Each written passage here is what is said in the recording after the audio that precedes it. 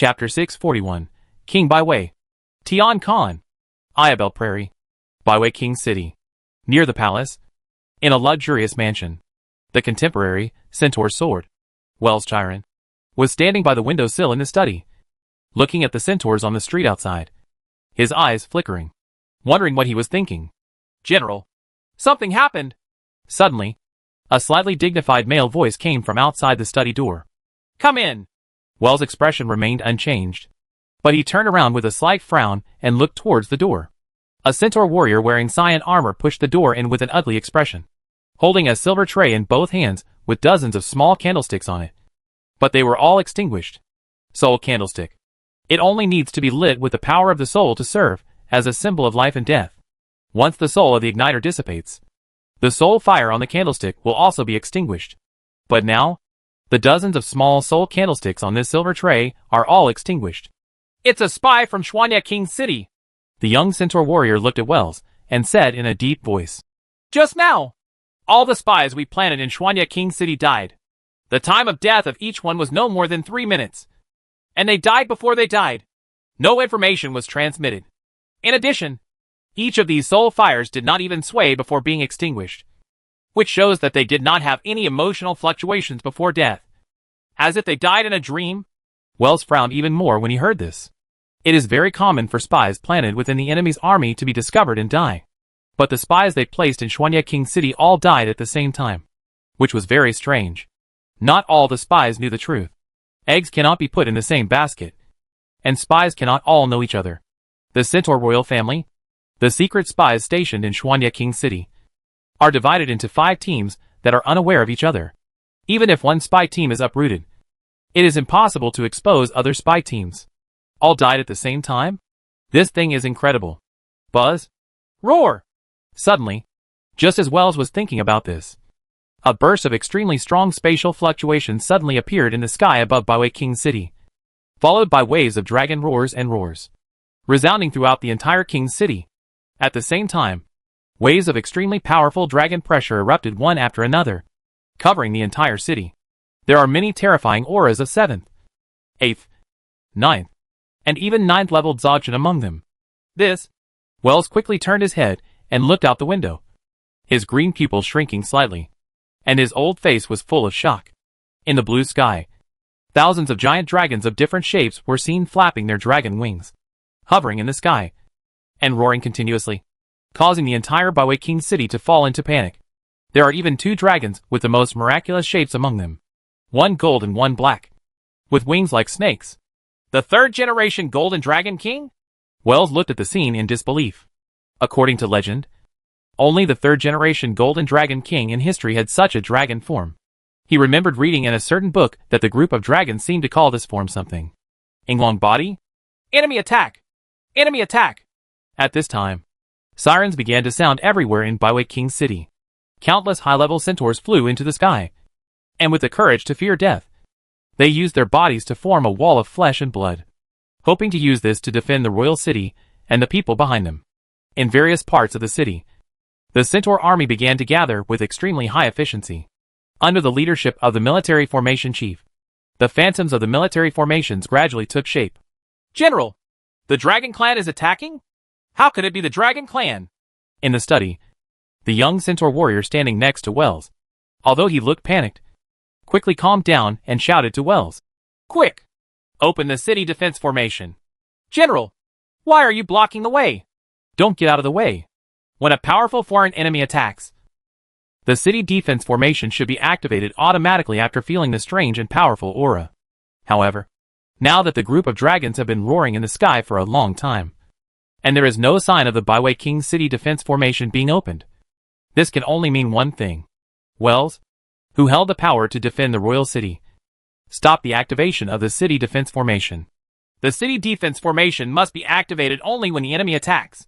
Wells stood by the window, looking at the dragons in the sky. A smile gradually appeared on his face. But they are not enemies, and this is not an enemy attack. The old centaur could clearly see a very familiar human figure standing above the head of the black dragon. White hair, blue eyes, dressed in black. That's right. It's Li Guanqi. That human was actually not talking nonsense. He really led the Dragon Clan to the grassland. Boom! In excitement, Wells directly smashed the window, rushed into the sky, and shouted at the surrounding Centaur army. Put down your weapons and disperse the army. This is not an enemy attack. The dragons are our friends. What? No, it's not an enemy attack. Friend? As soon as these words came out, the Centaur warriors who were prepared and rushed forward with a certain death intention were all stunned on the spot for a while, looking at each other in confusion. Friend? The dragon clan has not come to the grassland for thousands of years. What kind of friends are the Centaurs and the dragon clan? Hey, isn't that human? At this time, a Centaur general pointed at Hades in the sky, looked at Li Guanqi standing above Hades, and shouted in disbelief and shock. As soon as these words came out, a stone immediately stirred up 1,000 waves, causing countless centaurs to exclaim. The legendary dragon clan, which is extremely proud, actually lets humans step on their heads?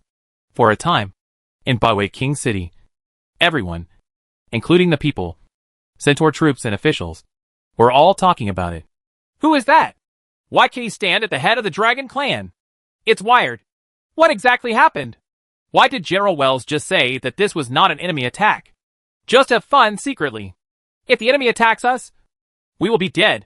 By the way, who is that white-haired man? Roar!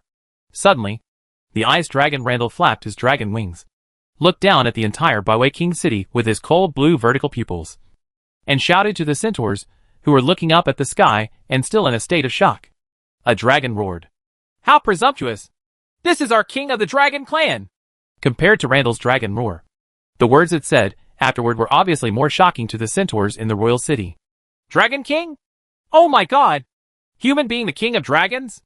No. It must be a dragon transformation. Aren't there several generations of dragon kings who like to transform into humans and go to the human world to play? Forehead. In the city, many centaurs and other orcs were talking about it. But the chaos didn't last long. The one who can take charge has finally arrived. Dear Dragon King, I am the Chief Minister of the Centaur, Ant Chiron. In the sky, an old centaur wearing a green robe came through the air, bowed slightly and saluted Li Guanqi, who was standing on top of Hades' head, the strongest magician of the Centaur clan. Contemporary, Centaur staff. Ant Chiron, a centaur at the late 9 palace level. Excuse me. Roll. Just when Ant was about to say something more, Hades opened his mouth and roared, angrily scolding. What kind of identity do you have? And you dare to face the holy face of my king? Get out! Call the queen of your Centaur clan to come out and see you! Ant's expression suddenly became stiff, and he stood in midair, his face turning blue and purple. He was so insulted, but he did not dare to show any anger at all. Why are you angry? How dare you get angry? Surrounded by dragons, and 2 dragons of the 9 palace level great perfection standing guard in front of him. How could he have the courage to get angry? I told you to get out! Seeing that Ant refused to leave, Hades roared again, and his breath was like a raging storm, blowing Ant tens of thousands of meters away, directly into the streets of the city, and disappeared. But, can it really fly that far? That Ant probably found a way to escape, and he really had no shame in staying any longer. After this incident, countless subjects in Byway King City all became quiet, and did not dare to speak out loud, including the Centaur troops. They all looked at each other in confusion, and then looked at General Wells in unison, all with fear in their hearts. What's the situation? Didn't the general say that this was not an enemy attack, and that the dragons were friends? With this battle and this attitude, can they really be friends? Brotherly! Just when all the centaurs were feeling terrified, a gentle female voice came from the direction of the palace. The people in the city immediately followed the sound and leapt. I saw their centaur queen with green hair and green eyes, wearing a gorgeous golden dress, with a happy smile on her face, and jumping into the air happily. Standing next to her was the chief staff officer, Mr. Cup, who was responsible for applying the levitation spell to Queen Misha so that she could walk freely in the air. Misha kept running towards Li Guanqi. The journey was smooth, and there was no dragon to stop her. Brotherly, Li. The young centaur queen came to the front of Li Guanqi, then stopped and looked at Hades at his feet with some fear. In terms of appearance, Hades is much scarier than Golden Inglong Cade. It's okay. It won't eat you. Li Guanqi smiled and stepped forward, leaving Hades' head, walking through the air, and walked to Misha's side. He is the king of dragons, so Hades is willing to step on him. Not only was this not a humiliation, it was even a symbol of Hades' status within the Dragon Clan, because the Dragon King only stepped on it. Not even Cade, who was Long.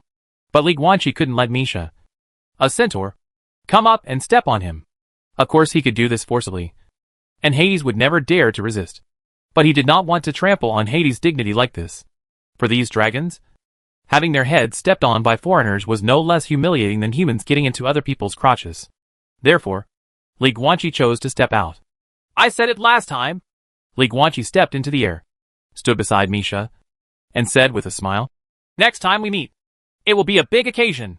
As he said that, he looked around and looked at the thousands of giant dragons hovering over Baiwei King City. How is it? Is this scene okay? Of course. It's a huge scene. Misha beamed and nodded heavily. Then, she looked at the many powerful dragons around her. She was a little nervous, so her breathing was a little quick. But when she glanced at Li Guanqi, who was standing next to her, the girl quickly felt relieved. I'm back, so everything will be fine. Li Guanqi looked at Misha and said seriously, Misha nodded heavily. Of course she knew what Li Guanqi was referring to, which was Ant's crazy idea of awakening the remnant soul of Baiwei's ancestor by sacrificing her. Now that Li Guanqi has led the Dragon Clan to come, whatever conspiracy Auntie had may be ruined. Watch chess. At this time, Xiao Pu, who was standing nearby, suddenly sent a soul message to Li Guanqi. If possible, could you please touch Misha's head, just like a brother does to his sister? This is a signal that all the people and officials in Baiwei King City can see. Kind and kind. Li Guanqi nodded lightly. He looked at Misha beside him. Misha obviously knew about this, and blinked her beautiful green eyes at him. Li Guanqi smiled indifferently, stretched out his right hand, gently rubbed Misha's head, and helped straighten the golden crown on her head. This? Oh my god! Seeing this scene, the people in the entire Baiwei King City couldn't help but burst into commotion, whispering one after another. What's going on? Just now, Minister Ant was called a dog, and now the queen is being petted on the head. Is this differential treatment? It turns out that the queen and this mysterious Dragon King know each other. This is more than just acquaintance. It's so intimate. Could it be that the queen is the wife of this mysterious Dragon King? Husband and wife? No, it doesn't look like that. Which couple would touch their heads without holding hands or hugging each other when they meet? That's right. More like brother and sister. That's right. Are you deaf? The first words the queen said just now was brotherly. That's true. Yes. Hey. Look. That white-haired human is playing with the queen's crown. The crown of our centaur family is being played around with like a toy. How can this be possible? Why doesn't this work? I won't say whether he is a human or not, but he is the king of dragons.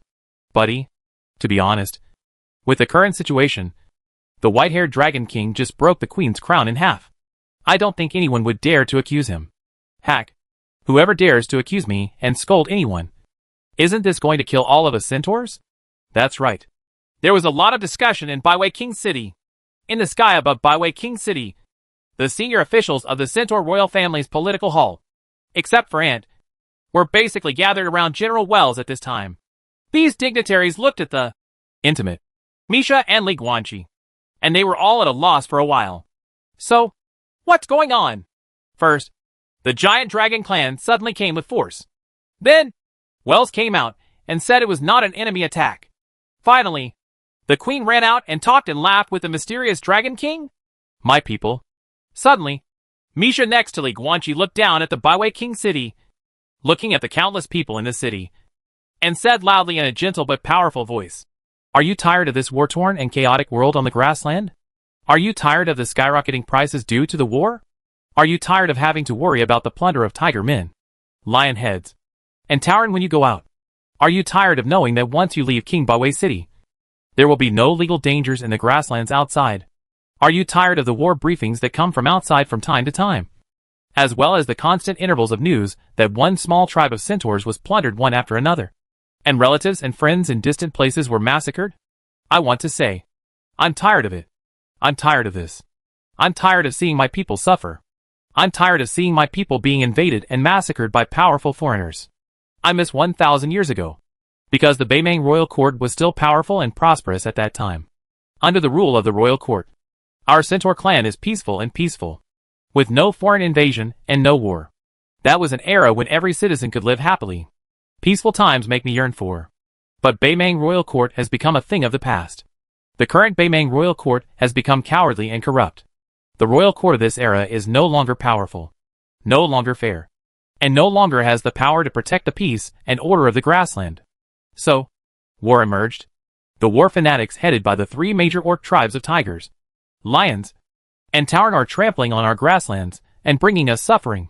However, we should be thankful, because now, after Baimang Royal Court, a new generation of grassland overlords has appeared. Speaking of this, Misha looked at Li Guanqi beside her and laughed loudly. He is a pure human being and the king of dragons of this generation. At the same time, he is my most beloved brother. At this time, her voice suddenly stopped and she looked at Li Guanqi with a stiff smile. Li Guanqi was a little confused at first, but looking at her expression, he quickly came to his senses. Oops, he doesn't have a name yet. According to Misha's speech, the sentence should now be followed by such and such King Li Guanqi, or such and such Emperor Li Guanqi. But he hasn't even founded the country yet. So where does he get his name? My people. Suddenly, Misha seemed to have finally thought of something. She looked at Li Guanqi and loudly continued her previous words. He is our Tian Khan. Li Guanqi. Tian Khan? As soon as these words came out, countless people in the entire Byway King city were slightly stunned. Roar! At this time, the ice dragon Randall suddenly raised his head and roared, spitting out a black ball from his mouth. That's the projection stone. The projection stone can record a scene and project it out. At this time, the image emitted by this projection stone was extremely huge, and all the people in Byway King City could easily see it as long as they looked up at the sky. The content of the picture is the Xuanya King City in ruins. In the center of the picture, Li Guanqi, with 3 heads and 6 arms, wearing platinum divine armor but no helmet, stood in the ruins, holding a snow gun in his right hand. The tip of the gun pointed at the head of the Minotaur King. The next moment, the Minotaur King turned into an ice sculpture. Li Guanqi tapped the tip of his spear, and the Minotaur ice sculpture shattered and exploded. The king of the Tauren died.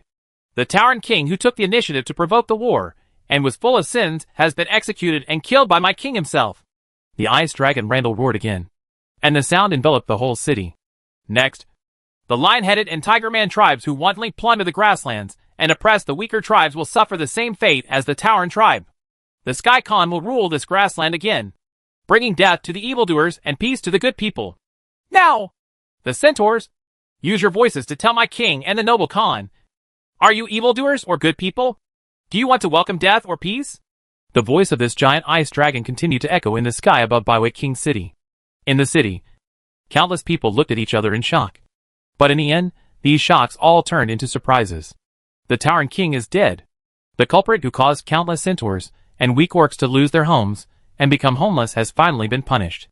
And, most importantly, since even the most powerful Tauren king has been killed, the brutal behavior of the Tauren clan will inevitably come to an end.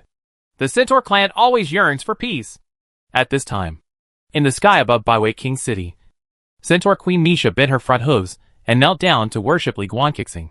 She lowered her head, picked up the golden crown with both hands, handed it to Li Guanqi, and said sincerely, Dear Khan, please protect our Centaur clan and let us enjoy a peaceful life without the intrusion of war.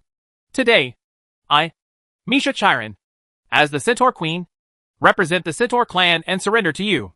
May your rule be like the vast sky, eternal. As soon as this statement came out, it immediately set off a storm in the hearts of the people in the royal city. The members of the Council of Government beside General Wells were even more shocked. But soon, these centaurs reluctantly accepted the reality. In the current situation, it would be more honorable to surrender voluntarily. If you don't even have this bit of face, the city of the Tauren king that has been reduced to ruins with countless casualties will be the fate of the Centaur clan. Li Guanqi lowered his head slightly, looked at Misha, who was kneeling in front of him, and looked at the golden crown she handed over. He first took it with one hand, then held it with both hands and put it on Misha again. This is the recanonization of the throne. This means that Misha's royal power is no longer elected by the Centaur royal family, but is personally granted by the new generation of grassland overlords. The grassland can not only accommodate a Centaur queen, but also the kings of many tribes. Li Guanqi took Misha's little hand and helped her up. then looked down at the countless subjects of Byway King City. His sonorous and powerful voice resounded throughout heaven and earth.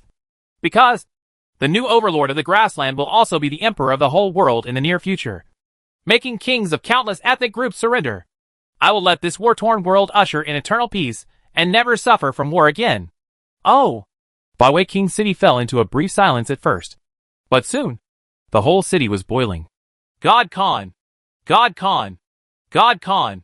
In the streets of Byway King City, countless centaurs and other orcs and prairie people cheered and shouted. And the sound echoed through the sky.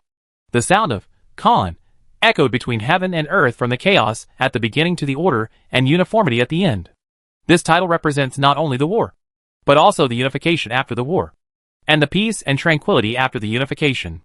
The world is always at war.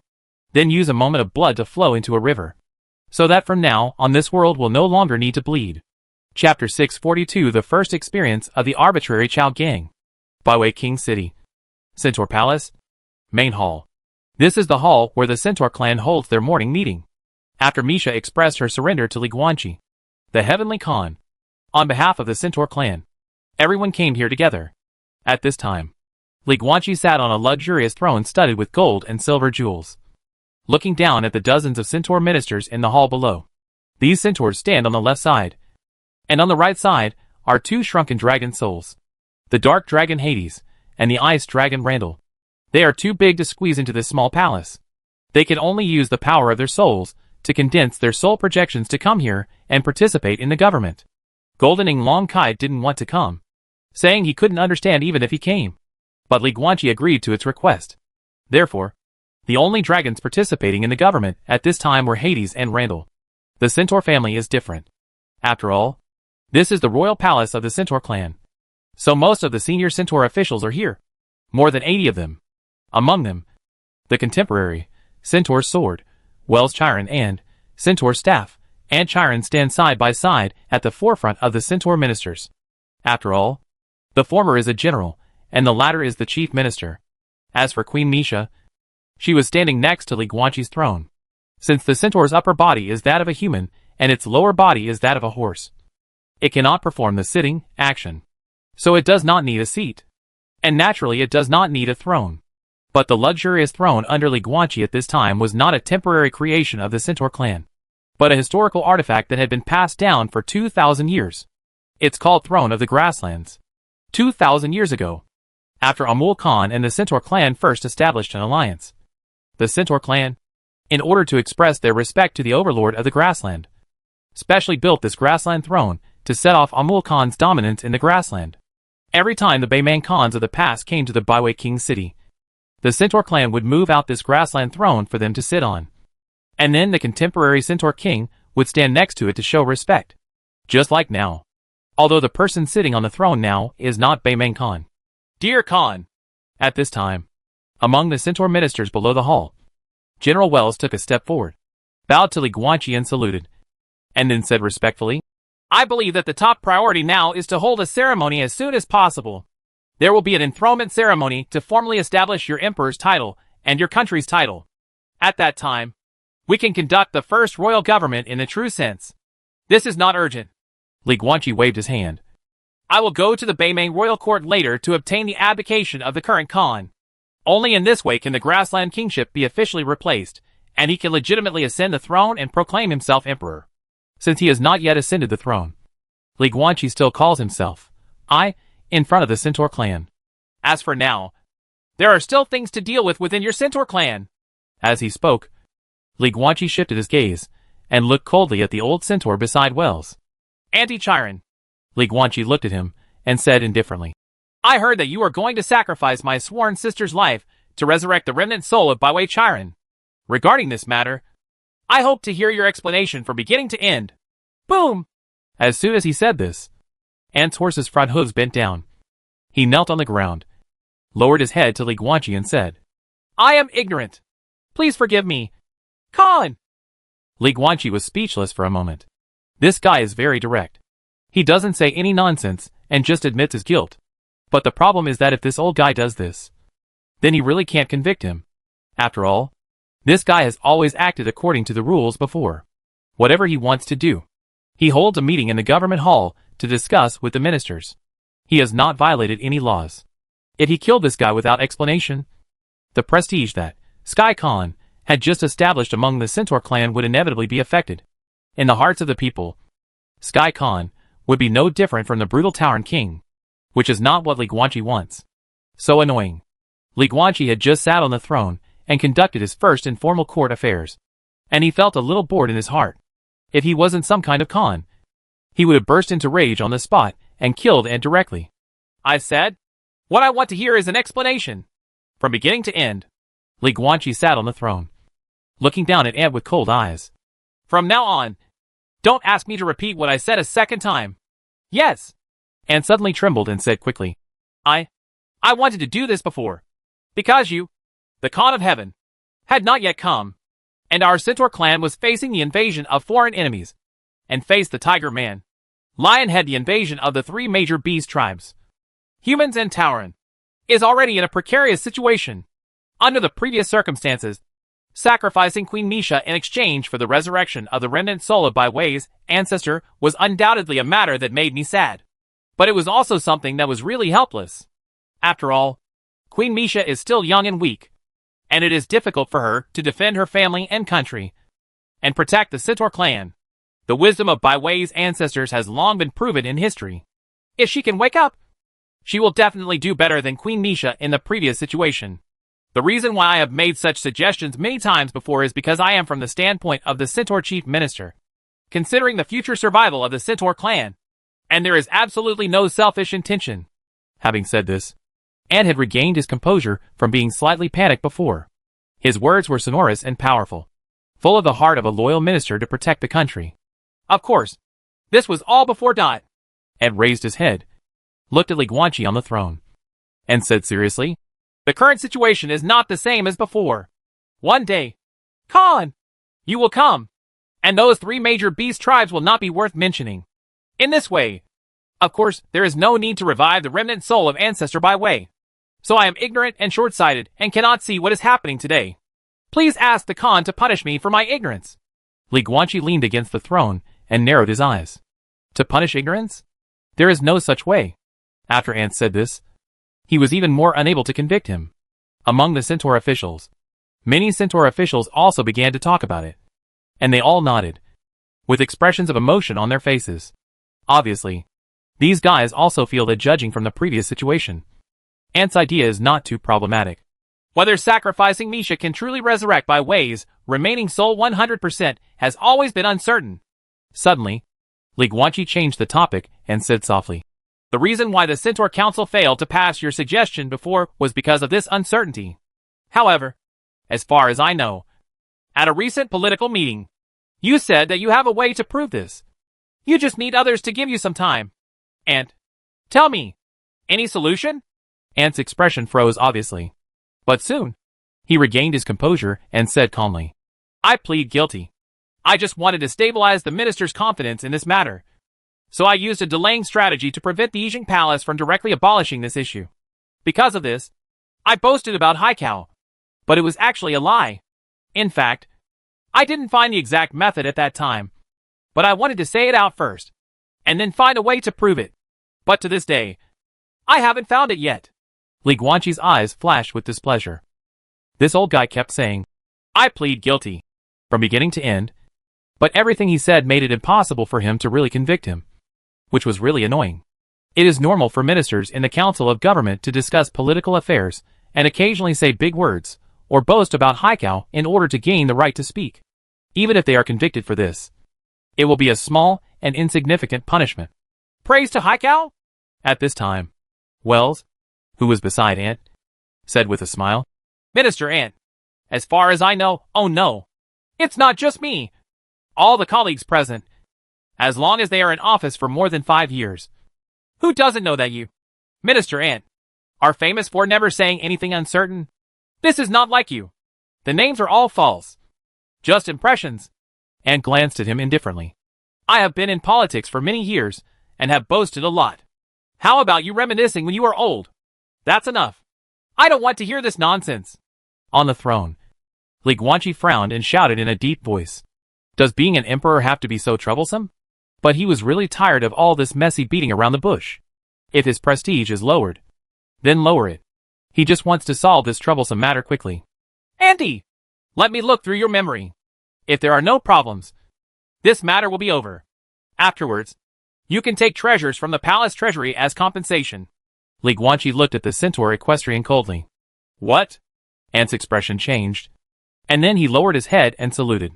Tian Han, please forgive me for speaking frankly. There are many personal secrets in my memory. In fact, shut up. This is not a question. This is an order. Li Guanqi's face was expressionless. A gap of golden light appeared between his eyebrows, and a beautiful nine-color eye immediately appeared. Ing Longtong. Buzz. A nine-color brilliance rippled out, and before Ant could react, it was completely enveloped. Almost instantly, this late-stage 9 palace-level centaur fell into a trance, completely trapped in the illusion, and unable to extricate himself from it. This is normal. After all, what Li Guanqi possesses is the dragon pupil of the 3rd-generation Golden Dragon King, which contains the power of illusion of the legendary Dragon King. Li Guanqi used his current LV-93 soul to activate Ing Longtong. It was not a difficult task to hypnotize a late-stage Jiugong-level centaur alone. Previously in Xuanya King City, he chose to sacrifice the effect in exchange for a large area, and hypnotize tens of millions of people at the same time. Naturally, he could not hypnotize those Jiugong-level Tauren. But now, he only needs to hypnotize Ant, and he can finally maximize the effect with all his strength. Ant sank directly.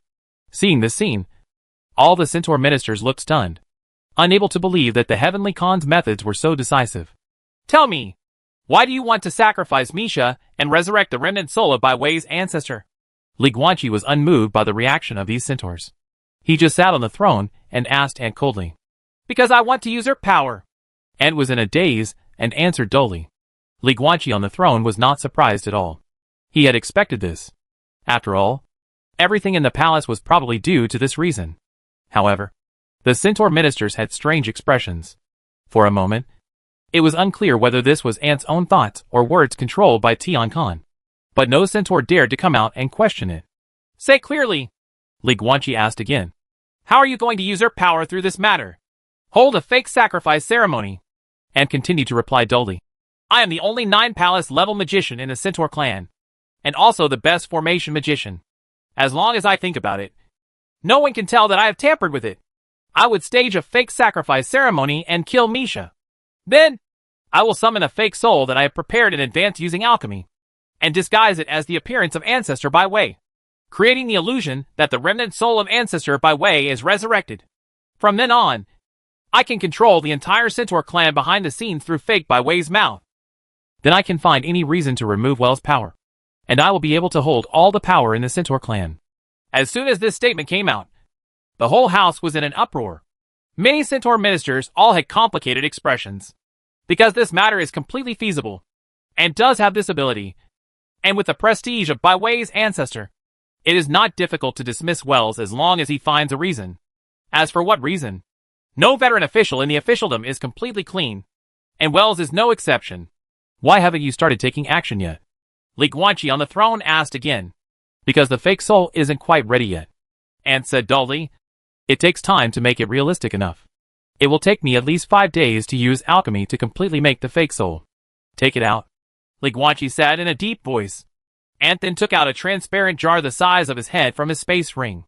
The inside of the jar was filled with blue light, and a small female centaur soul could be vaguely seen floating in it. This is an alchemical artifact, transformed from a centaur soul. And look at his face. Isn't that the ancestor Bai Wei in the portrait? A centaur minister couldn't help but exclaimed. It's exactly like the picture. This is the evidence. The evidence is conclusive. Damn it. This bastard really wants to use her power. Anything about resurrecting ancestors is fake. This old guy just wants to kill Her Royal Highness the Queen and then use her power. Kill him. Kill. Be punished according to crime. The centaur officials suddenly became excited and cursed Auntie angrily. Of course, whether some of this is sincere, and some of it is just to express his attitude in front of Li Guanqi, that is another matter. Quiet. Li Guanqi frowned and shouted. The centaur officials immediately shut up and became silent. Next to them, the soul projections of Hades and Ice Dragon Randall saw this scene. Looking at these centaurs, The eyes of the two dragons were full of sarcasm. Who is your accomplice? Tell them all. After the hall fell silent, Li Guanqi looked at Ant again and asked coldly. Only Rain's Chiron. Ant replied dully. Boom. As soon as he finished speaking, among the centaur ministers, a male one-armed centaur wearing a blue robe was directly pushed to the ground by the two centaur ministers next to him. Li Guanqi looked at him coldly. 8th level centaur equestrian. Only the left arm of this centaur is a human hand, and the right arm is a beautifully crafted mechanical prosthesis inlaid with many jewels. A look I haven't seen in a long time. Replace missing limbs with beautiful mechanical prostheses instead of using specialized drugs to grow limbs. Obviously, this guy is most likely an academic who graduated from the Conjuration Academy. So he developed this aesthetic to show off his missing limbs, to show his talent for conjuring, and to show his sense of superiority. Wells, who is this guy? Li Guanqi looked at the centaur magician and said indifferently. Except for Ant. Our centaur clan has the most accomplished formation master. He is also on Ant's side. So no one can really tell that Ant is up to something. General Wells replied with an ugly expression. God Khan. At this time, a centaur general suddenly rushed under Li Guanqi, knelt on his front hooves, and prayed to him with tears in his eyes. Please ask Ant. What is the reason for the disappearance of Lydia Brown Chiron? Did he do it secretly? Oh. Li Guanqi raised his eyebrows and immediately guessed something. She is also an array mage? Exactly. The centaur general nodded heavily, but his tough guy face could not hide the cry. She is my wife. She disappeared mysteriously 6 months ago, and her whereabouts are still unknown. Ant! Li Guanqi turned his attention to the old man again and asked in a deep voice. Is the disappearance of Lydia Brown Chiron related to you? Chapter 643 Li Guanqi and the Eastern Emperor. I killed her, Ant replied dully. I wanted to recruit 2 formation mages, Rains and Lydia, to join my team half a year ago to ensure that the next plan was foolproof. Rains agreed, but Lydia disagreed and even wanted to expose me. So I killed her, destroyed her body, and pretended to be missing. As soon as these words came out, the centaur general from before suddenly went crazy. His eyes were about to burst. He drew out the sword from his waist and slashed at Ant. Aiden, calm down. However, General Wells quickly stepped forward, hugged the opponent tightly, stopped his behavior, and shouted, Put away the sword. Tian Khan is still here. You are so rude. Are you looking for death? I don't care. I'm going to kill him. Kill him. The centaur general struggled, his face covered with tears, and his crying voice was filled with hatred and sorrow. Suddenly, Wells' expression changed slightly, because he saw the high-ranking Heavenly Khan actually step down from the throne and came directly to him. You'll have a chance to kill him. Li Guanqi patted the centaur general on the shoulder and said softly, And he conspired to use her power and should be executed according to the law. There is no doubt that he will die, and you will be the executioner later. But for now, can you finish asking the remaining questions? Looking at Tian Khan, who was very close at hand, the centaur general had a complex expression. Wells, let go. Li Guanqi glanced at him. Wells immediately took a half step back and let go of the centaur general. The centaur general turned his head and glanced at Ant. Then sheathed his sword, slightly flexed his horse's front hooves, knelt down on one knee towards Li Guanqi, lowered his head and said, Wei Chen, draw your sword in front of the palace. Please ask the Khan of Heaven to surrender. Crime! Revenge for your wife is guiltless. Li Guanqi patted him on the shoulder. Stand up and tell me your name. Aiden Chiron. The centaur general immediately stood up, wiped the tears from his eyes with his right hand, and responded loudly.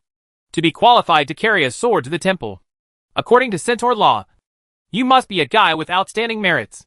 Li Guanqi smiled slightly. Anyone who contributes to the country will get my respect. Now, Aiden, listen to me. You go to the side to calm down for a while. After I finish asking the remaining questions, I will let you chop off him with your own hands. Special head, thank God Khan for the gift. Aiden shouted loudly, then turned and walked aside. Li Guanqi also looked at Ant a few steps away. Tell me, why do you want to use her power? Li Guanqi frowned and asked, Is it just for a higher status? But judging from the previous situation, the survival of the centaur clan is in danger. Do you still have the time to do this? No. Faced with Li Guanqi's question, Ant, who was hypnotized, continued to answer dully. I want to join the Tiger King. As long as I can complete my plan, I can use the mouth of the fake by way to dismiss Wells, and then take it from him. Obtain the right to defend the royal city. In this way, when the Tiger King leads his troops to attack the city, I can take the initiative to close the city defense formation and let the Tiger King enter the city.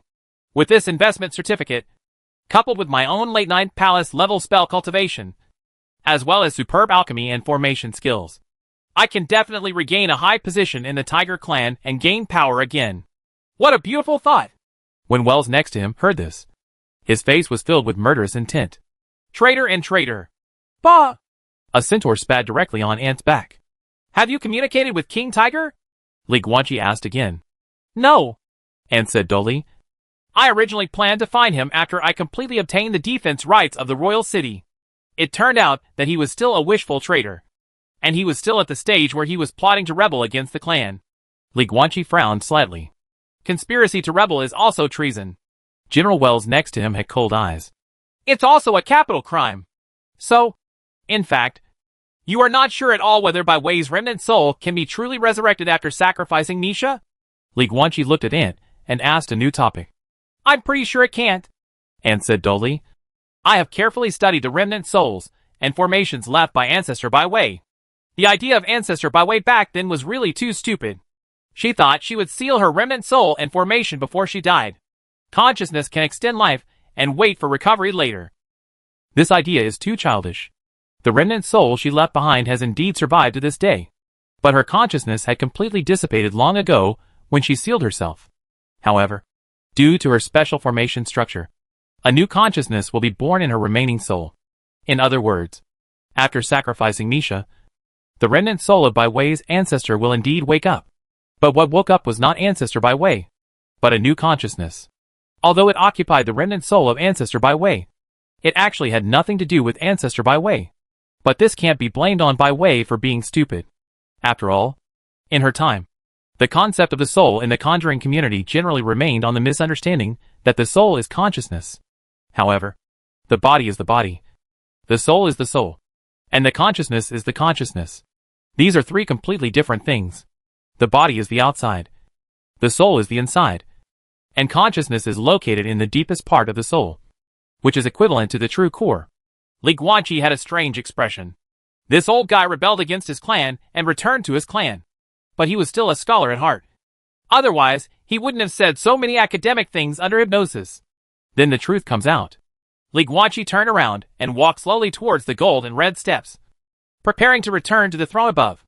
Centaurs, tell me, what kind of crime should those who conspire against the clan deserve in your centaur clan? Kill without mercy, Wells said in a deep voice. Li Guanqi walked to the top of the main hall, sat down on the throne again, then looked down at the main hall, and said calmly to the centaur general from before, Aiden, I give you the right to execute an execution in front of the palace once. Right now. Right here.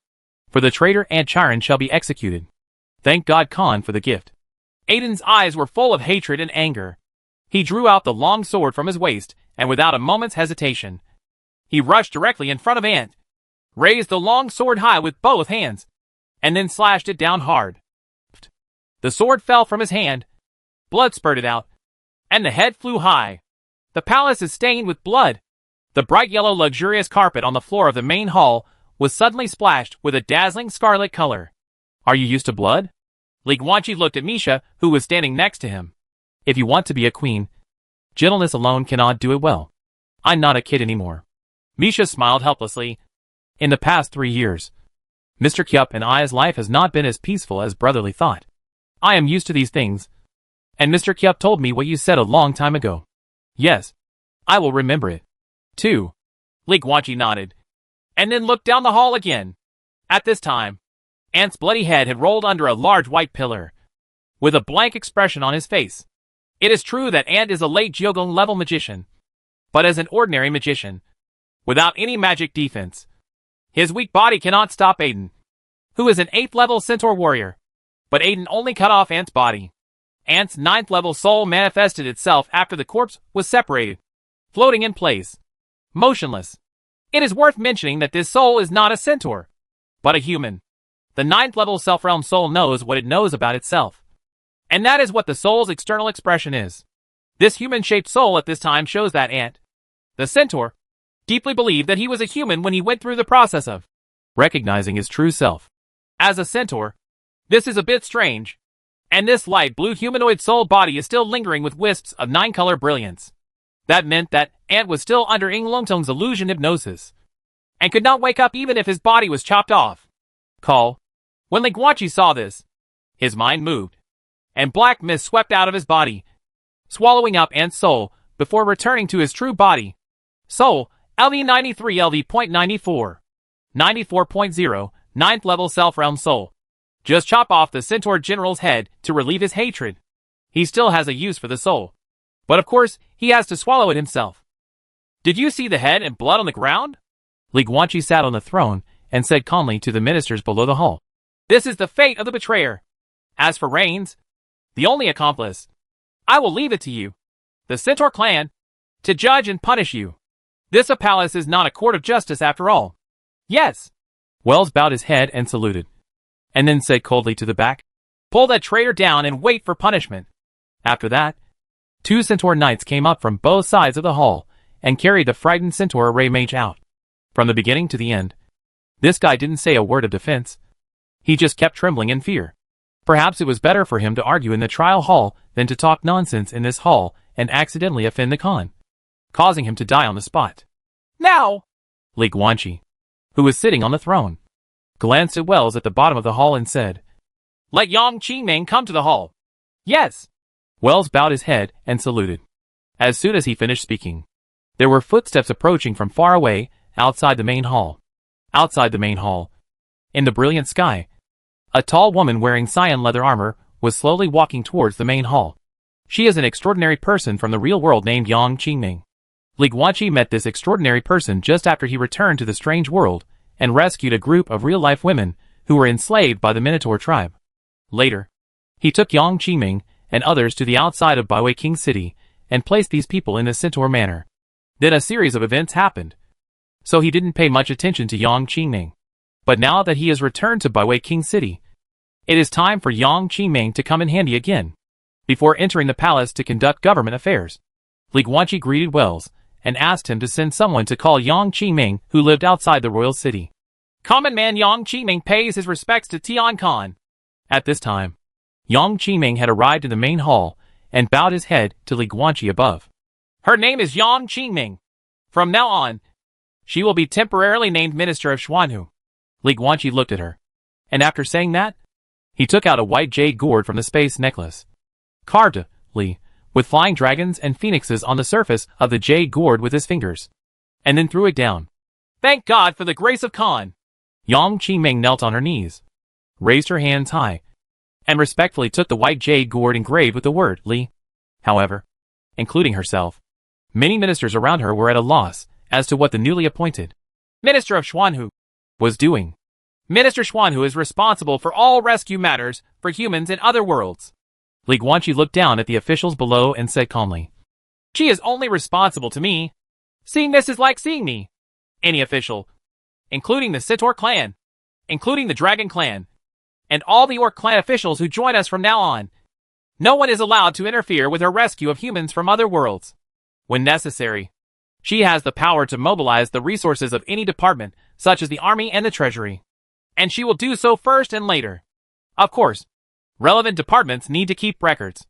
If there is any disagreement, and it is really impossible to negotiate, report it to Randall of the Dragon clan and Supu of the Centaur clan at the same time. And then they will report it to me. Anyone who makes it difficult for Minister Xuanhu to save humans from other worlds without any reason is a serious crime, and will be severely punished. In the same way, if Minister Xuanhu uses the gourd I gave him to bend the law and seek personal gain, then he will take the gourd back first, and then impose severe punishment, or even death. As for the humans from other worlds, what are they? In the past 2 months, many sinkhole incidents have occurred in Baiwei King City, and many humans from other worlds have descended. You should also know the general situation from the mouths of those people, so I won't talk too much nonsense. My attitude is very simple. I will provide all-round help to humans from other worlds at any cost. Of course, it's just help. No privileges. Do not misinterpret my command. In reality, Human beings are no different from the people in this world. They are all common people and subjects. If they violate the law, they will be dealt with according to the law. Those who deserve punishment will be punished, and those who deserve to be killed will be killed. Moreover, after this government is over, Hades and Wells, you two will be responsible for leading the armies of the dragon and centaur tribes. And then take Minister Schwanhu with you, and immediately go to conquer the grassland area originally controlled by the Tauran tribe. You must capture those territories, and tell the people living there that the brutal rule of the Tauran king is over. The monarch above their heads now is the Khan of heaven. Moreover, during the process of conquest, Minister Schwanhu was naturally responsible for saving every human being from another world. In addition, every time you conquer an orc tribe, you must ensure that there are corresponding orc members in the conquering army. I don't want the grassland tribes to think that the dragon tribe and centaur tribe rule them. Of course, I also don't want them to think that the rulers are humans. Remember. Having said this, Li Guanqi stood up from the throne, looked down at the ministers below, and said indifferently, "The object of your allegiance, the monarch above your heads, is not a race, but just one me, Tian Khan, Li Guanqi. I obey the order." Yang Qingming knelt down and bowed his head. Dozens of centaur ministers headed by Wells all bent their horses' front hooves and bowed their heads in response. The soul projections of the two dragons next to them, Hades and Randall, were also lying on the ground at this time, lowering their heads and roaring. Even Nisha next to Li Guanqi bent her horse's front hooves and lowered her head to show respect. Yang Qingming. Li Guanqi looked at the newly appointed minister of Xuanhu and said calmly, "Raise your head." "Yes." Yang Qingming immediately looked up at the order, but just as she raised her eyes, she couldn't help but tremble, because what she saw when she raised her head was a pair of cold and ruthless blue eyes, full of aloofness and indifference and majesty, just like a real emperor. "I gave Minister Xuanhu a lot of power." Li Guanqi looked down at her, his voice cold. "However, Minister Xuanhu's duty is to help humans from another world. All her powers are based on this foundation. Remember this. Moreover, it is not just you, Yang Qingming, who can be the minister of Xuanhu. If things don't go well, someone else will take your place. If you bend the law for personal gain, someone else will take your head." I understand." Yang Qingming nodded heavily and lowered his head, not daring to look directly into Li Guanqi's cold eyes. At this time, Yang Qingming was filled with fear. When she was in another strange world, she served as a guard of the Beimang royal court, and she once joined the diplomatic team and went to Daluo capital city to pay tribute. Because of her good appearance, she was fortunate enough to be allowed to accompany the grassland envoys and bring tributes to the temple to meet the saint. In the palace hall of Daluo capital city, she met the legendary emperor of Daluo. The terrifying look in the Eastern Emperor's eyes, she will remember it for the rest of her life. At this time, whether it was an illusion or not, in Yang Qingming's opinion, the look in Li Guanqi's eyes just now was exactly the same as the look in the eyes of the Daluo emperor, without any difference. Although this extraordinary king in the real world was not wearing an imperial robe or crown at this time, his eyes were clearly the same as those of Emperor Luo. Li Guanqi stood in front of the throne, looking down at the shivering Yang Qingming below, frowning slightly. Can this guy really be a good minister of Xuanhu? Forget it. Let's leave it to this woman for now. After all, there aren't any suitable extraordinary people around for a while. When the country is completely established later, and the dynasty system is perfected, there will be more and more talents. If it is not possible, it will be replaced by then. It's a pity that Taoist Lin went to southern Xinjiang to investigate the Gu God ancestral temple. Otherwise it would be more appropriate to give this position to Taoist Lin. And no matter how much power he was given to Taoist Lin, he would be able to rest assured and not have to worry at all. Speaking of peace of mind. In fact, Li Guanqi doesn't mind his officials seeking personal gain, as long as they don't go too far and do their job well. He can turn a blind eye. The key is whether they can do their job well. If it is done well, everything will go smoothly and everything will be easy to talk about. If it can't be done well, everything will be messed up. And there is actually no point in keeping the wind in one's sleeves. I have not officially founded the country, nor have I officially ascended the throne and proclaimed myself emperor. Li Guanqi looked down at the officials and said indifferently, "So, I know that many things now seem to be hasty and vague, but these are temporary. Soon, I will get the grassland kingship from the Beimang royal court, officially founded the country, and ascended the throne. After that, all systems will tend to be perfected. The formal canonization of kings and officials will also take place after that. But everyone, please remember that you officials are the first to follow Tian Khan. Your performance during this period will play a key role in the canonization process in the near future. At that time, it will be known who will rise soaring and who will fall into the dust. So be it. Follow the order I just issued. Now, except for the top person in charge of the Centaur Intelligence Department, the rest of the officials are retreating from the court. Chapter 644 The Time Bomb. Left by Luo D. Misha, you should go back first. Li Guanqi sat on the throne, watching the officials leaving one after another, and turned to say something to the Centaur Queen beside him. Misha nodded slightly, then walked down the steps and left. With the departure of the Centaur Queen, only Li Guanqi on the throne was left in the entire palace. And below the hall, a male centaur wearing a black and gold costume. Are you the head of the Centaur clan's intelligence department? Is your name Mitch L? Li Guanqi looked at him. His eyes narrowed slightly. Exactly.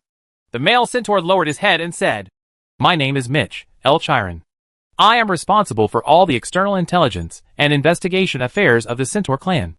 If the Khan of Heaven gives orders, I must do my best. I do have something to ask you. Li Guanqi frowned and asked in a deep voice, How much do you know about Daluo matters within the Great Wall of Heaven? Forehead. Mitch L. raised his head and hesitated. I don't know what exactly Khan is referring to. Is it the war situation of the Eight Kings Rebellion? Or is it something else? What's the status of the Eight Kingdoms pillars now? Li Guanqi asked.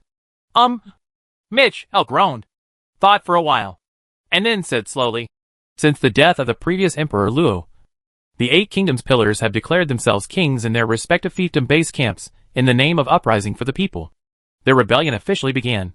Almost immediately, the Daluo prince chose to immediately start the enthronement ceremony in Luojing and ascended the throne and proclaimed himself emperor. After he ascended the throne, he openly regarded the Eight Kings as heretics and rebels under the banner of orthodoxy, and tried to reorganize the dynasty. But to no avail. There was nothing he could do to save himself. Although he successfully completed the enthronement ceremony, this generation of Luo Emperor was obviously not comparable to the previous generation of Luo Emperor. Even though the Emperor was crowned and the country's luck increased, he still could not stop the joint attack of the Eight Kings. On the night of his accession to the throne, the Eight Kings teamed up to break into the Luojing Palace and killed the new emperor directly in the palace. The last emperor of the Daluo dynasty died without a burial place less than a day after he ascended the throne. But this is not the end. For some unknown reason, the Eight Kings did not choose to seek the abdication of imperial power from the Ying family, but instead chose to join forces to massacre the Ying family. The Ying family is not weak, and there are quite a few at the Jiogon level, but the Eight Kings are unstoppable together. In a short period of time, the once huge royal family of the Ying family was hunted down by the Eight Kings until it was almost wiped out. It is said that only the last few bloodline members of the Ying family are still on the run, but no one knows their whereabouts. Well, after hearing what Mitch L. said, Li Guanqi, who was sitting on the throne, suddenly changed his expression. His left hand was firmly grasping the armrest of the throne, and his right hand was covering his head. His expression was hideous due to the severe pain. Tian Khan? Seeing this scene, Mitch, I was immediately at a loss. Me? Nothing. Li Guanqi endured the pain, gritted his teeth, and shouted in a deep voice, word by word. This sudden pain comes from the depths of the soul, and along with the pain, there is also a man's voice that seems to be there but not at all, and is extremely ethereal. Go and help the descendants of the Ying family. At least don't let the bloodline of the Ying family be cut off. Please, Li Guanqi. This is Luo Di's voice. Found it. Suddenly, Pluto's slightly solemn voice sounded in Li Guanqi's mind. Kid, your original guess was correct. That Ying Xian did take the opportunity to attack you when you synesthetized him and merged with him. The soul did something. It's just that he does have some ability. At that time, even I couldn't find the specific problem. Of course, now that the backup plan he left has taken effect, I finally found it. As for the specifics, I'm too lazy to talk about it. Hey, that one named Shun Kong. Come out and speak. After all, don't you like being the commentator the most? Pluto's solemn attitude disappeared in an instant, and his tone suddenly changed back to his usual lazy tone. Shun Kong groaned, and then said, Master, the backup plan left by Luo Di is, to put it simply, a timed soul bomb. But it does not set time, but external conditions. When you learn about the Ying family's accident, this condition will be automatically triggered, activating the soul bomb, which will then stimulate your soul and cause pain. This time the pain is only temporary, and will disappear in a few seconds. But this is not the end. From now on, this pain from the soul will appear from time to time, and will become more and more intense. If you don't find a way to help the Ying family, the pain will get worse and worse. In the end, Luo Di's backhand will completely explode, tearing apart your master's soul from the inside, causing your master to die. If we want to solve this problem according to normal steps, we can only help the Ying family. Judging from the specific details of this soul bomb, Master, we must ensure that at least one descendant of Ying's bloodline is by your side, and must have sufficient security and a comfortable life. Our artifact can distinguish this solution condition very clearly. At this point, Shun Kong suddenly realized, oh, Luo Di knows that you have a divine weapon. So this backup plan is specially reserved for us to see the divine weapon. He knows that we can explain it to you in detail, and teach you what to do. I can just wipe it off for you, kid. At this time, Pluto said lazily, lend me some soul power, and I can help you forcibly erase this so-called bomb. But according to my perception, Yingxian left more than just a bomb. He also left something else behind. Is it some information? Or is it some kind of power inheritance? I'm not sure what it is. Can't figure it out.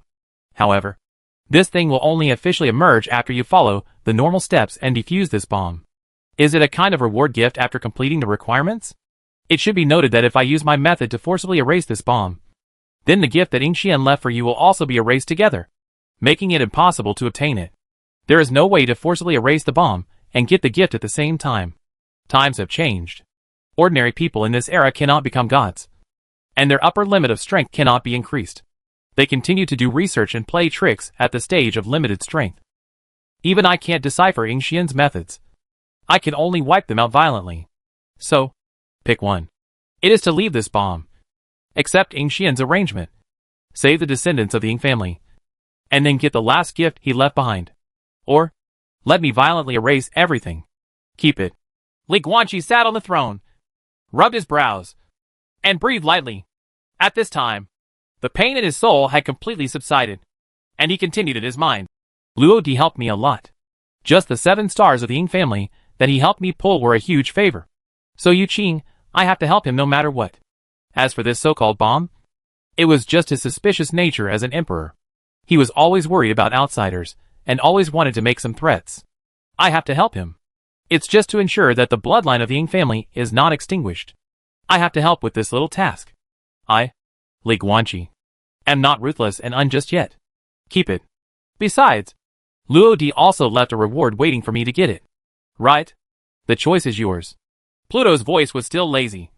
That's it for now. I want to talk about another thing now. About the human emperor's consciousness. Although there are no signs or clues yet, you don't want to tell everything about it. Forgot about it. The current situation is that the human emperor knows that I am here with you. And what you are going to do next will definitely make your identity public. In other words, we are in the light, and he is in the dark. So be careful in everything. I know.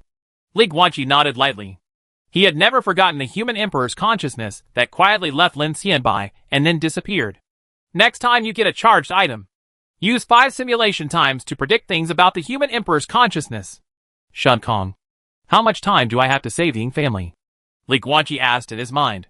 Uncertain. Shun Kong replied. In other words, it should be. There is no time limit at all. The bomb left by Luo Di was very clever. Master, you can understand that this bomb will automatically detect the situation. Only when it detects that you clearly have the conditions to save the descendants of the Ying family. But choose to ignore it from the bottom of your heart. Will it activate the final mechanism, which is the so-called explosion, to kill you?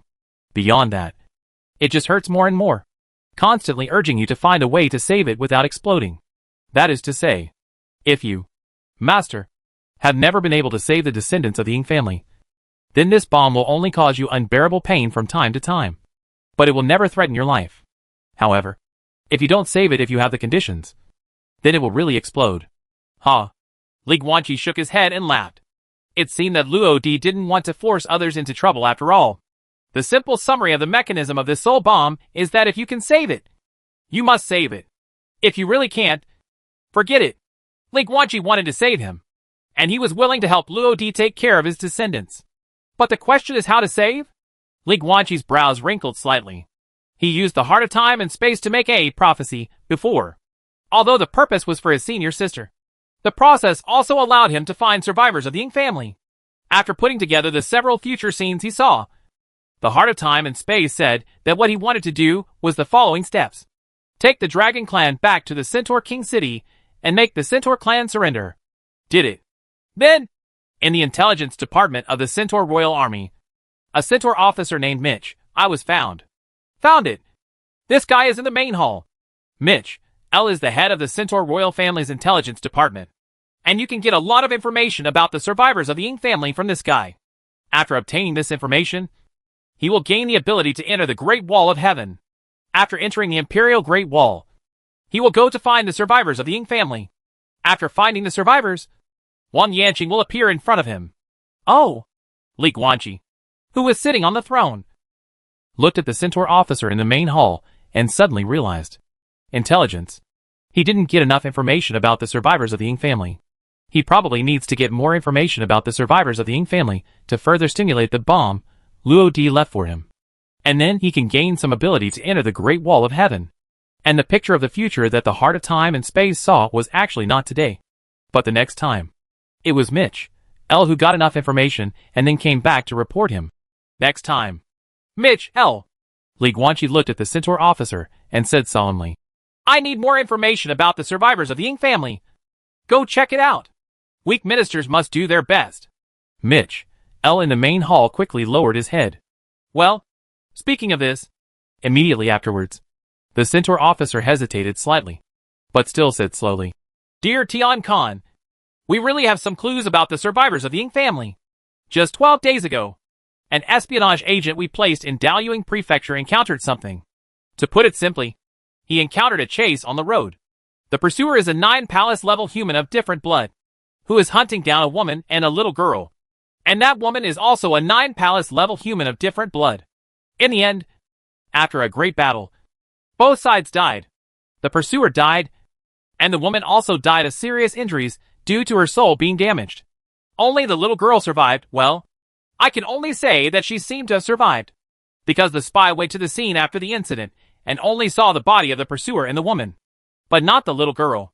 According to the spy's report, he saw with his own eyes that during the battle, the woman had the appearance of black hair and golden eyes, as well as supernatural features that were suspected of being the Emperor's blood golden body.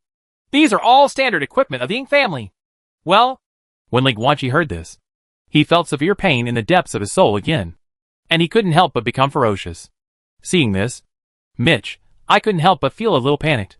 Go on!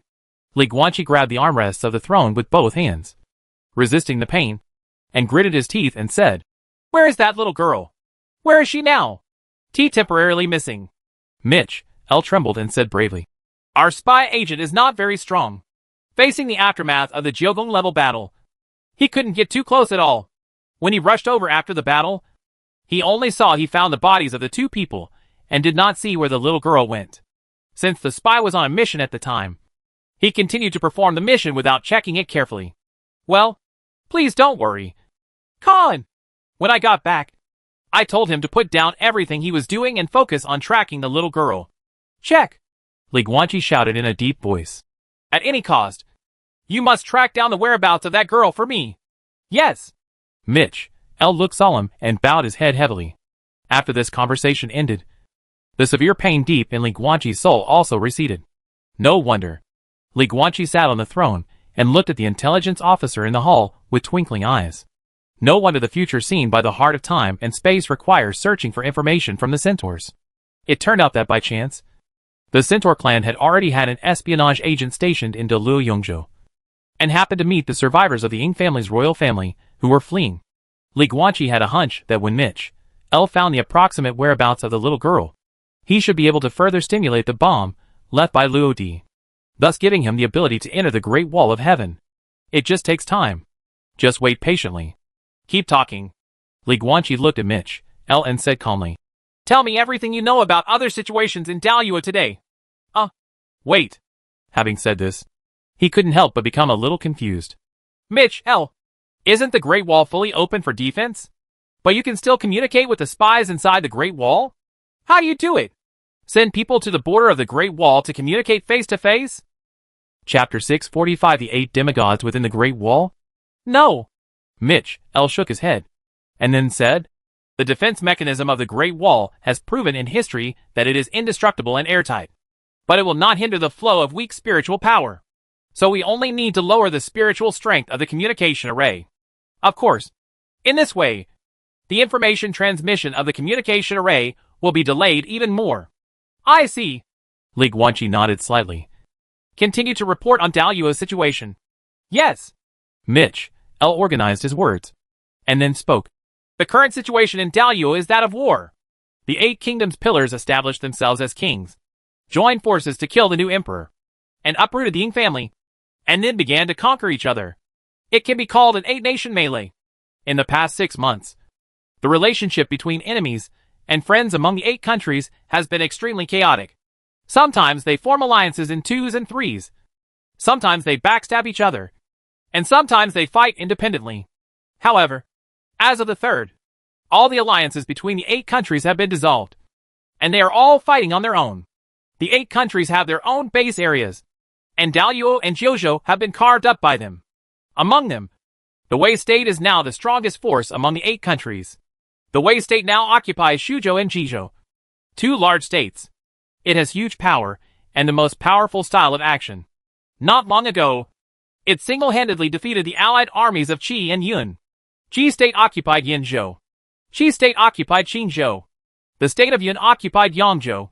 Nandong Kingdom occupied Jingzhou. Murongwa occupied Lianzhou. Guanmu Kingdom occupied Yongzhou. Shangwan state occupied Yuzhou. In the land of Daluo and Jiuzhou, Wei state now occupies 2 states exclusively, and the other 7 countries each occupy 1 state. Oh, that's right. At this point, Mitch quickly added to Li Guanqi.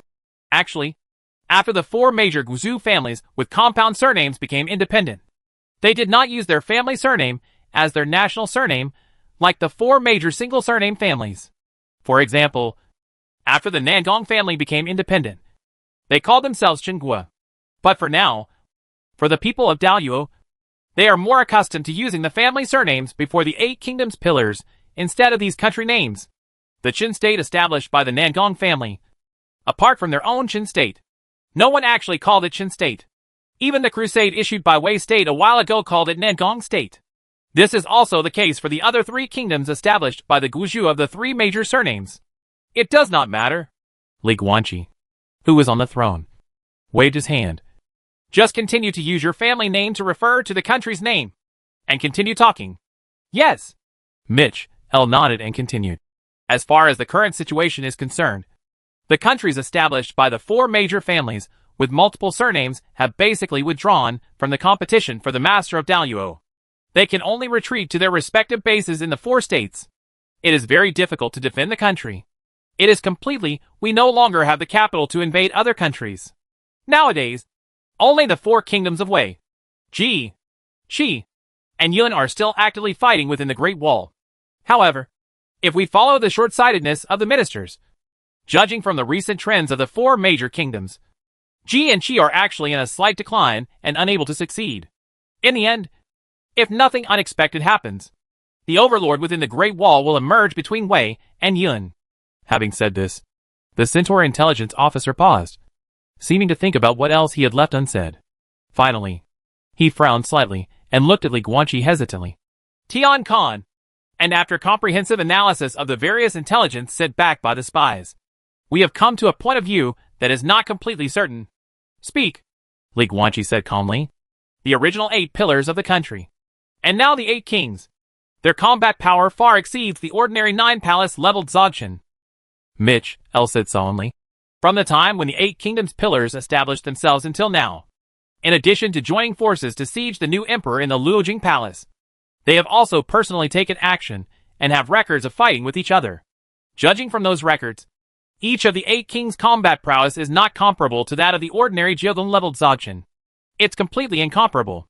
Therefore, we judge that the combat power of the current 8 kings has most likely crossed the threshold of demigods. And this is not just the judgment of our Centaur family. A while ago, we intercepted the intelligence spies of the Khajiit clan. From the intercepted intelligence, we found that the intelligence department of the Khajiit clan also came to such a conclusion. In other words, it is very likely that there are a total of 8 demigods within the closed Great Wall. Li Guanqi's expression changed slightly. 8 demigods? At this moment, the words of the Eastern Emperor seemed to reappear in his ears. No, of course it makes sense. Demigods are also divided into strengths and weaknesses. If you kill the demigods who have been famous for many years, even if a new demigod is born later, the combat power will be weaker than the original one, which can reduce the external pressure on Daluo in the future. In addition, the Great Wall will be open for nearly a year, which is enough.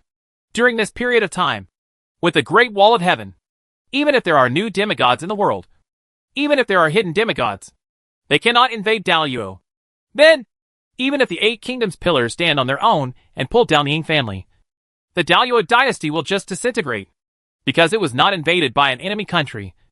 Not all Daluo people died. In this way, Daluo's national destiny will only fall apart, but it will not completely disappear. While the 8 kingdom pillars are fighting endless battles, they will also reunite the scattered national fortunes on the land. In this way, 1 or 2 demigods should be born among them, and that will be enough. I just hope the 8 kingdoms pillars don't disappoint me and can get this done within a year. These were Luo Di's original words. Luo Di has never underestimated the 8 kingdoms pillars, but placed them in a very high position. Luo Di firmly believed that among the 8 pillars, after absorbing the fate of the country, at least 1 or 2 could become demigods and protect the eastern land again. But now it seems that Luo Di still underestimated them. After all, Luo Di underestimated the heads of the 8 top wealthy families and their strength and growth. Not just 1 or 2. And it doesn't take up much land and national destiny, let alone as long as a year. In just half a year, the 8 pillars of the 8 kingdoms proclaimed themselves kings. After each of them took over a state's national destiny, all 8 of them became demigods. A total of 8 demigods. And there are Jiuzhou and Daluo. The king of Wei monopolizes Shuzhou and Jizhou, 2 large states, and his combat power must be even stronger. 8 demigods. Li Guanqi's expression was extremely complicated. This strength is too terrifying. If this is really the case, then after the Great Wall of Heaven is closed and collapsed, Luo Di will not have to worry about that land being invaded. What should be worried about is the other empires and forces in the world. But it's hard to say. After all, as far as the current situation is concerned, it is difficult for the 8 kingdoms pillars to unite as one. Luo Di! Luo Di! Li Guanqi sat on the throne, shook his head and smiled bitterly. If you could see the situation like today, how would you feel in your heart? If you look at it from God's perspective, the most perfect situation is not actually that Emperor Luo slaughtered the demigods before his death, then opened the Great Wall, locked up Daluo, and gave the 8 kingdoms pillar the time and space to grow up by occupying the country's destiny. This is even a bad idea, because the Ying family will be ruined. The most perfect solution would be for Emperor Luo to take a step back before his death, recognize the dominance and independent status of the 8 kingdoms, and directly cede the land of the 8 states, transport the 8 states to them, and then form an alliance. Emperor Luo is still Emperor Luo without the national destiny of the 8 states. His strength is not entirely due to the fate of the country, but a greater part of it is because he himself is terrifyingly strong. Even if there is no luck in the 8 provinces, that man will only become weaker. Even if he is not strong enough to kill a demigod with just one punch, he is still one of the top demigods. With the 8 kingdoms pillars having independent ruling power and throne, and the national destiny of the 8 states, they will become 8 demigods. In this way, the Daluo alliance will have one top demigod, Luo Di, and 8 kings who have just entered the threshold of demigods. How could it be a dream for these 9 people to join forces and unify the world? It's just a short-term goal that can be accomplished immediately. But this is ultimately an overly ideal situation. First of all, Luo Di didn't know that the 8 kingdoms pillar was really so powerful, that it only took one state's national luck to step into the threshold of a demigod. He didn't know this, maybe because the 8 kingdoms pillar had been hidden too deeply over the years. Also, Emperor Luo is the emperor of Daluo after all. As an emperor, it was impossible for him to allow himself to witness the division of his country while he was still alive. He couldn't do that. And it was even less possible for him to take the initiative to see the 8 states to the 8 kingdoms pillar as king. In addition, even if Emperor Luo is willing to do this, people's hearts are unpredictable. After the 8 kingdoms pillar becomes king, there is no guarantee that they will work together to maintain the alliance. Therefore, this situation is too idealistic and almost impossible to put into reality. But it's a pity, isn't it? The Daluo dynasty that lasted for 3,000 years. The Daluo dynasty of Emperor Luo's generation had all the conditions to unify the world. But at the same time, it also had all the conditions to disintegrate. Unifying the world and disintegrating it are just a matter of thoughts. And reality has already come to an end. Daluo disintegrated. The 8 kings fought in chaos. And the Ying family was almost extinct. But everything in this world depends on your stance. From the perspective of Daluo people, this is of course a pity. But Li Guanqi is not from Daluo. If he looks at it from his own standpoint, then this is a good thing. Although the 8 kingdom pillars have now become the 8 demigods, the Great Wall of Heaven is protected from both the outside and the inside. Those outside cannot get in. And those inside cannot get out either. The 8 demigods were trapped within the Great Wall of Heaven, and could only fight among themselves. They had to wait half a year until the Great Wall of Heaven was closed and collapsed before they could regain their freedom. In this way, Li Guanqi was given time and space to grow outside. Faced with this situation, he even had to say, "Fortunately so." After all, if Emperor Luo really leads the 8 kings to unify the world, and allows the Great Luo Alliance to take the lead in becoming the world's unified alliance, then if he wants to overthrow the alliance and establish his own unified dynasty, the difficulty will have to go up a few notches. Everything is unpredictable. On the throne, Li Guanqi shook his head with emotion. However, what he wants to do is actually very simple, and the goal is very clear. Before the Great Wall collapses, he can occupy the entire grassland and become a veritable overlord of the grassland. At that time, he will be able to control the huge national destiny of the entire grassland. If he improves his cultivation level, he can also gain semi-god level combat power. And it's not just the grasslands. Now that the Violet Empire is gone, the hundreds of western kingdoms that have emerged from it may seem like many. But in fact they are all fighting on their own. And they are scattered and not worth mentioning. What's more, the kingdom of Dark Knight over there is almost from his side. The Tulip Empire and the School of Magic are at war with each other. And no one can get away to interfere in Eastern affairs. Daluo is now imprisoned by the Great Wall again. Then Nanjiang, Sakura Shogunate, and Toyo Island. Aren't they just within easy reach? Of course. There is the ancestral temple of the Gu God in southern Xinjiang. And successive Daluo emperors were unwilling to touch it. So we should wait and see. But at least the Sakura Shogunate and the Dongyang Islands are something that Li Guanqi must acquire and must be swallowed. Let them kneel down together and sing the song of conquest. No. They are calling Tian Khan. However, that is all for the future. Let's focus on the present now. Mitch, L.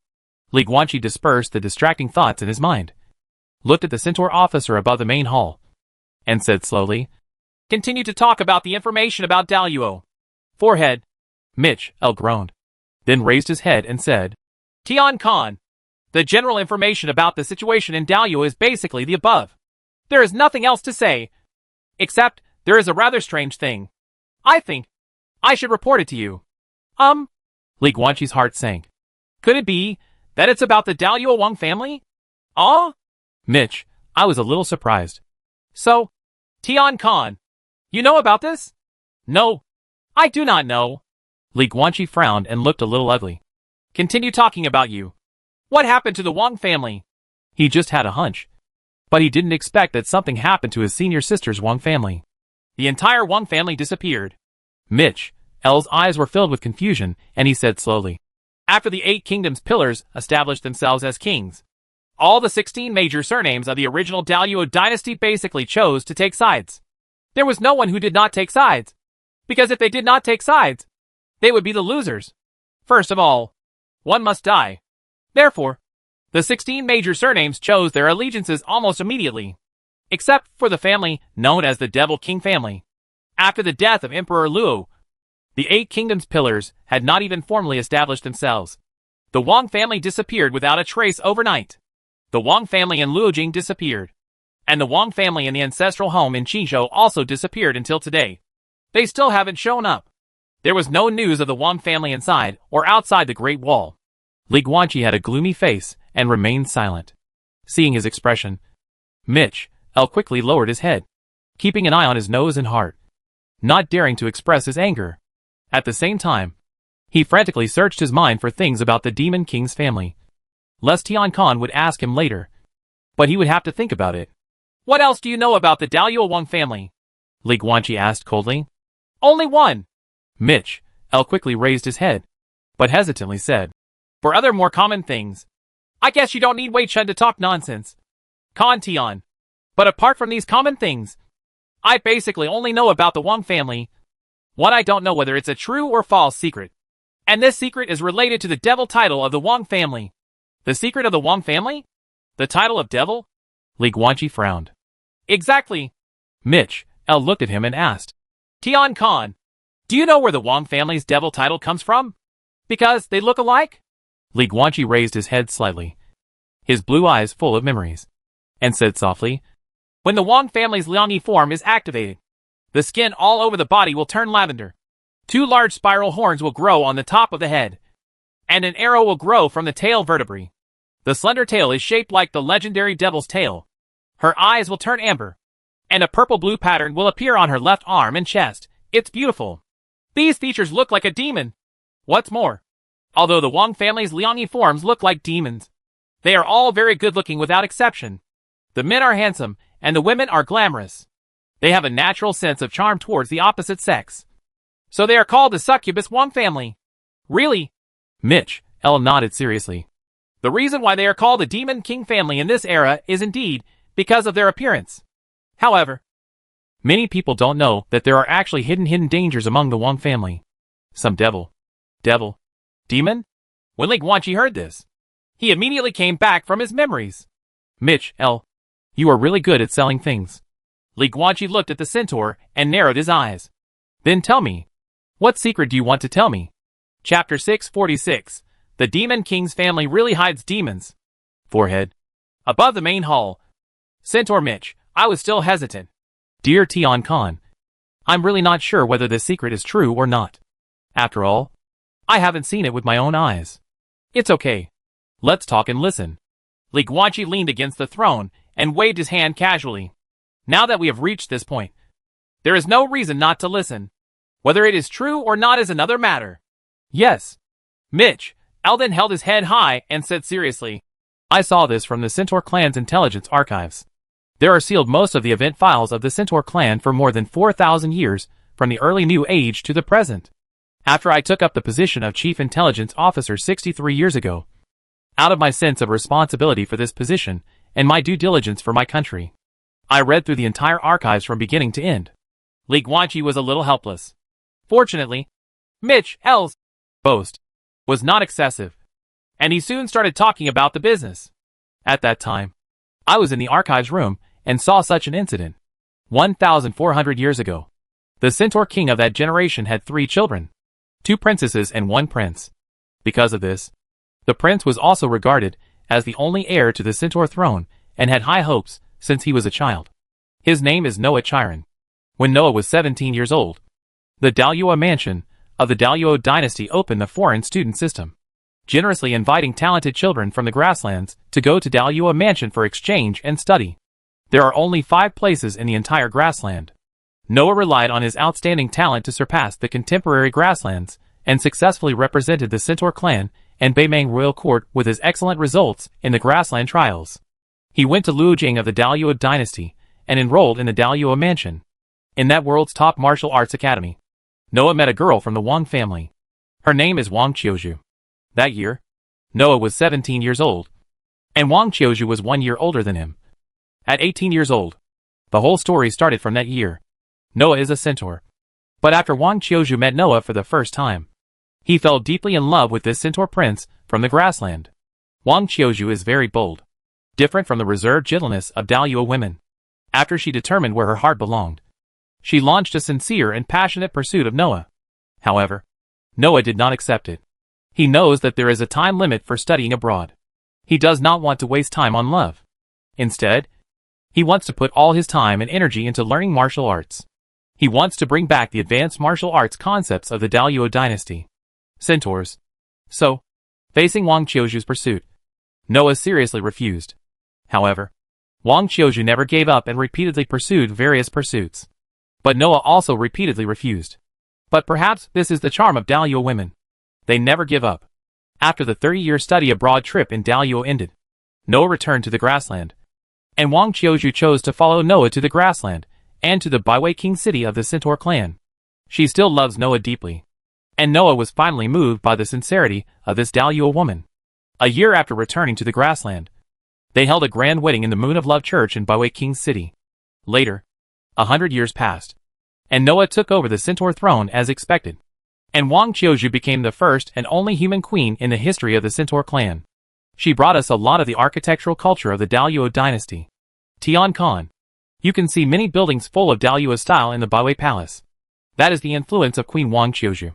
King Noah and Queen Wang Qiuju lived a happy life, having a total of 8 sons and 8 daughters, and a full family of descendants. The love story between the two of them can be called a good story in the history of the Centaur clan. It has been adapted into many poems and has been widely circulated. On the throne, Li Guanqi had a strange expression.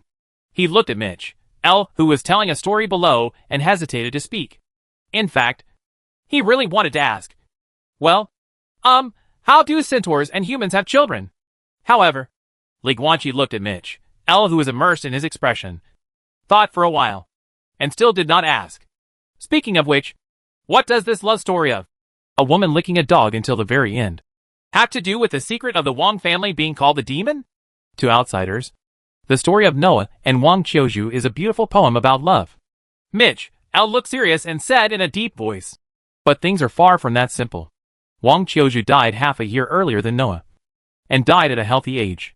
And half a year later, the elderly Noah, too sad and unable to let go, chose to end his life early, following in the footsteps of his deceased wife, and ending his life in a love-sacrificing way. Then, time passed. 20 years later, their youngest daughter, while sorting out her parents' belongings, discovered a letter that Wang Qiuju left for Noah before he died. The letter said, well, having said this, Mitch L hesitated for a moment, and then said to Li Guanqi, Tian Khan, instead of letting me speak, why don't I go to the archives and get the letter directly for you to read? Li Guanqi was speechless for a moment. Why did this guy stop for him at the critical moment? Go and come back quickly. Li Guanqi waved his hand towards Mitch L. Yes. The 8th level Centaur warrior received the answer, turned around immediately, turned into an afterimage, and rushed out of the hall as quickly as possible. Just a few seconds later, Mitch L turned back again, with a glass box in his hand, which contained an open letter. Li Guanqi sat on the throne, waved his right hand, released his spiritual power to retrieve objects from the air, took the glass box from Mitch L's hand, and then looked down. The glass box is a special magic weapon that can absorb external spiritual energy, maintain the miniature formation inside, and preserve the stored items for a long time. Because of this historic letter only looks slightly yellowed at this time, and the Zhuanqiu handwriting on it is still quite clear. Noah, my beloved husband, is as good as a face to a word, and a letter to me as a face to face. By the time you receive this letter, I should be dead. But this is nothing to be sad about. After all, my lifespan has reached its limit. Even if I die, in the words of my hometown, it will be the most satisfactory death.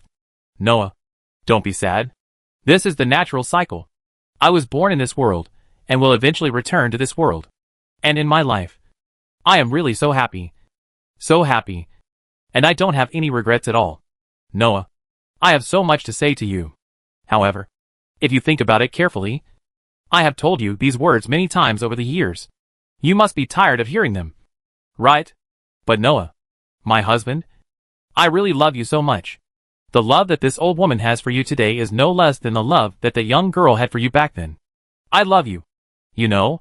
But, Noah, what about you? Everyone said that it was my deep love and persistence for you that finally moved you and made you fall in love with me. Even you think so yourself? However, this is not true. Sorry. None of this is true. It's just my selfish desires. Noah, I want to tell you a secret. After reading this letter, You must remember to burn it. Don't let anyone see it. And don't tell anyone this secret. You've been calling me ma'am all these years. Do you remember my full name? My name is Wang Qiuzhu. I come from the Wang family of the Daluo dynasty. A family known as the Demon Wang family. There is no trace of who first called it that. In this era, outsiders call the Wang family devil just because of the appearance of Liangyi. However, no one knows that our blood family actually really hides the devil. In the long history, a very small number of tribesmen will undergo bloodline mutation at a certain moment in their lives and become the sons of the devil.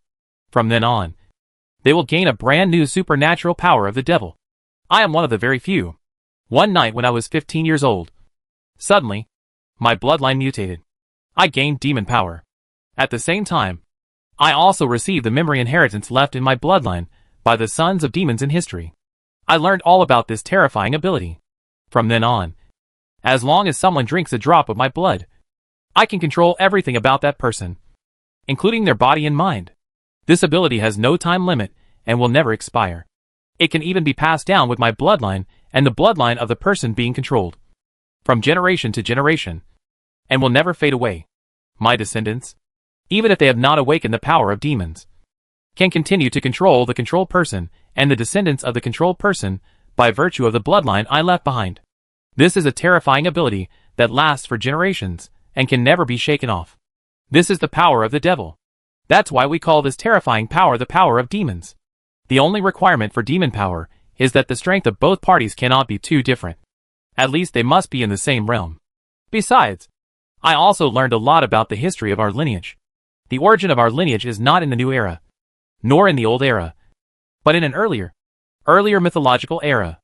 I saw that in that era, there were many dragons like the third generation Golden Dragon King, with wings and snake-like dragon bodies.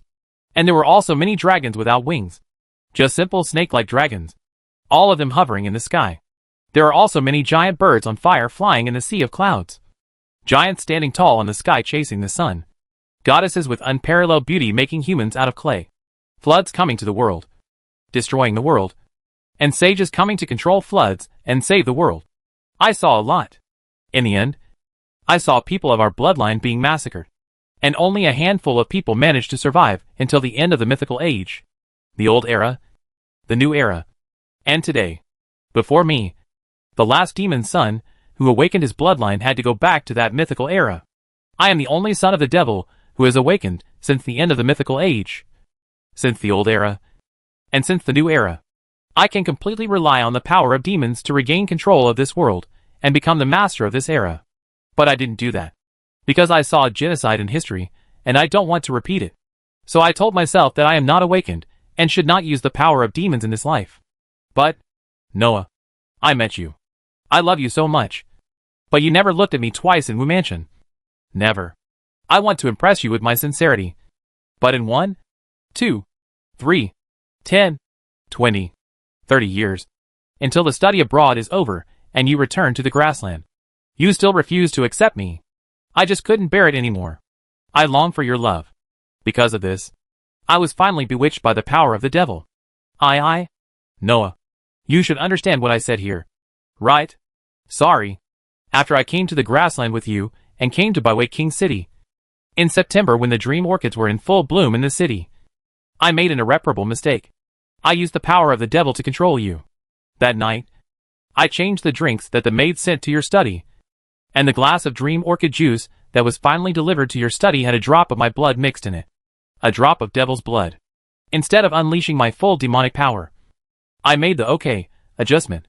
After you drink the cup of dream orchid juice mixed with blood, you will not be completely controlled by me, and this demonic power will only be effective on you, and the effect will not extend to future generations.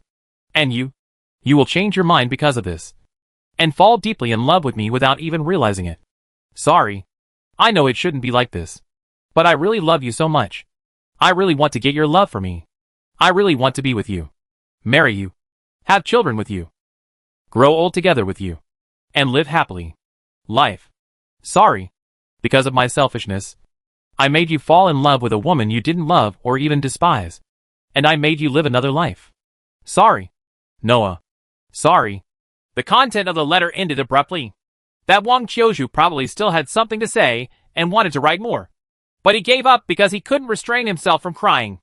Under the letter, there were all traces of the paper being wet and then dried. Obviously wetted by tears. The real devil, the power of the devil. Li Guanqi was sitting on the throne, holding the glass box in which the letter was sealed.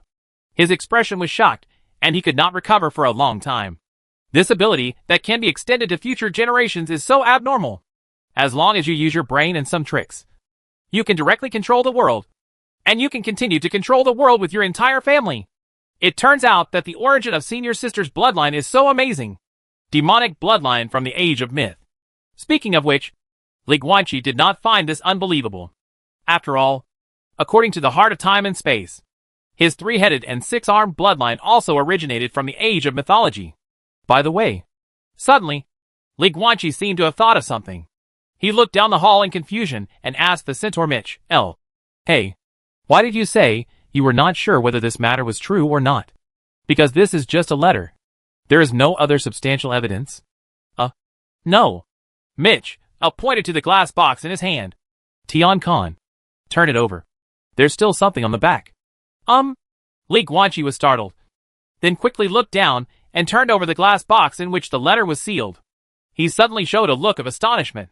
On the back of the letter, there was a large piece of handwriting that was completely different from Wang Qiuju's. It was most likely written by the centaur Noah. Fool! What kind of demonic power? How could there be such a logical power in the world?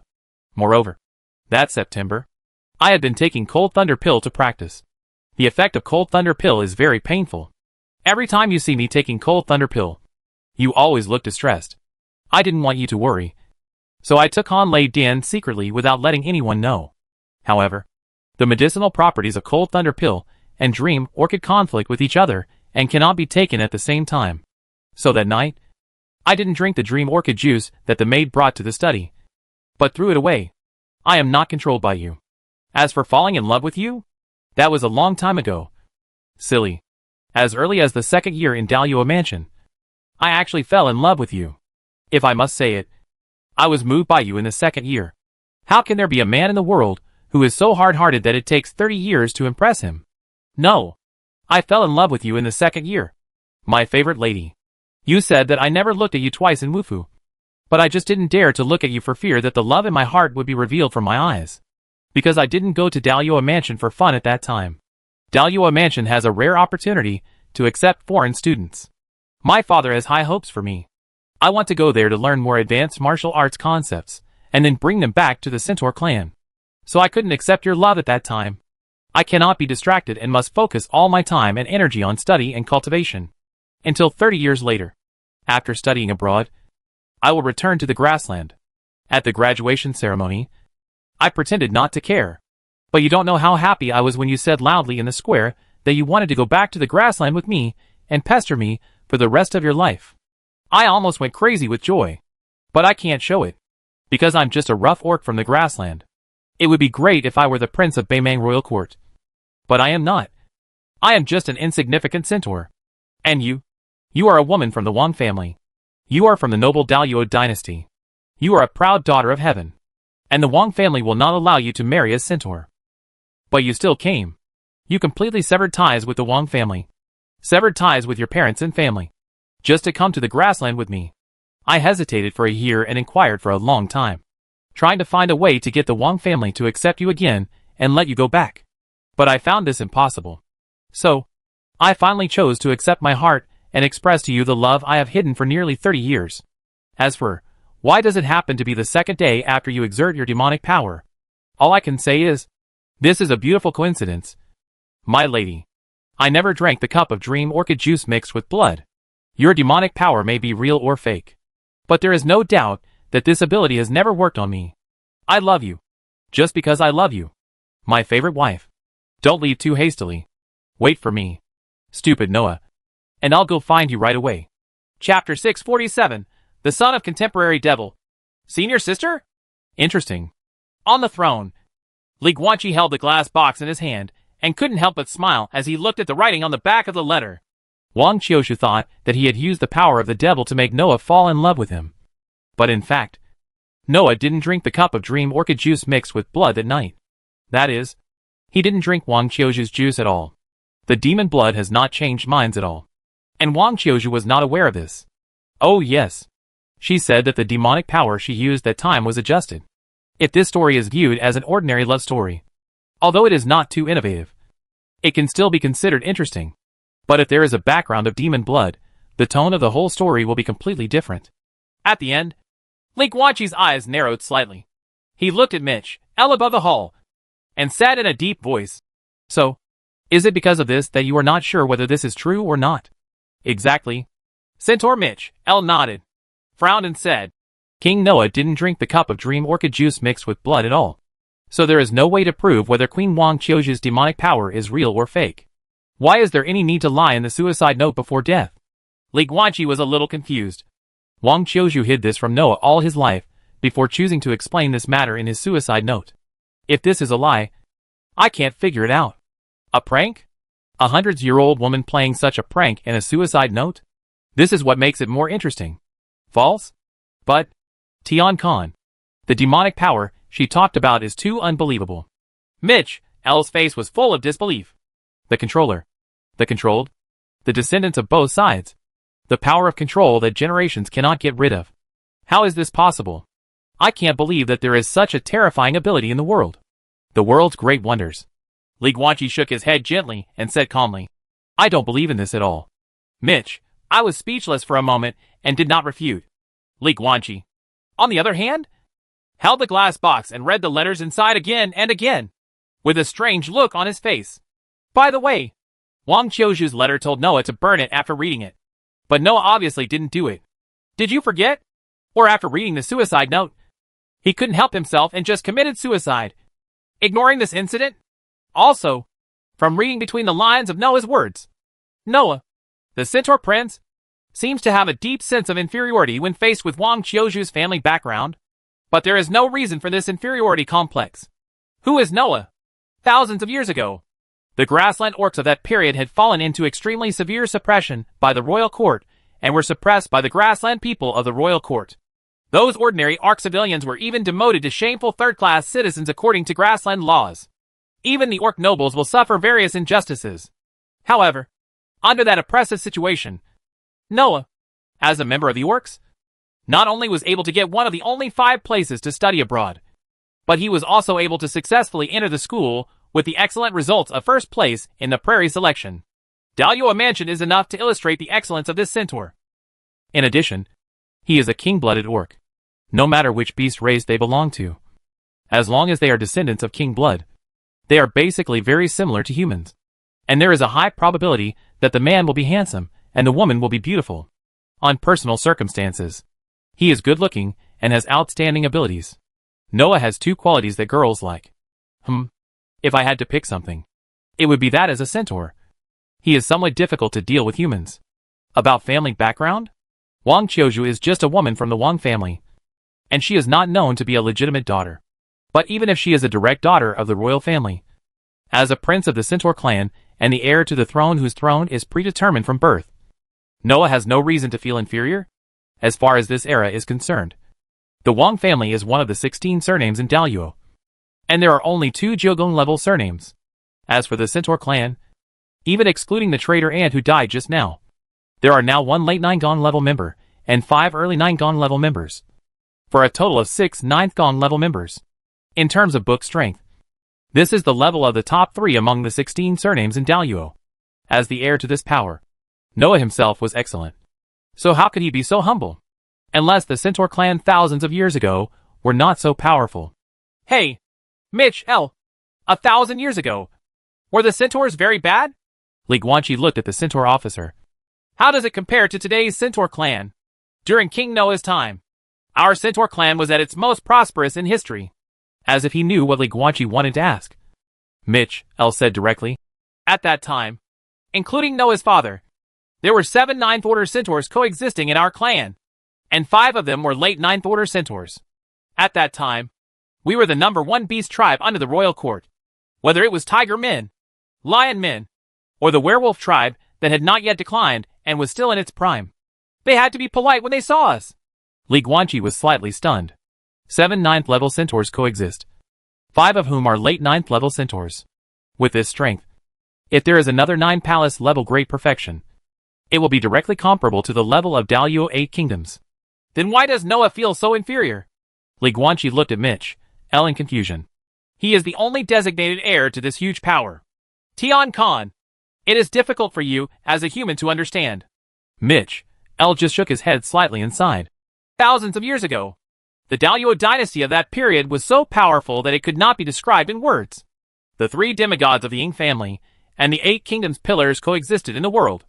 If it weren't for the 3 major forces of the Violet Empire, the Tulip Empire, and the School of Magic to form an alliance to jointly compete with Daluo, the Daluo dynasty would have unified the world at that time. At the time of Noah, Daluo Prefecture opened the overseas student system and invited students from the grassland to come. In the official documents at that time, it was written in black and white that it was the grace of that generation of Luo Emperor to the grassland. It was grace. I know the history. Li Guanqi nodded, still surprised. But what does this have to do with the Wang family? One of the 16 surnames in Daluo? To Daluo at that time, the Wang family was at best one of the load-bearing pillars of a 100-foot-high building. The real pillar of the dynasty is the surname of 8 kingdoms. But that is a load-bearing pillar of the Daluo dynasty. Mitch, L's eyes were complicated. The Wang family is a wealthy family in the Daluo dynasty. At that time, to us prairie orcs, they were the superior nobles. How could we dare to climb so high? King Noah's inferiority complex at that time was completely that's understandable. Li Guanqi looked strange, but said nothing more. This is all in the past. Mitch, L took a deep breath and didn't want to talk about it anymore. He turned to Li Guanqi and brought up the original topic again. Tian Khan, regarding Wang Qiuju's demonic power. I saw this letter in the archives. After writing the letter, I started investigating out of curiosity. What did you find out? When Li Guanqi heard this, his eyes suddenly froze. Not a lot. Mitch, L looked at him and said in a deep voice, I only found out that the men and women of the Wang family in Daluo, regardless of their direct descendants or concubines, are basically handsome men and beautiful women. And there are very few ordinary ones. Before Wang Qiuju was 15 years old, his appearance was ordinary. However, when she was 15 years old, she suddenly blossomed overnight. Her normal appearance suddenly became extremely beautiful, causing a small stir in the capital at that time. 15 years old. Wang Qiuju wrote in the letter that she mutated her bloodline and awakened the power of demons when she was 15 years old. Therefore, I only came up with this piece of information that was not very well founded. Descendants of the Wang family, who have a higher probability of awakening the power of the devil, have a relatively ordinary appearance before awakening the power of the devil. However, after awakening the power of the devil, their appearance becomes extremely outstanding. When Li Guanqi heard this, his pupils suddenly shrank, and he stood up from the throne. Senior sister? The Demon King family, the Succubus King family, anyone who sees the men and women of the Wang family will understand where these titles come from, because the appearance of the men and women of the Wang family is indeed top-notch. However, his senior sister Wang Yanqing is an exception. In the normal state without turning on the Liangyi form, Wang Yanqing could only manage to say that she was handsome with her appearance. It might be okay if placed among ordinary people, but if placed in the Wang family with so many beauties, it would seem out of place. In the past, Li Guanqi didn't care about this. After all, a family full of beauties would always produce a few less beautiful women. But things are different now. Mitch, L's words made him think deeply. And the most important thing is that during the previous prophecy, the heart of time and space saw Wang Yanqing's appearance in the future scene. I can't tell where my facial features have changed. Maybe it's because of my temperament? Anyway, she has become a lot more beautiful. She is as beautiful as she was back then. And now she is on the level of someone who can conquer a country. These are the original words of the heart of time and space.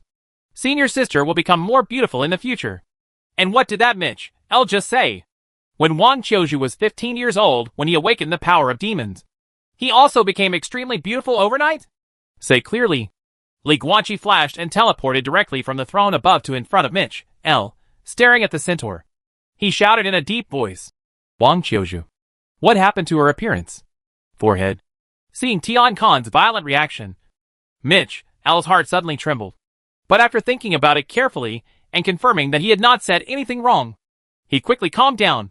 Tian Khan. I have a picture. When I was investigating this matter, I specifically looked for 2 photos of Wang Qiuzhu for comparison. The centaur quickly took out an exquisite amethyst cube from the space necklace, and then gently clicked a button on it. Immediately afterwards, the amethyst cube projected countless images in midair. Mitch L., on the other hand, kept swiping on the surface of the amethyst square, and the projected images also changed rapidly. This is a projection instrument that has the same function as a camera. In other words, it is essentially a psychic device camera. Its function is to take pictures and store them. Due to the characteristics of psychic power, these photos do not need to be developed and can be directly turned into screen projections. Found it. Mitch L. pressed the amethyst cube with his right hand, and many pictures in the air quickly disappeared, leaving only 2 pictures that zoomed in quickly. Li Guanqi looked up. The picture on the left is a solo photo of a black-haired girl. She looks about 15 or 16 years old. Her black hair is tied into a high ponytail. She is wearing a black outfit and is doing a simple boxing stance. She is looking at it with a smile toward the camera. The background is a stretch of cornices and pavilions full of Daliao architectural style. You can see the hawker shops and numerous mansions in the streets. This is a projection photo taken in Luojiang when Wang Qiuzhu was 15 years old. Mitch L. looked at the photo and introduced. Thousands of years have passed. It can be said that I went through a lot of trouble 60 years ago to find the projection records before her appearance changed. Tian Khan. You see, Wang Qiuzhu at this time has an ordinary appearance. This is definitely not ugly, but it definitely has nothing to do with beauty. It just looks like an ordinary girl. But if you look at the one on the right, even though they are both 15 years old, they are already so beautiful, huh? The centaur was slightly startled, because he discovered that at this time, Li Guanqi was still looking at the photo on the left, with a stunned expression and eyes full of disbelief. How can it be? Li Guanqi looked at Wang Qiuzhu's photo and murmured to himself. Sister? 15-year-old Wang Qiuzhu looks exactly like Wang Yanqing. Almost exactly the same. If the age of 30-year-old Wang Yanqing is adjusted forward and replaced by Wang Yanqing as a girl, then there is almost no difference between the two. How come? After a long while, Li Guanqi came back to his senses and lowered his head. His expression extremely complicated. Wang Yanqing looks exactly the same as his ancestor Wang Qiuzhu, who was born 1,000 years ago. If there are no other factors and it is just such a coincidence, then that's it. After all, they are from the same family. However, these coincidences are too many.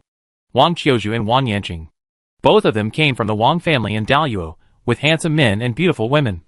But they both had ordinary looks, which was very special among the Wang family. Later, they both became incomparably beautiful. Although Li Guanqi has not seen the beautiful Wang Yanqing with his own eyes, the future scene seen by the heart of time and space will most likely not be wrong. The most important thing is that the appearance of these 2 women from the Wang family before they became beautiful was almost exactly the same. Taken together, these coincidences mean that Wang Yanqing has nothing to do with the power of demons. Who would believe it?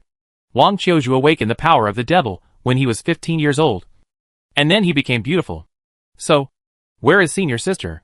The heart of time and space has already seen that Senior Sister will become beautiful in the future. Could it be that Senior Sister is the second devil's son after Wang Qiuzhu in this era? Interesting. Interesting. Kid. At this time, Pluto's voice suddenly sounded, with a bit of a joking smile. Look, this is not the son of the devil. This is clearly the daughter of a great lover. Thousands of years ago, Wang Qiuzhu chased Noah for 30 years, and later even left his hometown and came to the grassland for him. Thousands of years later, Wang Yanqing, your senior sister, also cut off contact with the Wang family and gave up all the Wang family's cultivation resources in order to marry her beloved Qi Yuanan. Just to marry the man she loved. What else needs to be questioned? They both look exactly the same and behave in the same way. They are both big love types. Interesting. Interesting. The more Pluto spoke, the more the smile in his voice grew.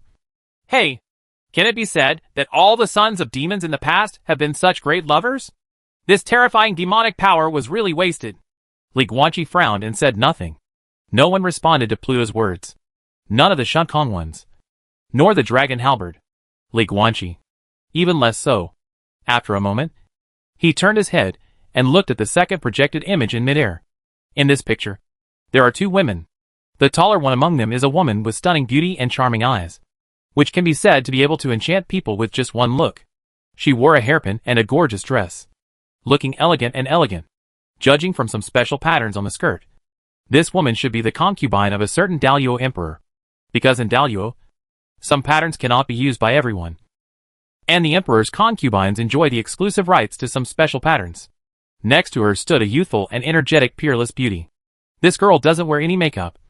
And she doesn't have any gorgeous clothes to set off her appearance. She just has a bare face, black hair tied into a high ponytail, and is dressed in simple black clothes. But even so, standing next to this beautiful imperial concubine, the two were still at odds. The girl's pure beauty almost killed the imperial concubine instantly, with overwhelming advantage. It's so beautiful that it's hard to describe in words. But the strange thing is that this beautiful girl and Wang Qiuzhu in the photo on the left can be clearly recognized as the same person. I can't tell exactly where the facial features have changed, but my appearance suddenly jumped up a level, from the ordinary one on the left to the incredibly beautiful one on the right.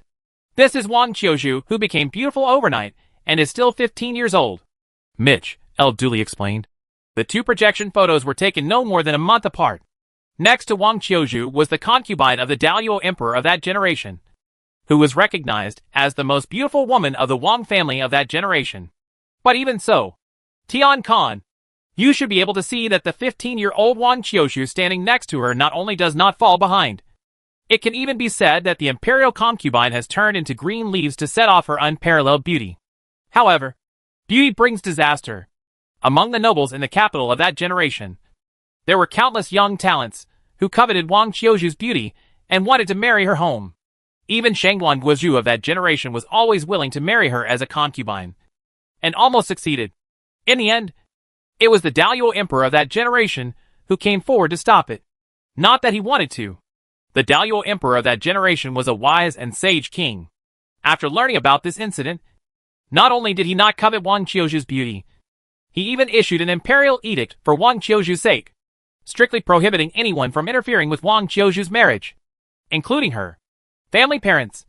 In fact, the reason why Wang Qiuzhu was able to ignore the Wang family's obstruction and go to the grassland to follow Noah was also based on this imperial edict. In Daluo at that time, no one dared to disobey the holy will. What's more, when the Daluo emperor of that generation learned about this, he laughed endlessly and praised Wang Qiuzhu for having the rare freedom and uninhibitedness of a Daluo woman and daring to pursue her own love. Even the emperor publicly supported Wang Qiuzhu's decision, so naturally no one dared to stop him. At this point, Mitch L. stopped, closed his mouth, stood aside, lowered his head, not daring to make any noise, because the centaur had noticed that Li Guanqi was not in a good mood at this time, and was not interested at all in what he said. Demon blood? Li Guanqi frowned and his eyes flickered.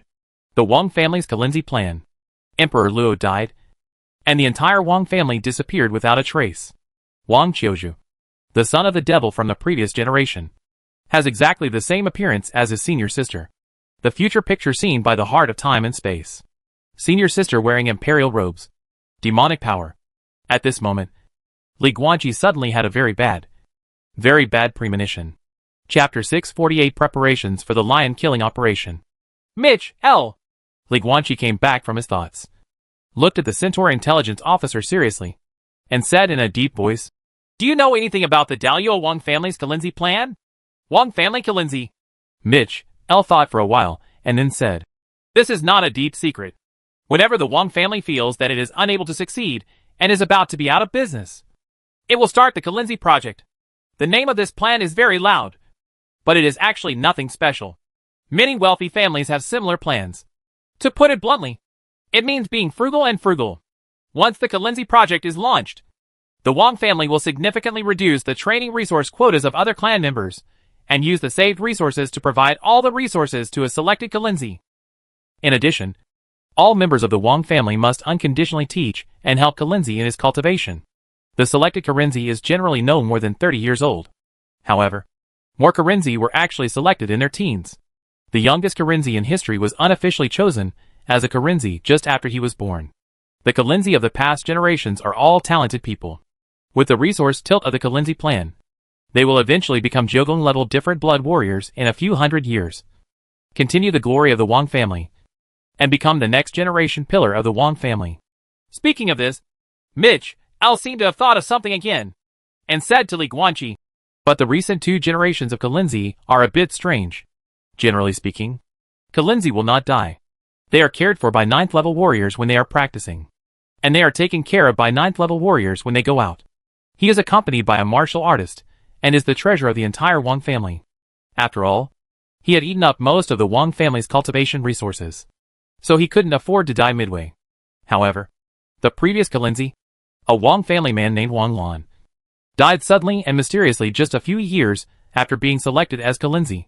The Wang family claimed to the outside world that Wang Lan was too eager for quick success in his practice, which led him to go crazy and failed to develop the martial power. Instead, he damaged the foundation of his soul, and eventually his soul collapsed and died. This is very strange, because something like De Luo Wufu's martial arts power cannot be rushed at all. If you pursue it blindly, you will not be able to practice it. You just have to let nature take its course. Not to mention Dao Yuofu. Even us grassland orcs know this. Therefore, how could the seniors of the Wang family not stop Wang Lan's eagerness for success? This is incredible to me. I don't think the Wang family's Qilin son has any private space to practice secretly on his own without telling the Wang family's seniors. Once he becomes a Kalinzi and enjoys the massive resources of the Wang family, the Kalinzi will have no privacy at all. From now on, all actions will be supervised by the Wang family. And when he becomes stronger, he will have to devote himself to the Wang family. Because of this, it is illogical that Wang Lan's practice was too eager for quick success and led to his death. So, at this point, Mitch, L looked at Li Guanqi and groaned first, then said, "Tian Khan, in my humble opinion, the cause of death of the previous Qilin son Wang Lan is most likely not what the Wang family said. There may be another secret, but it was concealed by the Wang family for some purpose and not known to outsiders. Can the real cause of death be found?" Li Guanqi asked with a frown. "Leave it to Wei Qin. In front of our Centaur Intelligence Department, there are no secrets in the world." Mitch, L held his head high and responded loudly. "Whether it can really be found out is one thing, but how to brag about Haikal in front of Tian Khan to gain a higher status for the Centaur clan is another matter. If we can't find it, what's the death penalty?" Li Guanqi raised his eyebrows. Forehead. Mitch, L's expression suddenly stiffened, and then turned into a bitter look. "No, Tian Khan. Just kidding." Li Guanqi waved his hand and said calmly, "In this situation from now on, just say you can do your best. There is no need to say those empty words. And there is no need to add we centaurs to everything. I will not be biased on race. Here I only look at individuals, not ethnic groups. Yes, Tian Khan." Mitch, L lowered his head. "So, seriously, how sure are you of finding out the truth?" Li Guanqi asked expressionlessly. "Not much sure." Mitch, L shook his head. "After all, the entire Wang family has disappeared, and even the members of the clan have disappeared. It is indeed very difficult to find out the real cause of death of the previous generation Qilin son Wang Lan. Do your best to check." Li Guanqi frowned and said in a deep voice, "Also, from now on, any changes in the movements of the 8 countries within the Great Wall must be reported to me immediately. In addition, you must also report to me regarding the disappearance of the Wang family. Start investigating." "Yes." Mitch, L held his head high and responded loudly, "I must do my best. By the way, the previous generation's Qilin son of the Wang family was Wang Lan. But what about this generation?" Li Guanqi looked at the centaur, narrowed his eyes slightly, and asked knowingly, "It's a woman named Wang Yanqing." Mitch, L immediately replied, "Wang Yanqing's story is very interesting. She is a successful practitioner of the sealing art. Tian Khan, you should know the legendary sealing art, right?" "Certainly." After hearing these words, the pastime in Moxie Gu village in southern Xinjiang reappeared in front of Li Guanqi like a yellowed scroll, making him look complicated, and his face was full of memories. Mitch, L didn't notice the state of his heavenly Khan, and just sighed to himself. That's the sealing technique, excluding the Ying family who have evil talents. Sealing technique, from ancient times to the present. No more than 100 people have learned it. And that Wang Yanqing is exactly one of these. The 99th in history. And the only one in the past 50 years. His martial arts talent is astonishing. Legend has it that she realized the power of martial arts when she was less than 20 years old. But this news is not known to be true or false. But what is certain is that when she was 27 years old, she demonstrated her martial arts power in the public eye. even if she just realized it that year. It can be said that her talent exploded. Even if the Wang family has not started the Kalinzi project. With her talent, she can still get a very privileged position in the Wang family and enjoy a lot of training resources. But she gave up. In the Daluo dynasty, there is the Qi family, which is not one of the 16 surnames of Daluo, and is just a second-rate family. That Wang Yanqing fell in love with a Qi family member named Qi Yuanan when he was a child. And he did not change his original intention when he grew up. In order to marry that Qi Yuanan, Wang Yanqing gave up all her status and resources in the Wang family. Although she did not completely break with the family, she basically lost contact with the Wang family.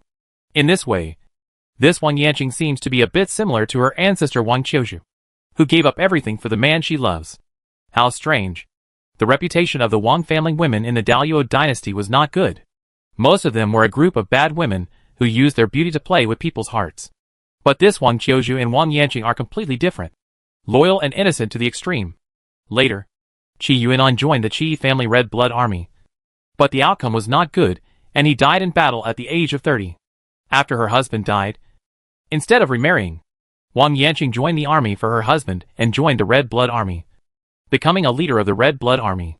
After that, it seems that Wang Yanqing led his troops to deviate from the designated position during Daluo's war against southern Xinjiang, and was dismissed from his post by the Daluo military headquarters. After that, she disappeared. When she reappeared in the public eye, she returned to the Wang family and became the contemporary Wang family Qilin child. Then she was taken by the Wang family for secret training as a Qilin child. And there was no news again. Then, Emperor Luo died. The entire Wang family disappeared. And Wang Yanqing also disappeared. Speaking of this, Mitch, Al's expression became more emotional. Wang Qiuzhu and Wang Yanqing's attitude towards love is really admirable. I can't compare them to each other. Qi Yuanan made her lose a lot. Li Guanqi lowered his eyes. But she also gained a lot. Didn't she? Mitch, Al smiled and said casually, that Wang Yanqing is not stupid. If Qi Yuanan wasn't worth it, she would have left long ago. But she didn't. This is enough to show that Qi Yuanan brought her the emotional value. The so-called love is more important and worthwhile than those royal family resources. Hearing this, Li Guanqi was slightly startled. Tian Khan? Mitch, Al looked at him in surprise. By the way, ever since Wang Yanqing from the Daluo Wang family was mentioned, the new boss's attitude has been a bit off. Nothing. Li Guanqi shook his head and regained his expressionless expression. As for the Wang family's affairs, let's leave it like this for the time being. Check first and report back to me if you find anything. Yes. Mitch, L nodded heavily, and then asked, Tian Khan, apart from these, is there any other information that I need to collect? Have. Li Guanqi narrowed his eyes slightly. There is another task that needs to be done in his system task library. Kill the lion. Mission introduction. During your journey to the Sakura Shogunate, you met a lioness named Sophia Nye. Because she rebelled against a traditional custom, she became a slave and was sold at auction. However, what kind of traditional custom is it for beautiful female offspring to mate with their ancestors to reproduce? What's even more ridiculous is that because of this bullshit tradition, another tragedy occurred, resulting in the death of all 5 of Sophia's younger siblings. You saved Sophia at the auction house. Sophia wants to be your slave. How about you? In exchange, are you willing to avenge her in the future? Task requirements. 1. Give Sophia Nye the soul mark you gave her. Square root. 2. Kill Aoyagi Kong. The last time you learned about Aoyagi Yasu's cultivation was at the mid-level Bagua level. 3. Kill the human conjurer who captured Sophia and her brothers and sisters. The last time you learned that the human trafficker's cultivation level was Bagua level. 4. Kill Hilton Nye, the old Lion King of the lion-headed royal family. The last time you learned that the old Lion King's cultivation was the 9 palaces level great perfection. Mission rewards. 1. Let Sophia have the ability to swallow the blood of the lion-headed king. Let her become a new generation of Lion King and control the lion-headed people. From now on, Sophia will be the king of the lion-headed people, and you are Sophia's master. This task has been a long time coming. At that time, Li Guanqi was only at the 5 elements level and was powerless against the laws of space, while Sophia was a lion at the Lyoha level and could help him resist the enemy's threats to the laws of space. Sophie became his bodyguard for a while. Later, Li Guanqi became stronger. To put it mildly, Sophia at the Lyoha level had become a liability. Therefore, Li Guanqi asked her to stay in a Lion Man settlement in the Sakura shogunate until he could find her again in the future. In addition, if he hadn't met Sophia, Li Guanqi wouldn't have gotten Shen Kong. Although Shen Kong didn't put his spatial ability to use very often from beginning to end, this artifact helped Li Guanqi answer his questions many times. Overall, Shen Kong's contribution was still very great. Due to both emotion and reason, Li Guanqi should help Sophia get revenge. Out of interest considerations, he wants to help Sophia avenge her. In order to complete the mission, obtain mission rewards, and allow Sophia to ascend to the throne of the lion. In this way, the lion-headed people will become loyal members of Li Guanqi's command just like the centaurs. The centaur queen Misha is a woman, and the future lion-headed queen Sophia will also be a woman. The next generation of grassland tribes seems to be a bit in a state of yin and yang decline. Mitch, L. Li Guanqi looked at the centaur officer beside him and said calmly, "This generation of old lion kings wanted to marry a young lioness of their own, but she ran away. In this matter, do you know?" Certainly. As soon as he said this, Mitch, L. suddenly smiled. "The lioness's name is Sophia Inye. This has been the biggest fun on the grassland in recent years. An old guy wanted to seduce a beautiful female junior, but ended up giving her back to her. He ran away. A while ago, when the Tauren King and the Lion King were shouting at each other, they even made fun of the old Lion King about this matter. Sophia's been caught," Li Guanqi said slowly. "When she was preparing to escape from the grassland with her younger brothers and sisters, she was captured by an 8th-level human conjurer, and then sold to the Miyamoto auction house of the Sakura shogunate. The buyer is Aoyagi Yasusu of the Aoyagi family, one of the Sakura Jowu family, with an 8th-level cultivation level. He bought Sophia, and Sophia's 5 younger siblings were gifts. But Aoyagi Yasushi didn't need those 5 gifts, and directly asked the people at the auction house to kill and dispose of the 5 lion men. Sophia's younger brothers and sisters died in his hands." Forehead. "Mitch, I was slightly startled." "Well, Tian Han, what do you mean?" "Find the magician and trafficker, and Aoyagi Yasushi, and bring them to me alive." Li Guanqi looked at Mitch, L. and said calmly, "It's just 2 8th-level people. If you can do it, do it. If you can't do it, tell me their location, and I will solve it myself. Why trouble the body of the Khan with these little things?" When Mitch, L. heard this, he immediately held his head high and patted his chest vigorously. "Just leave it to our centaur clan, Khan Tian. Just wait for the good news in this hall." "Well, I'll wait for good news, but not here." Li Guanqi nodded, then turned around and slowly walked towards the throne above. "I will leave for Beimang King City soon. Find the contemporary Khan, and ask him for the grassland kingship. This should take a while, so I hope, after I came back, I could see those 2 people already in the hall. Please rest assured, Khan, I will do my best. My minister." Mitch, L. shouted loudly. "Is there enough manpower?" Li Guanqi sat back on the throne, looked at the centaur below, and frowned slightly. "We have to find out the whereabouts of the little girl from the Ying family. We have to investigate the movements of the 8 kingdoms of Daluo. We have to investigate the affairs of the Wang family. And we have to go. Catching these 2 people is not an easy task. Can you do it?" "At the moment, it's a bit difficult." Mitch, L. looked up at him and grinned. "But, Tian Khan, didn't you just order General Wells to lead the Centaur army, together with the Dragon army, to take over the territory of the original Tauren? That is nearly 1/3 of the grassland territory. And the land is vast and rich in resources. There are many orc tribes who will also surrender by then. Dear Tian Khan, the power under your command will soon become larger and larger, and the manpower and funds that can be used for intelligence collection will naturally increase. That is." As he said this, the centaur hesitated. "I'm afraid it won't be easy to command when the time comes, because the intelligence departments of other orc tribes will most likely not listen to me, a centaur." "Oh."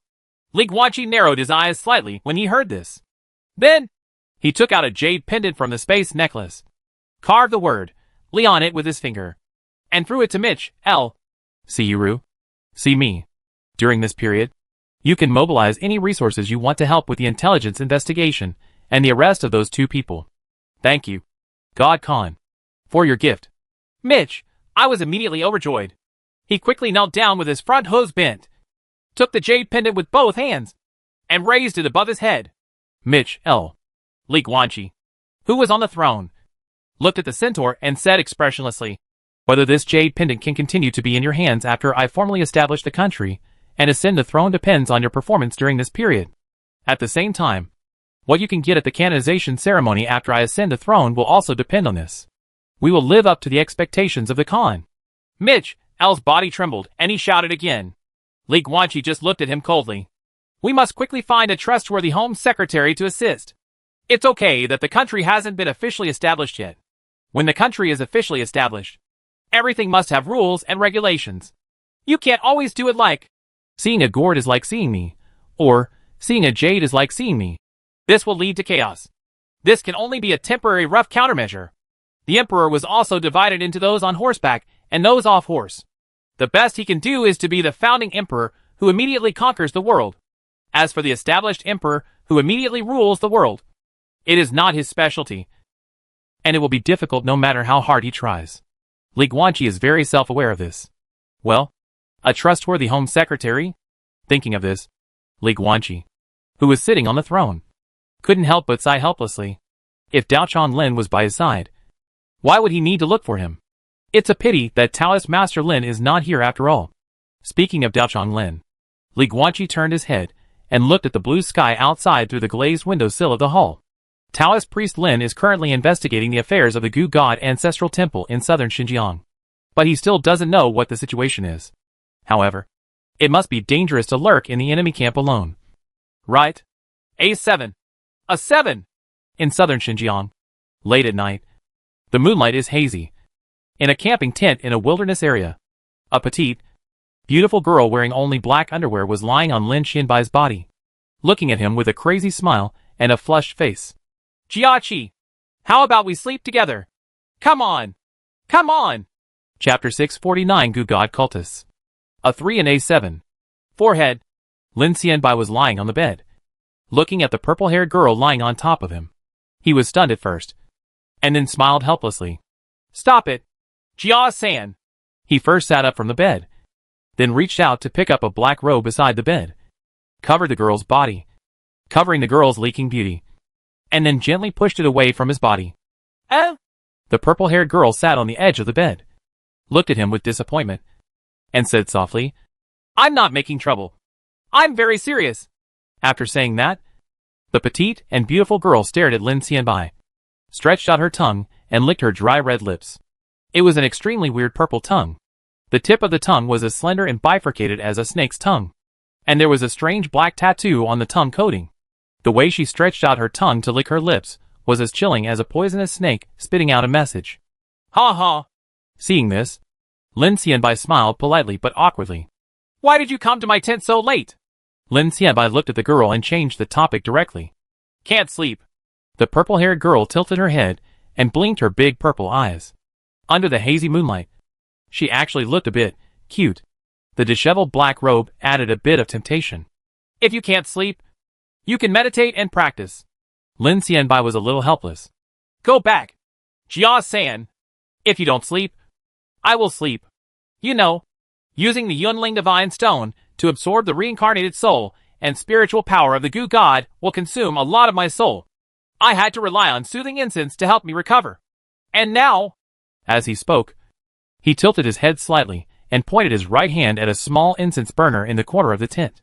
"Look, the incense stick inside is almost gone. Jiaqi." The purple-haired girl looked at Lin Xianbai aggrievedly, with tears in her eyes. I felt pity for him. "Do you dislike me for being ignorant?" At the end of her speech, tears welled up in the corners of her eyes, and there was a hint of crying in her voice. "I don't." Lin Xianbai smiled and stretched out his hand, gently wiped away the tears from the corner of her eyes, then pinched her little face and said seriously, "It's just that we have a mission. I have to recover before dawn. Otherwise the captain will be angry.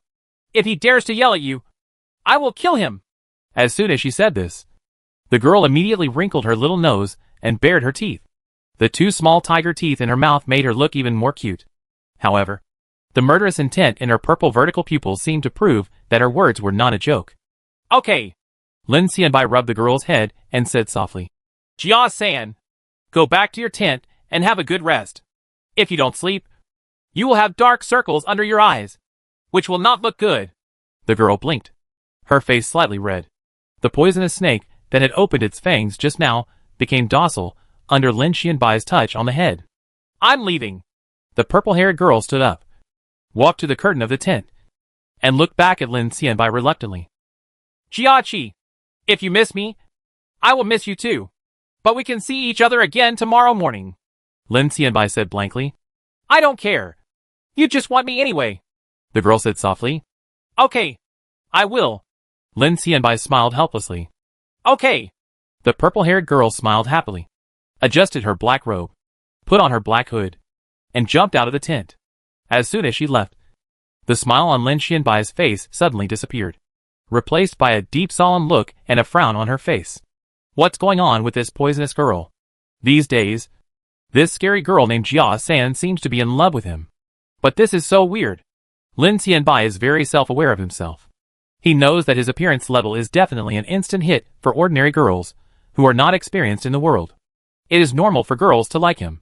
But the problem is that the cultivator Jia San of Gu God Ancestral Temple is obviously not in the category of ordinary girls who are not deeply involved in the world. Did you fall in love with him for no reason? Not normal. Absolutely not normal. Forehead. Thinking of the word normal, Lin Xianbai's expression suddenly became extremely complicated. Judging from what he has learned these days, there are not many normal believers in the Gu God Ancestral Temple, especially his team.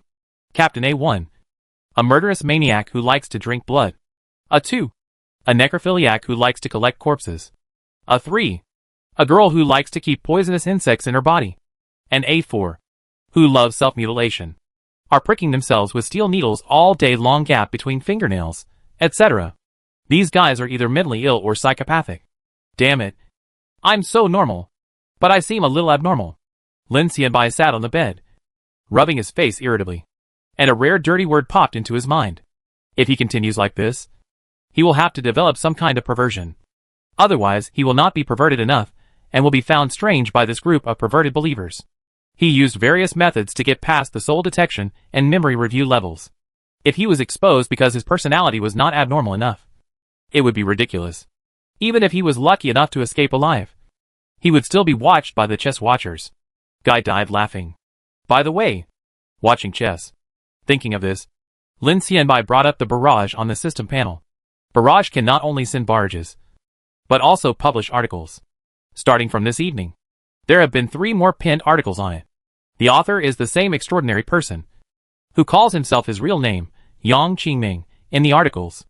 As soon as these 3 articles were published, they were liked by countless extraordinary people, and together they were placed at the top of the list. The extraordinary King Li Guanqi, the overlord of the grassland Tianhan. The extraordinary king angrily kills the Tauren king and suppresses the Beimang grassland with force. If you want to complete the world mission and return to reality, come to Baiwei King City in the grassland. The contents of these 3 articles are actually exactly the same. Yang Qingming probably thought that having 3 titles at the top at the same time would be more conspicuous. Of course, it is true. Tian Khan. Lin Xianbai couldn't help but smile when he saw this title. Li Guanqi. Li Shimen? The co-author is from the same family. This title is quite interesting. In these 3 articles, excluding the flattering words, it is said that Li Guanqi led the Dragon Clan to the grassland, killed the 9 palace-level Great Perfection Tauren King, destroyed Xuanya King City, defeated the Tauren Clan, and is now revered as heaven by the Centaur Clan. Khan story. At this moment, the armies of the Dragon and Centaur tribes are rapidly taking over the territory of the original Tauren tribe in the name of Sky Khan, and are constantly conquering orc tribes one after another. The real human beings who were captured in the tribe were also rescued one after another. And the Yang Qingming who published the article has also been named the Xuanhu Minister by Tian Khan Li Guanqi, with the gourd given by Tian Khan. He is responsible for rescuing these real humans who have traveled to a strange world because of the sinkhole incident. Those guys are not extraordinary people, nor do they have a system. They are just innocent poor people. Lin Xianbai knew very well that if there was no rescue, then what awaited these real humans would be eternal darkness. Grassland, with the savagery and brutality of the prairie beast tribe. If those men came through time travel, 8 out of 10 would be eaten directly. And the women would most likely be in a miserable situation worse than death. And it's not just the grasslands either. In this world now, there are wars everywhere. There is no peaceful place at all. Everywhere we travel is miserable. Fortunately, they were rescued. With the help of Li Guanqi, the real human beings who were suffering on the grassland were finally rescued and fortunately escaped from the sea of suffering. And more people will be rescued. As soon as these 3 articles came out, Lin Xianbai was very sure that at this moment, many extraordinary beings from all over the world must be on their way to the grassland and to King Baiwei City. If this trend continues, it will not be far away from the day when Li Guanqi formally establishes his own country, ascends the throne and proclaims himself emperor, and becomes the real Khan of heaven. The day when the world mission is completed and a unified dynasty is established is not far away. Fortunately, you are still the same high school student you were back then. Lin Xianbai looked at the words, Li Guanqi, in the top article, raised the corners of his mouth, and smiled softly. Lin Xianbai was very happy. Fortunately, to this day, Li Guanqi has not changed his original intention. As a strong man, he has a heart to protect the weak. Just like when he was 18 years old. That year, Li Guanqi, who was only 18 years old and still a high school student, fought a life-or-death battle with a campus cursed spirit during the incident involving the cursed spirit in Yuqing No. 1 Middle School, and saved more than 2,000 teachers and students in the school. Now, 22-year-old Li Guanqi has become more powerful, but his original intention remains unchanged. Faced with today's situation, he chooses to use stronger power to protect more people. You are working hard to save everyone, so I can't be lazy. Lin Xianbai closed his eyes, dismissed the barrage panel, and lay down again. He closed his eyes, but information about the system task library appeared in his sight. The God's Return. Nature of task. Exclusive hidden world mission. Mission introduction. In the old era, all the gods perished, but the gods did not die. With the Law Palace they controlled, they all had the possibility of resurrection and return. But now, the years have passed. In the deepest part of Gu God's ancestral temple, there is hidden the ultimate secret of a god's resurrection. At this stage, its resurrection will be a catastrophe sweeping both worlds. And you? Tao follows nature. Lin Xianbai. What you have to do is to make every effort to prevent the resurrection of this god and seize its divine power. This is a mission that only you can complete. Only your special white soul is the most important condition for successfully completing this mission. Believe in yourself. Your talent will tell you what to do. Task requirements. 1. Pass the identity test of the Gu God Ancestral Temple and become one of the ordinary saints in the Gu God Ancestral Temple. Square root. 2. Find a way to join a search team for the Gu God's separated souls and become a user of the soul-enriching divine stone. Square root. 3. Use the Yunling divine stone to absorb enough Gu God's divided souls. 1/100. 4. After the Yunling divine stone is full, merge yourself with the Yunling divine stone. 5. Sneak into the core high-level officials of the Gu God Ancestral Temple and become a member of the 12 Gu God Saints. 6. Relying on the identity of the Gu God Saint, collect information in the Gu God Ancestral Temple and find the location of the Gu God's true body. 7. Go to the body of Gu God. 8.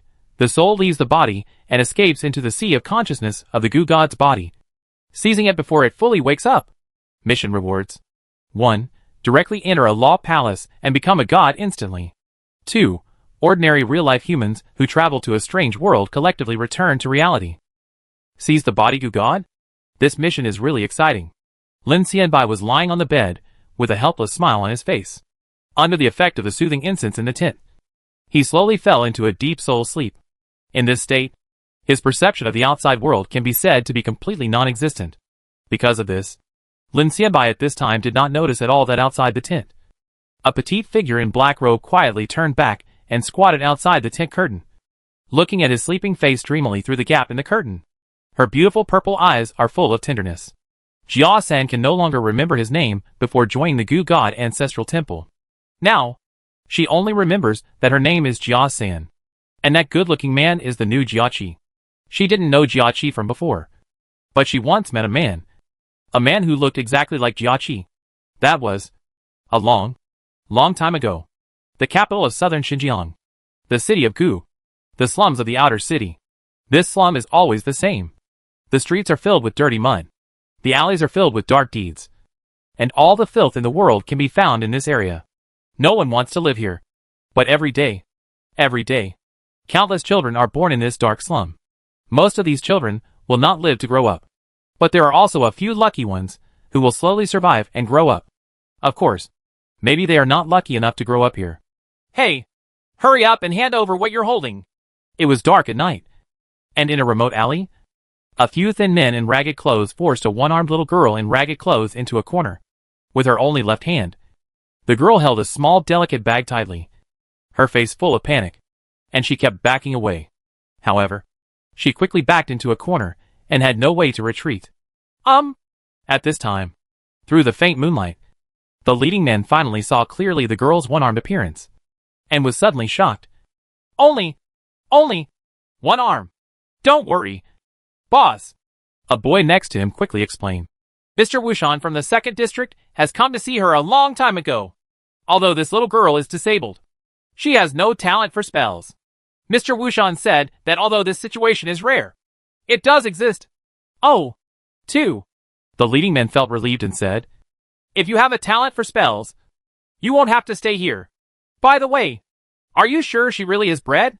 He looked at the boys beside him, pointed at the delicate little cloth bag in the girl's arms, and said in surprise, then who the H, I can tell me what kind of bread is packed in such a beautiful cloth bag.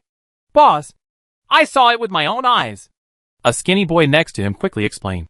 Just now, a noble carriage pulled by 3 chocobos passed by. The noble lady sitting in the carriage gave alms to this little girl. She said it was only as long as when you open it at night, a piece of bread will appear inside. And this kind of bread? Nobles are really good at playing. The leading man was a little confused, but he still walked towards the girl with a ferocious smile on his face. Hey, hand over the bread obediently. I can be gentler when I hack you later when I'm full. The one-armed girl looked down at the cloth bag in her arms, biting her dry and peeling lips, her dirty face full of tangles. But in the end, she stretched out her left hand without saying a word, handed over the bag, then closed her eyes and sat in the corner, waiting for the inevitable fate. Having grown up here, she had long been accustomed to that kind of humiliation. However, something unexpected happened. Bang, bang, bang, bang, bang. The sounds of human bodies falling to the ground sounded one after another. The one-armed girl opened her eyes blankly, and then her pupils shrank suddenly. I saw those thin men, all lying on the ground and turned into corpses, with blood flowing all over the ground. The only person standing was a strange man with the same slim figure. He was holding a blood-stained knife in his right hand and playing with the cloth bag she handed over earlier with his left hand. Is this given to you by a lady from the inner city? The man turned his head and looked at the girl. It was a face that was somewhat dirty, but still pretty.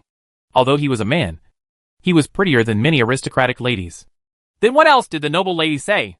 The man looked at the girl and shook the bag in his hand with a strange expression. You also said that as long as you wait until night and open it again, a piece of bread will appear inside? The one-armed girl nodded slightly. You were fooled. Fool? The man reluctantly opened the bag. It was empty inside. Nobles do have many tricks, but don't be fooled by such ridiculous things. The man couldn't help but smile. However, this can be regarded as charity. At least this bag is worth a lot of money. That lady must be trying to trick you. Those nobles like to bully us low-level untouchables. However, those nobles don't know that the rubbish in their eyes is the treasure in our eyes. Let's go and sell this bag, and then buy real bread for you. After that, the man stepped forward, gently took the one-armed girl's only left hand, and led her away slowly. Under the hazy moonlight, the figures of the 2 people, one large and one small, seemed to be there and not there. That was the first encounter between Kaosun and that man. The man called himself Ren Huang. Like her, he was born in the outer city of Goose City. His mother raised him until he was 6 years old and then ran away. And he would have a dream since he was a child. In the dream, he was a big shot, could fly into the sky and escape from the earth, could do anything. And wherever he went, people would kneel down and worship him, calling him Human Emperor. After being abandoned by his mother, he wanted to rename himself, but he had never read a book and didn't know how to name it. So he could only find inspiration from this dream. But he didn't dare to be so high profile. So he changed his tone and named himself Ren Huang. Jia-san didn't know why Ren Huang wanted to save her that night. Every time I asked, Ren Huang would just say, it's just convenient. From that day on, Jia-san had someone to rely on. He could occasionally eat well and be clothed warmly in winter, leading to a life that he had never dared to imagine before. Ren Huang gave her a lot. And the only thing she could give Ren Huang seemed to be her own dirty body. But Ren Huang never accepted it. She thought maybe Ren Huang thought she was dirty. But that was normal. Very normal. Wasn't it? Jia Sen only hopes that when he grows up, he can repay Ren Huang well. But this cruel world did not give her this opportunity. That day, it snowed heavily. Ren Huang didn't return home all night. Jia Sen went out to search, and then saw Ren Huang scattered all over the ground a few streets away, and a cake covered in plasma. Passers-by said that just last night, Ren Huang was walking down the street with a cake in his hand and was about to go home. Suddenly, he was hit by a different blooded human running at full speed, turning the cake into meat on the ground. This is the way the world is. Always will be. Jia Sen didn't know what happened at that time. She only knew that she was very angry at that time. Looking at Ren Huang's broken pieces on the ground, a powerful force suddenly emerged from her body, knocking away all the passers-by around her. Then she fainted. When she woke up again, she was no longer in the slums, but in a warm room, lying on a big, soft bed that she had never felt before. Beside the bed, a man in black robes was sitting. He was wearing a hood and could not see his face clearly. He could only see a black insect tattoo on the back of his left hand. On the table in the room, there was a bloody man's head. His face was gray and full of horror. This is the alien human being who killed Ren Huang. The man in black robes said in a hoarse voice.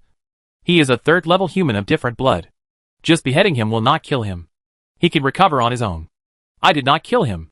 I will leave it to you to avenge Ren Huang in the future. Follow me, and I will give you the power of revenge. At that time, Jia San was sitting on the bed, crying and howling again after many years. Under the moonlight, outside the tent, Jia San looked at Lin Xianbai sleeping soundly in the tent, tears streaming down his face. Ren Huang, you said that death is not like a lamp going out, but reincarnation. Right. Chapter 650 Beimang King City. Memories of old friends. Early in the morning, the sun rises in the east. In the very center of the Ayabel Prairie, there is a towering giant city called Beimang King City, with a history of 2,000 years. For nearly 2,000 years, this royal city has been the center of the entire grassland. It is the center in various senses, whether it is geography, military, politics, commerce, etc.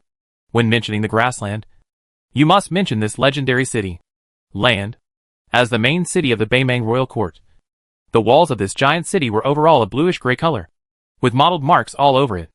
Under the illumination of the morning light, those marks appeared clearer, as if they were proof of the passage of time. Royal soldiers wearing black armor and holding spears and shields were on duty on the city wall, their waists as straight as pine trees, patrolling inside and outside the royal city. At this moment, the North City gate was wide open, and the procession of grassland people and orcs from all races entering the city was like a long dragon that started but never ended. In other places on the grassland, there are more orcs than grassland people, but in the main city of the royal court, grassland people make up the majority. Roar!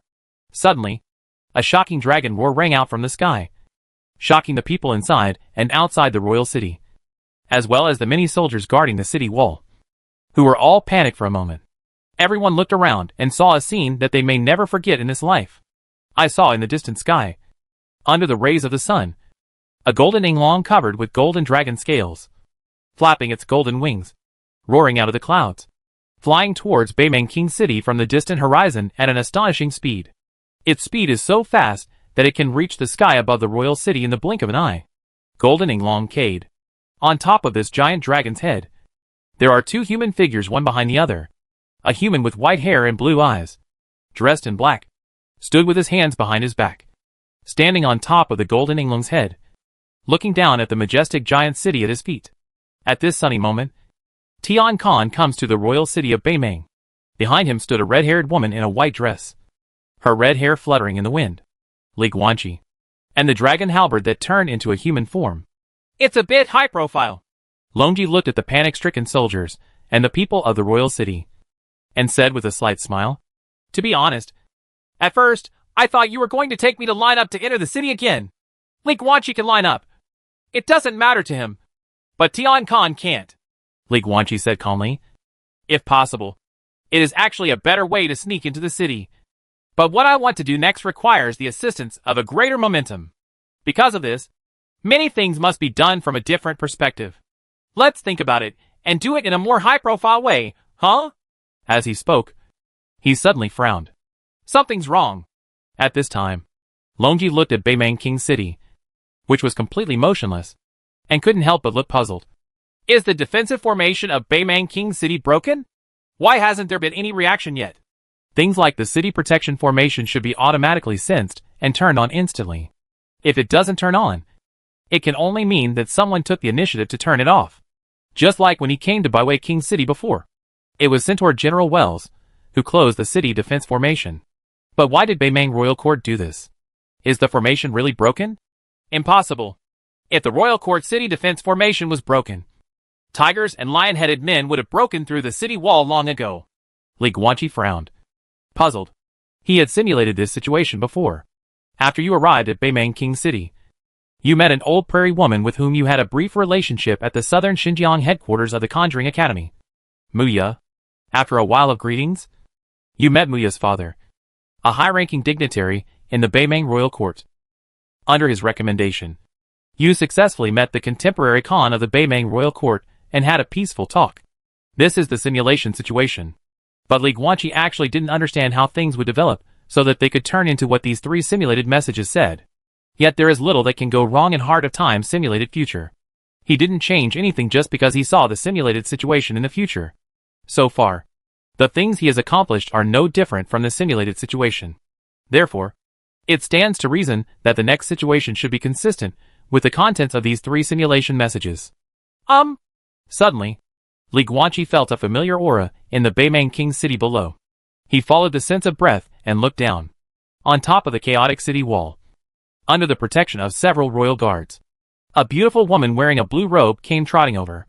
She stood on the edge of the city wall, holding her hands on the wall and looking up. Xiang Li Guanqi. It was a beautiful face with a bright smile, and her wheat-colored skin looked very healthy. Coupled with the woman's black hair with numerous braids, it gave her a bit more of the wild beauty unique to prairie women. The woman's smile and clear eyes were just like when they first met. Li Guanqi looked at this old friend he hadn't seen for 4 years, and was slightly stunned. In a daze, at the palace dinner in Gu City, the girl's words were still ringing in my ears. My name is Muya. I am 18 years old. I come from the Ayabel Prairie. My hobby is riding horses and hunting. Li Guanqi. I like you. ? I said, I come from the Ayabel Prairie. Prairie people admire the strong. You are strong, tall and handsome. So I like you very much. The women on the prairie are never as coquettish as the Dalian women in the Central Plains. Nip. If you like it, you just like it. If you like it, say it loudly. Li Guanqi. Do you like me? No. Oh. Forget it. A hilarious first encounter conversation. But this is the character of that prairie girl. Free and uninhibited. Never indecisive in matters between men and women. Courting and giving up. Both decisively and straightforwardly. In addition, Li Guanqi remembered very clearly that on the way to the southern Xinjiang headquarters, Muya was furious after seeing someone holding a Catwoman slave. For this woman who was born into a great grassland noble. Grassland people and orcs should be equal. And no one should become a slave. The impact of this incident on Li Guanqi may not be great, but it may not be small at all. On the grassland, the human race lives in harmony with all races, regardless of high or low. And there is no distinction between different races. This sentence was said by Amu Khan, the founder of Baimang Royal Court, 2,000 years ago. But the first time Li Guanqi heard these words was from this girl's mouth. Long time no see. Muya. Li Guanqi stood above Huang Jinlong's head and looked at the prairie woman on the city wall below with a smile. Haven't seen you for a long time. Muya smiled brightly and waved her right hand vigorously towards him in the sky. Then she put her hands to her mouth and shouted at the top of her lungs. Hey! Watch chess. You're flying too high. Can you come down and talk? Or should I go up? Hearing this, Li Guanqi smiled calmly, tapped his toes, and fell from the sky under the gaze of all the soldiers and people in the royal city.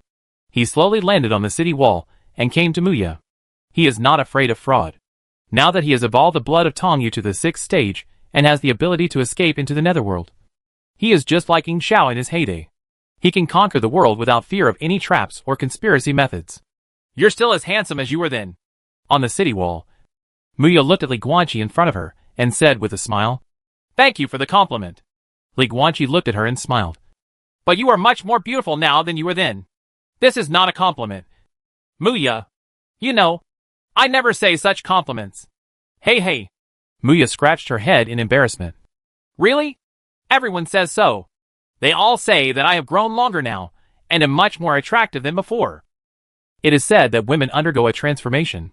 However, Muya, a grassland girl, only started to change after she turned 18. If she was just a girl back then, now at the age of 22, she is a top beauty exuding mature charm. Her wheat-colored skin makes her different from ordinary Daluo beauties. More distinctive. Li Guanqi looked at Muya and suddenly had mixed feelings in his heart. Along the way, he really didn't have many friends. And Muya was not an old friend who had a deep friendship at all, but was one of the only friends he had. For elephant level, for years have passed, and Muya has now become a 4 elephant level conjurer from the 1 yuan level. To practice as a normal spell master, you need to awaken your natural spells first, and then you can condense the core of the spell, step into the one-dimensional level, and continue practicing. Otherwise, you can only be stuck at the spell apprentice stage. The awakening time of most conjurers' natural spells is concentrated in the age group of 16 to 20 years old. In a sense, this is also a good thing. The practice of spells is different from the practice of martial arts. If your mind is not yet mature, it is extremely easy to destroy yourself when practicing spells. Therefore, it was not until the age of 18 that Muya entered the 1 yuan level and gained the qualification to continue practicing for breakthroughs. In 4 years, he has stepped from the one-dimensional level to the 4-image level, which is a very good talent for a spellcaster. Of course, Li Guanqi is not in the ranks of normal spellcasters and cannot be compared with him. 4 years. Muya goes from the one-dimensional level to the 4-image level. In the same 4 years, Li Guanqi went from the Yuan level to the Bagua level. In terms of combat power, he is now able to single-handedly kill the 9-palace-leveled Dzogchen king of Minotaurs. Perhaps walking too fast was one of the reasons why he failed to make many friends. Because I walked too fast. The scenery that was around me one moment could only be left behind me the next moment. Hey, what are you thinking about? At this time, Muya waved her hand in front of Li Guanqi and looked at him curiously. Nothing. Li Guanqi came back to his senses, shook his head with a smile, and then asked curiously, "By the way, why did you come back to the grassland? Shouldn't you be studying at the Southern Xinjiang headquarters at this time? I've been back a long time ago." Muya looked emotional and sighed helplessly. "The reason why my father sent me to the Southern Xinjiang headquarters back then was because of the turmoil within the royal court and the eye-catching gaze of the orcs from outside. So he sent me to Southern Xinjiang. From Xinjiang headquarters. He thought that in Southern Xinjiang, which is the territory of the Conjuring Academy, I would be safer. However, who knew that the School of Magic, which could not accept the split because of the new magician, took the lead in going to war with the Tulip Empire. Now even the academy is no longer a peaceful place. So there is no point in me staying at the Southern Xinjiang main campus. I might as well return to the grassland and my family. But since Luo Di killed his predecessor Khan half a year ago, without the demigod's deterrence, those orcs finally couldn't hold back. Hey, let's not talk about this now. Let's not mention it now. Now is the time for our friends to reminisce about old times." Speaking, Muya shook her head vigorously. Then, the prairie beauty suddenly took out a black wooden box with exquisite patterns from the space ring, and handed it to Li Guanqi with both hands. "Hey, this is for you. I should have given it to you 3 years ago." The box was not small, and Muya had to hold it with both hands. "Oh, 3 years ago?" Li Guanqi was a little curious, reached out to take it, and gently opened the lid of the box. The next moment, looking at the items in the box, he was slightly stunned. Inside the wooden box, there was an egg the size of a watermelon. It was pitch black, with strange spiritual seal lines appearing on the surface. The egg had a strong aura of life, and it was obviously an egg that could be hatched. In addition to the black egg, there is also a slightly yellowed note in the box. "I never break my promise." The handwriting is not pretty, a bit crooked. Li Guanqi looked at the note and was confused at first. But soon, a smile slowly appeared on his face. Back then, he and Muya rode the dark lizard to the Southern Xinjiang headquarters. That was the first time he saw such a behemoth with his own eyes. And naturally he watched it for a long time. And Muya, Do you like dark monitor lizards? Ah, it's not that I like it, but it's just that such a big demon species is very majestic when used as a cursed beast. Isn't it? Is it majestic? It's not expensive. For a cub, it's only 10 to 20 million. Hey, Guanchi, when I break through the Liangyi level, ask my dad to bring a dark monitor lizard cub over as a gift and give it to you then. Okay, I thought you were just talking casually. Li Guanchi held the box containing the black eggs and looked at Muya in front of him with a smile. Uh-huh. Muya raised her eyebrows, put her left hand on her hips, and pointed to the piece of paper in the box with her right hand. Have you seen what is written on it? I never break my promise. I will definitely give it to you if I say it will be given to you. But, as she said that, she raised her head and looked at the golden dragon that was hovering over the royal city. She couldn't hide the shock in her eyes. The golden dragon is exactly the same as the legendary third-generation golden dragon king. This giant dragon, a dragon, is thousands of times more majestic than a dark giant lizard. Different. Li Guanchi shook his head slightly, lowered his eyes, gently touched the black egg in the box with his right hand, and said seriously, "This is a gift from an old friend, and it has a completely different meaning." However, this touch made Li Guanchi's eyes flash with something special. Anyway, as long as you don't mind it. Muya didn't notice this and just looked at him with a smile. After I broke through to the Liangyi level, I asked my dad to get me this dark monitor lizard egg. In fact, I originally wanted to give it to him as a gift. Your cubs.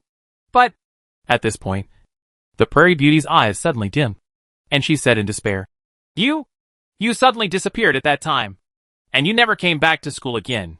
There is no news at all. I don't know when I will see you again, so I can only replace it with an egg and seal it with a spell. After all, when the dark giant lizard grows up, it will be difficult for it to recognize its new owner. Feel sorry. Li Guanchi covered the lizard egg box, put it into the space necklace, and then said helplessly, At that time, a lot of things happened. It was indeed my fault for not saying goodbye to you. Eh? Muya looked at him pretending to be surprised. The mighty Khan actually apologized to me? An insignificant little woman. Can I brag about this for the rest of my life? There is no such thing as a Khan in front of Muya. Li Guanchi smiled calmly. There is only one old friend named Li Guanchi. He and Muya will always be friends. Just like they were when we first met in Gu City. I've been waiting for your words. Hearing this, Muya suddenly beamed with joy. Guanchi, if I can hear you say this, I know that my decision is right. And I am right about people. You are not the kind of person who will be influenced by strength and power. Man, you must still be as bright and tall as ever, with a sense of justice. Just like the sun. Li Guanchi's smile continued.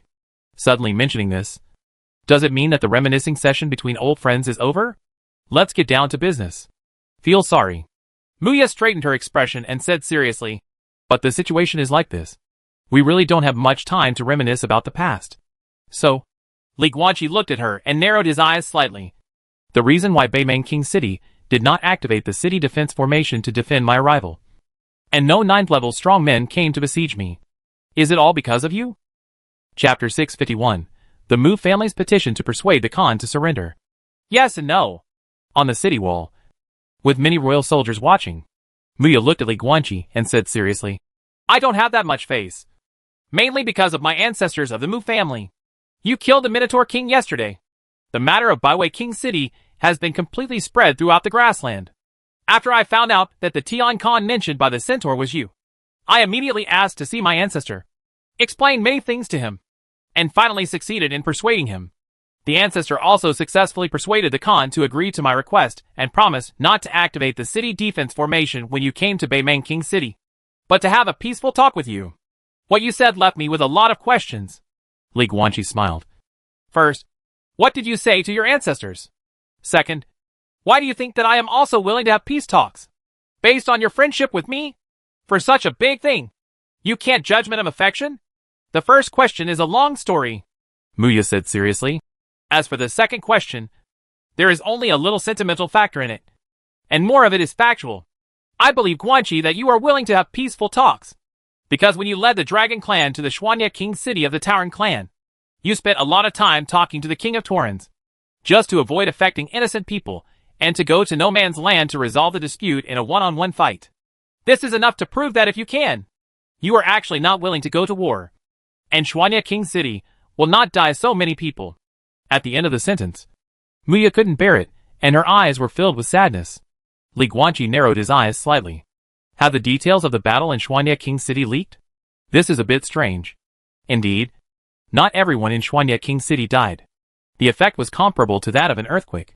Countless collapsed buildings could only crush ordinary people and low-level extraordinary beings to death. However, Li Guanqi and the King of Minotaurs, these two 9-level Dzogchen-level combat power beings, would indeed crush many practitioners to death in the aftermath of a life-and-death battle with each other. Even those at the 8th level would not be able to escape death. But even so, some people will survive. After all, Shuanya King City is so big. There are always high-level practitioners who are lucky and have not been hit by the aftermath of their battle, thus surviving. There are survivors, not surprisingly. But the problem is that before the war started, Li Guanqi used illusions to hypnotize tens of millions of people in the city. Even the 8th level people could not escape the hypnosis. Even if there were survivors, they should be in a hypnotic state. How could they hear the conversation between him and the Minotaur? The content of Wang's conversation? Buzz? Li Guanqi thought for a while, then waved his hand and released a blue light, covering himself and Muya. This is a 9th level sound isolating spell, and it gradually begins to have the effect of blocking sight. Sound insulation also has to block the mouth shape. The ignorant soldiers of the royal court next to them felt as if they were facing a formidable enemy when they saw this. However, Muya stretched out her hand to stop these soldiers.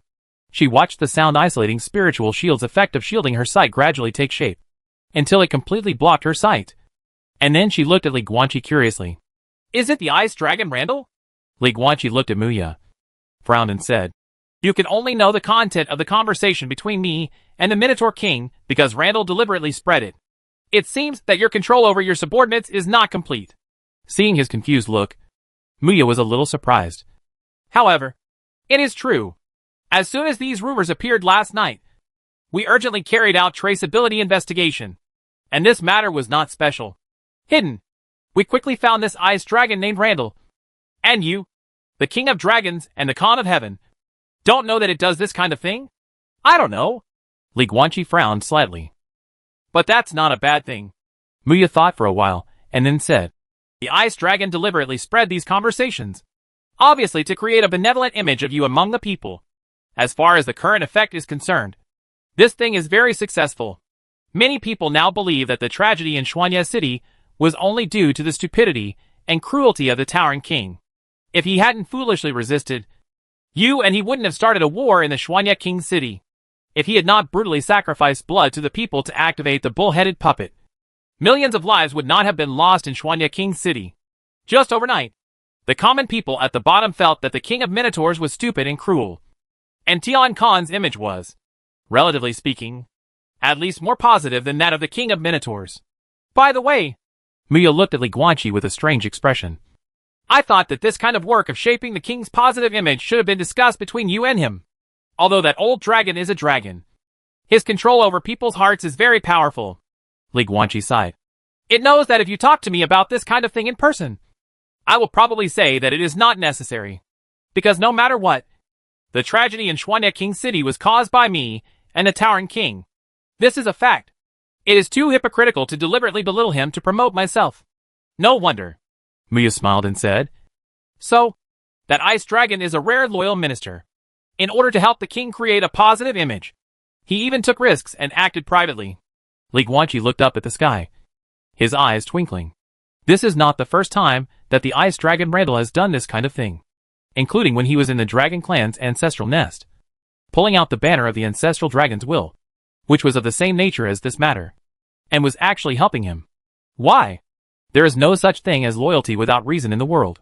Li Guanqi didn't think he had any domineering aura in him that could make people worship him.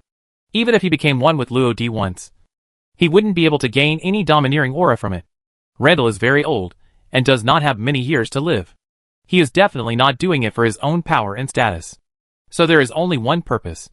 It knows that Li Guanqi is not a dragon after all, and also knows that there will be many races under Tian Khan's command in the future. And it only hopes that what it does can make the status of dragons higher and higher in Tian Khan's heart. People live forever, or rather, It is always like this whether it is human or other races. Live not for yourself, but for your family and race.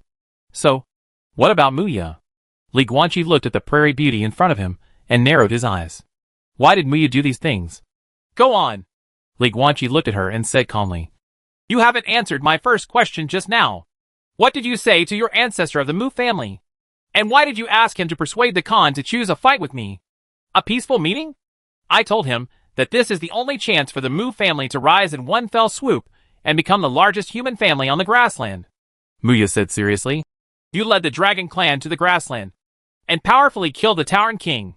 You descended on the Centaur clans by way King City and then ordered the Dragon Clan and Centaur Clan armies to take over the former Tauren clan's territory.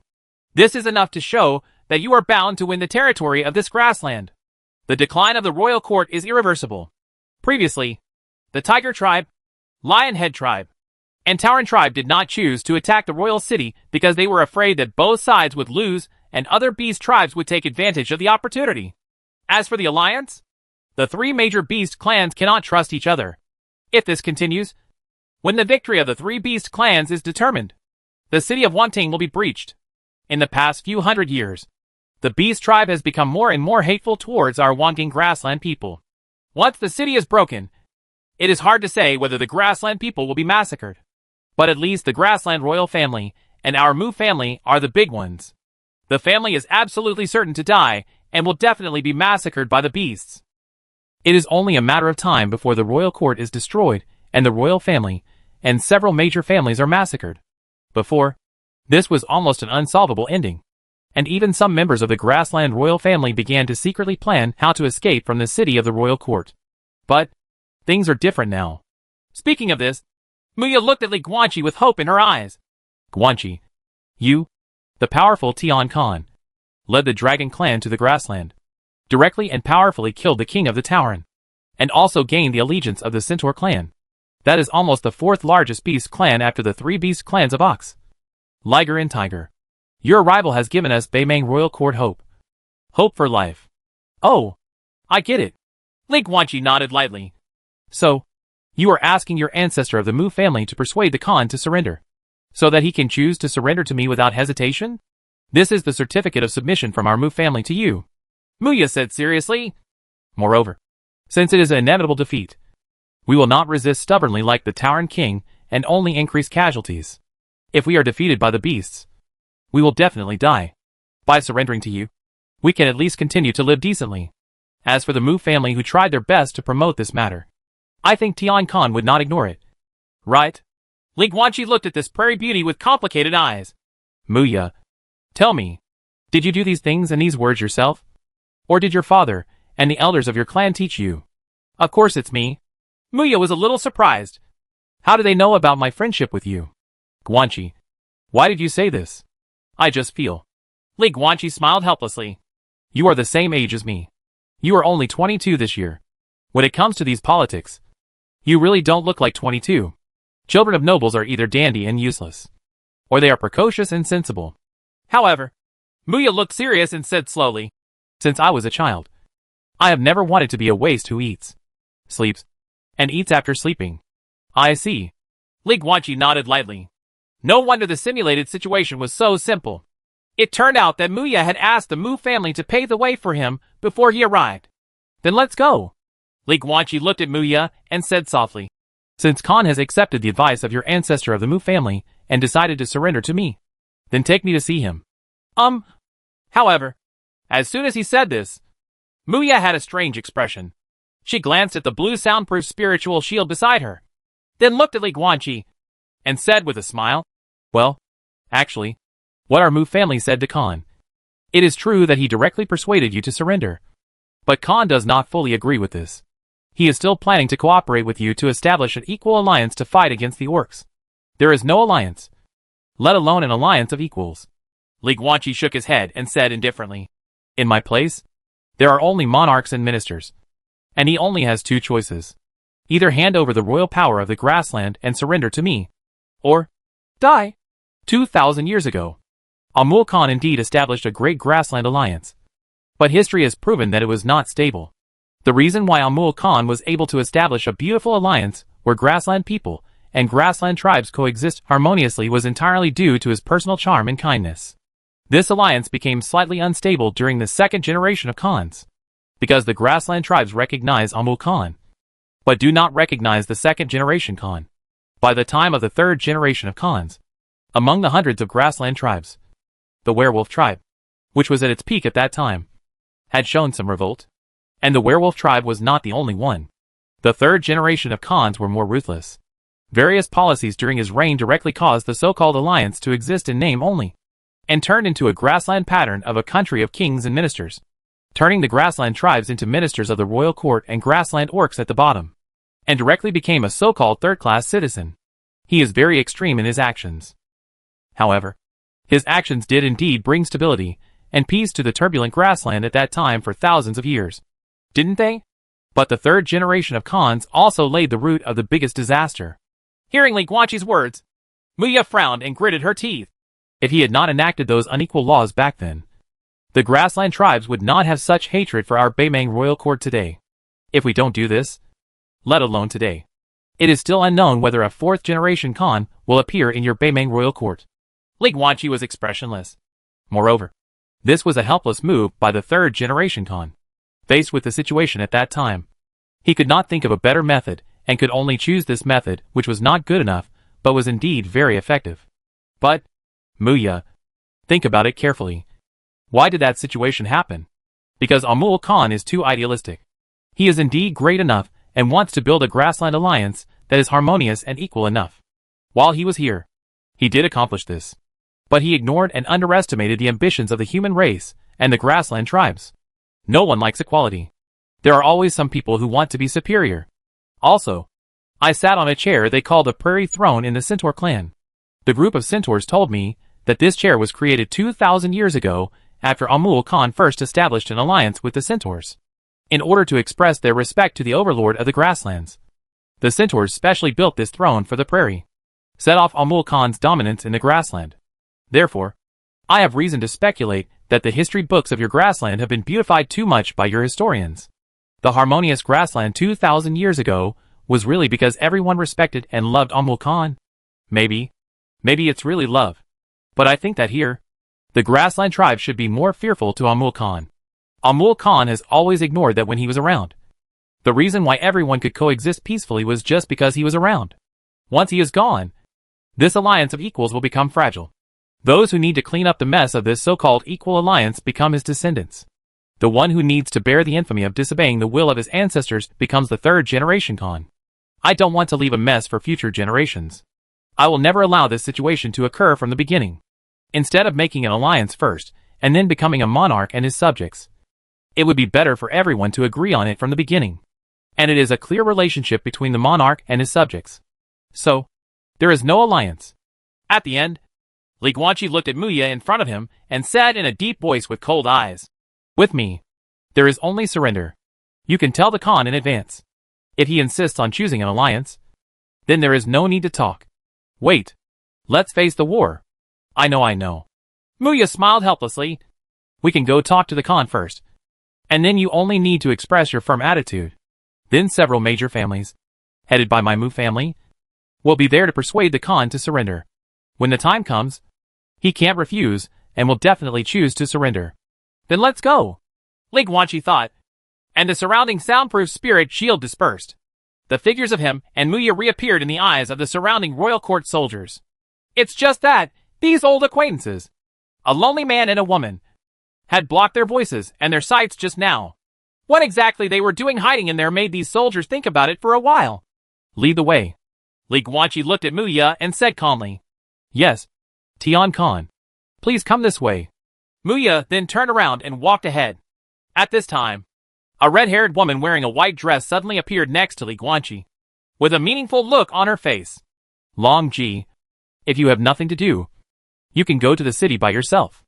Li Guanqi glanced at her and said directly in his mind, "Of course, you can also come here and listen to the so-called talks I had with a group of grassland nobles and the Khan. I'm not interested in that." Long Ji looked at Muya's back. The corner of his mouth curled up slightly. "What I'm more interested in is, hey, Guanqi, you don't really think that she really prepared that dark lizard egg 3 years ago?"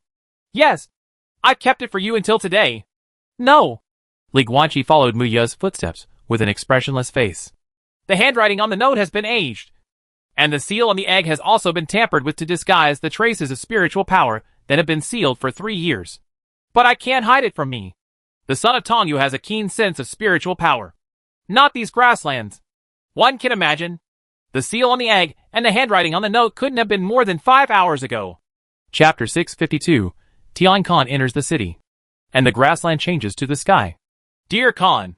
On the city wall, Li Guanqi followed Mu Yu. Before he had taken a few steps, a middle-aged man wearing a luxurious robe walked in front of him. He bowed his head slightly to Li Guanqi and said, "Okay," with prairie etiquette. He looked somewhat similar to Mu Yu. 8th level alien blood human. Watch chess. Mu Yu looked at Li Guanqi and introduced with a smile. This is my father, Mu Yuanping, who is a member of the royal cabinet. He will take you to the Yijing Hall for the grassland meeting. Li Guanqi nodded gently without expression. The cabinet of the Beimang royal court is somewhat similar to the council of elders of the Tulip Empire. Anyway, it was a group of big nobles and top officials who could help the Khan manage the grasslands and could also be used to check and balance the royal power. This was established by Amul Khan to ensure that future generations would not have too much monopoly on the royal power, leading to tyranny, and also to ensure that when a certain generation of Khans had trouble with their brains, they would still have a cabinet to help with the administration. It is worth mentioning that this cabinet system was directly abolished by the third generation Khan, who could be called a hero in history. However, by the 5th generation Khan, the cabinet was rebuilt, and then it continues to this day. The cabinet members are said to be members, but in fact they are all family representatives. For example, the 8th level Mu Yuanping. Although he only has an 8th level cultivation level, he represents the entire Mu family in the cabinet, and naturally also represents the 9th level ancestor of the Mu family. By the way, 8th level? Even if the average talent level of the 8 Kingdoms family in Daluo wants to reach the Bagua level, they have to go up to 300 years old. Although the Mu family on the grassland is a big family, in terms of talent, it is definitely not as good as those with the 8 Kingdom surname. So this Mu Yuanping is probably 400 or 500 years old. But he has a 22-year-old daughter Mu Yu. Grassland meeting? Is it the political meeting of your cabinet and the Khan? Li Guanqi walked up to Mu Yuanping and looked at him calmly. Exactly. Mu Yuanping lowered his head and said, At the meeting, I will attend on behalf of the Mu family.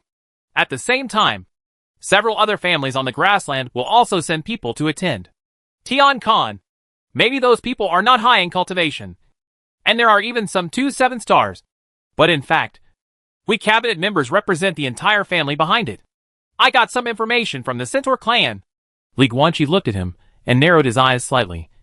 According to the investigation of the Centaur clan, there are indeed a dozen or so Jyogun level people in the Beimang royal court. But there is not a single one at the 9 palace level of Dzogchen. How can your royal court is it true or not that the reason why we have survived to this day is all due to the deterrence of this Beimang king's formation? Forehead. As soon as these words came out, Mu Yuanping's expression suddenly became stiff. But soon, this old fox, who had been in the officialdom of the royal court for many years, and knew very well that no one likes the wallflower, completely made his position clear, and said seriously, The words of Tian Khan are indeed true. Judging from the intelligence of my Mu family, the current strongest person in the royal court is Bada Hetan, the ancestor of the Bada family. At the late stage of the 9 palaces level, he has opened 7 law palaces. Only the wind and thunder palaces are missing. However, only the contemporary Khans control the defensive formation of Beimang King City. Although he only has the initial level of Jyogun level, once he activates the city defense formation, his actual combat power in this royal city will soar to the level of Jyogun level in a short period of time. Coupled with the attack system of the city defense formation, he can completely defeat many Jyogun level Dzogchens with one enemy at the same time. This is also the reason why so far, the lion-headed people, the Tauren and the tiger people have not led their troops to invade. Oh no! The Tauren are already a thing of the past. Oh! When Li Guanqi heard this, he immediately raised the corners of his mouth slightly and looked at Mu Yuanping meaningfully. It is so powerful that it deserves to be the Beimang King city built by Amul Khan. But since it is so powerful, then I am now in the city. Isn't it great? Danger? There is no need to worry. Sky Khan.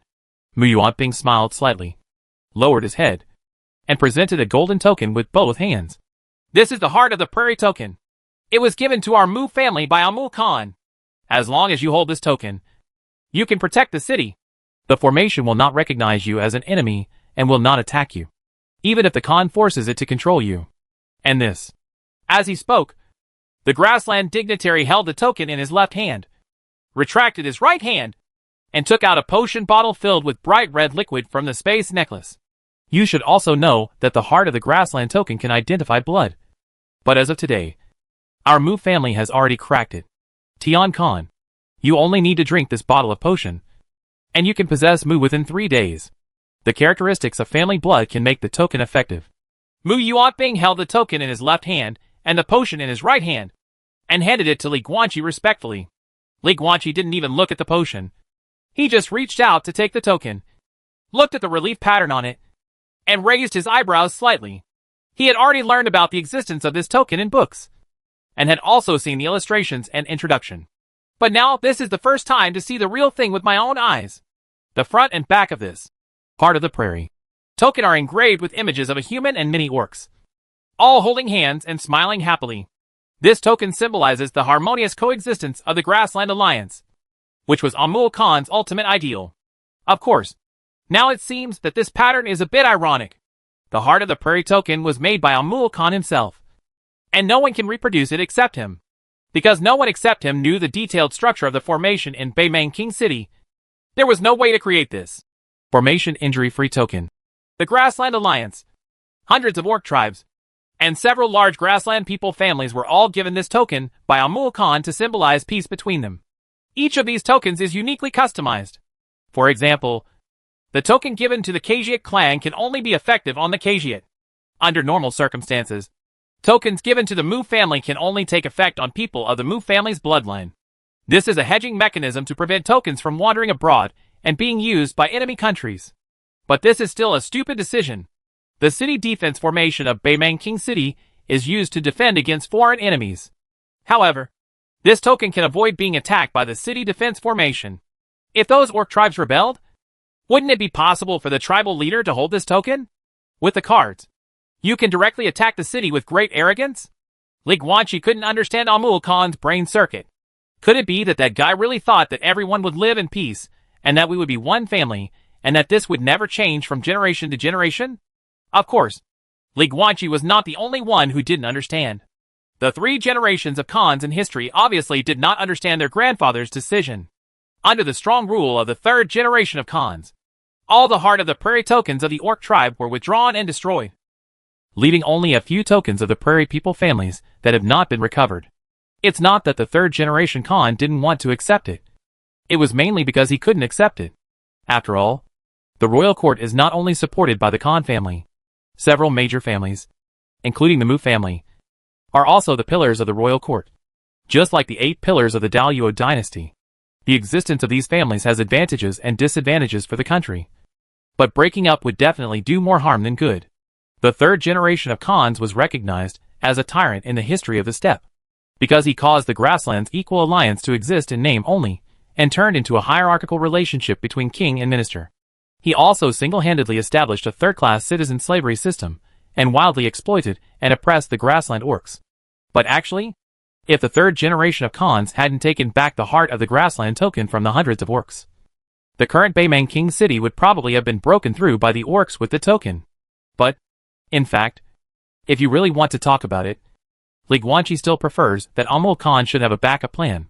For example, even if someone attacks the city with a token, the Khan royal family has a secret method to invalidate the token and allow the city defense formation to continue attacking the opponent. Otherwise, Amul Khan would be too ridiculous. Li Guanqi didn't quite believe that such a legendary figure could be an overly idealistic fool. Although the truth is always more outrageous than imagined, he still doesn't want to believe that the truth is really that outrageous. To put it bluntly, up to now, in the history of the grassland, there has never been a precedent of anyone holding a token to attack Beimang King City. So the specific truth of this matter is unknown. Keep it as a souvenir for your Mu family. Thinking of this, Li Guanqi tossed the Heart of the Prairie token back to Mu Yuanping with an expressionless face, and then looked at him indifferently. I don't need this thing. Mu Yuanping took the token with a slightly stiff smile on his face. facing the famous Beimang City defense formation. How could he be so confident? How confident is this suddenly rising Tian Khan in his own strength? Cade! Li Guanqi ignored Mu Yuanping's thoughts. Just raised his head, looked at the golden dragon hovering over the royal city, and said through soul transmission, I don't need your protection. Now! You have a new mission to go to. Go to Hades and join him and the Centaur army. Calculating the time. The Kajia clan and the Lion-Headed clan have most likely completed their alliance at this time. They will most likely join forces to launch a surprise attack on Hades, and the others at some point in the future. You go over to help. Roar! Cade then let out a dragon roar towards Li Guanqi, which resounded throughout the city. To outsiders, this is just a roar. But in Li Guanqi's ears, this dragon roar also contained a message. Don't worry, my king. If those two bastards dare to come, I and Hades will kill them together, and use the heads of those two bastards as a gift for your enthronement and proclaiming yourself emperor. Then I'll wait and see. Li Guanqi looked at Cade in the air and smiled slightly. Just try your best. The battle plan depends on Randall's orders. Neither you nor Hades should disobey its orders. Clear. Cade nodded heavily. Old Randall can always make the most correct judgment. I will not mess around. Please rest assured. 1. Go ahead. Li Guanqi said calmly. Roar. In the sky. Golden Yinglong roared again, intimidating the whole city, and then flapped its wings and flew to the sky.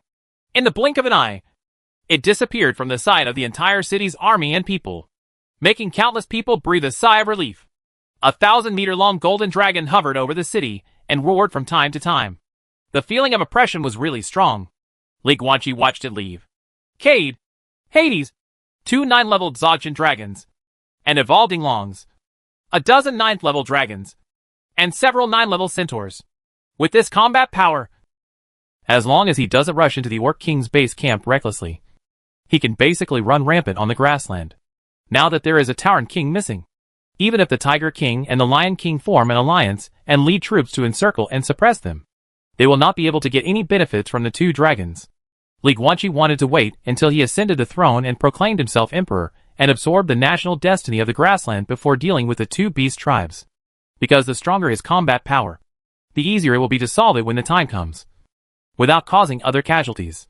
He really didn't want the incident in Shuanya King's city to happen again. Let's go! Li Guanqi withdrew his gaze, looked at Muya and Mu Yuanping in front of him, and said calmly, Take me to see your Khan. Tian Khan. Why don't we walk slowly over the royal city? Mu Yuanping glanced at the countless people under the city wall, smiled at him and said, I think you also need to let your people see the holy face. It will be good for your future rule. Isn't it? Li Guanqi nodded noncommittally. Tian Khan, please come this way. Mu Yuanping immediately took steps, walked through the air, and walked step by step towards the splendid palace in the center of Beimang King City. Li Guanqi followed slowly. Muya followed them and, with the help of her father, began to walk on the void. There were more than a dozen Liu-level Imperial guards surrounding him, following him as guards.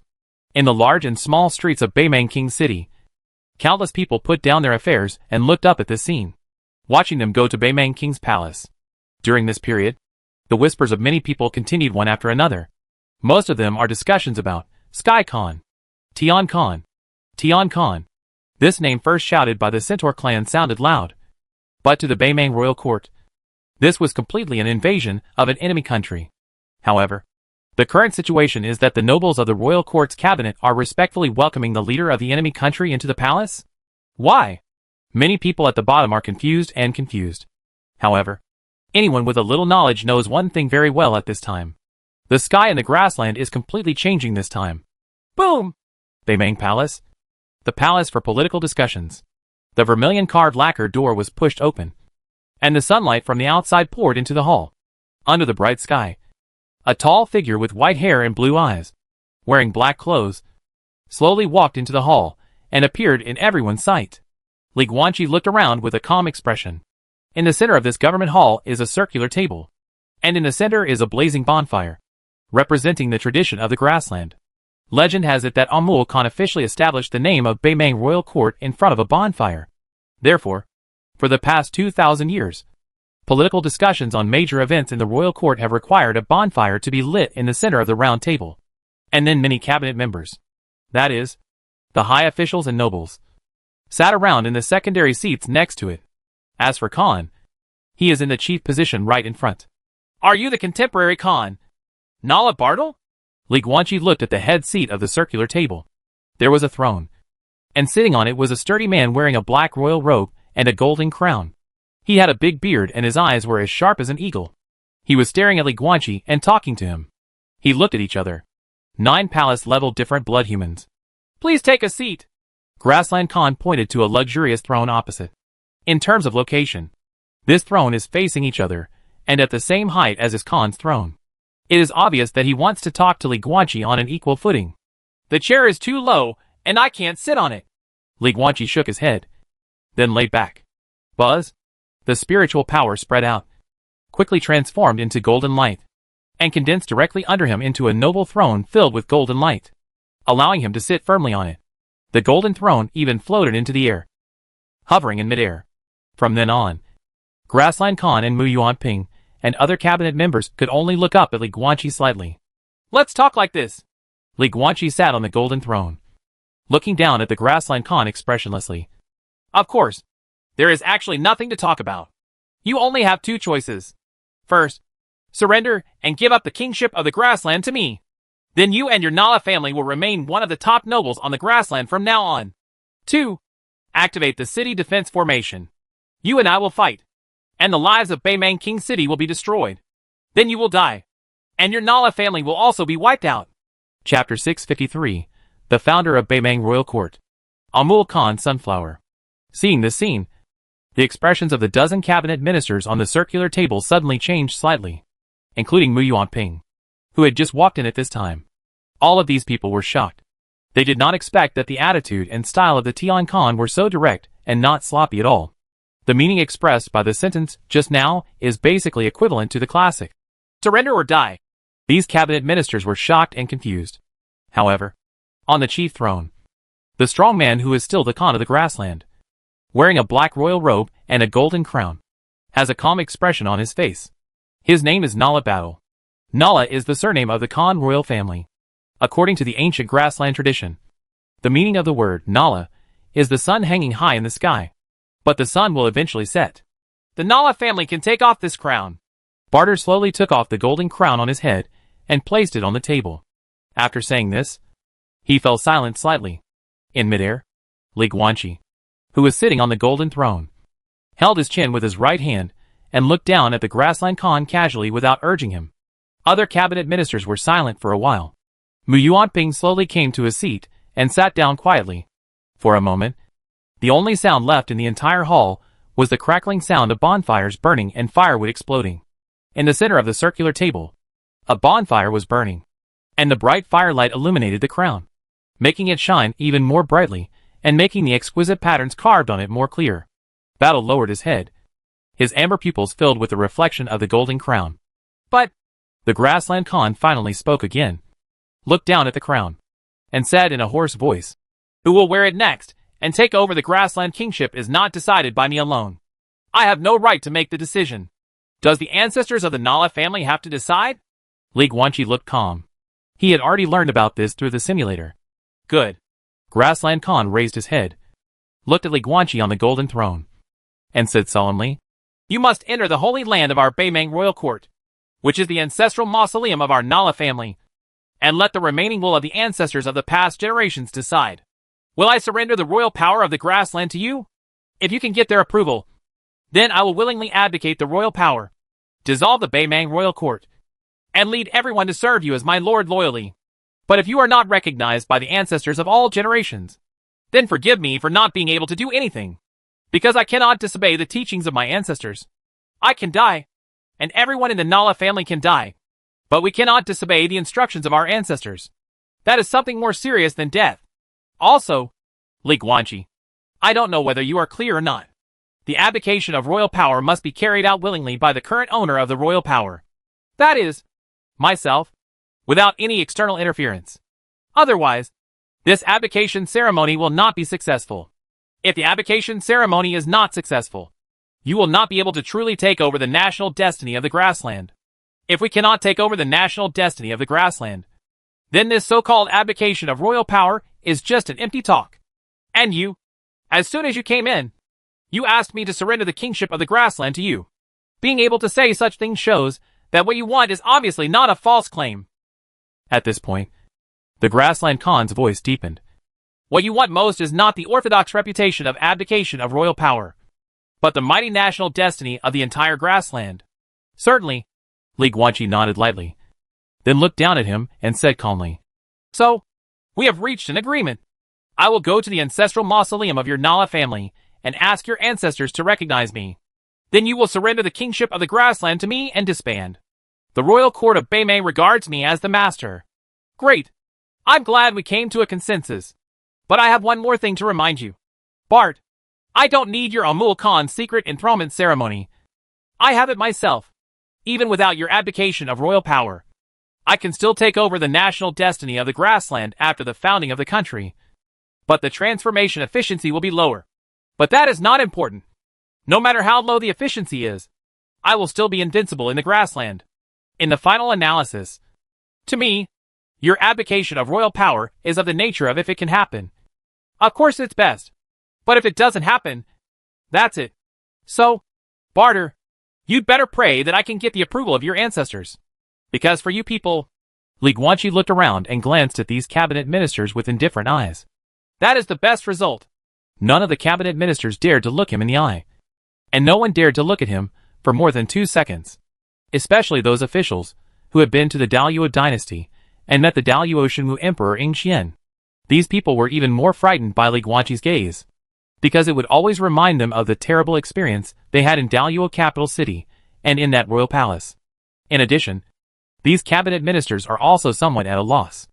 Originally, their original plan was for Tian Khan to come in and sit down with Prairie Khan and propose an alliance. Tian Khan disagreed and insisted that Prairie Khan surrender. They spoke out, and everyone worked together to persuade Prairie Khan to surrender and gain favor in front of the new master. But what's the result? That day, Khan came in and said, The chair is too low to sit on. Then he made a golden throne and flew into the air, so that they and Grassland Khan had to look up at each other. High. Low?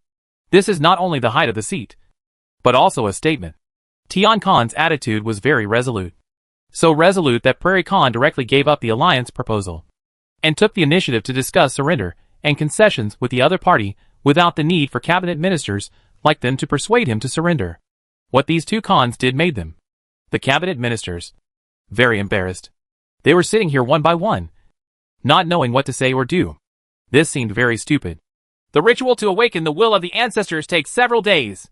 Grassland Khan lowered his head and did not look at Li Guanqi. He just stared at the golden crown on the table and said with complex eyes, If you don't awaken the will of the ancestors in the Holy Land will not react to your arrival. Then you go it's meaningless. According to the ancient tradition of our Beimei royal court, I will prepare it myself later. The Grassland Khan had mixed feelings in his heart at the thought of doing such a thing. He never thought that the first awakening ceremony he performed in his life was not to choose a successor, but to try to end the rule of Beimei royal court. The abdication of royal power sounds nice. But in the final analysis, isn't this the king who subjugates his country? Tanala Battle is a sinner of the Beimei royal court. So what exactly do I do? Suddenly, Li Guanqi's voice from the golden throne interrupted Battle's emotional mood. The Grassland Khan raised his head and looked at the other party with a frown. I saw Li Guanqi looking at him doubtfully. You just said that you want me to get the approval of your ancestors. But what are the specifics? How can I prove that I have their approval? Will anything strange happen? You will meet Amul Khan. Battle's words were astonishing. Li Guanqi frowned. Here's the whole process, Battle said slowly. After I successfully awaken the will of the ancestors, you need to light an ancestral incense with your own hands, and then take that incense and walk into the ancestral tomb of our Nala family alone. If everything goes well, you will enter another world as you walk. There, you will meet the successive ancestors of our Nala family. That is, the successive Khans of our Beimei royal court. And your ultimate goal is to find Amul Khan, the founder of our Beimei royal court. There, what you want to get is his approval. If he recognizes you, you will get a sunflower from him, bringing that flower out and holding it before us as proof. In fact, this is also the method used by our Beimei royal court to select Khans in the past generations. Each generation of heirs to the throne has to go through this journey. If you bring out the sunflower, you can take over the position of Khan. If you can't bring it out, we will to re-elect a successor. 92 years ago, I successfully brought out a sunflower and officially determined the position of successor. Having said this, Battle's eyes couldn't help but dim a bit. After hearing this, Li Guanqi was slightly stunned. After a brief moment of astonishment, it was unbelievable. Bartel. Li Guanqi looked at him and said doubtfully, "Before I came to you, I stayed in Baiwei King City of the Centaur clan. At that time, those centaurs were also doing something about their ancestors, saying that they wanted to resurrect the remains of an ancestor. But in the end, the truth was revealed. It was just a conspiracy to usurp power by a centaur official, and there was no remnant soul of the ancestors that could be resurrected. It turns out that you are also working on some kind of ancestral will here. I really don't understand. 1,000-year lifespan is the limit of all living things in the new age. How did your ancestors retain their will until today? And he can also choose the heir to the throne for you? I don't know." Batel shook his head slightly and said calmly, "This method of selecting successors is a tradition that has been established since Amul Khan's generation. I don't know why. I only know that only those who die and bury their complete bones in the mausoleum, only Khans can appear there. And none of the Khans who died in battle and left their bodies intact in history can appear in that world." "Oh." Li Guanqi narrowed his eyes slightly. "In this case, there must be some unknown secrets hidden in that mausoleum." "So be it." Batel looked at Li Guanqi and said calmly, "That's all I need to say. The matter is very simple. If you can bring out the sunflower, you can either advocate or pledge allegiance. If you can't bring out the sunflower, I would rather he died to apologize to his ancestors. As I said just now, the ceremony to awaken the will of the ancestors takes several days. In the meantime, what are your plans? If you want to leave temporarily, then please leave a contact method first. When the will of the ancestors awakens, I will notify you to come over. If you don't plan to leave, the Mu family will entertain you these days." With that said, the Grassland Khan turned his head and glanced meaningfully at Mu Yuanping beside him. "Anyway, the Mu family has done enough, hasn't it?" Mu Yuanping was still smiling. The master above his head was about to be replaced. So Mu Yuanping didn't bother to pay attention to Batel's thoughts. He just looked at Li Guanqi respectfully and said with a smile, "Don't worry. God, the Mu family will definitely let you have an unforgettable time in the past few days. Good times." This posture makes him look like a courtier. But Beimang Royal Court has not officially ended yet. "Let's break up." Battle sat on the grassland throne and said in a deep voice, "This political meeting is over. You people, just do whatever you want to do." As soon as these words were spoken, a dozen cabinet ministers beside the circular table stood up quickly, and each of them walked towards Li Guanqi with a charming smile, obviously wanting to start getting closer. Li Guanqi was almost annoyed by this face. He sat on the golden throne and didn't want to get down. The cabinet of the Beimang Royal Court can be called the real highest authority of the Beimang Royal Court. But these cabinet ministers are so virtuous? No wonder this royal court has become more and more crotchless in the past few hundred years. Although the king of the tower behaves in extreme ways. If you really want to say it, the backbone of that bull as a king is not 1,000 times stronger than these weak-footed shrimps and wallflowers? Li Guanqi. Suddenly, Batel looked at Li Guanqi again and said with hesitation, I have another private matter. I wonder if I can talk to you about it." "Huh?" "Oh, of course." Li Guanqi was stunned at first, but then nodded. Did the Grassland Khan see that he didn't want to deal with these cabinet ministers? So he spoke out to relieve the siege? After all, he and the Grassland Khan met for the first time today. What kind of personal matter could they have? "Khan and I still have something to discuss, so you should go out first."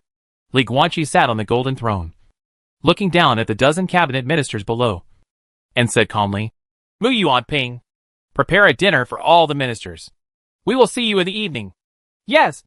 "That humble minister will go back first and welcome the Khan of Heaven at home." Mu Yuanping nodded heavily. "I'll take my leave first." The rest of the cabinet ministers looked at each other and had no choice but to bow their heads and salute. Immediately afterwards, Mu Yuanping left the palace with these people. These soft-footed shrimps have already verbally surrendered to Li Guanqi in front of the Grassland Khan, and they did so naturally and fluently, without any discomfort. Buzz! In midair, the golden light throne dissipated, and Li Guanqi landed lightly on the ground. He looked at the backs of those guys leaving with a look of helplessness on his face. No matter how bored you are, you will see what you need to see. Although these guys are soft-legged shrimps, they all represent the big grassland families behind them. If they want to manage the grassland next, they will inevitably have to work hard and have to deal with these family representatives. Thanks for the rescue. Battle. Li Guanqi turned to look at the grassland Khan and chuckled. Don't worry. As long as things go well, I will ensure that your Nala family will be prosperous and wealthy from now on, and continue to live in dignity on the grassland. Rescue? No. I can indeed see that you don't want to mess with those guys. But I'm not helping you. Battle looked at him, slightly hesitant, but still said, What I just said is true. I really have a private matter that I want to talk to you about. To be precise, there is a portrait that I want to show you. Portrait? Show it to me? Li Guanqi suddenly became confused. This is it. Battle took out a picture scroll from the space necklace and spread it out directly in front of Li Guanqi. After seeing the content of the scroll, Li Guanqi's eyes suddenly widened with astonishment on his face. This is a portrait oil painting in a realistic style. Its degree of realism is almost comparable to the photos taken by a camera. In terms of realistic paintings, this is quite a top-notch painting technique. The background of this oil painting is a blue sky and green grassland, and the character depicted is a young woman sitting on the grass. She was wearing a long black dress. Her long black hair was tied into braids and hanging down on her chest. She had a gentle smile and a pair of beautiful brown eyes. But the problem is, the woman in the painting, Oh no. It's her. She looks almost exactly like Li Guanqi. If there is any difference, it is that the facial features are softer than his and look more feminine. However, Li Guanqi's facial features are already very beautiful. So the woman in the painting is not ugly, but has a heroic and neutral beauty. All in all, this portrait oil painting is simply Li Guanqi dressed as a woman. What the hell? Li Guanqi looked at Batel with a strange expression. Extremely puzzled. Why do you have a portrait of me in women's clothing? Chapter 654 The Reincarnation of Pluto. This is not mine. Prairie Khan Bader held the portrait and looked at Li Guanqi with the same strange eyes. This is my father's relic, and the most precious treasure he had during his lifetime. He loved painting during his lifetime. And this painting was most likely made by his own hands. And this painting is very special. Don't tell me. Even my mother is not allowed to touch it. So, do you know why she looks so similar to you? I still want to ask you. Li Guanqi looked at the female self in the portrait with a complex expression. No. I know what you are thinking. But that is not my mother. Nor is it someone from my ancestors. That's weird. Barter turned the portrait over and looked at Li Guanqi in women's clothing on it. And then at Li Guanqi opposite, frowning slightly. Can such a coincidence happen in the world? But you two are so similar that they are almost identical. To the point where I don't think it's a coincidence. Did your father say anything to you? Li Guanqi asked curiously. What about the woman in the painting? No. Batel shook his head slightly and said calmly. However, why do you need words for this kind of thing? What kind of relationship would allow a man to hang a portrait of a woman painted by his own hand in his study, and not allow his wife to follow him? Sun touches? When you think about it, you know that this is obviously one of my father's sweethearts. It's just that most of the marriages of the royal family's heirs cannot be done as they wish. They have to follow various family interests and carry out marriages. Therefore, this relationship cannot continue. Li Guanqi had a strange expression. Looking at myself dressed as a woman in the portrait, and listening to Bartle talking about his father's love affair back then. It felt so weird. Portrait, a woman who looks exactly like him. Hades. Li Guanqi finally thought of the key and quickly asked in his mind. Didn't you always reincarnate in the new era? Is this woman your reincarnation? You still need to ask? Pluto replied lazily. Isn't this obvious? Otherwise, who can look exactly like me? Who can look exactly like you? My reincarnation, regardless of genes, will slow down as I grow older. Slowly grow into my appearance. One of your reincarnations is a woman? Suddenly, Long Ji's cold voice, with some hesitation, slowly sounded in Li Guanqi's mind. At this time, the Dragon Halberd's body should be shopping in the streets of Beimang King City. However, due to the relationship between her and Li Guanqi's artifact and the host, they can naturally communicate with each other at any time. Finally, a divine weapon is willing to talk to me. Pluto couldn't help but smile softly when he heard the sound of the Dragon Halberd. This experience is somewhat novel. Then you should answer other people's questions. Li Guanqi was also a little curious. Your reincarnation was a woman. And then you used that woman's body to fall in love with the Grassland Khan's father? Damn it. Pluto. Your hobbies are a bit special. You hacking think this is possible? Pluto was speechless to the extreme, and said helplessly, the reincarnation is a reincarnation, not a direct rebirth. When will you be able to distinguish this clearly? Or, have you never really understood what my reincarnation is? I am a reincarnation, not a designated rebirth. When I reincarnate, I cannot control my origin at all, let alone whether I am born or not, whether I am a boy or a girl, and I cannot awaken my complete memory. Even in most cases, I cannot wake up even a little bit of memory.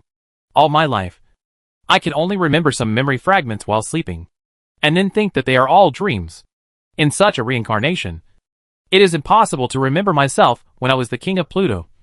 And then I have been an ordinary person, a mud-legged person, and even a lady. And I don't think that I am still me in that situation. I prefer those reincarnations who cannot awaken even the slightest memory. They are independent themselves, with their own family background, their own growth experience, and their own memories and emotions. They have nothing to do with me. They are independent people, etc., etc. Hearing this, Longji made a confused voice. According to what you said, those reincarnations are still you. Could it be that you who have lost your memory are not you anymore? You lose all your memories, everything, and then you are reborn, starting from scratch, and starting a new life. And then you still think that this life is your life? What does this life have to do with you? Hades asked rhetorically. Certainly. Longji became more and more confused. It's me who lost my memory. No, not at all, Hades said calmly. All right. Li Guanqi interrupted directly.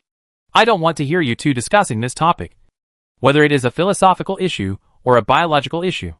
I just want to know. Pluto, do you have any impressions of the woman in this portrait? Have. Pluto thought for a while and then said, if I remember correctly, that woman is my seventh to last reincarnation. And my last reincarnation was a violet man. That guy has no awakened memory at all. In a certain place, he became a beggar in the town and died in his teens. The cause of death was that he was begging on the street, and was suddenly kicked in the head by a passing violet noble. Don't ask me why. I don't know why he was kicked to death. Maybe it was because he was an eyesore to the nobles. In short, after the last beggar reincarnated and died, when I regained my memory, I found that this ray of my consciousness, for some reason, had been reincarnated into you. Well, that's not right. My relationship with you is not reincarnation. It should be parasitic attachment. Forehead. Li Guanqi was stunned. But that's not what I want to ask. I'm asking about that woman's reincarnation. What's there to ask? Pluto seemed a little impatient. It's not all those old stories that have been played out from ancient times to today. A prince with a prominent family concealed his identity and had sex with an ordinary girl. After getting tired of playing with her, he ended up sleeping with her, dumped this girl again, and went home to marry a wife whom I had never met before, but was arranged by the family. Just this story. Do you need me to tell you in more detail? Well, as soon as he said this, Longji sighed with regret, and said with emotion, it's not what you said. That batter's father kept that portrait of the woman throughout his life, and even refused to let his wife touching her is enough to prove the status of your reincarnation in his heart. This is the sweetheart he will never forget for the rest of his life. Are you serious? Pluto seemed a little speechless. Can such a cliched old story move you? Behind this story is a real experience of a pair of poor people who were tricked by fate. Longji's tone turned cold, and he said displeasedly, your attitude is enough to show that you lack empathy for others. No wonder Xiaoxue and the others don't like you. With your temperament, even if there is no incident of killing gods and artifacts, and no one will like it. Fortunately, I am following Li Guanqi, not Pluto. He still has some humanity, but you have long since disappeared. Isn't that right? After all, I have been a god for many years. Pluto just smiled. As for empathy, how should I empathize with this bad story? Asshole man and miserable woman? I didn't want to say too much, but since you are talking to me about this, I will continue to say more. That reincarnation was born in a small mountain village in Shuzhou. Daluo. His family was ordinary, and his ancestors were mortals for 8 generations. Her parents named her Lu Qing because the wild grass nearby was very green on the day she was born. Lu Qing has never awakened any memory of me in my whole life.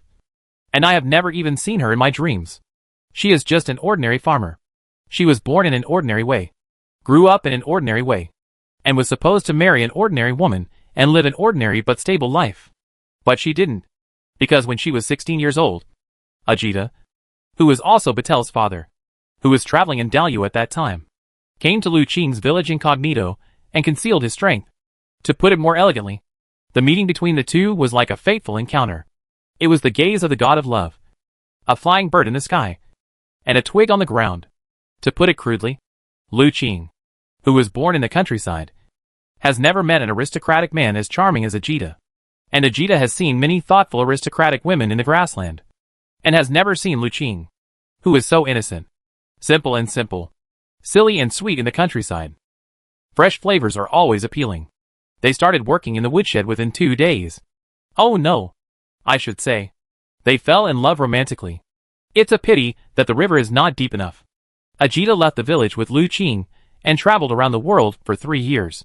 When Lu Qing was 19 years old, the Khan royal family sent an edict to Ajita, ordering him to rush back to the grassland to complete a marriage for the family. What should Ajita do? He chose to be obedient. He sent Lu Qing back home, gave her a large fortune, and ensured that she would be prosperous and wealthy for the rest of her life, and then leave and return to the grassland. That's it for the first half of the story. It is very common for a prince with a distinguished status but mediocre abilities to abandon his beloved woman due to family orders and marry another wife from a noble family for the benefit of the family. But what is not common? That is, after this, Ajita still missed the woman she loved, and even hung Lu Qing's portrait in her study. Is this okay? Dragon Halberd. If it were you, you would marry the Dragon King Aaron. But Aaron doesn't love you. He still hangs a portrait of his first love in his study, and stares at her in a daze all day long. Can you bear it? Kid. You too. Let's imagine you married a wife, and she ended up being obsessed with photos of your first boyfriend all day long. Can you bear it? So, what happens next is, based on the appearance of this portrait, Battle's mother sent her men to Dalyu to find Lu Qing, and then ordered a dozen big men to rape Lu Jian to death at night. Finally, her naked body was thrown on the village street for all the villagers to watch the next day for a second humiliation. Now, Dragon Halberd, you know the story from beginning to end. So tell me now, what exactly should I empathize with? Empathize with Battle's father's weakness and dare not disobey family orders for his lover? Or do you sympathize with Battle's vicious heart and cruel methods? Or is it sympathy for Lu Qing's sad fate? Sorry, I can't sympathize with such a cliched and rubbish story. Just recalling the memory of this reincarnation makes me sick to my stomach. Oh, that's right. Kid, go ask this barter. He's so weak his father is dead. But is his damn mother still alive? If she's not dead, please give her a ride. Sad. Deplorable. Dragon Halberd sighed softly. Li Guanqi actually turned around and looked at Batel next to him. I would like to ask, is your daughter-in-law still here?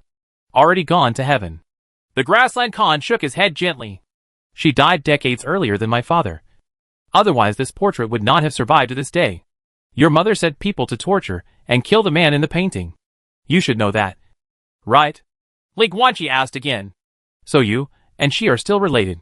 Batel looked at Li Guanqi, his eyes flickering, as if he was a little surprised. Forehead. Li Guanqi didn't know how to explain it for a while. So he just said, it's complicated to say, so I won't go into details. You haven't answered the question I just asked. Have. When Barter heard this, his eyes suddenly became complicated. Yes, I have found out. My mother, she... Didn't your father know about this back then? Li Guanqi directly interrupted his hesitation and continued to ask. He should be pretending not to know. Batel sighed. My father is not the heir to the throne of Khan, and his talent is poor. He has not reached 7 stars in his life. And my mother's Bata family is quite powerful. With his status, even if he knows, he will not dare to do something to my mother. The two of them are just victims of a political marriage, and they will be tired of each other for the rest of their lives. Okay. Li Guanqi nodded, then turned and walked towards the gate of the palace. He turned his back to Battle and waved. I have seen the portrait and listened to the story. I am leaving. I will not leave Beimang King City these days. I will live in Mu. Family, you have finished preparing your ancestral ceremony. Just send someone there to inform me, etc. However, Battle quickly stopped him and looked at his back with a confused expression. Who are you? And what is your relationship with that woman? Are you her descendant? No. Li Guanqi stopped helplessly and turned to look at the Grassland Khan.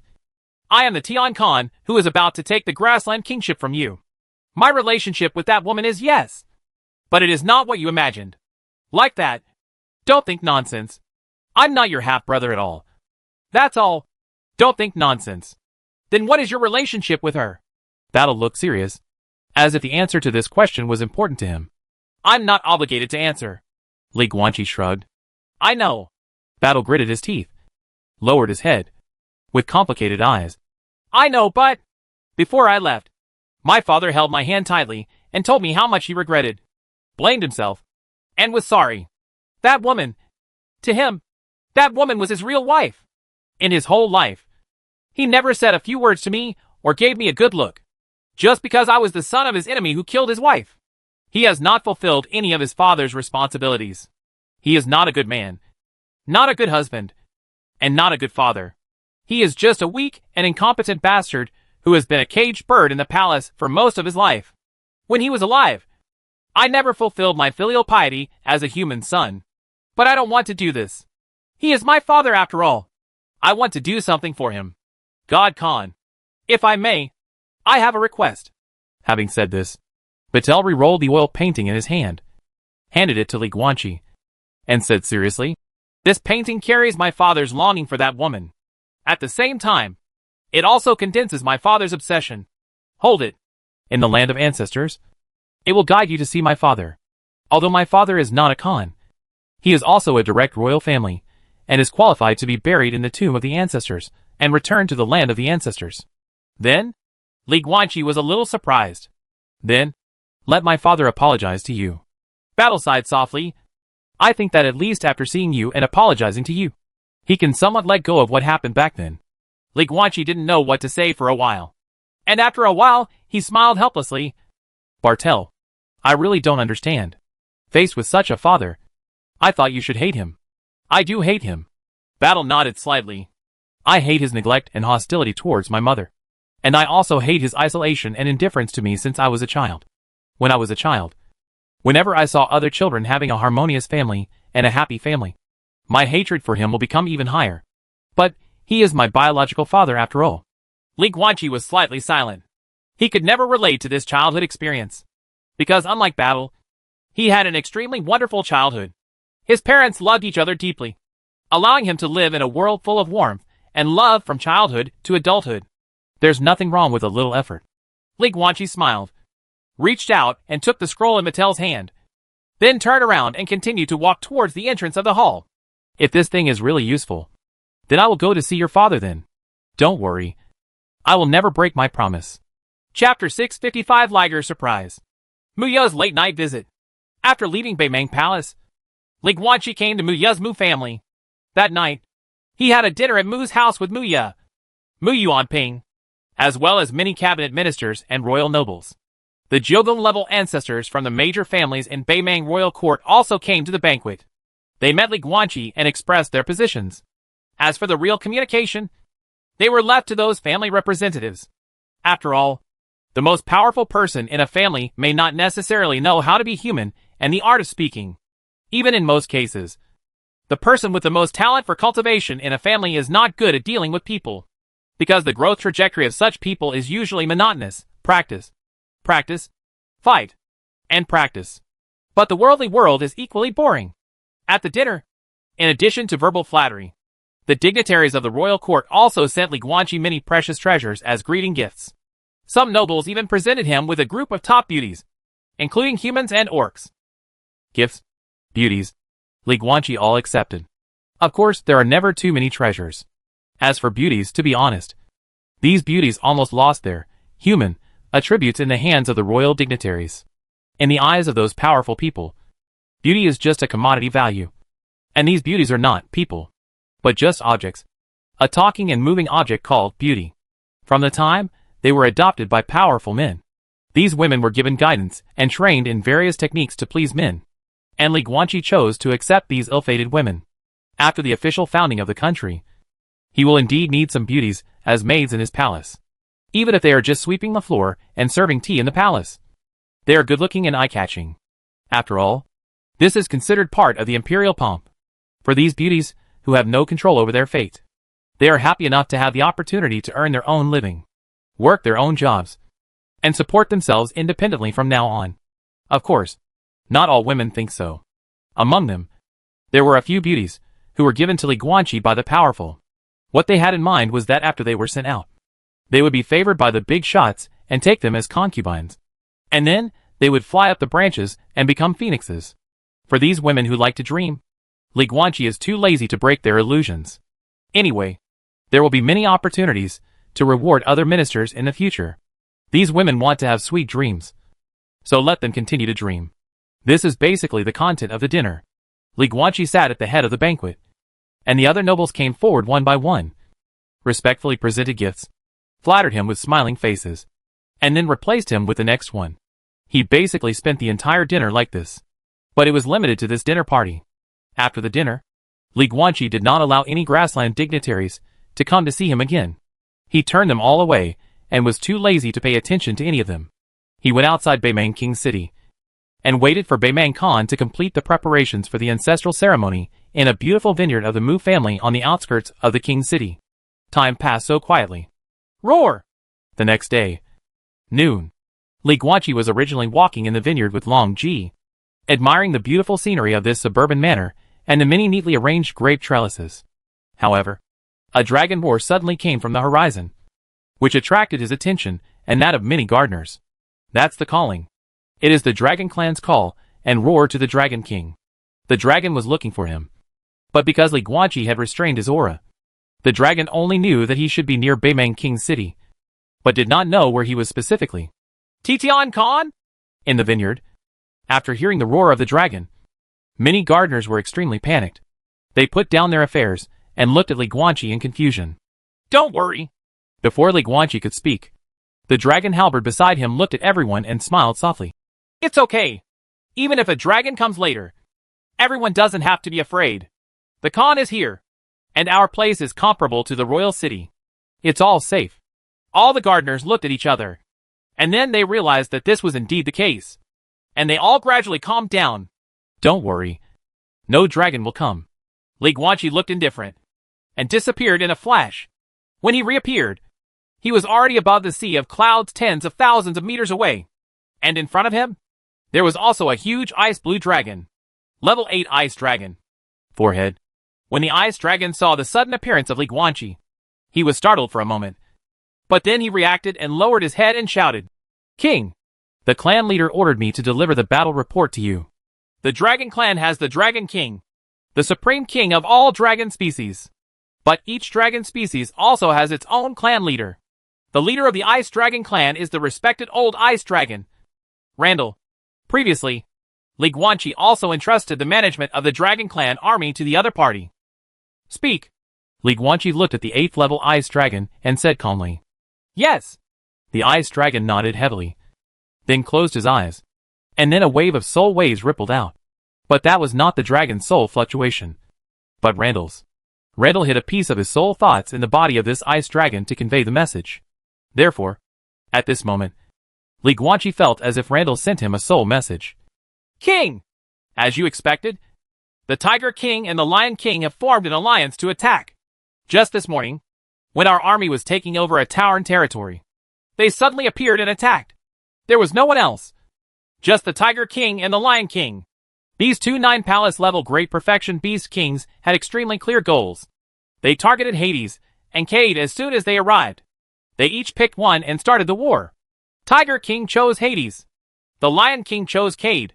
The two stubborn dragons, Hades and Cade, did not allow their fight to be interfered with, but chose to fight alone. In fact, I didn't stop it, because the two of them really needed a battle to prove their accurate combat power after evolution. The previous bull-headed puppets in Shuanya King City were dead objects after all and had no reference value. So, 2-by-2 fight. But ultimately nothing came of it. The Tiger King and the Lion King only had a brief sparring match with Hades and Cade, but they hadn't seen much real results. After finding that they couldn't defeat them in a short period of time, They ran away, and there is nothing we can do to catch up with them, because during their escape, they repeatedly used a red gem prop. After the gem exploded, it would directly block the atmosphere, making it impossible for us to track it. I didn't get much information from this battle. I just learned about the artifact. In the hand of the Tiger King, there is a giant axe, a sacred weapon that has never been used before. The handle of the axe has the word Kaishan written in Oriental characters. Even General Wells of the Centaur clan didn't know that King Tiger still had this magical axe at his side. This divine axe is quite powerful, even with the strength of Hades' dragon scale. After being hit, it broke through the defense instantly and caused a large wound. The Lion King has a pair of golden artifact armor, and the shoulder armor is a pair of golden lion heads. In actual combat, golden light will burst out to rebound the attack. Cade's claw swing and tail flick are also unable to attack due to this rebound effect. It worked.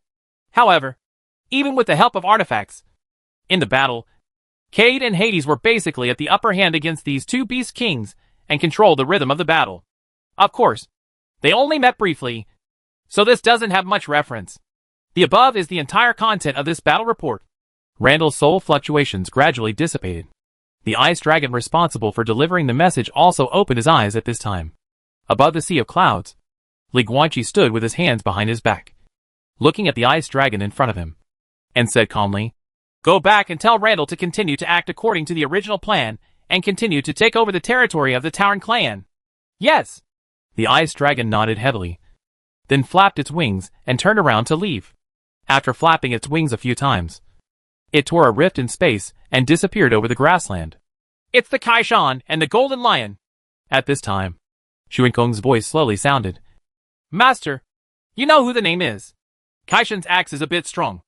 A bit similar to Qin Xian. If Qin Xian is the ultimate sharp one, then Kaishan is extremely powerful. The effect of the artifact is to increase power.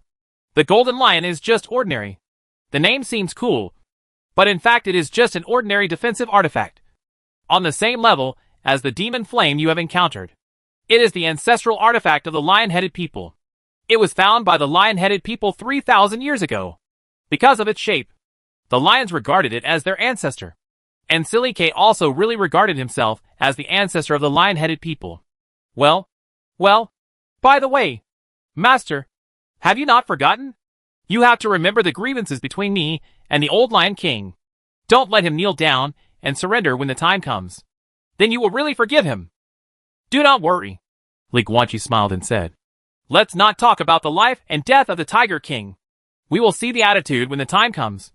Anyway, the Lion King will definitely die. Hey. When Shan Kong heard this, he smiled happily. Although Li Guanqi couldn't see this guy's face, he could feel it from his laughter. "Watch chess." Suddenly, the voice of the dragon Halbert sounded in Li Guanqi's mind. "Are you done? Come back quickly. Those bunny people who make wine are here. The wine they brought is very delicious. Come back and try it." "Coming." Li Guanqi flashed and began to fly towards the vineyard. Long Ji likes to transform into a human form.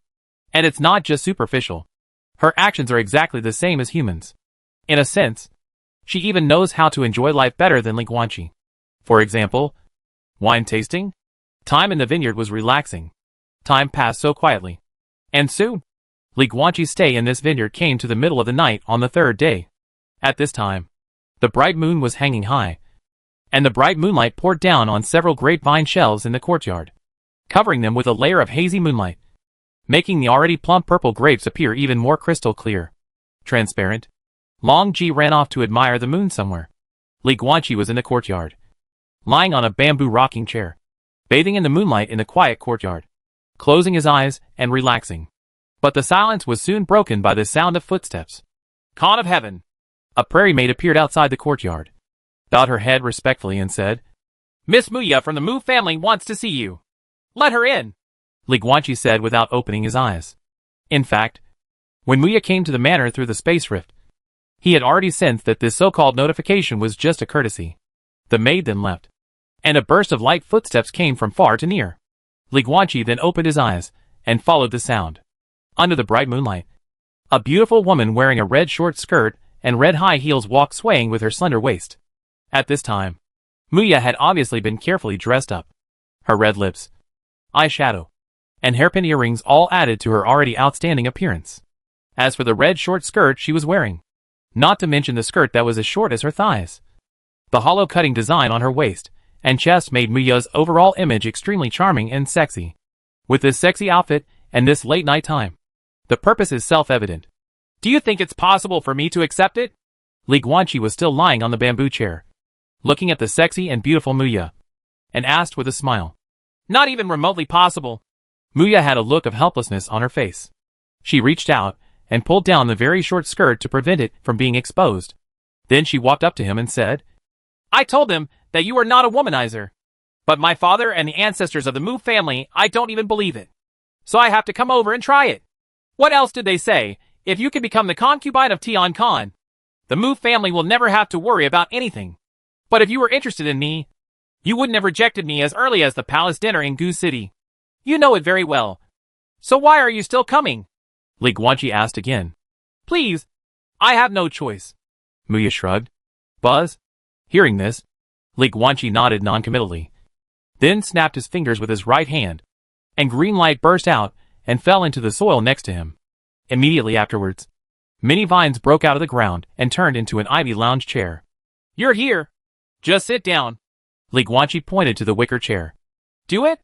Muya joked. It's sit down. Li Guanqi smiled helplessly. Muya also smiled and sat down, lying on the wicker chair next to him, looking at the starry sky with emotion. Ah, it's been a long time since I lay in the yard and looked at the stars. If you look carefully, there is nothing in this world except the human heart. It's not beautiful, but everything is beautiful. Isn't the human heart beautiful? Li Guanqi raised his eyebrows slightly. Why do you suddenly say such things? The dark lizard egg and the note are both fake. Muya turned to look at him, looking at his beautiful eyes that were as bright as sapphires, and said softly, I didn't prepare and keep it for you 3 years ago. In fact, I didn't prepare it at all. It was true that I fell in love with you at first sight. In the spell competition in Gu City, you said that you wanted to fight hundreds of contestants alone. And your arrogance really moved me. I really liked you at that time. You could say I liked you very much, because you were really charming at that time. But love at first sight goes as quickly as it comes. Not long after you disappeared, I almost forgot about you. After I was promoted to the Liangyi level, I remembered the original agreement. But since you are not here, I am too lazy to prepare the lizard eggs and keep them for you. Therefore, the egg I gave you 3 days ago was actually given to me, the top alchemist of the Mu family, in order to establish friendship with you, the powerful Tian Khan. After I learned that Tian Khan was you, the aged effect was achieved by working overnight. Li Guanqi was stunned for a moment, and then he couldn't help but wonder. Why? Muya, I didn't take the initiative to expose it. Why did you take the initiative to tell it? Who knows? Muya smiled, then withdrew her gaze, looked at the starry sky again, and whispered softly with blurred eyes. I don't know why I took the initiative to say it. Just at that moment, suddenly, I didn't want to pretend anymore. I don't understand. Li Guanqi looked at her and frowned slightly. I don't understand either. Muya closed her eyes and sighed deeply. After a long time, she opened her eyes again and looked at Li Guanqi beside her. Li Guanqi was still looking at her at this time. The two looked at each other. In aristocratic families, even among children, they are full of intrigues and intrigues. The more prominent the family, the more so. Muya looked at Li Guanqi with complicated eyes. I have grown up in such an environment since I was a child. I have almost no true friends. Others approach me, and I approach others, all because of various interests. Or it's what I can bring to him, or what he can bring to me. But you are different. Watching chess, at the palace dinner in Gu City, when you faced my confession, you only had that cute expression of astonishment on your face, and your clear eyes that made my heart move. There is no intertwining of interests between you and me. We were supposed to be pure friends. But I'm sorry. I insulted this friendship. I'm sorry. After saying that, Muya stood up from the wicker chair and walked straight towards the entrance of the courtyard. Li Guanqi said nothing, didn't say anything, let alone stayed. Muya, on the other hand, did not look back at Li Guanqi until she stepped out of the courtyard threshold, and said softly, Guanqi, some people always say that the emperor is a loner, and will never have true friends or true lovers. I don't know if this sentence is true or not, I just hope you can always be like that boy back then. Always high-spirited. Always sunny and free. After saying that, the prairie beauty withdrew her gaze, took steps, and completely left the courtyard and the vineyard along the way. In the courtyard, Li Guanqi lay on a bamboo chair, looking at the stars in the sky, speechless for a long time. 2 days later, letter from Beimeng Khan. The awakening ceremony of the ancestors was ready to be completed. Chapter 656, Ancestral World. Hallucination and dream? Late at night. The moon is dark, and the wind is high. Beimeng Royal Court. Entrance to the ancestral tomb. This place is not only the mausoleum of the Khan royal family, but in most cases, the grassland people will not call it the ancestral mausoleum, but the holy land of the royal court. Because this mausoleum of the Khan royal family, this is the holy land of the entire Beimeng royal court. If we push the time forward a few hundred years, we can even call it the holy land of the entire grassland. As long as you step into the dark and deep cave entrance and walk a little further, you will see the stone monument called the Sacred Monument of the Prairie. Although it was late at night at this time, the outside of the holy land of the royal court was brightly lit, overcrowded, and extremely lively. Countless royal guards were on the outermost edge, and the army squares were arranged neatly, and closer to the entrance of the mausoleum. There were many nobles and officials standing there. In addition to them, there were 18 priests wearing strange masks, strange clothes, and covered in paint. They were dancing the traditional sacrificial dance of the grassland around a bonfire in front of the entrance of the mausoleum. And they were also screaming, speaking some language that Li Guanqi couldn't understand at all. It's like a dancing master. What are they doing?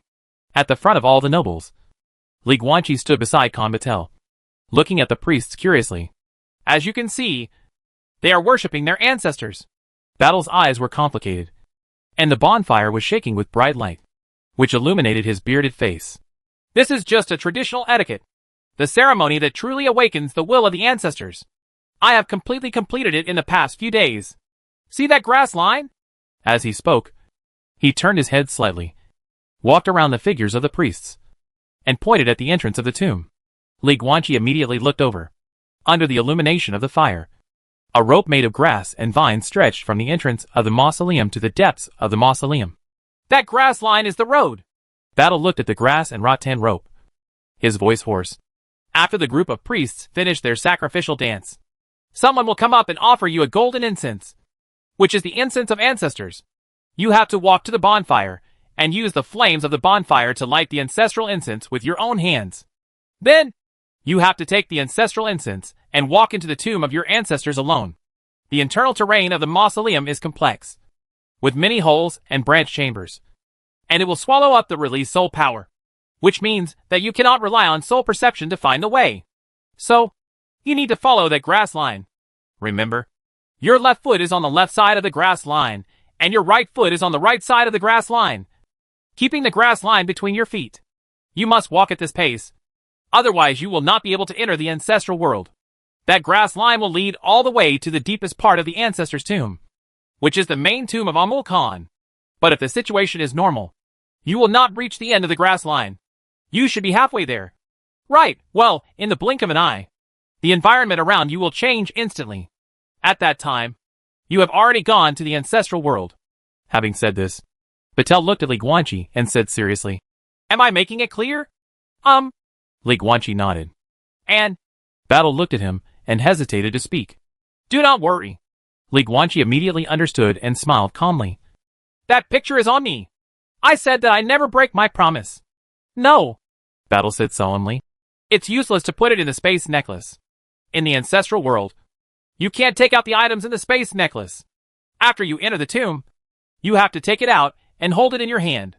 Otherwise, in addition, there is. The Beimeng Khan looked at Li Guanqi with a complex expression and was deeply troubled. But in the end, he sighed softly and turned to the soul to speak. There is a sunflower in Amul Khan's tomb. Right in the coffin. There is a white bowl on the ground next to it. Li Guanqi was stunned. I put it there. Battle turned to look at the entrance of the mausoleum, looking at the sacrificial dance and bonfire there, and continued to use soul transmission to say to Li Guanqi, If you fail to get the sunflower from Amul Khan, then go back after this world. Don't come out and continue following the grass line. At the end of the grass line is the tomb of Amul Khan. Bring out the sunflower I placed, and tell everyone that it is what Amul Khan gave you and his recognition of you. Tell them that Amul Khan thinks you will build a better dynasty than the Baimang royal court and make the grassland a better place. Li Guanqi. Having said this, Battle looked at him with dim eyes. I can die. But the people of the royal court need a stable and peaceful world. It is better to calmly surrender the royal power than to have your army break through the city wall. What was said in the council hall a few days ago was only meant for those cabinet ministers. In fact, even if you are not recognized by your ancestors, I will still choose to give up the throne of the grassland to you. Of course, in the way I just said. I, Nala Bartle, am a sinner.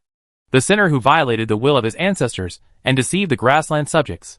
Moreover, he is about to become a subjugated king who will live up to the high hopes of his ancestors. Li Guanqi. I just hope that after that, you can kill me with your own hands. Although this can't wash away my sins, it can at least prevent me from spending the rest of my life in pain. It can be considered an escape. Hee hee. Then, please be kind to the Nala family and the grassland people, including the grassland people and the grassland tribes. Patel's soul was filled with heavy thoughts, which made Li Guanqi feel a deep sense of powerlessness and lamentation.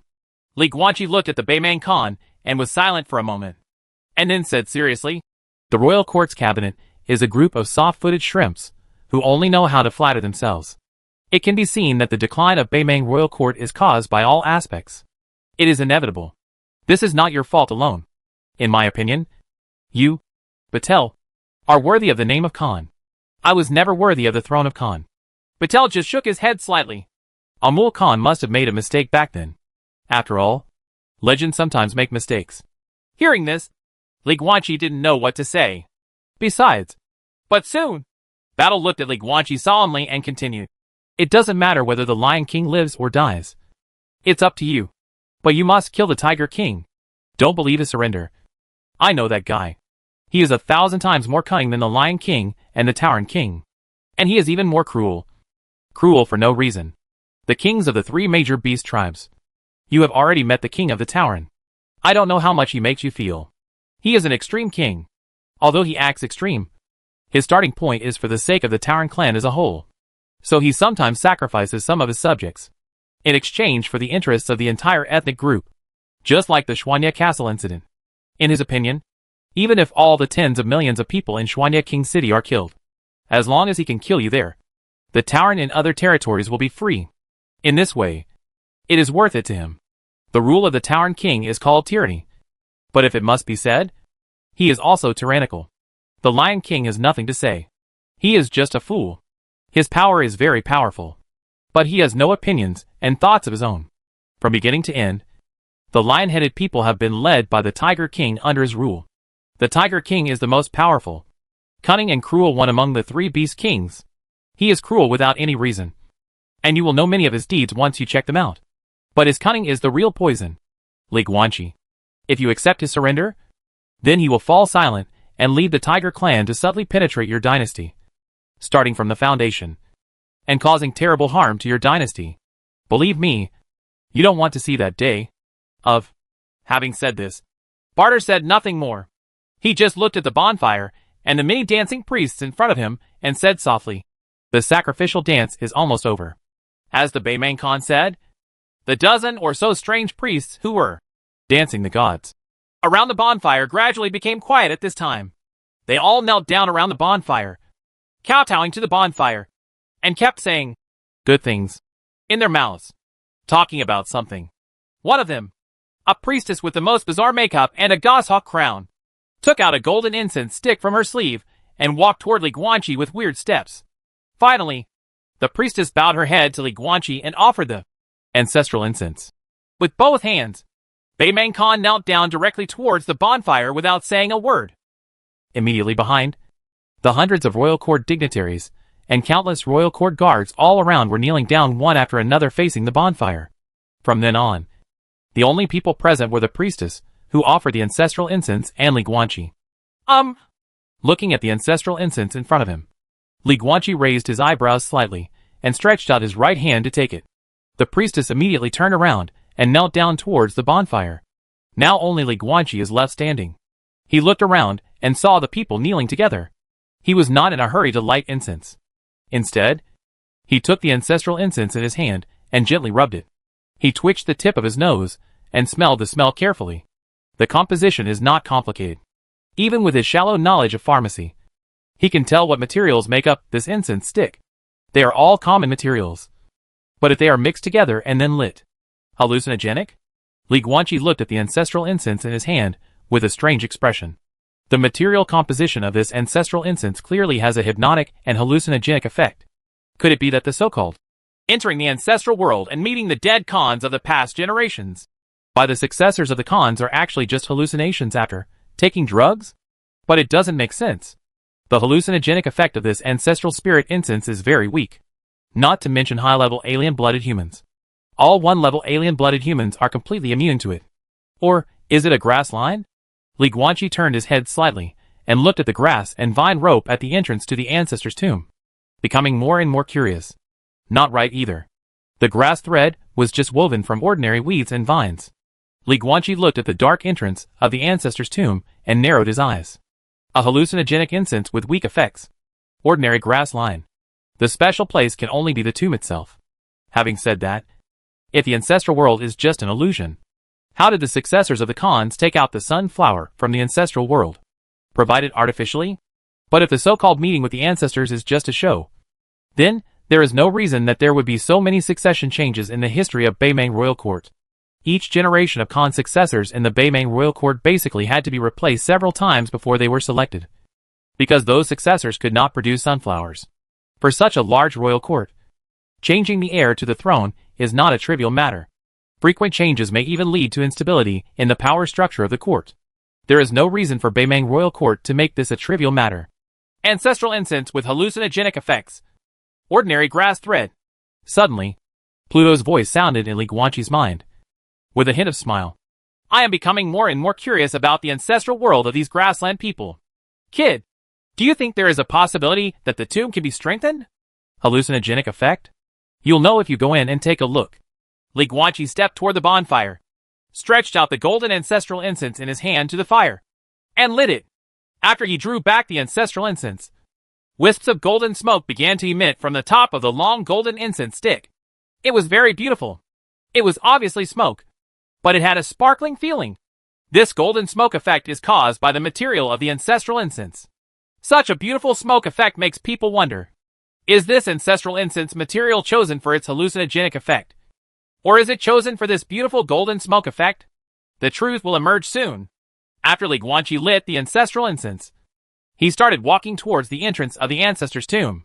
After arriving at the entrance, he looked down at the grass and vine ropes under his feet. According to Beimang Khan's previous words, he stepped on the left side of the grass line with his left foot, stepped on the right side of the grass line with his right foot, and began to move forward slowly. This ancestral tomb is located underground. The entrance to this mausoleum is also a long staircase going down. Li Guanqi kept walking down the steps. After walking about 100 meters, he discovered that the surrounding space environment had changed. Once his soul power was released from the body, it would be swallowed directly, making it impossible for him to release the soul power. Perceive the environment. It's the same as what Beimang Khan said. The further you go down the mausoleum, it's actually not as dark as the top, because on the walls below, exquisite lampstands gradually appear, inlaid with crystals that emit soft white light, providing lighting. Soon, Li Guanqi's eyes suddenly opened up and became extremely bright. This is a hall, very spacious, surrounded by passages of multiple tomb openings, and the line of grass under his feet extends straight ahead. But Li Guanqi did not rush forward, but gradually walked towards the center of the hall. There is a white stone monument about 5 meters high. Grassland Holy Monument. Li Guanqi stood in front of this 2,000-year-old stone monument and looked up at the stone monument. There is a section of golden oriental calligraphy engraved on it, but many of the handwriting has been worn away and cannot be seen clearly. Only the 4 characters, people, clan, high and noble, can be vaguely seen. But in fact, the original text of this grassland holy monument should be, on the grassland, the human race lives in harmony with all other races, regardless of high or noble status, and there is no distinction between different races. This book represents harmony and equality. However, Once the other writings are worn out, the meaning of the entire stele changes. The trigger for the intensification of conflicts between the grassland people and the orcs. Li Guanqi looked at the worn holy monument and narrowed his eyes. This was the first time he saw the holy monument with his own eyes. But he had heard about it a long time ago. From Muya. At that time, he also heard about what was left of the handwriting from teacher Muya. Are humans noble? In the grassland where the orc race is the most diverse. On the grassland holy monument that represents racial equality. Such words appear? To this day, Li Guanqi still remembers what he thought after hearing about this incident. I'm convinced. It seems a bit unreasonable for this prairie orc not to fight with Beimang royal court. Facts have proved that his thoughts are also the thoughts of many orcs. The orcs just lack opportunities. Once the opportunity arises, the war between the grassland orcs and the Beimang royal court will break out in an instant. The current situation in the grassland is the most intuitive reflection. Chapter 657, Looking Back in Time. The real reason for the wear and tear of the holy monument. The wear and tear of the grassland holy monument occurred about 300 years ago, and the impact was extremely serious. Amul Khan is buried in the ancestral mausoleum of the Beimang royal family. According to ancient tradition, every 100 years, a large-scale ancestor worship ceremony for Amul Khan will be held in the grassland. At that time, not only the Beimang royal family, but also representatives from all the grassland tribes would send representatives to participate. Although the resistance of the major orc tribes against the Beimang royal court has intensified in recent hundreds of years, the grassland tribes still respect the legendary Amul Khan. Because of this, hundreds of tribes from the grassland came to the large-scale ancestor worship ceremony 100 years ago. The rule of the Beimang royal court is that no one is allowed to enter the ancestor's tomb unless it is important. Because of this, even the people in the royal court had not come in to see the ancestor worship ceremony for a full 10 years before the start of the ancestor worship ceremony. They had no idea that the writing on the stone tablet had such wear and tear. So, when the ancestor worship delegation entered the mausoleum and saw that the writing on the holy stele was worn away, with only the 4 characters, human, clan, high and noble, remaining, not only the orcs were completely blown away, but also the prairie people, including the previous generation Khan included. He was actually very confused. Although the previous Khan explained that this was the natural wear and tear of the holy monument and was definitely not man-made. Things have happened, and the negative impact has completely spread. What's even more fatal is that hundreds of tribes in the grasslands jointly requested that the sacred stele be rebuilt and the missing writings replaced. But the Khan rejected and opposed it. The reason given is, the ancestral precepts cannot be violated. Historically, when Amul Khan erected this stone monument, he also set rules and did not allow anyone to modify the stone monument. But rules are dead and people are alive. In the eyes of the grassland tribes at that time, this should be flexible. When this happened, it was reasonable and necessary to rebuild the stone monument. However, the previous generation of Khans insisted on not changing and always believed that the ancestral precepts could not be violated. In the eyes of many orcs, this matter has a slightly different flavor. The wear and tear of the holy monument is not the cause, but the trigger. The 3rd generation of Khans created a 3rd-class citizenship system, turning ordinary orcs into slaves. Although this system was later abolished by other Khans. What happened before. All orcs will remember this humiliating history. If you insert a knife into a wooden stake, even if you pull it out later, there will still be a hole in the wooden stake and the scar will not disappear. Since the 3rd generation of Khans, the grassland tribes have been deeply resentful towards the Beimang royal court. But because he couldn't defeat him, this resentment could only accumulate. And it continued to accumulate for hundreds of thousands of years. As a result, the wear and tear of the writing on this stone tablet was no less than a fuse, further igniting the anger and resentment in the hearts of the grassland tribes, reminding the orcs of the humiliating period in history. And their resentment towards the Beimang royal court ushered in another new chapter. A big outburst. But Beimang Khan at that time was a demigod. Therefore, even if the orcs are full of public dissatisfaction, they cannot affect the will and decision of the demigod Khan. Until half a year ago, this retired demigod was killed by Emperor Luo, and the Beimang royal court had no guardian god. What was terrible was that they still had no successors. So the orcs had a great opportunity to resist, and the war was about to break out. It swept across the entire grassland in a short period of time. I always feel like this is man-made. Li Guanqi held a lit ancestral incense stick in his left hand and looked at the grassland holy monument in front of him. looking at the worn writing on it with curiosity on his face. Although he couldn't see any signs of man-made wear and tear. And the people in the royal court also asked professionals to look at it. And they didn't find anything strange. They agreed that it was natural wear and tear. But his intuition told him that things were not that simple. An ability of the heart of time and space that he has rarely used since he had it. Back in time. You can go back in time in a small area, currently 10,000 meters in radius, and see past events in this area. However, due to your current strength and the incompleteness of the heart of time and space, you can currently only see and cannot interfere. This ability actually has many uses. For example, if it is given to a detective, then he can definitely become a god. If he encounters any case, he can just look back at it. But for Li Guanqi, this ability that can only see has few application scenarios. But for the current situation, it finally came into use. He wanted to go back in time in this holy monument area to see if anyone had tampered with it. There was no other reason. Just pure curiosity. Li Guanqi first retreated 20 meters away from the holy monument, then took a deep breath, spread the 5 fingers of his right hand, and pointed in the direction of the holy monument on the grassland. Time travel is similar to a superpower. The feeling of activating this ability is similar to activating a special ability. And now, he is ready to activate this ability. Buzz. Soon, little bits of gold and silver light began to appear in Li Guanqi's right hand, gradually spreading out and covering the entire grassland holy monument and the area within 20 meters of the holy monument. Go back in time. Soon, the space of the entire holy monument area changed. But from the perspective of the scene, there was not much difference. After all, no one could come in casually in this underground tomb on weekdays. So I went back in time for a long time. But nothing happened. The scene changes. Until Li Guanqi started to speed up the time retrieval. The figure of a strong man solidified from the void and appeared under the holy monument. It was battle 92 years ago. At that time, he did not have a big beard. But he looked a bit handsome like a tough guy. At that time, he was not a grassland Khan, but with an uneasy mood, as a descendant of the royal family, came here to prepare to enter the world of ancestors and win the recognition of Amul Khan. He stood under the worn holy monument and looked at it, speechless for a long time. Time keeps going back. Soon, battle disappeared, and many figures of humans and orcs appeared around the holy monument, kneeling and worshipping one after another. However, those orcs looked at the words, human nobility, on the holy monument, and their faces were not very good looking. This is the ancestor worship on the grassland 100 years ago. Under Li Guanqi's control, time continued to go back, and various figures continued to appear and disappear in the area around the holy monument.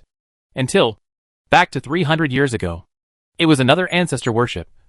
And this time, it was also the first time that the Baimang royal court and the grassland orcs discovered the wear and tear of the holy monument.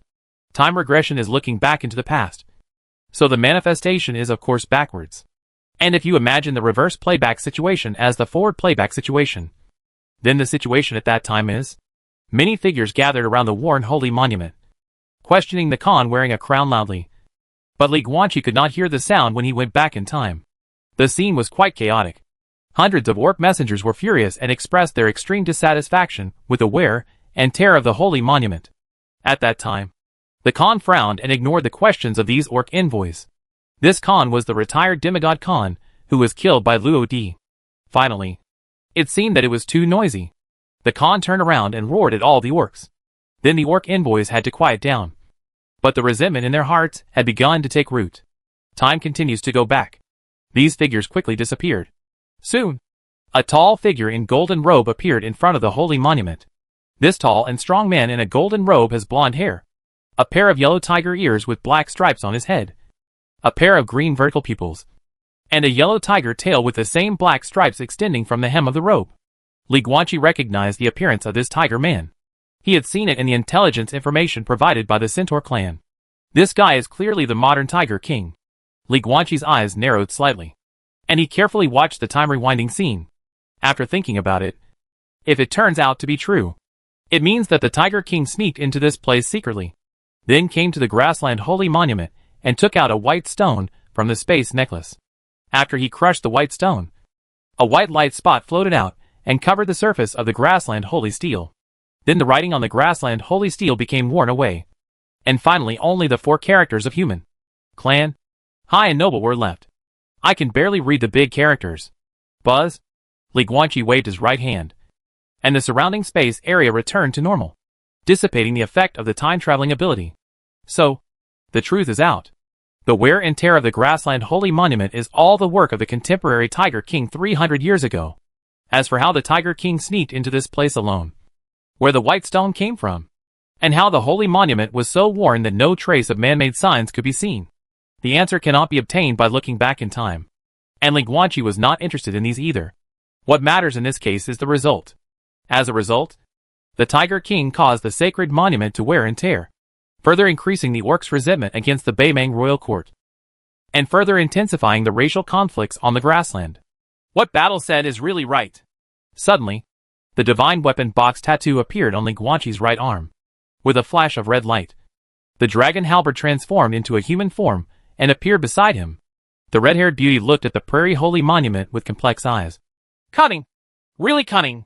It turns out that the wear and tear on the Prairie Holy Monument was caused by that guy. Does he like war so much? War is inevitable. Li Guanqi looked calm.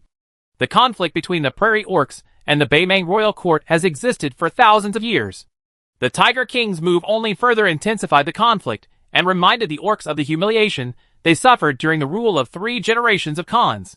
Even if he doesn't do this, the war will still break out once the previous Khan, who is a demigod, dies.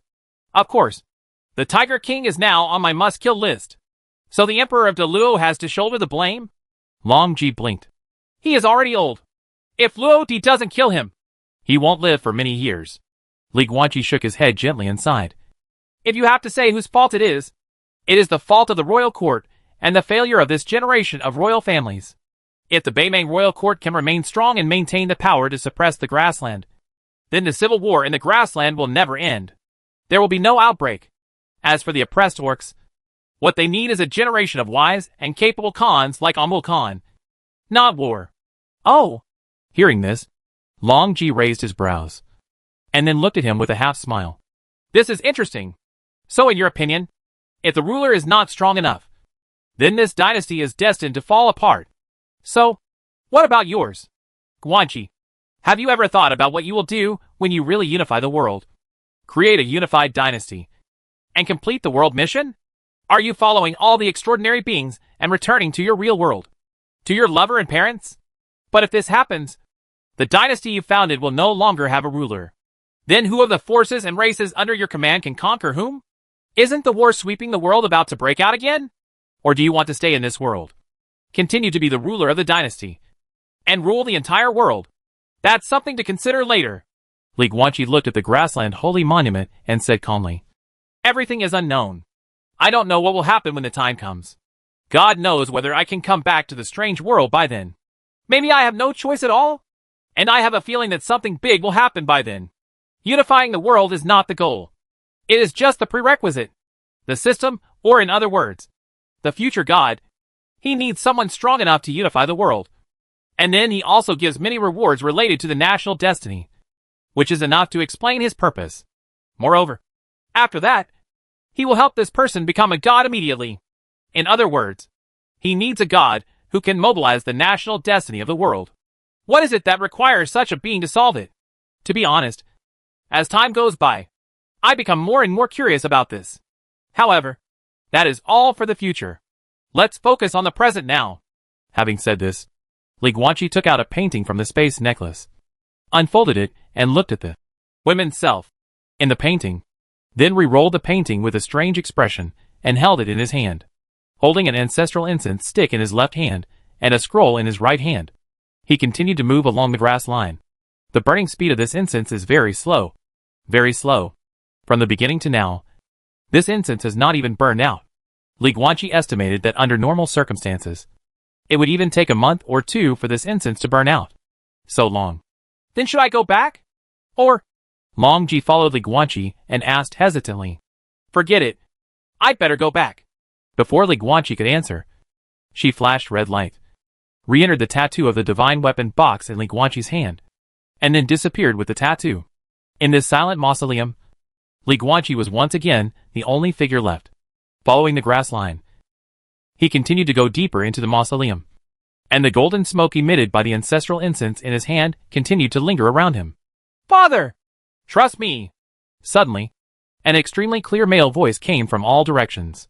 Li Guanqi stopped quickly and looked around, looking at the dark tomb and the black coffin placed in the center of the tomb, with an expression of surprise and uncertainty. "Haunted? Father! Dad! Just believe me once. I can take charge of my own business. Really?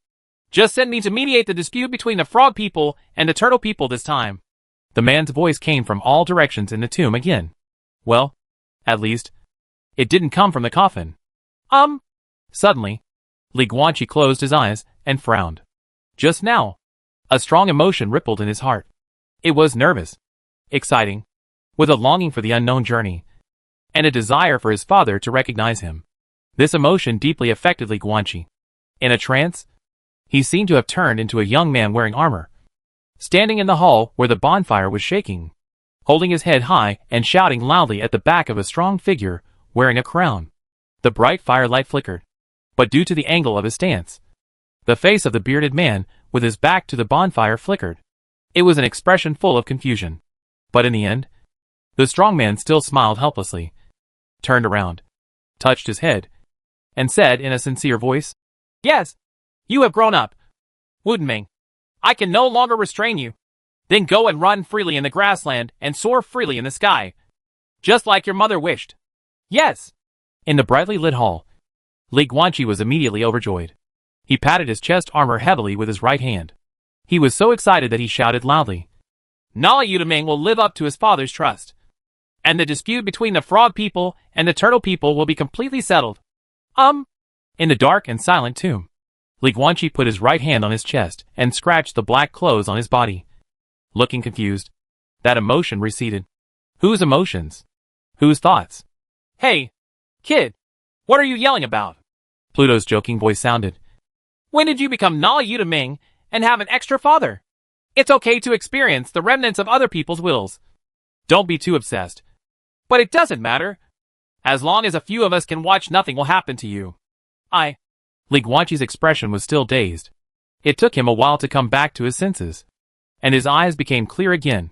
He had just directly substituted a memory of Nala Yudaming. Right. The simulation situation was like this. After entering the ancestral tomb of the Khan royal family, he did not enter the ancestral world first, but received the remnants of the will of many deceased people. Yudinming. After a moment, Li Guanqi slowly turned around and looked at the black coffin behind him, with a complicated expression on his face. At the base of the coffin, there is a brief text to introduce the identity of the owner of this tomb. Nala Yudaming died on May 21st, 4263, at the age of 28. Chapter 658, The Second Generation of Khans. The War Between Grassland and Daluo. In the dark tomb, Li Guanqi stretched out his hand and gently brushed the black coffin in front of him. The thoughts of what he just received came from Nala Yudaming, a descendant of the royal family who died young. "Why?" Li Guanqi asked in his mind. "What is the factor that allows the afterlife will of this prairie man to, affect me in this way? He was only 28 years old when he died. As a normal 28-year-old guy, what kind of cultivation could he have? He can stand up to the 5 elements and Lioha levels. This is definitely not something he can do on his own." Silence. Unexpectedly, Li Guanqi asked a question, but no one answered it in his mind. Not even Shankong or Pluto. "Shanku?" Li Guanqi was a little confused. I really don't know." Shankong then spoke with a slight hesitation. "I didn't see any details. If I said, it's caused by the environmental problems of this mausoleum, I guess, Master, you wouldn't want to hear this kind of nonsense." "Right. Okay. So, Hades?" Li Guanqi had to change the person he asked. "I don't know either." Pluto's tone was still lazy. "You don't know either?" Li Guanqi was slightly surprised. "What's so surprising?" Pluto said lightly. "The world is so big and full of wonders. We, a group of immeasurable guys, are flattered by others as gods, and we arrogantly call ourselves gods. Do you really think that we are omniscient and omnipotent gods?" "What a fart. We are only relatively gods. A 4-elephant level conjurer who could control the wind and rain was considered a minor god in the real world before the extraordinary era. Wasn't he? So we are not an omniscient and omnipotent true god at all. In this world, there are so many things that we don't know. And there are too many. Believe it or not, If I were to tell you a comprehensive list of unsolved mysteries from the past, I could tell you about them without stopping for a month. By the way, if I knew everything, how could I still live with you? So there's nothing surprising. The environment of this mausoleum is very special. So special that we don't even know what's going on. But it obviously has the ability to make the dead appear. It's that simple. And there is no such place in the old era. At least, I have never seen it in the old era for more than 20,000 years. Huh? At the end, Pluto seemed to have thought of something, and there was a bit more expectation in his voice. According to this situation, the ancestral world is most likely not an hallucination caused by drug abuse by the descendants of the Khan royal family, but a real world. The afterlife? It's interesting. Kid, let's go on. Fine. Li Guanqi, who received this answer, could only choose to accept it. He looked at the black coffin beside him, looked at the words Nala Utamang on the base, and lowered his head slightly. I passed by here. No offense intended. May you rest in peace.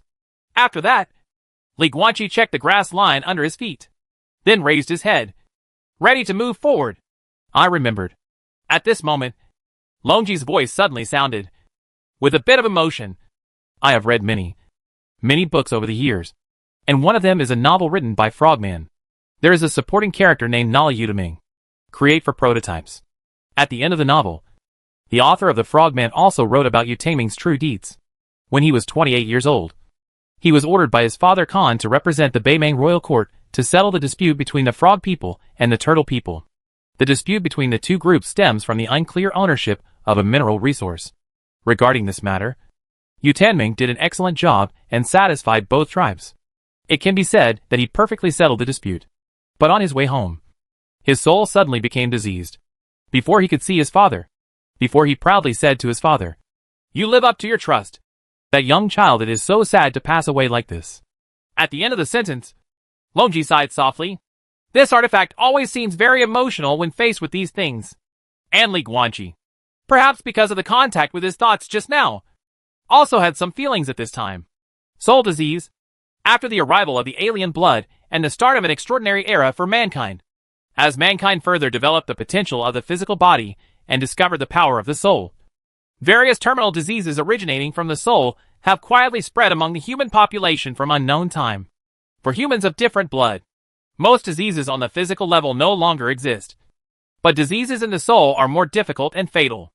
Even in today's extraordinary era, disease, just like in the mortal era, is a poisonous thorn lingering in the human community. Silently, it will lead to one tragedy after another and the breakup of countless families.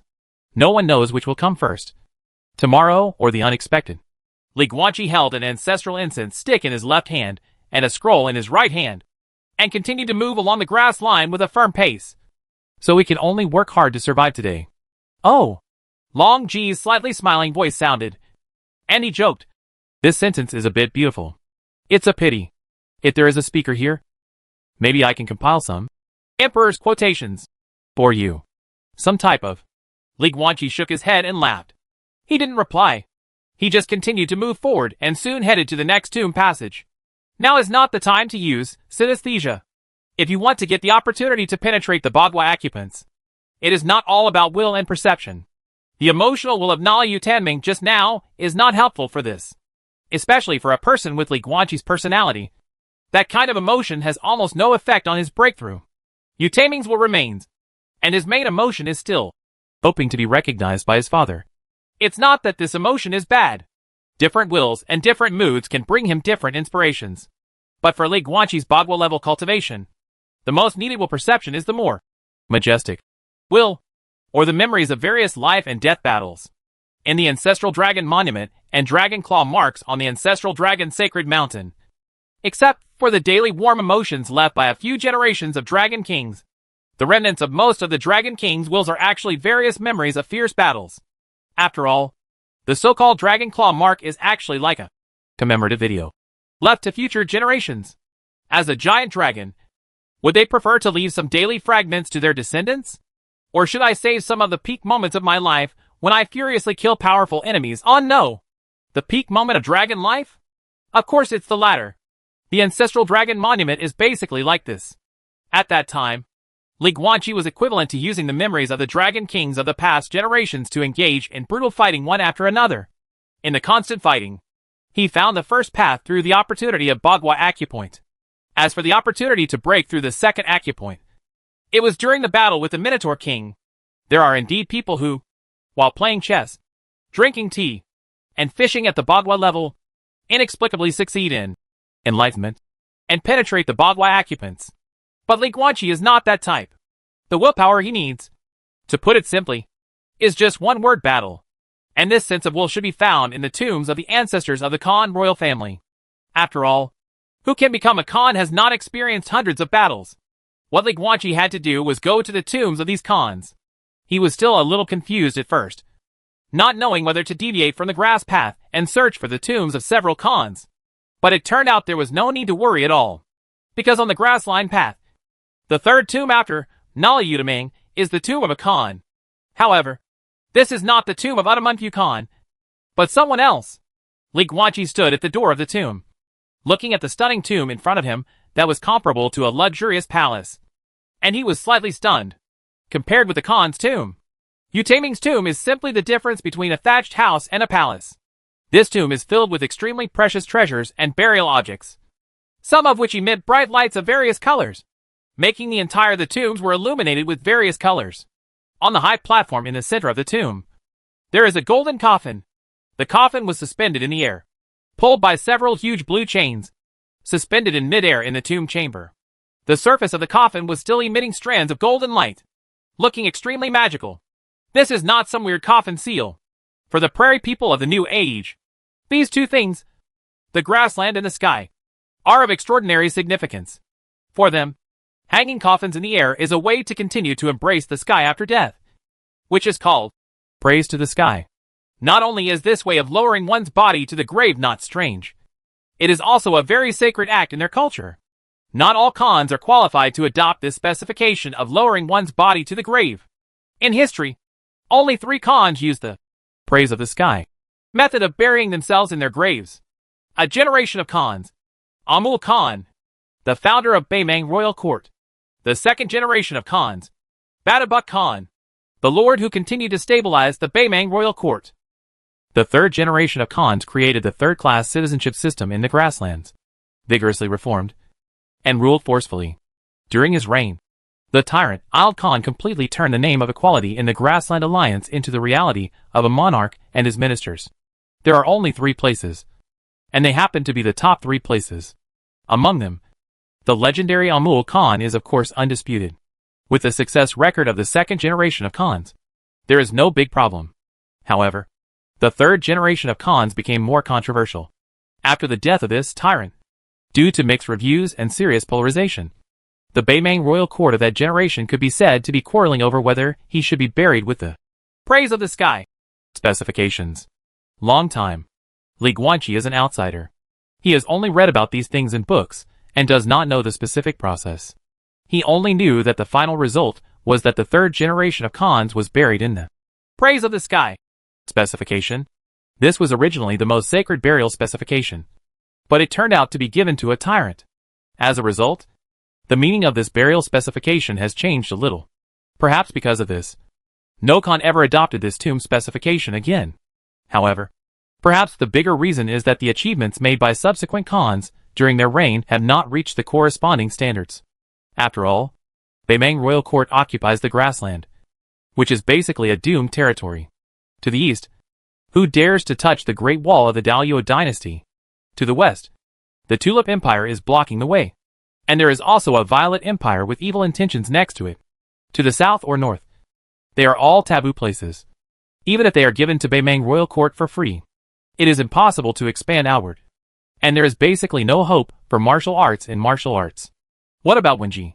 It is a pity that the grassland Khans of all generations, except Amul Khan, were the worst at doing internal affairs. Moreover, because there are too many ethnic groups in the grassland, the racial issue has not been solved for thousands of years. Today, there is even a complete civil war. The grass line does not end. So this is not Amul Khan's tomb.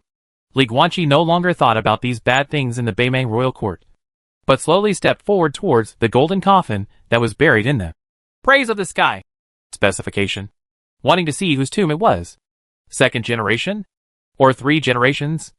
Li Guanqi came to the bottom of the golden coffin and looked down. Directly under the golden coffin is a circular white jade floor, 10 meters in diameter, with a large number of handwritings engraved on it. It is the identity of the owner of this tomb and his life achievements.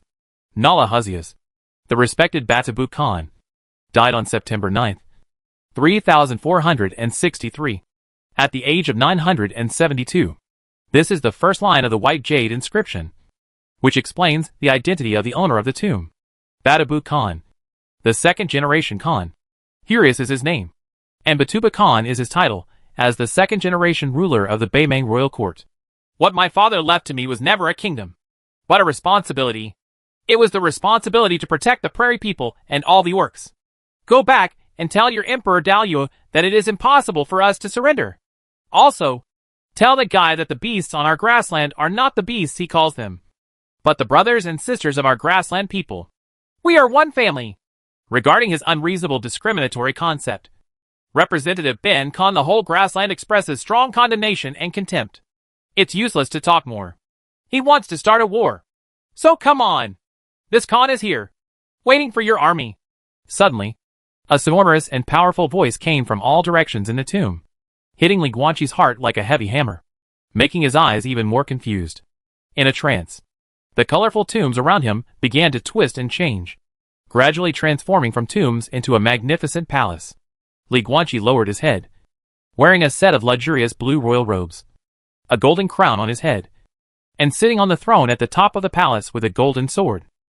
Further down, under the steps paved with gold and red carpets, stood on both sides the civil and military officials of the Baimang royal court, including grassland people and orcs, all of whom were angry at this time.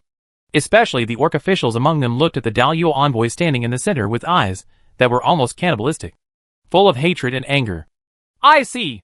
Wearing a red official robe, compared with the surrounding grassland people, the fair-skinned Daluo envoy looked up at Li Guanqi on the throne, smiled and said, Khan's words will be conveyed to my emperor word for word. Farewell. After saying that, the Daluo envoy waved his sleeves, turned around and left with a smile on his face. After he left, the atmosphere in the hall slowly changed. From the initial indignation and anger, it gradually became depressed, with many officials looking sad. Khan! Suddenly, at the forefront of the officials, a white-haired old man wearing a black cloak came out, looked up at Li Guanqi, and said in a deep voice, With the strength of this generation of Daluo Emperor, there is a high probability that he will actually send an army to invade Grassland. We have to make plans early. How dare he?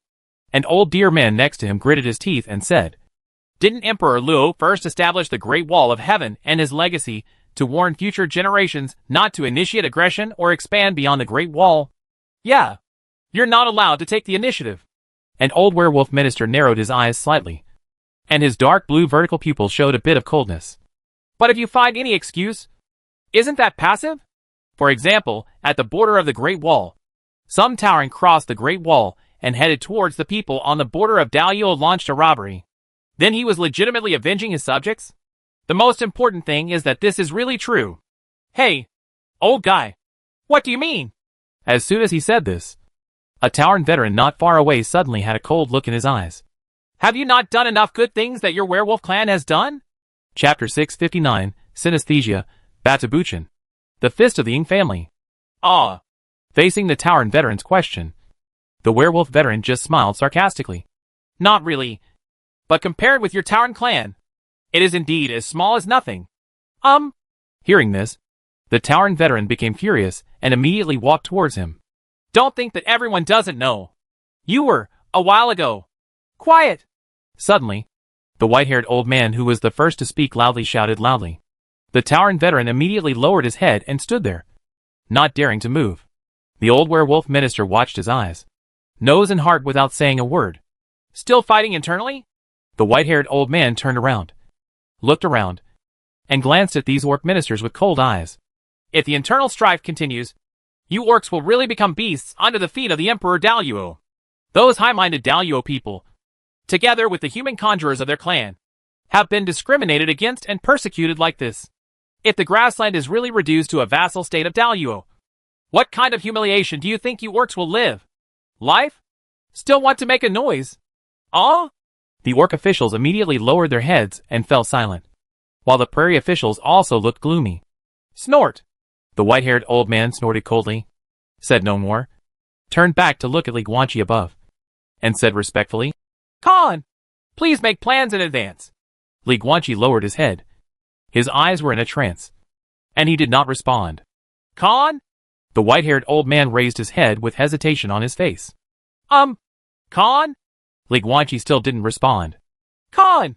Seeing this, the white-haired old man hesitated for a moment, but chose to shout loudly. Li Guanqi moved slightly, and turned his gaze to the ministers below. The trance in his eyes gradually dissipated, and was replaced by calmness. Why worry? Li Guanqi raised his head, turned his neck slightly, and made a burst of popping beans. Then, he leaned back on the throne, and waved to several attractive and coolly dressed catwomen attendants around him. After the catwomen gathered around him, he reached out and hugged one of the most charming catwomen into his arms. Li Guanqi smiled and gently rubbed the face and red lips of catwoman in his arms.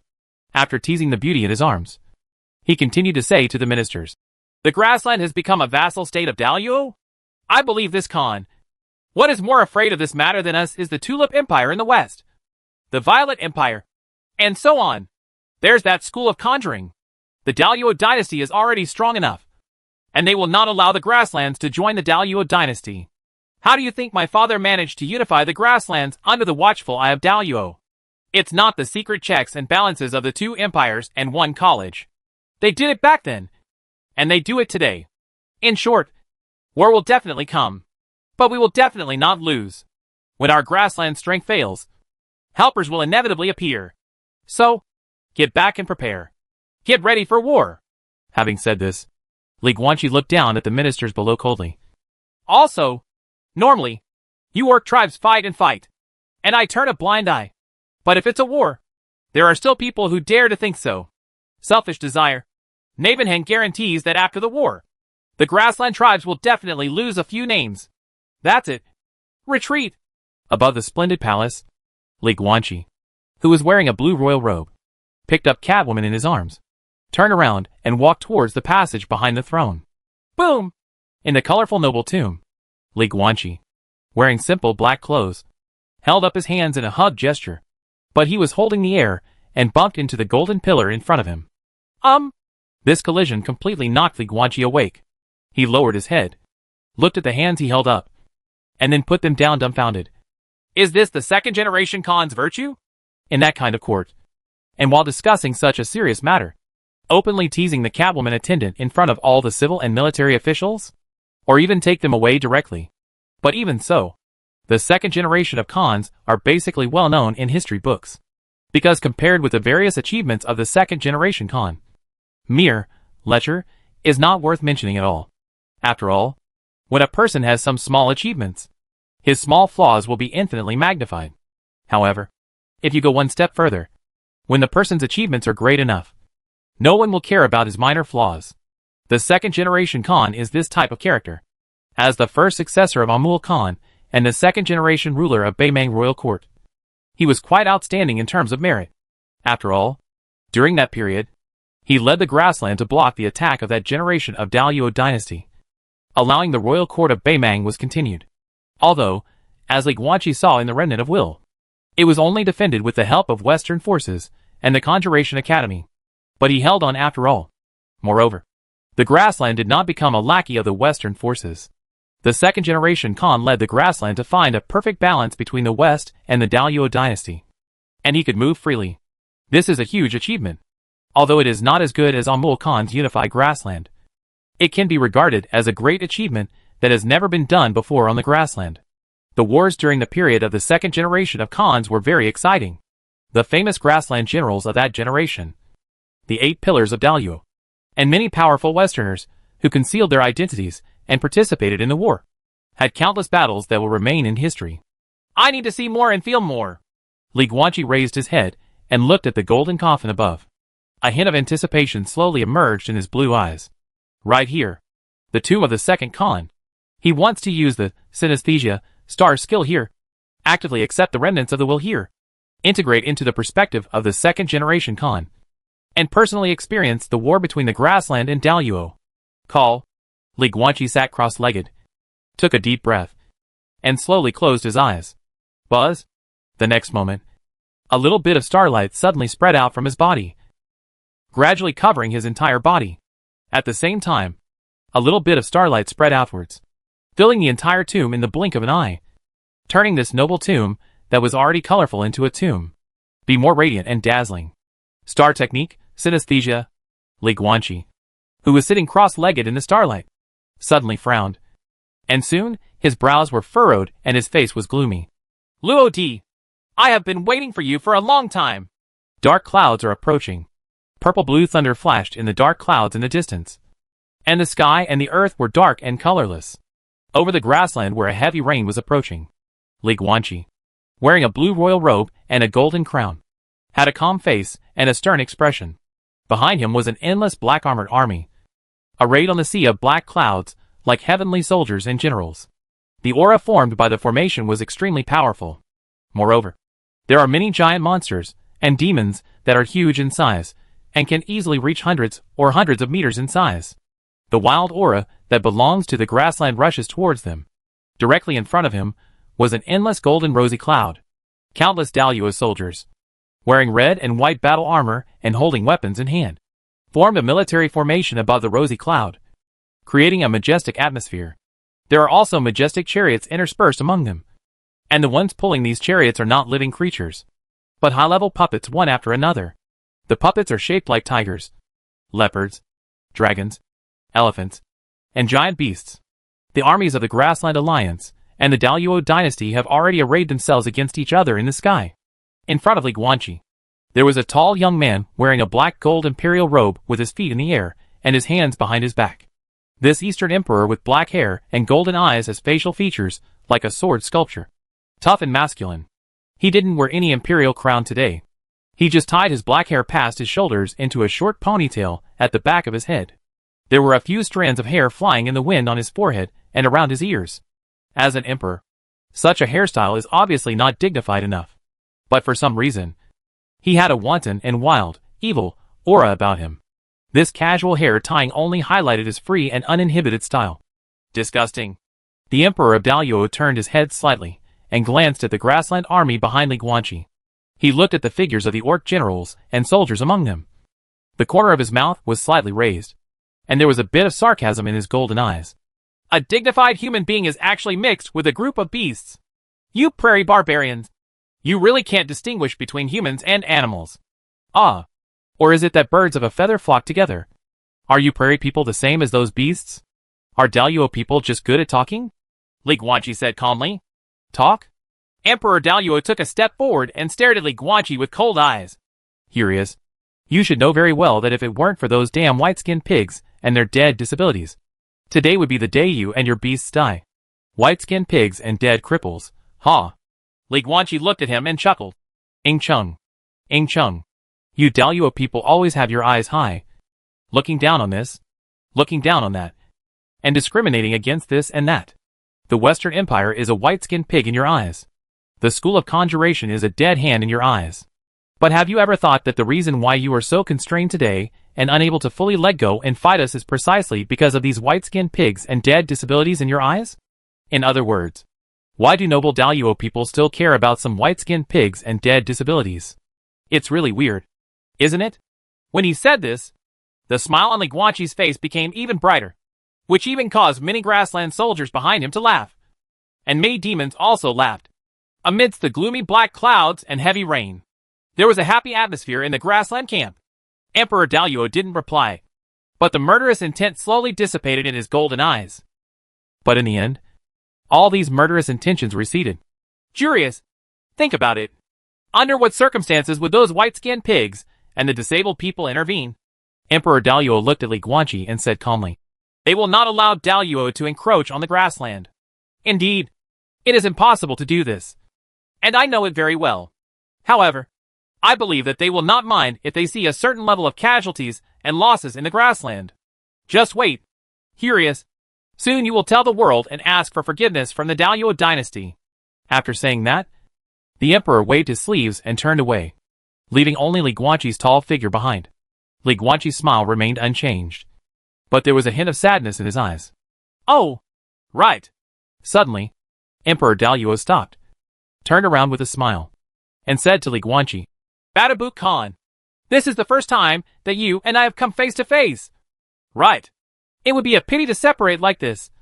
Why not learn from each other? Can it be regarded as a warm-up for the upcoming battle? How about this? Just one punch. I only use fists to make friends. Please do as you please. Boom! As soon as he finished speaking, a burst of majestic coercion erupted from the emperor's body. He rose into the air and instantly transformed into a body of 3 meters. His skin was like gold steel, showing a bright golden color, and his eyes were even brighter. It is directly shining with dazzling golden light. The super powerful golden body of the Ying family.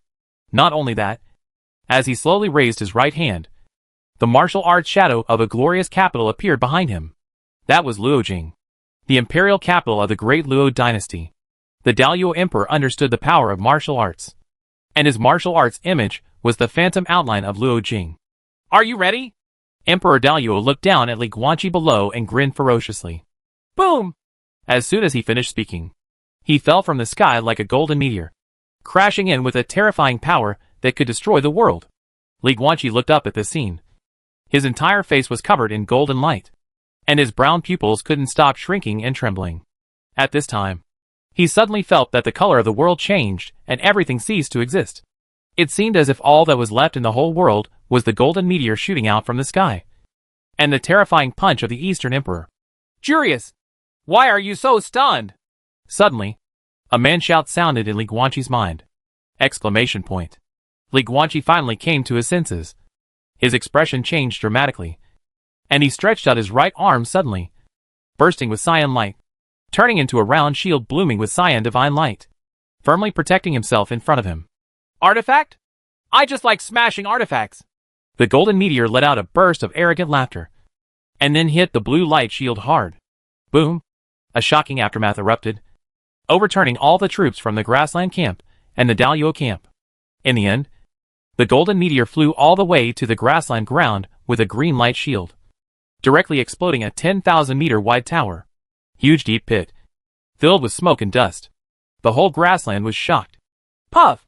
Deep in the smoke and dust, at the bottom of the huge pit, Li Guanqi was lying on the ground, his face pale, and he spurted out a large mouthful of blood. Next to him lay a cyan shield, which was dull and even full of cracks. In addition, a black cloth boot stepped on his chest. Obviously, your shield is not as strong as your words. Emperor Daluo stepped on Li Guanqi and looked down at him with his cold golden eyes. Before you quarrel with others next time, see if you can block other people's fists. Li Guanqi, on the other hand, couldn't even reply. Whenever he took a breath, unbearable and terrifying pain would be felt throughout his body and deep in his soul. This punch penetrated the body and hit the depths of the soul. With just one punch, the emperor of Daluo named Ing Chung defeated the second-generation Beimang Khan, who had an aegis to protect him. But instead of being happy at all, the emperor's face was so gloomy that it seemed like it could drip water. Just like the clouds in the sky at this time. He looked around, looking at the dark places invisible to the naked eye, squinting his eyes slightly, and said coldly, Jurius, if there weren't those white-skinned pigs and dead disabled people guarding nearby, this punch could directly. It's going to kill you. At this time, Li Guanqi slowly recovered, tugged at the corner of his mouth that was still bleeding, and smiled weakly. If you can't do it, they won't allow it. Yeah. Emperor Daluo lowered his eyes and looked at him, raised his right foot, and then stepped heavily on Li Guanqi's face, with contempt in his eyes. Remember, you only survived because of those white-skinned pigs and your cripples. You humans and animals, the grassland people who are not divided, have no dignity even if they are alive. Li Guanqi just smiled, his mouth full of blood. When will our Daluo dynasty be able to defeat the Western Alliance together? Emperor Daluo turned around and left, and the figure in the black gold imperial robe became increasingly blurry as he sighed helplessly. Li Guanqi, who was bleeding from the corner of his mouth, was lying on the ground, looking at the thick smoke and dust in front of his eyes, and slowly closed his eyes. Gradually, the smoke dispersed. But what appeared next was not a huge pit, but a colorful tomb. Li Guanqi, who was sitting cross-legged on the ground, opened his eyes and subconsciously raised his hand to wipe the corners of his mouth, and then realized that there was no blood there. He was just a second-generation Khan with synesthesia. The person who was punched by Emperor Ing Chung of Daluo and stepped on in the face was not him, but the second-generation Beimang Khan 1,600 years ago. That punch! Li Guanqi touched his chest, his eyes dazed. The punch that Emperor Luo Ing Chung gave to the second-generation Khan was almost exactly the same as the method used by Emperor Luo Ing Xian when he massacred the demigods. That's not boxing. It's not a punching move. Rather, it is a method. A method that simultaneously mobilizes the power of the physical body, the power of the soul, and the power of martial arts to maximize, or even exert one's own power beyond the limit. So that's it. Li Guanqi didn't realize it until now. When he first channeled Luo Di, he found that it was easy for Luo Di to kill demigods. It was all done with a simple punch, and he even mentioned it with a smile. But Luo Di said that it was not simple, and said that he would understand it when he reaches the realm in the future. To what point do we have to wait? Li Guanqi didn't know, but he knew that the synesthesia just now had helped him see a few things clearly and give him some feelings. He had a hunch that if he could use this momentum to do it again, he might be able to completely learn Luo Di's skills. That punch, or rather, the fists of the Ying family. Gotta continue. Li Guanqi looked up at the golden coffin above his head, his eyes full of longing. One more time. According to historical records, the second-generation Khan fought against Emperor Ing Chung twice. Although he was defeated the first time, the second-generation Khan received secret help from the Conjuring Academy and gained all-around status increase. At that time, the second-generation Khan had a real confrontation with Emperor Ing Chung. It feels like that memory is the harvest. Again? At this time, Xu Kong's voice suddenly sounded, with a bit of hesitation. Master, do you know how long it has been? Li Guanqi was stunned for a moment. But then, he quickly remembered the simulated situation. He frowned and asked, I feel like only a few minutes have passed. But has it been several days since the outside world? Right. Shudkong immediately replied. 5 days have passed since you used the synesthesia star technique. I guess the group of grassland people outside are waiting impatiently. Then let them wait. Li Guanqi sat down cross-legged again and said in a deep voice, I'm almost catching it. If I don't fully learn that punch, God knows if I will still feel this way next time. After burning the ancestral incense, you can take another one. Even if the will of these dead Khans has fallen asleep, it can be awakened again. But if this feeling is gone, it's hard to say whether synesthesia will appear again next time. I can't miss it. We must work hard now. After saying that, Li Guanqi slowly closed his eyes, and his whole body was radiating starlight again. Synesthesia, star skill. Activate. The will of the second-generation Khan remains, and the enlightenment continues. Chapter 660. The intermediate barrier between the West and Daluo. Grassland. In the colorful tomb, Li Guan sat on the ground with a chessboard, his whole body shrouded in starlight. His eyes closed, his expression changing, switching between joy and sorrow. He wanted to enter the memory fragment of the second battle between the second-generation Khan and Emperor Ing Chung. But contrary to expectations, this is not something he can enter if he wants to. This ancestral mausoleum of the Khan royal family is indeed special. It can preserve some residual wills and memories of the deceased. But the problem is that these things are completely random. Li Guanqi cannot select certain wills and memories based on his own preferences. But he firmly believed that he would be able to enter. It would just take time, because these remnants of will are obviously not irregular. But only those life experiences that are extremely impressive to the deceased can be preserved. For example, the first one, Nala Yudaming, who died young. The will and memory he was able to retain were the scene when he and his father parted for the last time. For him, that was the first time he received a mission from his father. And it was also the first time he had the opportunity to gain his father's approval. Naturally very impressive. The second-generation Khan did not die young. His life of more than 900 years gave him many impressive life experiences. But Li Guanqi believed that the peak battle between Nagai and Emperor Ing Chung would definitely rank at the top of these life experiences and would definitely be preserved. And now, he just needs a memory to experience it. The passage of time in the outside world has been very blurry to Li Guanqi, under the effect of the synesthesia star technique. Li Guanqi completely integrated with the remaining will of the second-generation Khan. He continued to experience one scene after another with the perspective, emotions, concepts, and thoughts of the second-generation Khan. In a daze, he couldn't tell whether he was Li Guanqi or the second-generation Khan Hurius. Call. The night was dark, and the evening wind blew out the candles through the windowsill, making the already dark hall look even darker. And sitting on the throne of the main hall was a majestic man. He was wearing a blue royal robe, a golden crown on his head, and had a pair of sharp brown eyes like a falcon. Although he was a little slovenly, his unshaven face further highlighted his wildness as a prairie man. The second-generation Khan, Hurius, everyone. The Baymang Khan looked at the empty palace and slowly spoke with a hoarse voice. The war has been brutal. We have been fighting in the grassland and Daluo so far. Have you seen enough? If this continues, it will be difficult for me to remain unwavering in my stance. Maybe I will leave the Baymang royal court to join the Daluo dynasty? Until then, can you still continue to watch the fire from the other side? Ah. As soon as he finished speaking, there was a burst of laughter from the shadows of the hall. Then several figures in black robes wearing black hoods, whose faces could not be seen clearly, floated out of the shadows one after another and stood in the main hall. Khan, I thought you would never speak. One of the black-robed men looked at Hurius and said with a smile, in that case, let's talk about the conditions. Our Curse Academy will help you resist the invasion of Daluo. As a price, from now on, your grassland will be destroyed every year. We need to provide our Conjuration Academy with. There are no conditions, no price, and no bullshit offer. Jurius sat on the throne, looking down at these black-robed magicians with cold eyes, and said in an indifferent voice, listen, you can choose to let go and leave directly, and then I will choose to surrender to the Daluo dynasty. Then follow Ing Cheng's footsteps and officially launch an attack on you. The Tulip Empire, the Violet Empire, and the School of Magic.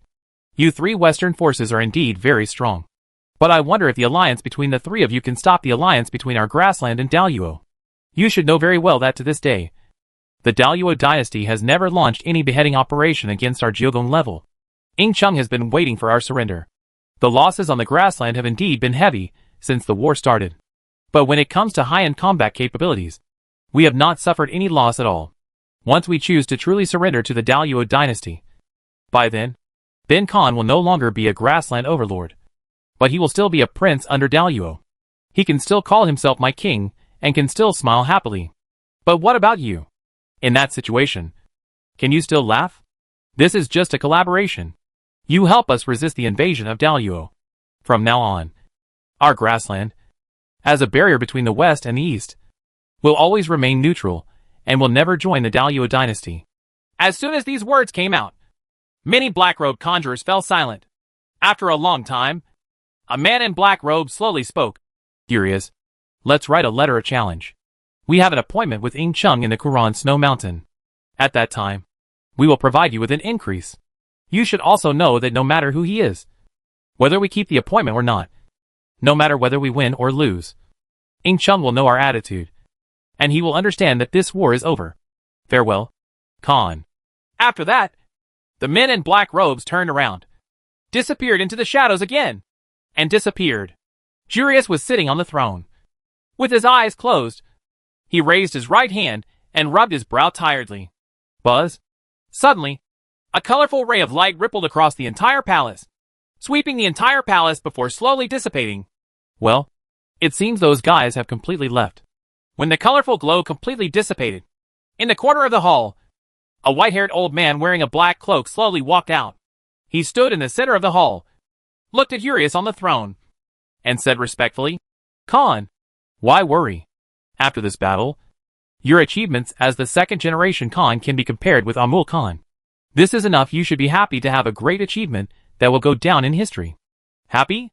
Jurius opened his eyes, frowned and looked at the old man, and said in a deep voice, Tudaman, until this battle has started, it is true that you and I, who are at the 9 palaces level, have not died. But under this, what about those? The astronomical numbers of the dead and injured. I don't even dare to say. At the end of the sentence, the second-generation Baymang Khan was almost furious. He suddenly stood up from the throne, pointed at the white-haired old man below and roared, I am Khan. Those dead humans and orcs are all me. My subjects. I was supposed to protect them. But now I have caused countless casualties. How can you make me happy? That's what war is like. The white-haired old man known as Tudeman looked indifferent. There are always casualties in war. This is the cost. And these costs are inevitable. The point is, does this war have any meaning? And the answer is, yes. And it means a lot. After this battle, the Daluo dynasty will fully understand that once they launch an invasion on the grassland, the Western forces will intervene to jointly resist their attack and prevent them from succeeding. The Western forces will also understand how important our grassland is. If we choose to surrender to Daluo, what awaits the West is the Daluo dynasty that has completely absorbed the power of the grassland. It will be a stronger country, enough to compete with the West with the power of one country, the strongest dynasty in the alliance. This is what affects generations to come. From now on, for hundreds and thousands of years, as long as our grassland remains neutral and maintains a certain level of combat power, we will have a perfect room for maneuver between the Western forces and the Eastern Daluo. Speaking of this, the white-haired old man looked at Jurius and smiled meaningfully. Khan, in addition to this, in this war, we also saw clearly the thoughts of many orcs. Didn't we? After the war in Daluo is over, it's time for us to clean up the interior. Jurius frowned and sat back on the throne. The war is still ongoing, and I don't want to talk about these internal strife. Okay. The white-haired old man didn't force it. He just put his hands behind his back and looked up at the ceiling of the hall. There is a dome mural there, which shows the dinner party between Amul Khan and the Beast Kings. They all have smiles on their faces. This is a scene that really happened in history. It was the celebration banquet held by Amul Khan and the Beast Kings on the day when the Grassland Alliance was officially established. After being created as a mural, the mural was called Peace of the Grassland. The symbolic meaning is the same as the name of the mural, which is the peace of the grassland and the equality and harmony among the grassland tribes. Peace. The white-haired old man looked at the mural, with a bit of confusion in his cloudy brown eyes. Khan, tell me, what will happen if our grassland chooses to cooperate with the Daluo dynasty? The world can usher in the first time of the new era. Unification? It should be okay? Jurius leaned back on the throne, thought for a while, and then said hesitantly, based on the information we have, if our grassland joins Daluo, the Western Alliance will not be able to stop it. The final result will be high probability. It was the Daluo dynasty that conquered the Violet Empire and the Tulip Empire, crushed the Conjuration Academy, and unified the world. Then a genocide was launched against the conjurers all over the world. As for what happens next, after that, it should be us. Unload the mill and kill the donkey. After unifying the world, without the restraint of Western forces, the Daluo dynasty has no reason to continue to retain our Beimang royal court. We have no choice but to surrender. But if that were to happen, we would be completely in the abyss. The group of Daluo people who think highly of themselves will not only put the orcs in cages and regard them as beasts like monsters, but they will also regard us prairie people as inferior human beings. In the final analysis, choosing to cooperate with the Daluo dynasty is basically choosing to submit to Daluo. And surrendering to Daluo is definitely a terrible choice. As for cooperating with Western forces, well, that's not feasible either. Regardless of the fact that the West and Daluo are currently at odds with each other. In fact, how can there be any permanent hostile relationship between our forces? If we dare to form an alliance with the Tulip Empire, the Violet Empire and the Daluo dynasty will turn around and join forces to destroy us first, which will form a two-legged alliance between the two countries. It would also be a different situation to cooperate with Violet. After much deliberation, compared with these situations, our grassland might as well remain neutral, and so on. As he said that, Jurius suddenly became a little surprised.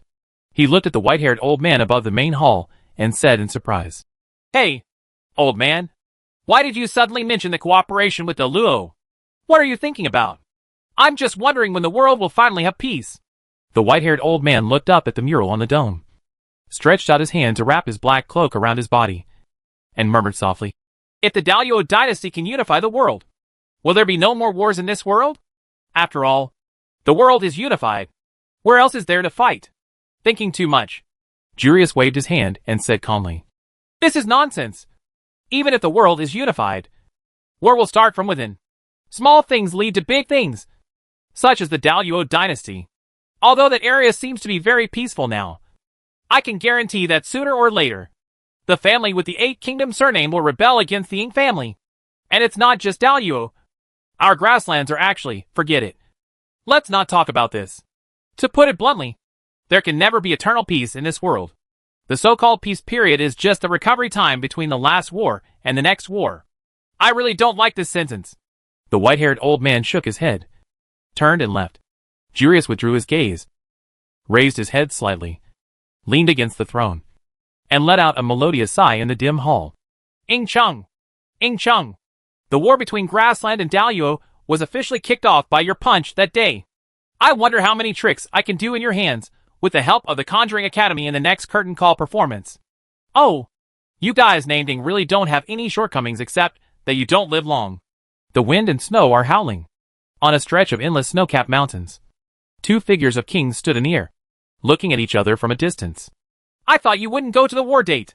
Jurius, wearing a golden crown and a blue royal robe, looked at the Eastern Emperor in front of him with solemn eyes. Why don't you go? Ing Chung was still wearing the black and gold imperial robe of the Great Luo dynasty. With a calm expression, you yourself issued a challenge and begged me to beat you up.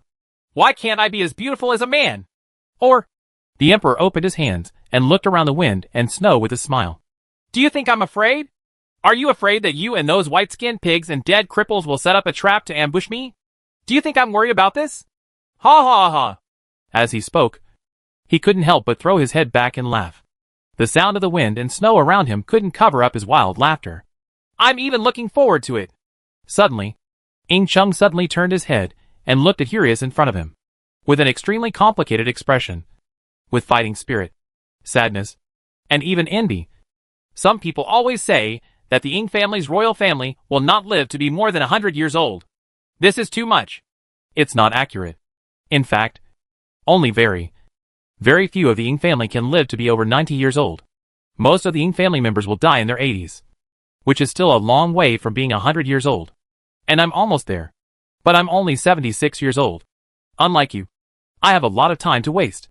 I don't have that long life. So I can only use these short decades of life to live as much as possible. Wonderful. My prince has also been chosen. He is excellent, and I have no worries. So I'm actually looking forward to it. I'm looking forward to seeing what kind of conspiracy you have with those white-skinned pigs. It would be best if a few demigods could gather here. After all, I don't have much time left to live. A year or 2 at most. Then you have to die of old age. Ha! I thought that if I could use an earth-shattering battle as my farewell to this world, it would be a very good way to end the world. Having said this, Ing Chung looked at the Bayman Khan in front of him and grinned softly. Here he is. What do you think?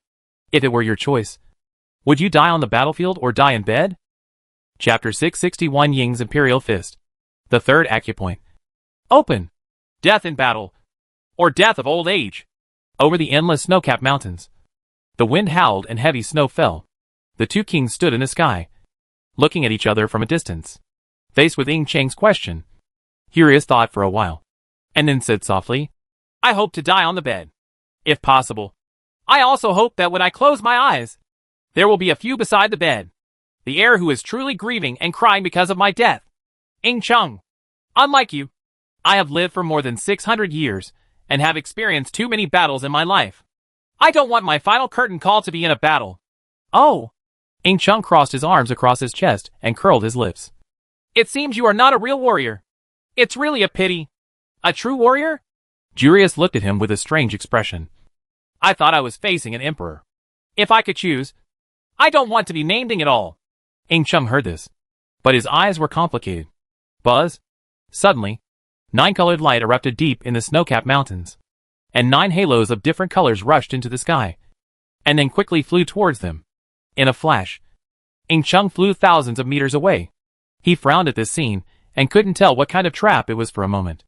Jurius, on the other hand, stood calmly and slowly raised his hands. Boom! 9 colored halos fell from the sky and poured into Jurius' body one after another, causing his whole body to instantly erupt with powerful pressure, strengthening layer by layer, 9 times in a row. As the strengthening and amplification increased layer by layer, the strange blood in Jurius' body also boiled completely, allowing him to instantly enter the 2-dimensional form of the physical body. First, his size skyrocketed, turning into a 5-meter-long body and then a pair of cyan wings grew from his back. They flapped violently, forming a raging storm around him, gathering countless snowflakes and condensing them into a snowball, turning his figure into a ball. Cover up. Roar! The next moment, there was a roar of beasts, and the wind and snow exploded, and Hurius, who appeared on the spot, had completely transformed into a giant humanoid beast. He is 5 meters tall, with green wings on his back, golden scales all over his body. His hands and feet are animal claws, and even his head has turned into an animal head that looks like a lion or a tiger, with a pair of golden vertical pupils shining, dazzling golden light. This is the Liangyi form of the Nala family, a state they call the beast form. Buzz! This giant humanoid beast waved its right hand, and green light flashed all over its body. It first faintly transformed into the outline of a green light shield, but then spread all over the body, forming a pair of green light divine armor, covering it completely from head to toe. The artifact armor Qingyao. In the blink of an eye, Hurius became like a giant mecha beast, with 9 color streams of light lingering all over his body. Ing Chung! Hurius clenched his fists and looked at the Daluo Emperor thousands of meters away. At this time, Ing Chung had already completed his battle preparations, manifesting the golden body of Emperor Blood. He was 3 meters tall, and his whole body looked like it was made of gold steel. But unlike Jurius, he did not use any artifact. Those methods of killing disabled people are really good. Ing Chung looked at Hurius at this time and nodded slightly. That 9-color light is the increase they gave you? It's interesting. If the Daluo dynasty could put down its discrimination and prejudice against magicians, you Daluo would have unified the world long ago. Jurius's dull voice came out from the tightly fitted cyan visor. Vomit! Ing Chung pretended to be vomiting, then grinned ferociously. Living on the same land as a conjurer? How disgusting would that be? Even if I were to dominate the world like that, I would not have the face to see my ancestors after my death. It's useless to talk more. Let's fight! Boom! As soon as he finished speaking, the martial arts image of the Luo Jing imperial city suddenly appeared behind the Emperor of Daluo. It was grand and spectacular. After manifesting the image of martial arts, Ing Chung had an arrogant smile on his face, and his whole body burst out instantly, turning into a golden meteor, and crashed directly into Hurius with a heaven-destroying momentum. It's this trick again. It's the same punch as when we first met. Jurius looked at this scene. His whole body was shrouded in golden light. It seemed that there was no more heaven and earth in his sight, let alone wind and snow. Only the dazzling golden light was left, and only the punch of Ing Chung was left. His consciousness fell into an uncontrollable trance. But things are different now. Buzz! As the 9-colored light on Jurius' body lit up, his soul was instantly stimulated, and he woke up. Roar! Hurius, who looked like a giant humanoid beast, glared at Ing Chung and let out an earth-shattering roar, causing avalanches to appear in the snowy mountains below. At the same time, a burst of golden flames burst out from his whole body, and as he waved his right fist, these golden flames also turned into a giant fist of golden flames, slamming into the oncoming Ing Chung, the powerful solar fire of the Khan royal family. Boom! The golden meteor that Ing Chung turned into collided with Hurius' giant golden fist, and a terrifying aftermath erupted, which not only dispersed the wind and snow in the sky, but also directly shook the stretching mountain range below. Broken! The mountain collapsed. Very good! In the sea of fire and sky swept by golden flames, a burst of wild laughter suddenly appeared. The next moment, Ing Cheng's unscathed figure suddenly rushed out of the sea of fire, and instantly arrived in front of Hurius, with a sickly smile of extreme excitement, and grabbed Hurius' shoulder with his left hand. This time it's a bit interesting. Come again. Jurius! The mad-looking Daluo Emperor held the humanoid beast tightly with his left hand, and smashed it down with his right fist. Bang bang bang bang! Ing Cheng's punching right hand almost turned into a phantom. In just a few breaths, he hit hundreds of heavy punches on Hurius' beast head. The whole world was shaken. Hurius, on the other hand, had no power to fight back. If it were not for the protection of the blue divine armor, his head would have been shattered long ago. But if this continues, it won't be long before the divine armor is broken. Boom! Suddenly, the 9-color ray of light on Hurius exploded, forcing Ing Chung to move several meters away, and he fell into a daze for a moment. When Ing Chung came to his senses again, a shadow immediately covered him. It was a giant humanoid beast with its wings spread out, covering the sky and the sun. Roar! Jurius roared and waved his claws. And with a slap of his right claw, he directly flew Ing Chung tens of thousands of meters away. He shot out of the sky like a cannonball and crashed heavily into the depths of the mountains below. The entire ruined mountain range shook violently. The mountain range that had already begun to collapse was shattered a bit faster after this incident. Boom! Jurius took advantage of the victory to pursue, and the blazing golden flames all over his body fell from the sky like a real scorching sun, causing the snowy mountain range to once again explode into a huge crater. And countless frosts and snows turned into mist, filling the sky and the earth.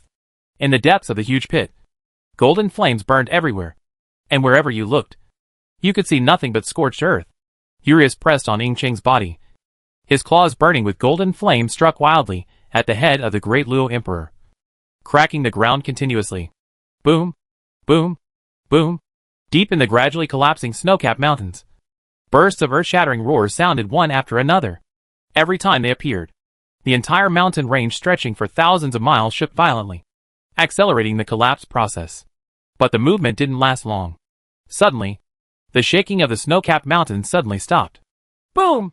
Deep in the giant crater, Ing Chung, who was pinned down by Jurius, suddenly raised his hand to block Jurius' claws from slapping him fiercely, and then struck with his knee, directly knocking the humanoid beast 10,000 meters away. Sky, you are very good, but only good when you are tired of playing. Let's leave it at that. Ing Chung got up from the ground, wiped the bloodshot eyes from the corner of his mouth. His eyes flashed with golden light, and he rose up from the ground, rushing high into the sky at an astonishing speed. In midair, he slowly clenched his right hand into a fist, and a martial arts image of the Luojing Imperial City appeared behind him again. Buzz! Ing Cheng's whole body erupted with dazzling golden light, and his whole body turned into a golden meteor again. And Jurius did not sit back and wait for death. He adjusted his body shape on the sky and activated the sun's fire power again. His whole body was burning with raging golden flames. The wings behind his back vibrated violently. He retreated instead of advancing, actively facing Ing like the setting sun. Chung dives away. Boom! The two kings, the former turned into a golden meteor, and the latter turned into a golden sun. One went up, the other went down, and fists collided in midair, causing a shocking aftermath that shook the sky for thousands of miles. Boom! In the colorful noble tomb, Li Guanqi still had his eyes closed, but he had already stood up from the ground, maintaining a punching posture. His whole body was majestic, and his white hair was flying wildly. And behind him, a shadow of an emperor standing on the top of the snow-capped mountains gradually appeared. Like him, his eyes were closed and his right fist was waved out. Picture of the Snow Mountain Emperor. This is Li Guanqi's martial arts power and martial arts image. As time went by, Li Guanqi's brows tightened more and more. His body continued to tremble, and waves of dragon roaring sounds came from his body, and the aura emanating from it increased steadily. Forehead, a few dozen meters away, the dragon halberd in human form was sitting on a golden round table, looking at this scene with a strange expression on his face. Holy shit! What on earth is Master doing? At this time, Shu Kong's panicked voice suddenly sounded. This is the ancestral tomb of Beimang Royal Court. If he suddenly punches and smashes this place, what the hell is going on? How about waking him up? Longji hesitated. What a fart, Pluto said lazily. He finally found this opportunity to understand. If you ruin it, I guess he wants to kill you. And if he can really learn Ying's Imperial Fist, then he won't punch. Huh? Why? Shun Kong was a little confused, but Pluto was too lazy to answer, and fell silent. Boom! Suddenly, the coercion emanating from Li Guanqi's body erupted in a big way. In the image of the snowy mountains behind him, the wind and snow roared, and the color of the sky and the earth changed. As his pressure increased, the left side of his chest began to tremble violently. Boom! Until finally, as Li Guanqi's aura completely climbed to its peak, the Bagua acupoint on his left chest was also completely penetrated. The third Bagua acupoint is open. Spiritual power, LV92 LV.93. 93.2, early stage of spell Bagua level. March 12th. Physical body, LV92 LV.93. 93.4, early stage of martial arts Bagua level. March 12th. However, after the breakthrough was successful, Li Guanqi's pressure did not explode, but quickly converged into his body, without affecting the tomb chamber at all. And he retracted his original punching posture and sat cross-legged on the ground again. From beginning to end, Li Guanqi did not open his eyes. Master has learned Ying's Imperial Fist? Shukong hesitated. Certainly, Pluto explained lazily. The boxing techniques of Luo Emperor in the past are essentially not boxing moves, but a method of mobilizing power. If he could really learn this method, then he would not be able to continue punching. Because this is not a boxing technique. There is no need to punch to prove whether you have learned it or not. And he actually confirmed it once. The penetration of his third acupoint is the best proof. This kid just tried the power-transporting method of Ying's Imperial Fist in his body, and then successfully penetrated the Bagua acupoint on the left chest. It's just that this kind of thing is the same. It was the first time he used this power-transporting method, and his body was affected, and an acupuncture point was opened. But after that, his body has adapted to this power situation. Even if he uses Ying's Imperial Fist 100 times in the future, it will be impossible to penetrate other acupoints. Huh? No. I'm just going to explain it to you artifacts. So I won't say any more. Hades fell silent. So, what's going on now? On the golden round table, the dragon halberd that had transformed into a human form looked at Li Guanqi, who was sitting cross-legged on the ground again with his eyes still closed, and said in surprise, since he has learned Ying's Imperial Fist and successfully made a breakthrough, why hasn't he woke up yet? Who knows? Shukong was equally puzzled. Maybe the master thinks that the second-generation Khan still has some memories that are worth experiencing? You members of the Ying family are really ridiculously strong. Among the ruins of the snowy mountain, Urius returned to his human form, lying on a boulder with a pale face, covered in blood and bruises. For some reason, those wounds were completely unable to heal themselves quickly. Next to him, Ing Chung, who was wearing a black and gold emperor's robe, stood with his hands behind his hands. He still looked majestic. Even his hair was not stained with dust, as if he had never been through any battle. After the final exchange of punches just now, Jurius fell here, half dead, and this Eastern Emperor even had time to tidy up his appearance. So, Ing Chung glanced at Jurius on the ground next to him. So you don't have any other ambush. What a pity. There was never such an arrangement. Jurius took a deep breath, then endured the pain, gritted his teeth, and slowly sat up. By the way, what exactly did you do to me? Why am I healing so slowly? If you take Beimang Royal Court to surrender to Daluo, I can share this secret with you, Ing Chung said calmly. Huh? Forget it then. Jurius smiled and shook his head. By the way, immediately afterwards, the Beimang Khan, who looked like a strong man, looked at the young Ing Chung and said in surprise, according to the situation of your Ing family, shouldn't you look like an old man at your age? I would rather live a year or two shorter than become a decrepit old man. Ing Chung looked calm. There are a lot of ways to stay young forever. I don't know why the emperors in the past always like to show their age. The majesty of an emperor cannot be demonstrated by his beard. That makes sense. Jurius smiled. That's it. There's nothing more to talk about. Ing Chung turned around and left, waving his hands with his back to him. You can tell by your punches. You won't become a lackey of the West. I'm relieved. The neutral grassland. Well, it's not bad. Goodbye.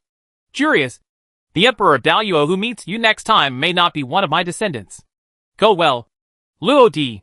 Jurius looked at the back of this emperor and said softly, Sweat profusely. The moon is dark and the wind is high, and the palace is dark. The windowsill of this side hall was not closed properly. Because of this, the evening wind blew in from outside, causing the lavender gauze around the curtained bed in the center of the hall to constantly flutter in the wind. Vaguely visible, inside the purple gauze, on the bed, there is a majestic figure of a man and the graceful figures of 3 women, entwined with each other. The sounds of joy and laughter. The sounds of men and women breathing. Come and go. Outside the bed, several pairs of women's dresses and trousers, as well as wine cups and glasses were scattered on the ground, and red wine poured out. The pure aroma of wine lingered, mixed with some of the fishy smell of the place, forming an even stranger smell. Suddenly, on the bed, the man's figure paused and turned to look at the closed door of the Vermilion Palace. Arzhan? What are you doing here? He made a slightly impatient voice. Didn't I tell you not to come to me at night? Father, I have something to tell you. A slightly youthful voice came from outside the palace door. You little brat. Do you have to say it now? The man's tone was obviously a little irritated. And then he pulled away the woman's arm from around his neck. Hey, get down. I'll call you over later. Yes. Sweat. The three women responded coquettishly, then lifted up the purple gauze on the bed, got out of bed, picked up the clothes and pants on the floor, and left through the back door of the side hall. Those were the three sisters, Cat Girl, Fox Girl, and Bunny Girl. And the man got out of bed. He is a strong man, with a strong body and full muscles. He is more than 2 meters tall, and the muscle lines on his body are as layered as if they were carved with knives and axes. The strong man casually took a green robe from the hanger beside the bed and put it on. Through the dim moonlight, he could barely see his unshaven face.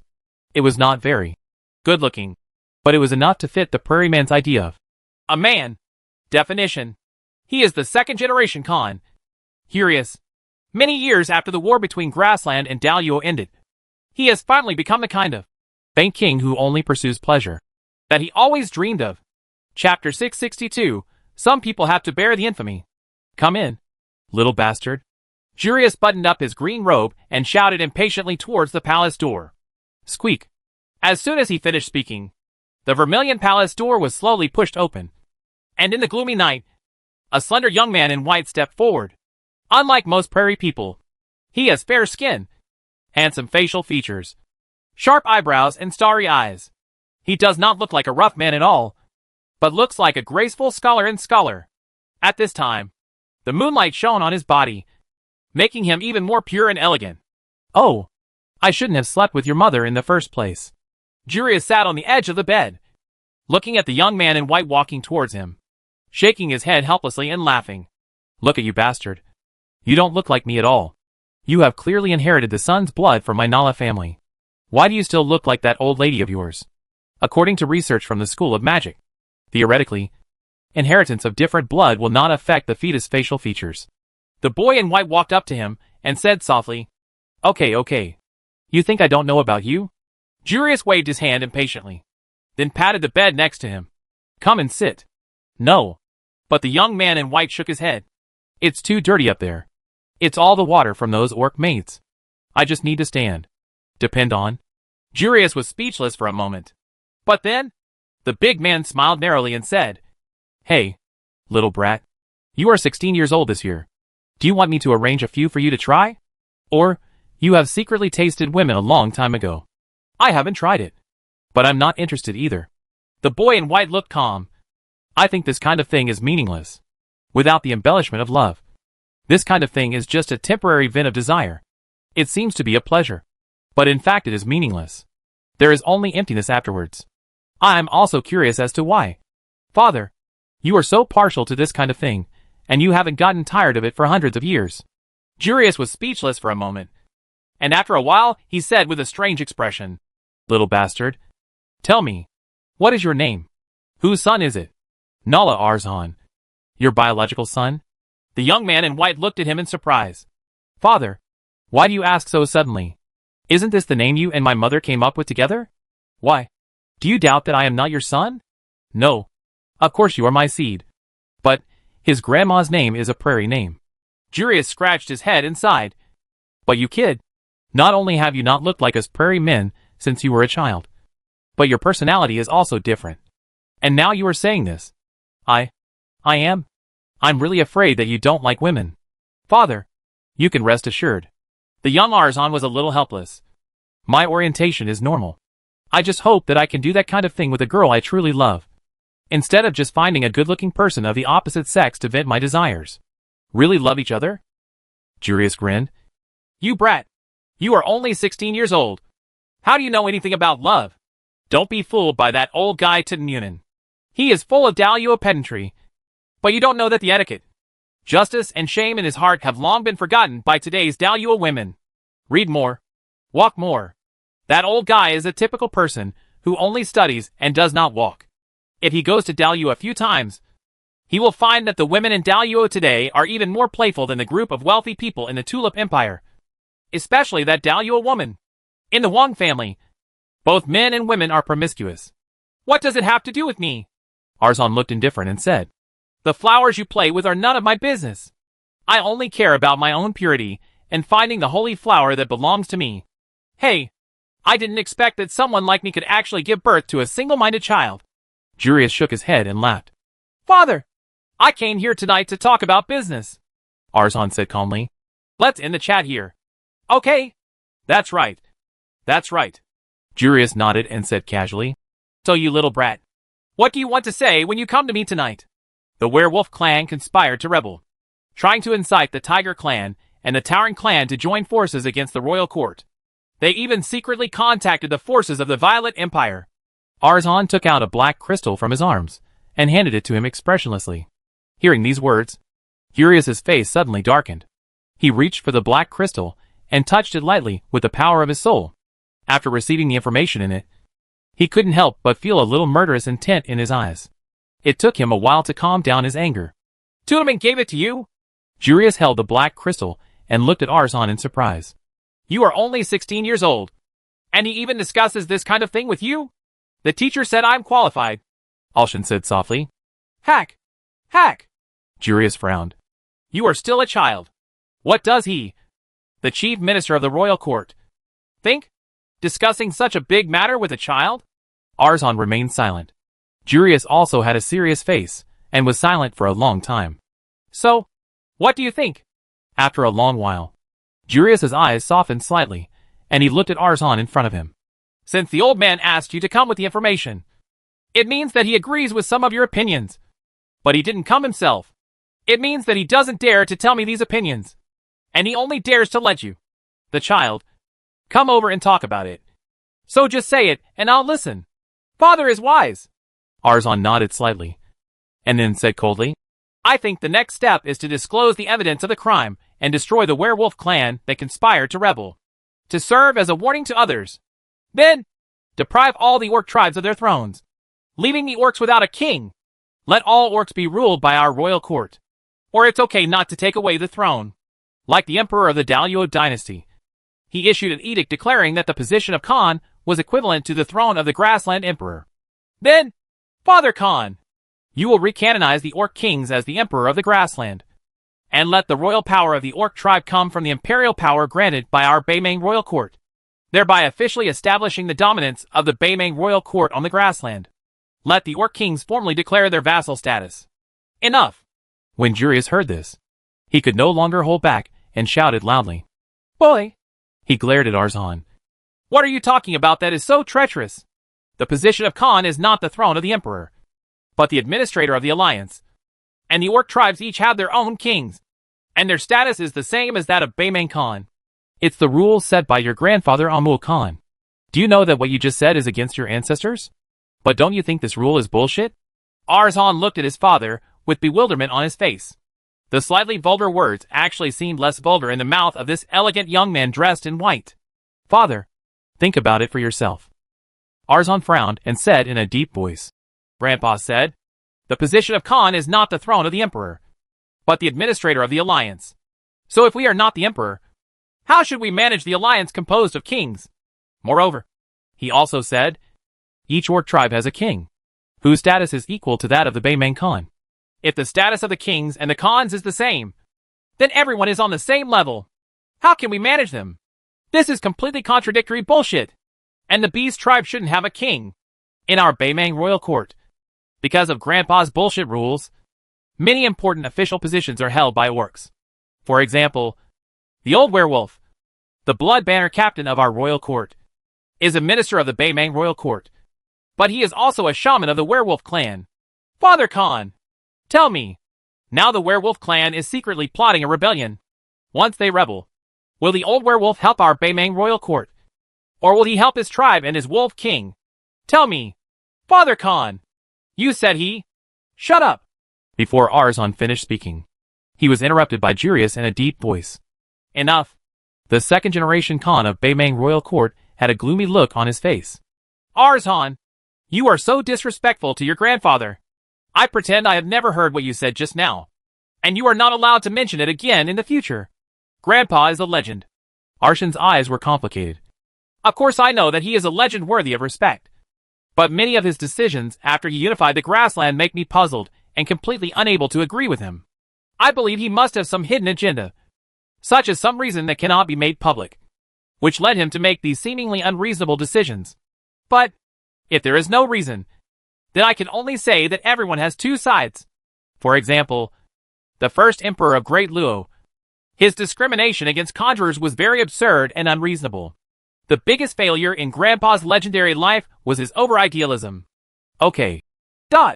Jurius looked at the boy in white in front of him and said helplessly, "A 16-year-old brat is not qualified to criticize a great legend who unified the grasslands and integrated all the grassland and orc tribes. I will give it to you too. Yes, it's really no big or small. If you don't like to hear it, I won't tell you." Arzhan tilted his head, flattened his mouth, and looked a little depressed between his brows. Jurius was keenly aware of this, but he smiled. This child was born to him and a Dalua woman, and he was almost born with it. He has been shockingly mature and sensible since he was a child, and has almost never shown any childish behavior. But this depressed expression at this time is rare and a bit childish. Can we not talk about this? Jurius looked at Arzhan and said helplessly, "Forget about talking about political affairs with those old royal men. Is it possible that when I chat with my son, I also have to talk about these serious state affairs? But I came here tonight to talk to you about state affairs." Arzhan looked at him again, frowning slightly. "Let's not talk about other things. Let's talk about the werewolf clan's conspiracy to rebel. Father Khan, what are you going to do?" First of all, there was no rebellion. Faced with his son's question, Jurius gently tapped the boy's head and corrected, "All ethnic groups in the Grassland Alliance are equal, and there is no one-to-one fault. The crime of the werewolf family is destroying the unity of the grassland is, of course, a serious crime. I will identify the participants in this matter and execute them all to serve as a warning to others." Too light. Arshan's brows furrowed even more when he heard this. "I suggest massacre. Kill all the werewolf clan on the grassland, leaving no one alive. Cutting the grass should be done to eradicate it. And it's also time to use this to intimidate all the grassland clans." Jurius was silent for a moment, looking at his son in front of him. The second-generation Khan seemed to have thousands of words he wanted to say, but in the end, he just shook his head slightly and said with complex eyes, "Arzhan, remember, the king cannot just rely on killing. Blind slaughter. Only bad things happen. You are so young, but you are so angry. You know, I am very worried." "I know." Arzhan looked indifferent. "But as far as the current situation is concerned, this is not the first time that the werewolf clan has shown signs of rebellion. If we don't kill them all, there will be trouble in the future. Enough." Jurius waved his hand, a little impatiently. "Don't mention this matter again. I am the contemporary Khan of Baimang Royal Court. Nowadays, the matters of the Grassland Alliance are not your turn. 16 years old. You kid makes the decision. What you need to do at this age is to pick up girls and go to bed instead of participating in government affairs." "Damn! Who taught you this?" Arzhan was helpless and speechless. "Well, I have to arrange a dinner party in a few days." Suddenly, Jurius raised his head, touched the stubble on his chin, and thought, "Well, I remember there are a few little girls of the same age as you, who are very pretty. When the time comes, let those guys take care of themselves. Bring all the girls here, and then you can pick and choose which one you like." "I just said, I'm not interested in these." Arzhan turned around helplessly, facing away from his father. "Why? Do you have to wait for your holy flower to appear?" Seeing this, Jurius couldn't help but smile. "Hey, brat, even if you want to pursue some kind of love, you still have to try to get along with each other. Are you really expecting love at first sight? We don't know each other well. We don't even get along with each other. Just waiting to see a girl one day and fall in love with her at first sight. Isn't this nonsense? Also, kid, don't blame your dad for not reminding you that love is a luxury. You are from the Khan royal family and have a distinguished status. Do you still want to have that kind of thing? Let me start with the ugly words. If you want to meet a girl who truly loves you in this life, it is very difficult. 9 out of 10 come because of your family background. Well, the remaining 1 should be from an enemy country. Female spy. Unimportant." Arshan's expression remained calm after hearing this. "These are all insignificant little things. If they are there, they are there. But if they are not, they are nothing. They will not affect my life. What I want to do in this life is far more important than any love." "Great." Jurius narrowed his eyes slightly, then stood up, stretched out his big rough hands, and gently rubbed the boy's head. Boy, it's a little love between men and women. If you think it doesn't matter, then it doesn't matter. But don't forget, there is still great love in this world. Big love? Arzhan looked at him curiously. Is this big or small? Actually I can't tell. Jurius smiled, then looked out the window at the stars and moonlight, and said with emotion, That's what your grandfather told me before he was alive. He said that there is great love in the world, hidden deep in everyone's heart. And in the heart love is the foundation of our power.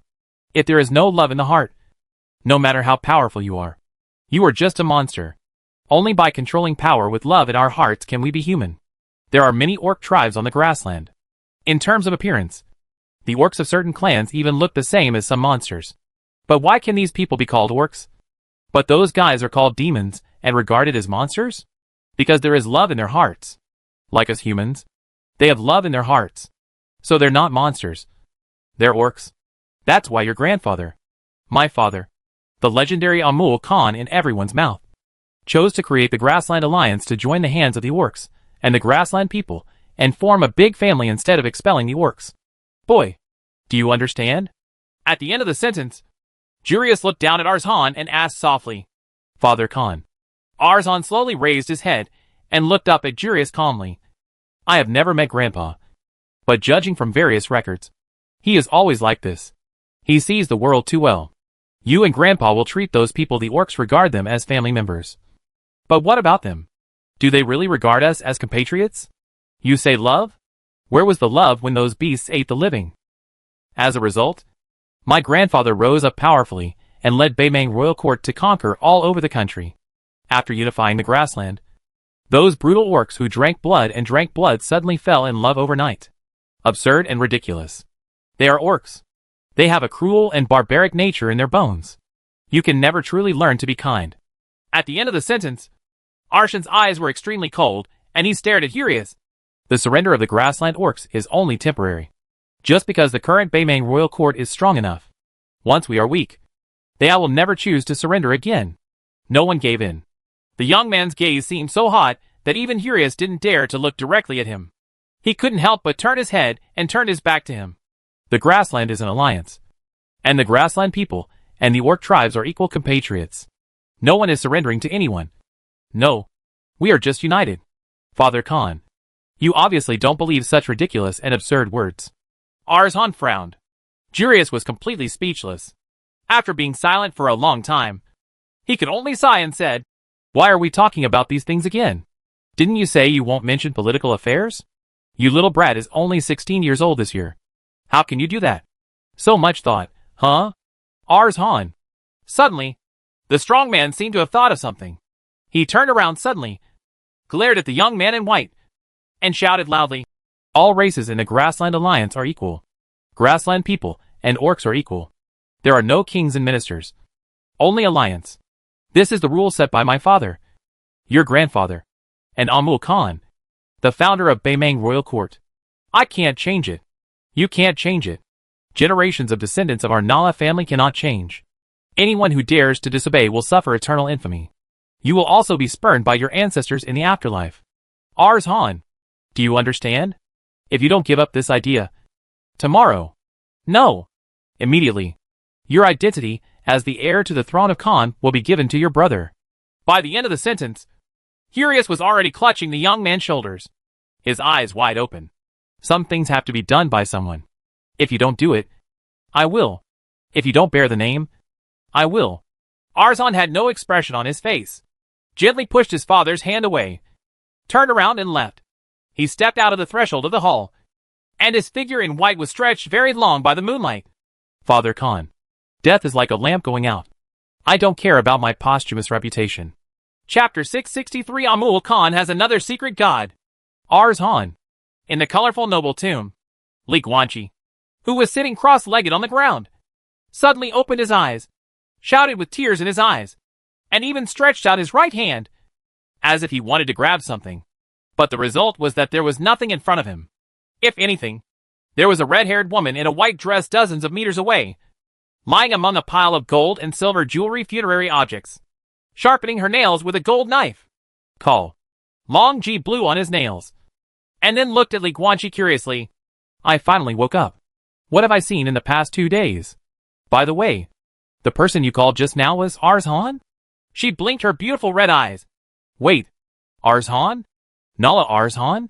Isn't this the real name of the third generation Khan? Al Khan? Li Guanqi was in a trance and stayed there for a long time. Then he slowly raised his right hand and lightly touched the corner of his eye. It felt moist to the touch. He looked down at his fingers. Those are tears. Eh? Why are you still crying? Long Ji was a little surprised and quickly crawled out from the pile of jewelry. Is it possible that you have experienced some epic love story? Does the second generation Khan have such unknown experiences? Come on. Tell me. No. There is no love story. How can there be so much love between men and women in the world? Li Guanqi completely wiped away the tears from the corners of his eyes, then wiped his fingers on his black clothes, and said solemnly, It is the love between father and son. The tears I shed are the tears of guilt felt by the second generation Khan towards Arzhan.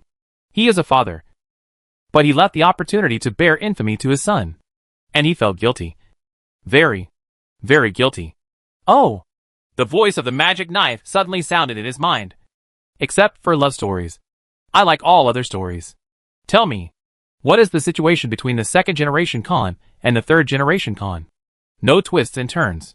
Li Guanqi stood up from the ground, raised his head, looked at the suspended golden coffin in midair, and said softly, The third generation of Khan started the third-class citizenship system, turning ordinary orcs into slaves, and the so-called alliance between the various races on the grassland. The relationship between the Beimang royal court and the hundreds of orcs has completely transformed into a monarch-subordinate relationship. He disobeyed Amul Khan's will, so he suffered eternal infamy.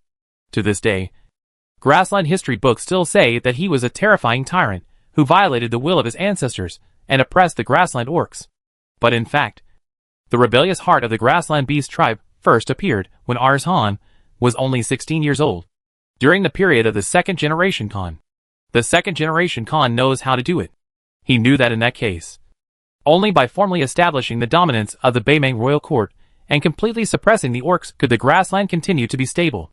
But he didn't do that, because he is afraid of being stigmatized. When he gave birth to Arzhan, it was already many years after the war between the grassland and Daluo. At that time, the second generation Khan who successfully resisted the invasion of Daluo knew very well that as long as he did not make any big mistakes in the future, he, the second generation Beimang Khan, would be destined to leave his name in history and become a grassland leader second only to Amul Khan. Legend. He did not want to abandon this great glory that was within his reach.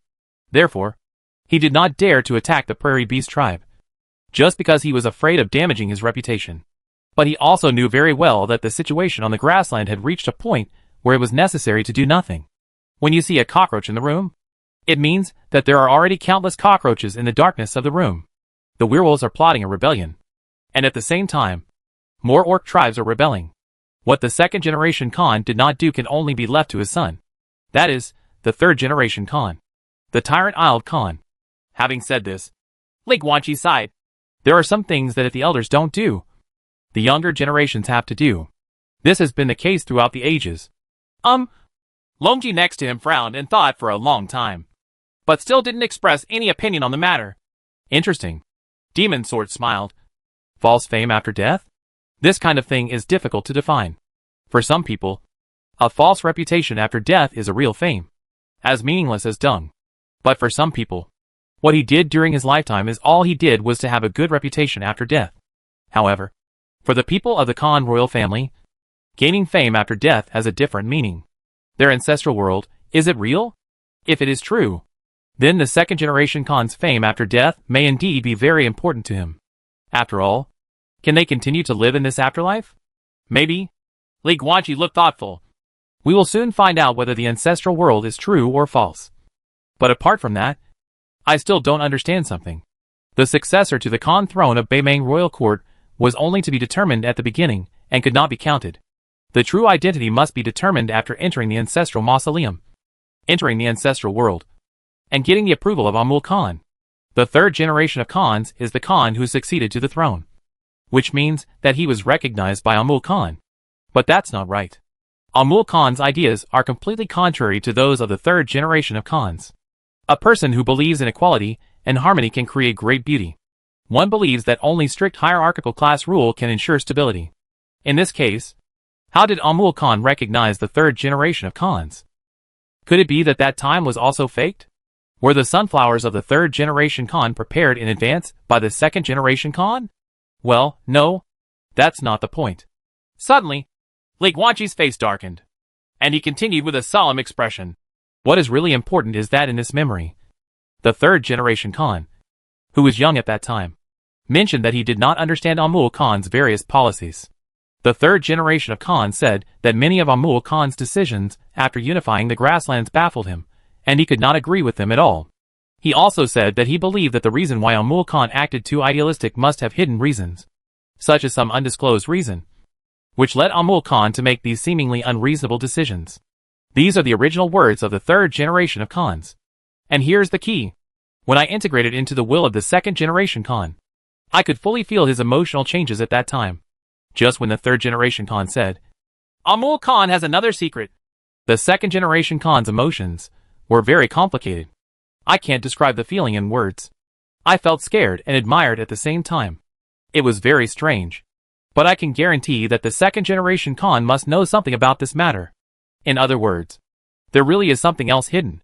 At the end of his speech, Li Guanqi subconsciously looked at the grass line under his feet, and then followed the path of the grass line and looked towards the darkness at the exit of the tomb. The end of this grass line is the location of Amul Khan's tomb. If he can integrate the remnants of Amul Khan's will there, maybe he can find the truth, because he has always believed that Amul Khan would be so idealistic. How could the legend of the unified grassland be an overly idealistic fool who thought that the grassland tribes would live in harmony for generations to come? Are these important? At this time, Pluto's lazy voice sounded, and he said in surprise, Kid, is that so-and-so Muhan really too idealistic? Is it really that important? In my opinion, none of this is important. What is important is that you spent another 2 days experiencing the memory and successfully learned the boxing of the Ying family.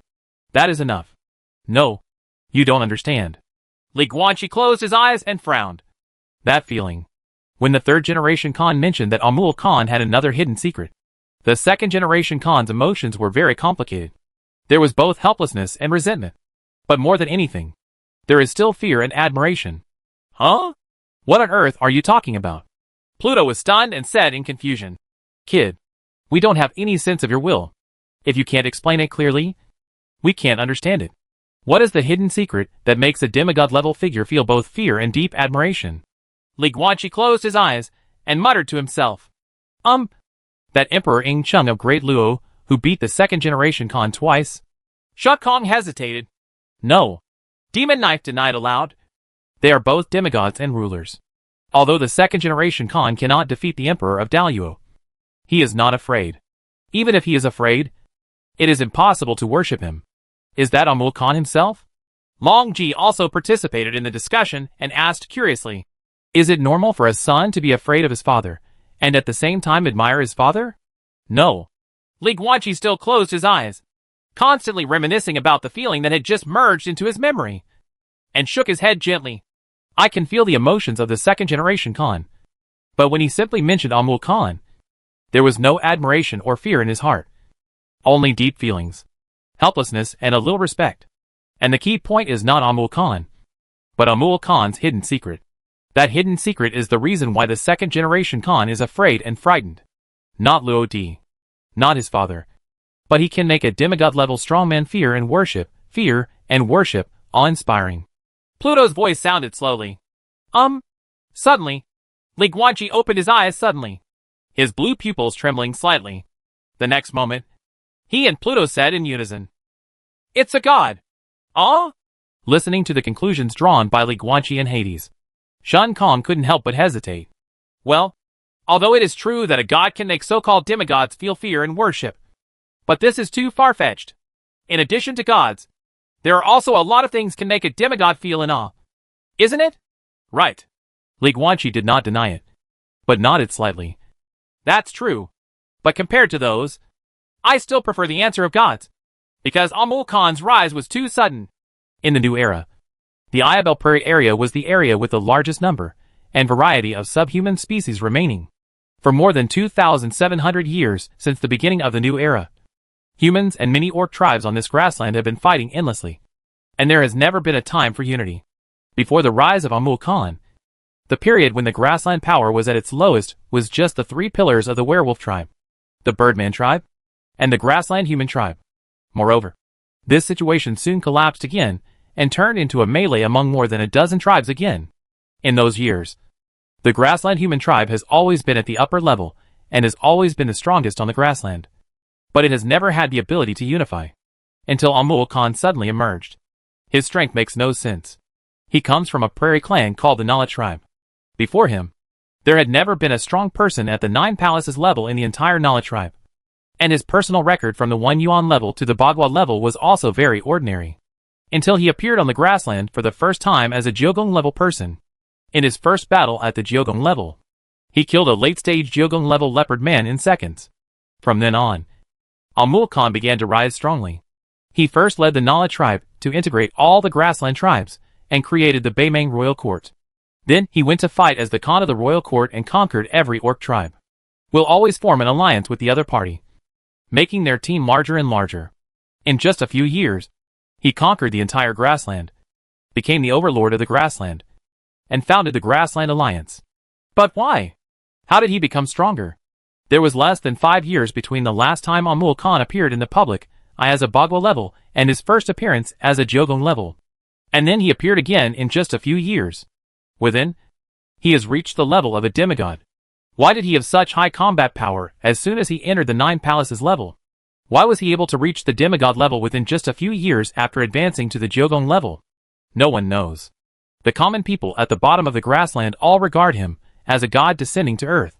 They believe that Amul Khan is the incarnation of the god, and he was born to unify the grassland and bring peace to the grassland. But what is the truth? Maybe that's not a rumor. Nor is it someone deliberately trying to put money on the face of King Amul Khan. Li Guanqi looked down at the grass line under his feet and said softly, "The sudden rise of Amul Khan may have been related to a certain god, and then he gained great power. And many of his policies after unifying the grassland may be related to the god." Agreed, content. Oh!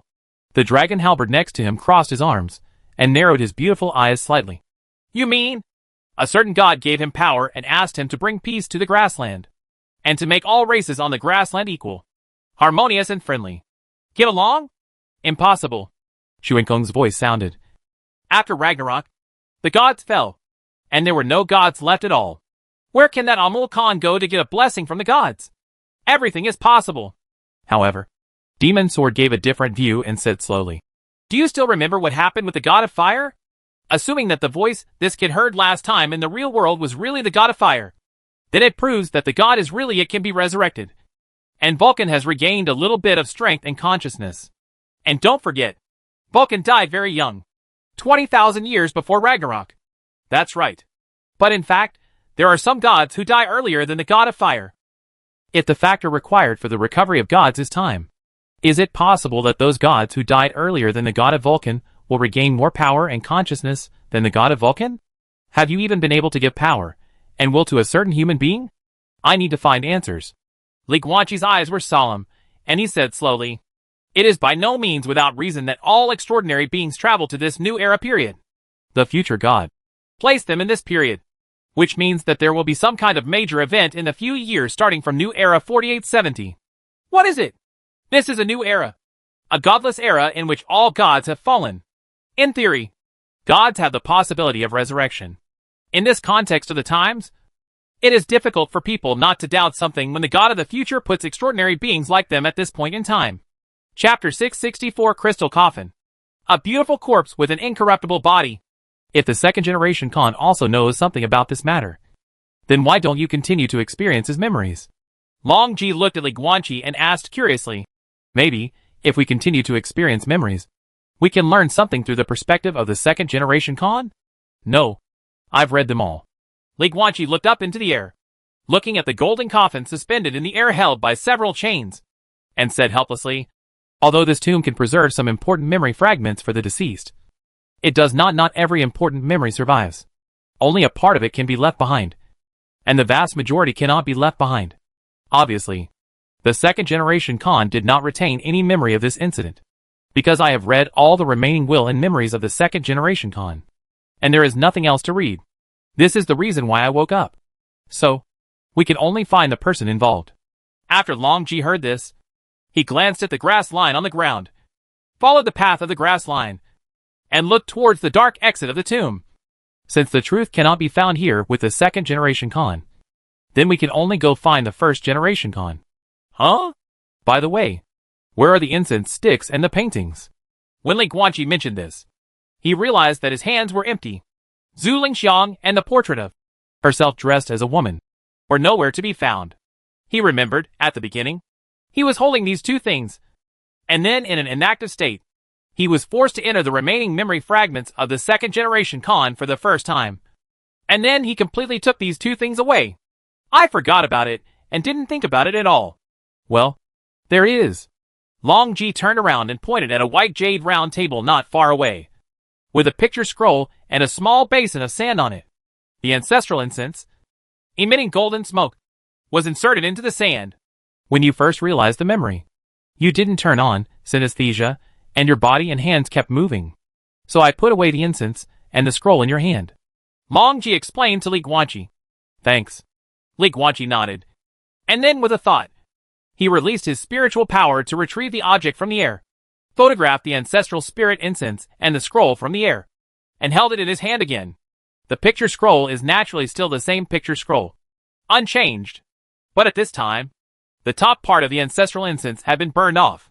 This special incense burns very slowly. Li Guanqi previously estimated that it would take more than a month to burn it out. Now that the small piece has burned out, it basically means that he has been in this mausoleum for several days. In the memories of the second generation Khan, he felt that he had not spent long. But this was obviously not the case in the outside world. Let's go. Li Guanqi held the ancestral incense in his left hand and the scroll in his right hand. He checked the grass line under his feet, then continued to move forward, following the grass line deeper into the mausoleum.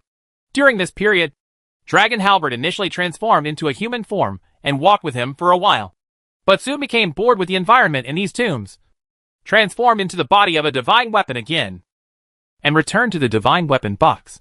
Li Guanqi was the only figure left in the silent mausoleum. Not every descendant of the Khan royal family can have a separate tomb to store their remains. In fact, most of them only have a small urn placed together with the other urns. But the emergence of memory residues has nothing to do with whether there is a separate tomb and coffin. Some tombs are large and beautiful, but no memory remains. Some urns are unremarkable, but they can also contain some memory residues that make Li Guanqi deeply moved. It has nothing to do with the strength of the deceased. Some of the 9 palace-level Nala royal family have no remaining memories. But there are also people like Nala Yudaming from the beginning, who are mediocre in strength, but can leave a memory of their own in this mausoleum. There seems to be no pattern in the appearance of these memory residues. The only thing they have in common is that they are all irresistible. Whenever the remnants of memories appear, Li Guanqi can only choose to accept them. But he didn't resist these.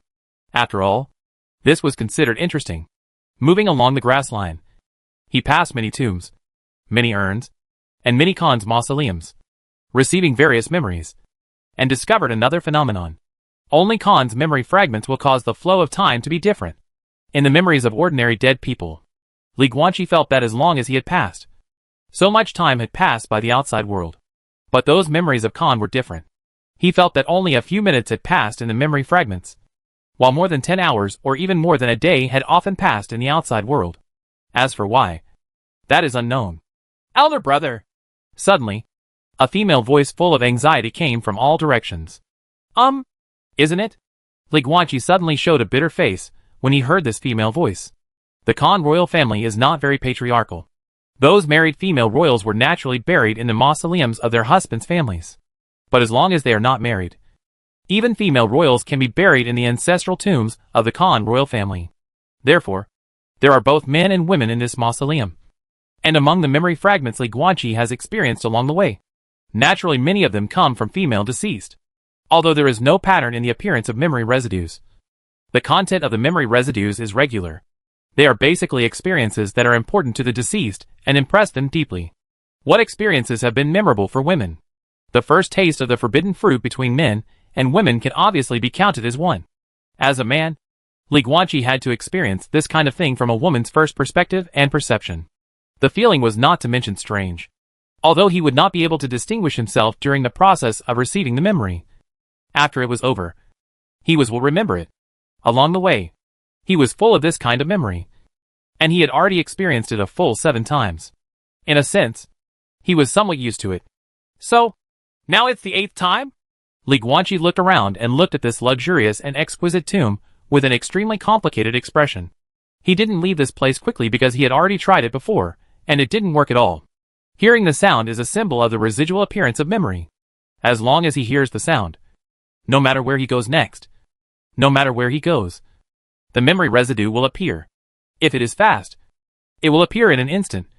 If it is slow, it will take about 10 seconds.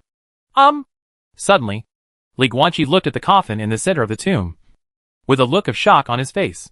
Because it is a transparent crystal coffin, Li Guanqi could clearly see that the coffin was covered with colorful and beautiful flowers.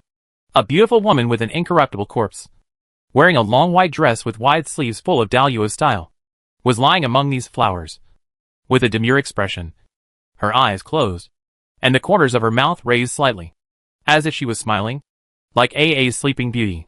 But this is not normal.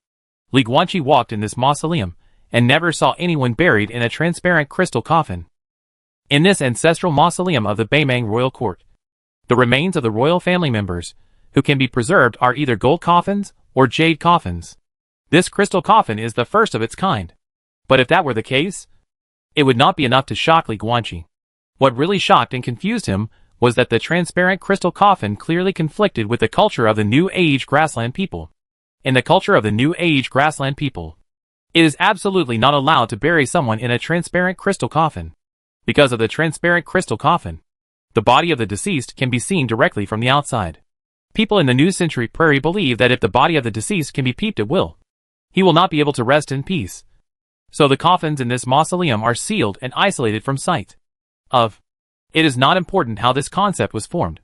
The important point is that this cultural concept has been completely formed in the Ayabel Prairie in the New Age. So, why would this female royal family be buried in this way that is contrary to the culture of the prairie people? Punish? Was he deliberately trying to prevent her from resting in peace after her death? Not very reasonable. Because this tomb is too luxurious. There is no need to arrange such a luxurious tomb for a person who needs punishment. And if this is the case, then there is no need to put so many beautiful flowers in the crystal coffin. And they are obviously specially made flowers. Not only does the body of the female corpse in the crystal coffin not rot, but the flowers are also not rotten, and they still look delicate and lustful. Fresh look. Strangeness. Li Guanqi slowly walked towards the coffin with doubts. In addition to the question of the crystal coffin, there was now another question. He was very sure that he heard it correctly. Just now, he heard a female voice, full of anxiety, shouting, "Brother." But almost a minute has passed now, and the memory fragment has not appeared yet. He had never experienced such a long delay before, and the longest delay before was only about 15 seconds. This female corpse is quite beautiful. Suddenly, a red light flashed on Li Guanqi's right arm, and in a blink of an eye, he turned into a red-haired woman and appeared next to him. It's the dragon halberd. At this time, she transformed into a human form and stood next to the crystal coffin. She looked at the beautiful female corpse lying inside among various flowers, and said with a chuckle, "By the way, the underground mausoleum, the crystal coffin, and the beautiful corpse with an incorruptible body, when these elements come together, something extraordinary usually happens. Already appeared." Li Guanqi also looked down at the female corpse, his eyes full of doubts. "I obviously heard the voice, but the memory remains have not appeared until now. This is the first time this has happened. It's a bit abnormal, huh?" Suddenly, he was slightly startled.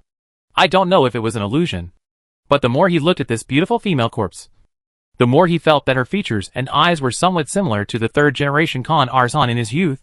No way!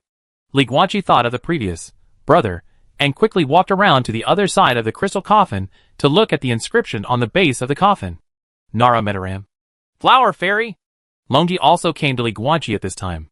Looking at this inscription, he suddenly said, "I once read it in a book. It is said that in the Ayabel Prairie, Meduolem means like flowers.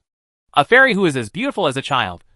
Well, as she said that, she glanced at the beautiful female corpse lying inside the crystal coffin among the many flowers, and smiled slightly. This name is quite appropriate. That's not the point. Li Guanqi looked down at the inscription and frowned slightly. This, Nala Metalam, is obviously the name of the tomb owner. But the strange thing is that there is only this name on the inscription. There is nothing else. No introduction to his life. And no introduction at all. How long did she live, and when did she die? This is obviously not normal. This tomb is very large and luxurious.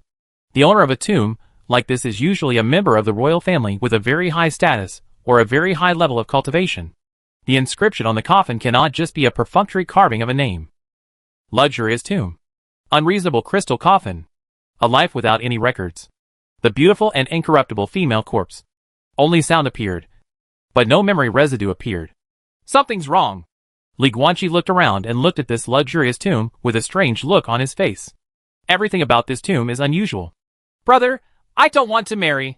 Suddenly, just as Li Guanqi was about to leave, the woman's voice suddenly sounded again, different from the previous anxiety.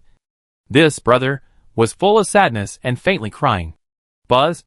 At the same time, bursts of starlight appeared on Li Guanqi's body involuntarily. Since? When Li Guanqi saw this, his face suddenly showed a look of astonishment. But he didn't take the initiative to use this star skill? Well, suddenly, Li Guanqi felt dizzy.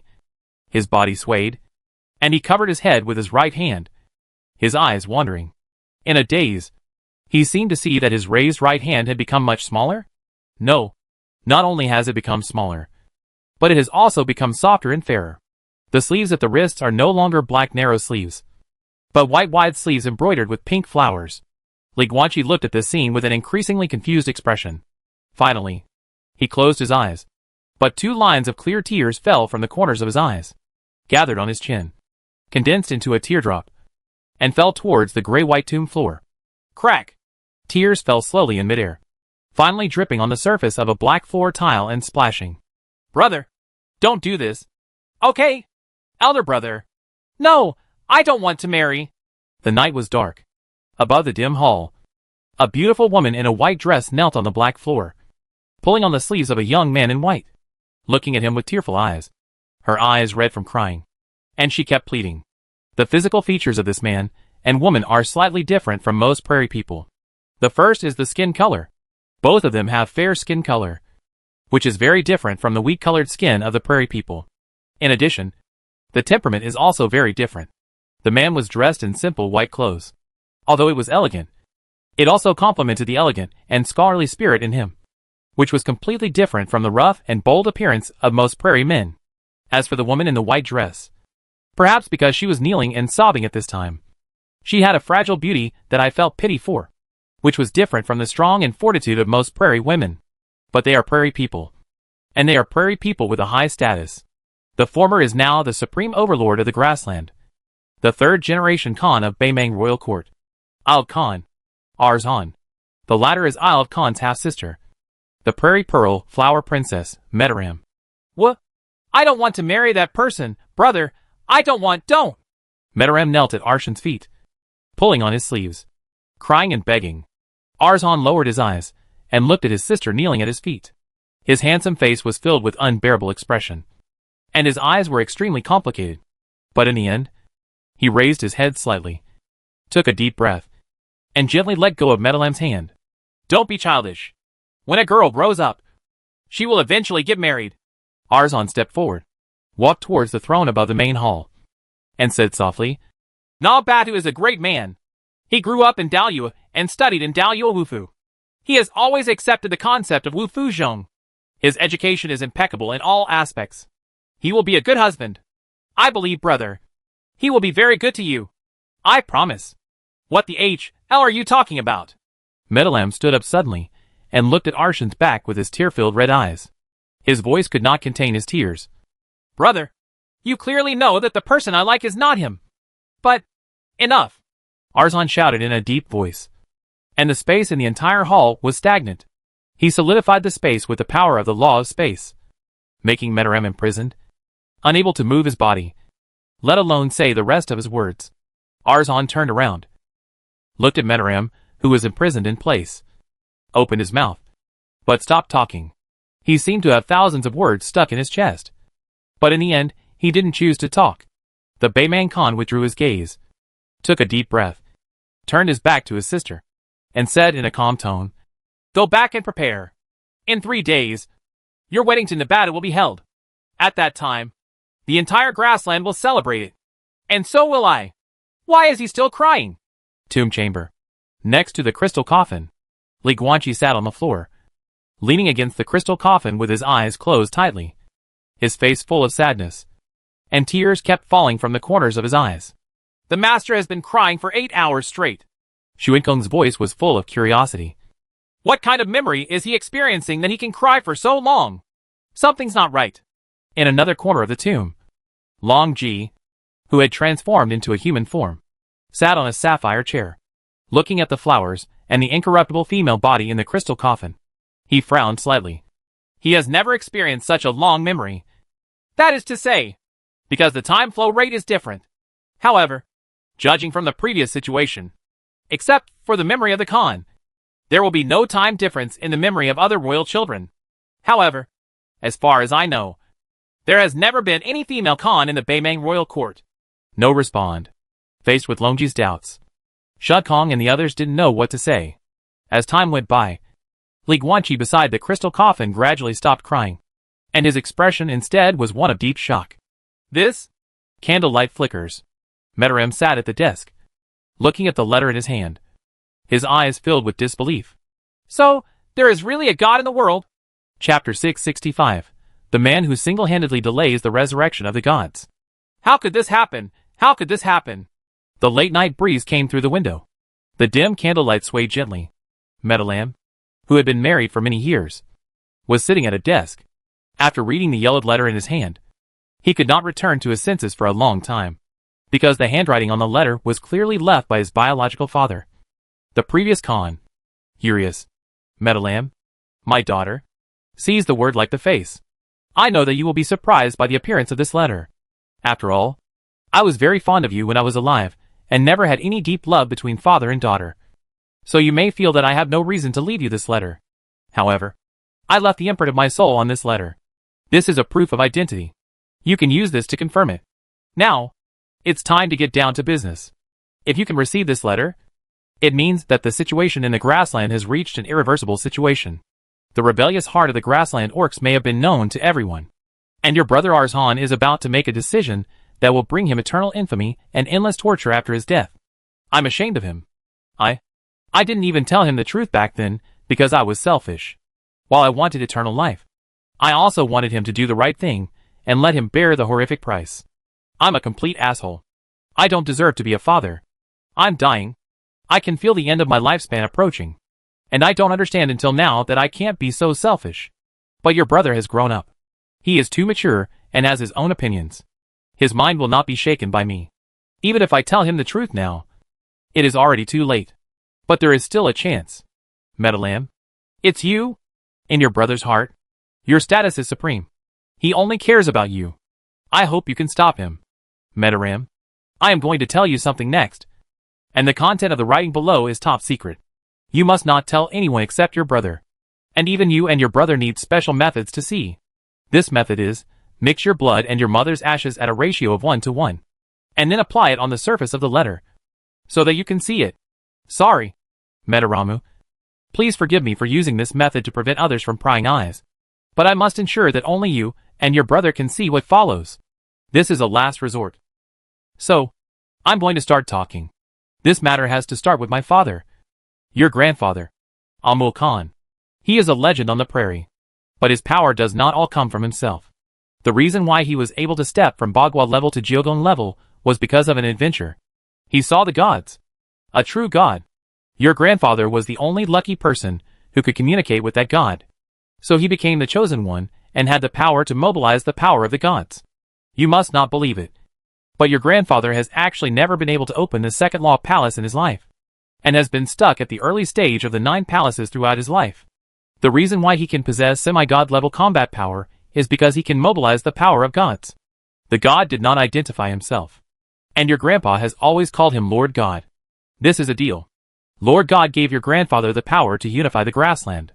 In return, Lord God requires that your grandfather, after becoming the overlord of the grassland, must do his best to create a beautiful world where all races on the grassland are harmonious and equal. Your grandfather is not mediocre. Nor is he an overly idealistic person as your brother said. He knows everything very well. He knows everything. Of course. He knows that many orcs are cruel by nature and feed unfamiliar white-eyed wolves.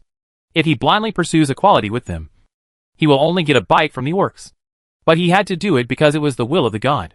He didn't know why Lord Tianjin made such a request. But the Lord God didn't actually have much communication with him from the beginning to the end. Apart from giving him power for the first time. The divine voice came to him several times later to sternly remind him not to forget the original agreement. So your grandfather could only issue decisions that seemed unreasonable. Behind all the unreasonableness, there is a reasonable enough truth. And this is the truth. An unknown god gave your grandfather the power to unify the grassland, and then ordered him to create a grassland of racial equality. Your grandfather also issued many political decrees. For example, all races in the Grassland Alliance are equal. Grassland people and orcs are equal. There are no monarchs and ministers. Only alliances. This is an iron law. An iron law engraved in the blood of our Nala royal family. But this sentence did not come from your grandfather, but that god. Your grandfather is just a slave of the god, and can only do things according to his orders. Your grandfather was afraid of him, but deeply worshipped him. Me too. Because that god can give us eternal life. Starting from your grandfather. Every one of his descendants. That is, us. We will not really die after death, but will enter the afterlife as souls, and continue to live in that heaven without pain. This is eternal life. Who can refuse eternal life? Your grandfather can't do it. And neither can I. We all yearn for immortality. However, the prerequisite for eternal life is that we must follow the will of the god, and keep the Grassland Alliance in a state of equality among all races. This is his only requirement. If anyone dares to disobey this will, he will be regarded as a traitor by the god of heaven and suffer endless torture in the world after death. Metalam, when I say this, do you understand? Once your brother starts taking action, he will completely destroy the equal relationship between all the tribes in the grassland. He will become a rebel of the gods, and be hated by the gods. After his death, he will suffer unimaginable and terrible torture, and he will never die. End. Stop him. Metaram. Stop your brother from becoming the god rebel. I'm sorry for you. Really. I'm sorry. Your unworthy father. Nara here is. Boom! Elder brother. The Vermilion Palace door was suddenly pushed open. And in the deep night, Metalam, dressed in a green outfit, rushed in anxiously, holding a yellowed letter in his hand. Deep in the hall, a young man in white stood by the window, looking out at the bright moon, facing the arrival of Metalam. The third-generation Khan remained calm and said calmly, "You are now a woman. You should not break into my palace unreasonably and let outsiders see it, which will only cause more trouble. Brother, look at this quickly. Look at this." Metalam rushed to Arzhan, with tears in his eyes, and handed out the letter in his hand in a panic. No. No. You can't do that kind of thing. You can't become a traitor to God. Arzhan frowned, with a bit of surprise, stretched out his right hand, slowly took the letter and read it. Soon, his pupils shrank suddenly, with a look of disbelief on his face. Father. But in the end, the expression of the third-generation Khan returned to calmness. But his tightly clenched left fist behind his back also showed that he was actually not calm in his heart. Metarama saw this detail. No. No. She stretched out her hand, grabbed Arshan's left fist, and cried, Brother, you can't be a traitor. Do you hear me? No. Ah. Arzhan just shook his head and laughed. Sure enough. Sure enough. Just as I thought. Grandpa is not a legend at all, but just a dog of that god. An obedient and humble lackey. Ha. The first dog. What? Hearing this, Metalam couldn't help but be startled. You said sure enough? The first one? Brother, what on earth are you talking about? Tongue. Arzhan did not rush to answer, but with a thought. The power of the fire palace manifested, and the flames rose, completely burning the letter in his right hand into ashes. The crimson flames flickered, illuminating the handsome face of Baymang Khan. He looked at the gradually dissipating flames and the scattered ashes of letters, and said softly, Viduram, do you know how the previous Bear King of the Bear Clan died? It's you? Metalam's expression changed slightly. 3 years ago, the Bear King died mysteriously in the wilderness outside the grassland. Brother, it turned out that you killed him? Arzon nodded slightly, faced the windowsill, and looked at the bright moon outside, with some memories flashing in his eyes. I still remember that the moon was so beautiful that night. I killed the Bear King that night, because I suspect something has to do with him. After soul searching, I found that my suspicions were completely correct. But there were some things that I still didn't quite understand and didn't understand. But now, after reading this letter that Father Khan left for you, I understand. I understand everything. The legends of the Old Age are all true. And the Age of Gods really existed in the Old Age. But in the end, they all perished because of an unimaginably powerful enemy, which was the so-called Twilight of the Gods. They are dead. But not completely dead. Our grandfather, the so-called legendary Amul Khan, received the power given by a god, and was able to unify the grasslands and create the Grassland Alliance. He is the first known lackey of the gods. The god gave Grandpa power and made Grandpa his dog to serve him, help him unify the grassland, and help him create a situation where all races in the grassland are equal. The previous Bear King was the second lackey of the gods. The Bear King also received power from the gods, and the orders he was given were roughly the same. The god told him to destroy the Grassland Alliance and return the grassland to war-torn times, and then reunify the grassland to form a Grassland Alliance with the Bear tribe as the core. And all races should be equal. To put it simply, the order given to him by the god was divided into 3 steps. The first step is to let the Grassland Alliance disintegrate. The second step is to let the various tribes in the grassland go to war with each other and recreate the troubled times. The third and final step is to reunify the grasslands and rebuild a Grassland Alliance where all ethnic groups are equal. 3 years ago, King Bear was preparing to take the first step. But unfortunately, I discovered and killed him before his conspiracy could succeed. Metalam. Having said this, Arzon looked at his sister and smiled. I have said so much. Do you understand? Elder brother.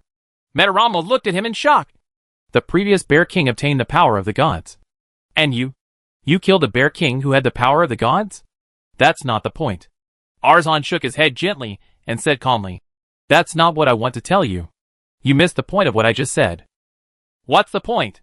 Metarama looked puzzled. That so-called god is trying to resurrect and return to the human world. Arshan's eyes narrowed and he said in a deep voice, the gods are not completely dead. After the death of those gods, they still retain the possibility of resurrection and return. But the resurrection of gods takes time. And it also requires resurrection conditions. This strange request made by the so-called god is one of the conditions for his resurrection. At first, he gave his grandfather divine power and made him his dog to do things for him, unify the grassland for him, and create a situation where all races in the grassland were equal. Then, 3 years ago, he gave the Bear King power, trying to let the Bear King destroy the unity of the grassland, turn the grassland back into a war-torn world, then reunify it, create an equal alliance, and let history repeat itself. This is a cycle.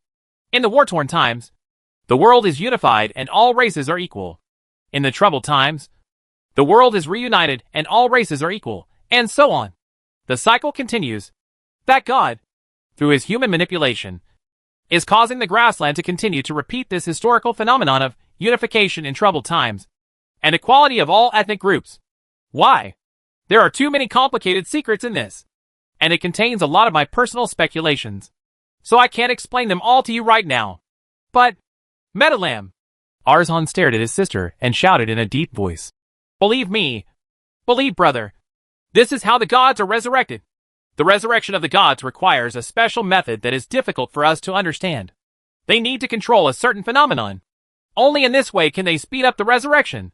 And repeating the historical phenomenon of the troubled times are unified and all ethnic groups are equal on the grassland is the way for that bastard god to speed up his resurrection.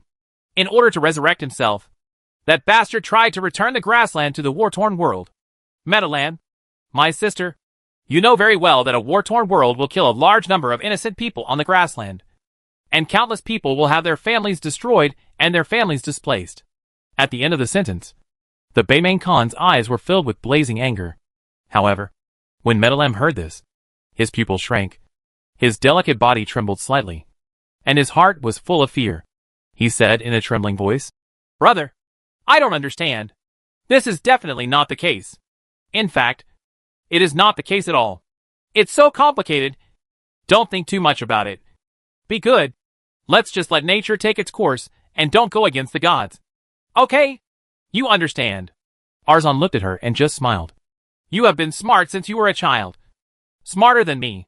You understand everything I said. Do you know, Meadowland, what I originally wanted to do was only for the benefit of the grassland people. I originally wanted to enable us grassland people, our Nala royal family, to continue to dominate the grassland for generations to come. But it's different now. I saw Father Khan's letter, and after associating everything, well, how should I put it? Do you feel more righteous? What I want to do is not just for the prairie people, but for all the ethnic groups on the prairie, and for the peace of the entire prairie. That God wants to be resurrected and wants to repeat the historical phenomenon of unification of troubled times and equality of all ethnic groups. This means that he will start wars again and again, kill countless people, and plunge the grassland into desolation again and again. And this is just to speed up his own resurrection. I won't let him do that. I will let the Baymang royal court rule the entire grassland and maintain eternal peace on this beautiful land. In this way, his plan will fail. Even if it cannot be completely stopped, I will try my best to delay his resurrection. After saying that, Arshan's face was full of smiles. Why? But Meadowland broke out completely. She cried hysterically towards Arzon. Brother, why do you have to go against the gods?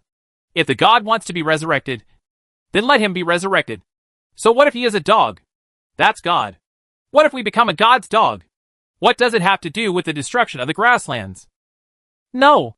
Arzon looked at her calmly and said with a smile, I am the Khan of Baymang Royal Court, the king of the entire grassland.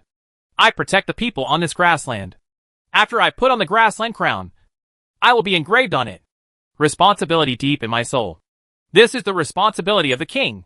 So I can't just watch the so-called god. In order to speed up his resurrection, let this beautiful grassland fall into ruin again and again. Beyond that, I couldn't bring him back to life. The world is free, and so are we. You, me, and all creatures in the world do not need a high and invincible God. I will not resurrect him. I will stop him. In this world, we humans should be the masters, not some bullshit gods dictating and controlling everything. Elder brother. Meadowland could no longer control the grief and anger in his heart. While crying, he stretched out his hand and beat Arshan's chest vigorously. Brother, are you crazy? What are you thinking? Didn't you see what Father said in his letter? The world after death is real. When you went to the ancestral tomb, it was not a world of illusion. If you disobey the will of God, you will become a rebel. You will suffer endless torture in the afterlife. Never ending. Never ending. Father Khan also agrees with my idea. Arzon grabbed Meadowland's little hand and shouted in a deep voice. Otherwise, he would not have told me these truths before he was alive. He just deliberately hid it from me, hoping that I would do the right thing and let me stop it. That God is resurrected. And I have long since become a traitor to God. As early as the moment I killed the Bear King 3 years ago, I had already become the so-called rebel. No, that's not right. It was Grandpa who was loyal to that God, not me. I never agreed to be his dog. Without loyalty, how can there be betrayal? As for torture after death, I do not care. The world has always been like this. There is always something that needs to be done by someone. There is always some price that someone has to bear. But me, Nala Arzon, as the Khan of Baymang and the king of the entire grassland, I will do my duty.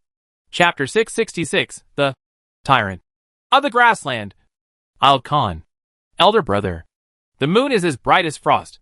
In a back garden of Baymang Palace, Meadowland was wearing a light blue dress, holding a notice in his hand, and walked angrily towards the garden pavilion.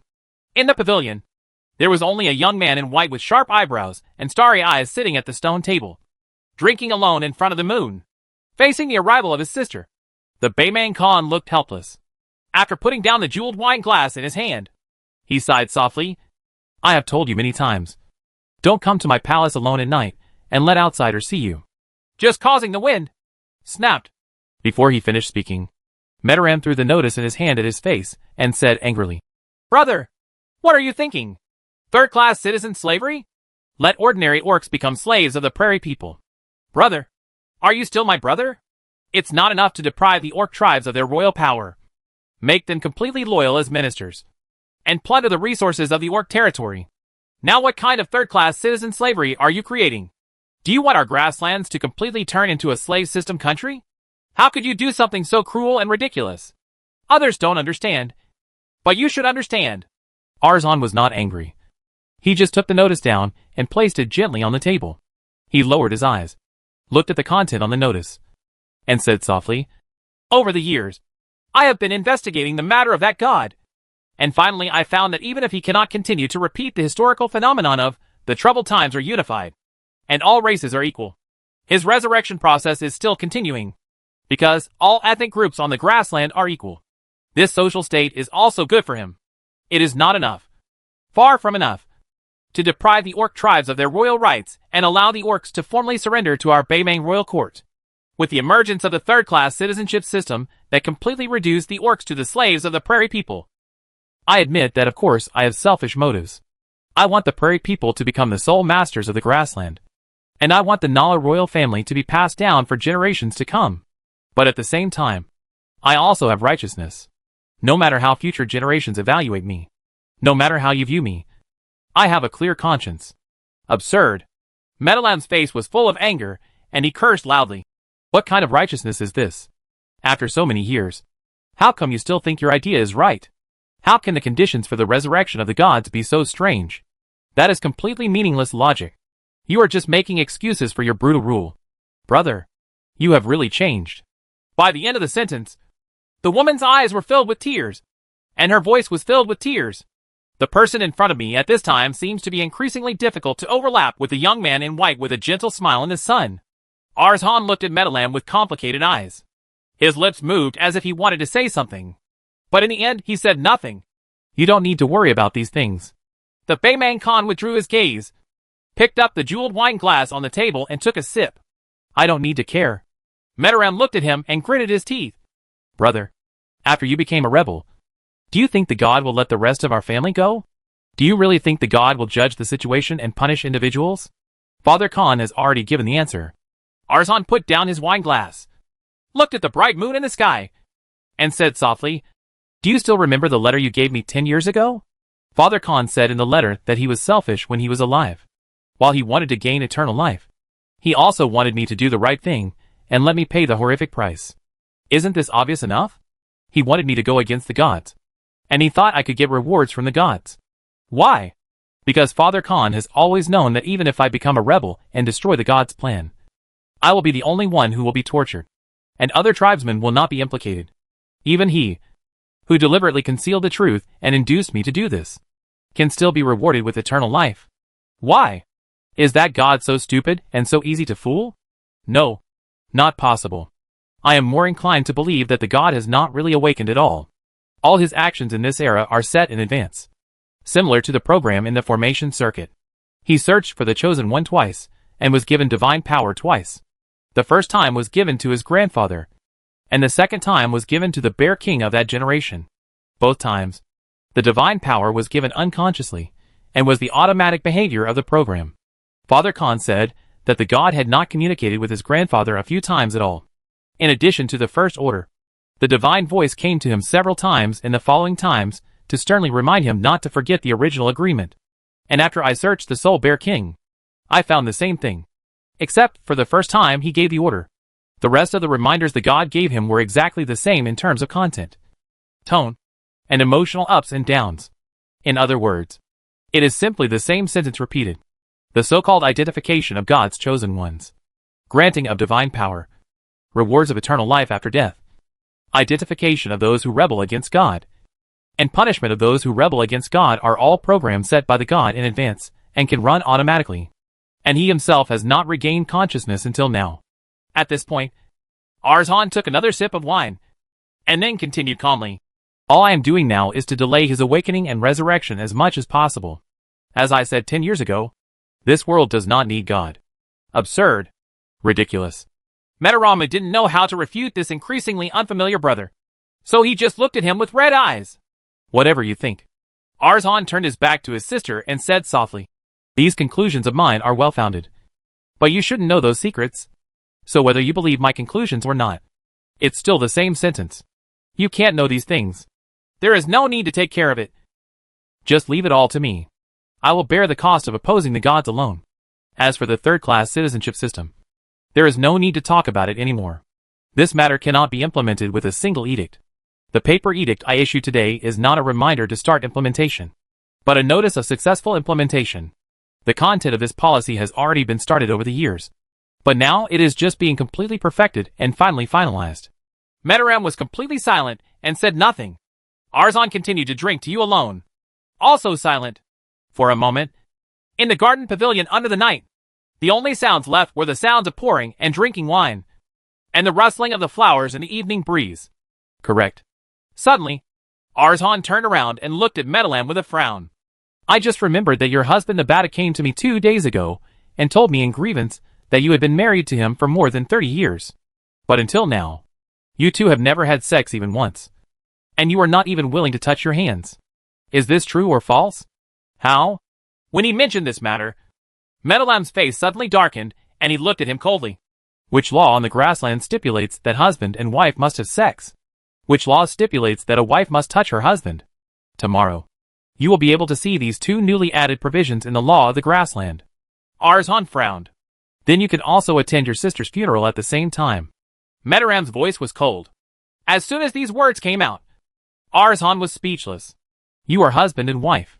After a long while, he looked at Metalam and said helplessly, 38 years.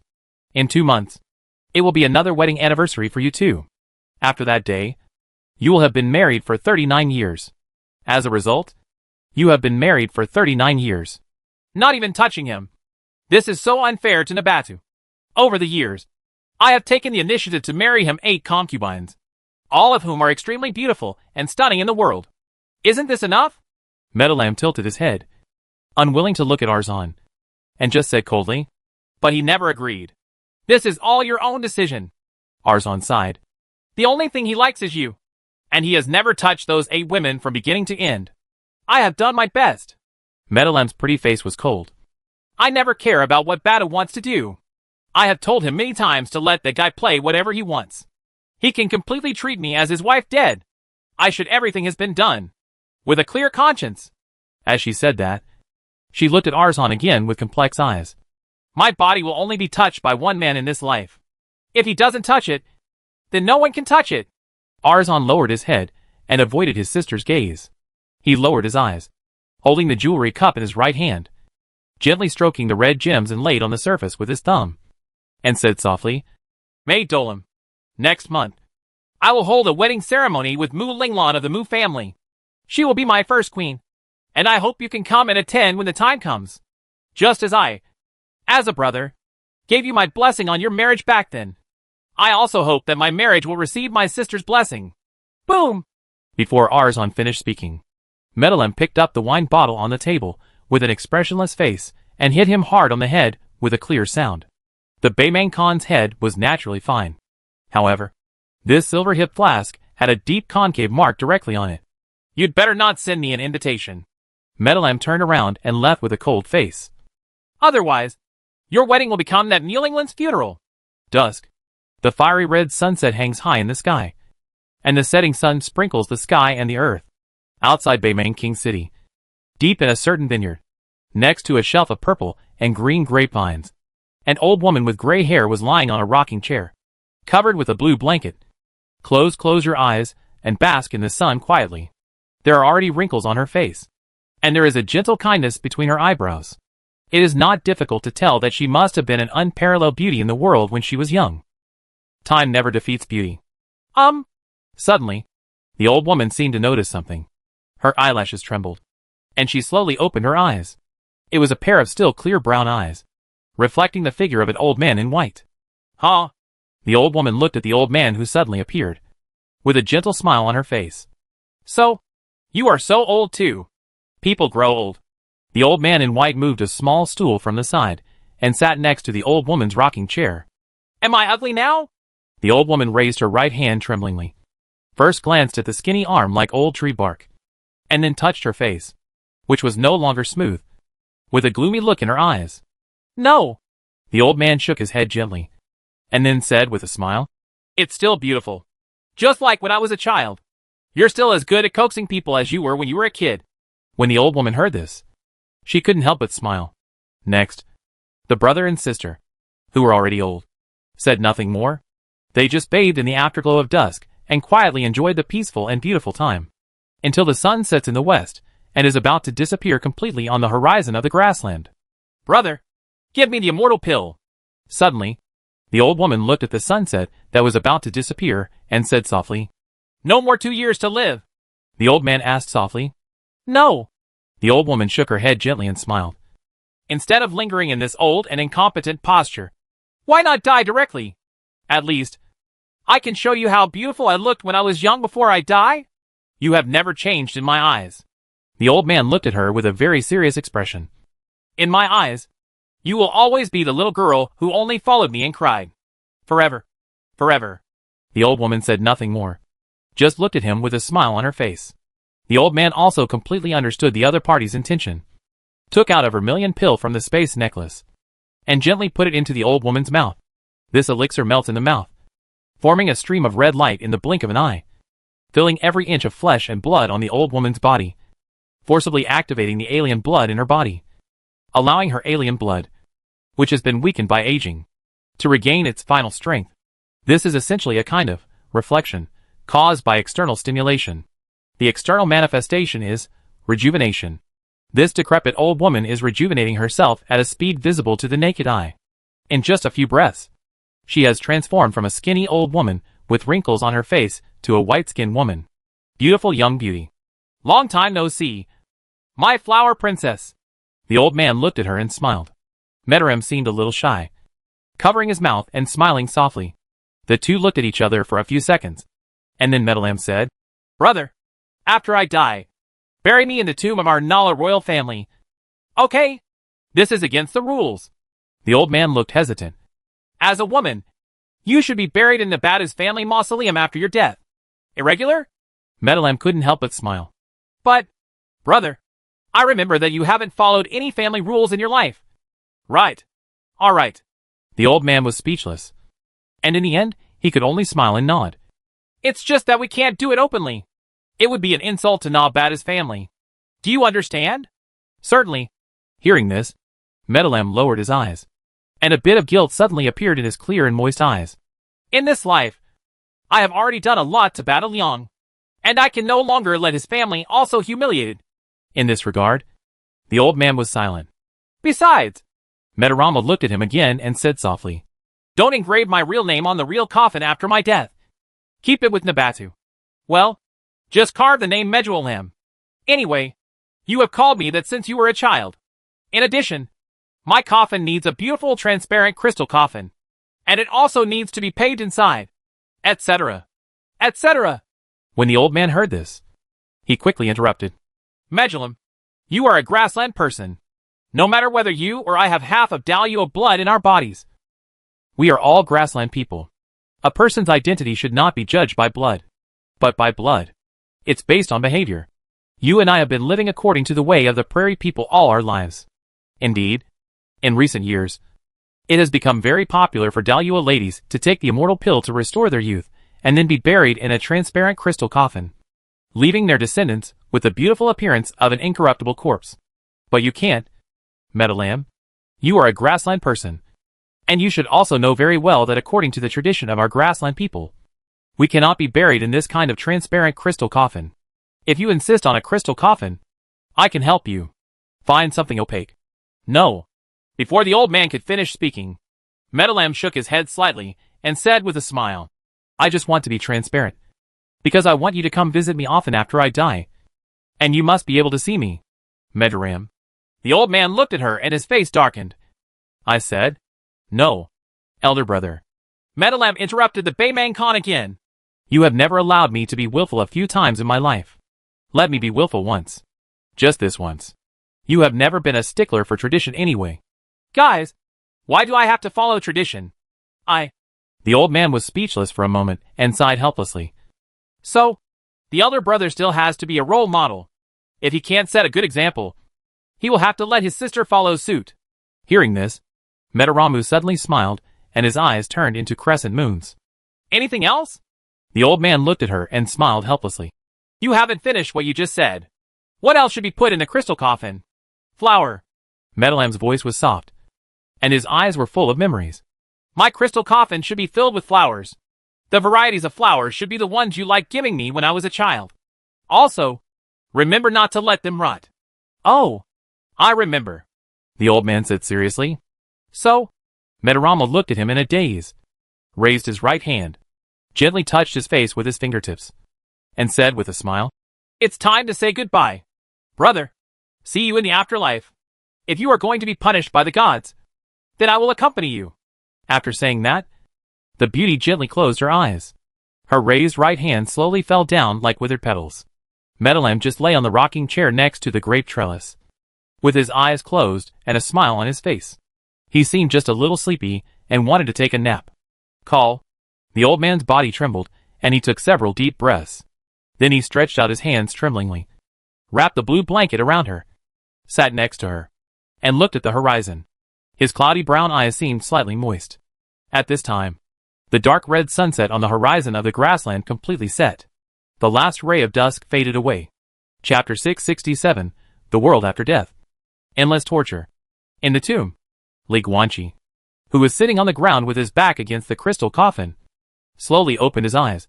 His expression was very complicated, with a slight aftertaste of sadness. So, what happened? Not far away, Longji was sitting among a pile of gold and silver jewelry, playing with a sapphire hairpin in his hand. He looked over curiously. Is there any story worth sharing? Certainly. Li Guanqi wiped the corners of his eyes, then stood up and said in a serious voice, Pluto, Shun Kong, you guys, please brace yourself and listen to me. The Madurum written on this crystal coffin is not the real name, but the nickname her family calls her. Her real name should be Nalakamyuj, the biological sister of the third generation Khan and Ald Khan Ars Han. Through the memory of this Metalam, I saw more truth. First of all, it was this Ald Khan, during his lifetime. Next, Li Guanqi spent a few minutes pouring out everything he saw in the memory remnants of Metalam, telling Pluto and several artifacts to listen. After finishing the story, questions appeared one by one. I don't understand. Shun Kong was the first to ask, his voice full of doubts. Whether it was Metalam or the third generation Khan, they did not mention the conditions for entering the afterlife at all in their conversations. But what the current Khan named Bader said to you, Master, is that only the Khan who dies and can bury his complete body in the mausoleum can appear in the afterlife of their Nala royal family. Metaramu is not a Khan. However, from the analysis of Metalam's words, it is obvious that she has no doubt that she can enter the afterlife after death. The third generation of Khans had no doubts either. The exchange between them sounded as if there were no conditions required to enter the afterlife, as if anyone who was a descendant of the Nala royal family would definitely enter the afterlife no matter what. Also, the current Khan also said that none of the Khans in history who died in battle and had no bones left could appear in the afterlife. This is obviously wrong. If this sentence is true, it means that the way to avoid entering the afterlife is simply to die in the wilderness and not be buried in the tomb of the ancestors. But judging from the performance of Metalam and the third generation Khan, they obviously did not know about this matter. Otherwise, Metalam would not have felt such strong fear and worry about the posthumous punishment that the third generation Khan might suffer. At this point, Shun Kong hesitated slightly. Do they don't know? Or was this method actually unfeasible back then? It doesn't hacking matter? Suddenly, Pluto shouted impatiently. The truth of this matter doesn't matter at all. Waist bracelet. Why the H.L. are you holding on to these details? The really important thing is the god. The grassland trying to resurrect God. This is the point. Really. Standing next to Li Guanqi, Longji frowned slightly, with a thoughtful look on his face. God. God.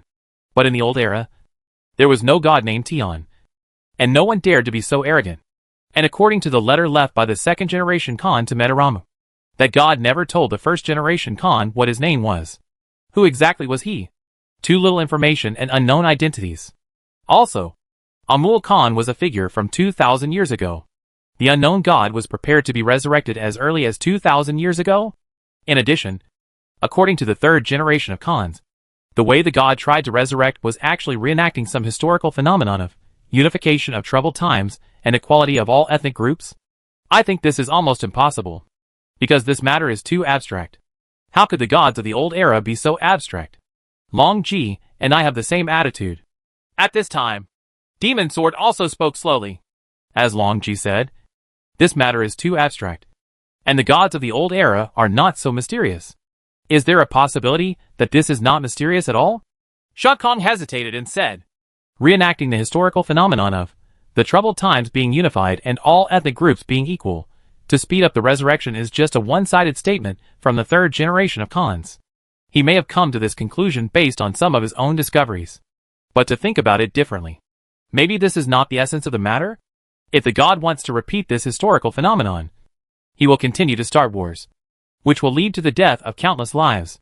Maybe what the god really needs is some of the energy generated by the death of countless lives? For example, Origin Chi. Do you remember?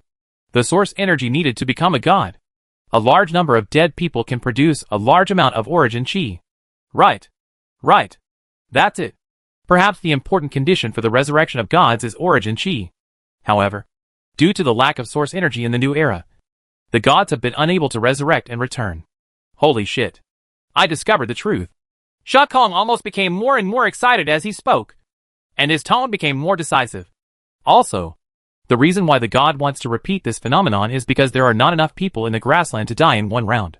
Because of this, he needs a truce period to allow the grassland population to quickly rebound. That is, to fatten up before continuing to kill. A peaceful period in which all ethnic groups are equal can obviously promote a large increase in the grassland population. Silly Quebec. As soon as Shadkong finished speaking, Hades scolded him lightly. Shadkong suddenly became unhappy. Hey, what do you mean? What's wrong with my reasoning? Well, I can't say for sure that it's completely wrong at the moment, but it's certainly not reasonable enough. Demon Knife was hesitant, but in the end, he chose to help the manager rather than the bride. Shadkong, if it is as you said, what the god really needs is dead people to generate source energy, then he doesn't need to ask Amul Khan to do anything. All races are equal. The best situation is to reduce the human beings on the grassland to machines that can only reproduce. Deprive them of all life, and let them continue to reproduce day and night. In this way, they can produce children as quickly as possible. The largest number of people will be slaughtered and used to produce Origin Chi. Shadkong, do you think that God is a fool? Would they fail to think of this method and instead try to achieve equality among all ethnic groups in a superfluous manner? As soon as these words came out, Shadkong fell silent, because after thinking about it carefully, it seemed that this was indeed the case. That third-generation Khan's reasoning is most likely correct.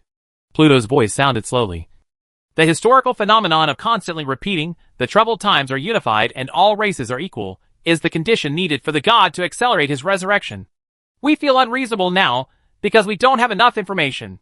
Don't forget, this kid received the memories of the third-generation Khan's sister, not his. The reason why the third-generation Khan was able to draw this conclusion was based on some evidence and information. But we don't know that information. Because of this, we find it unreasonable and even abstract. So, there are two things we need to do now. 1. Go find the tomb of the third generation of Khans, and receive the memory remnants of the third generation of Khans. Maybe we can get some from there. Wait. No. Isn't this taking off your pants to fart?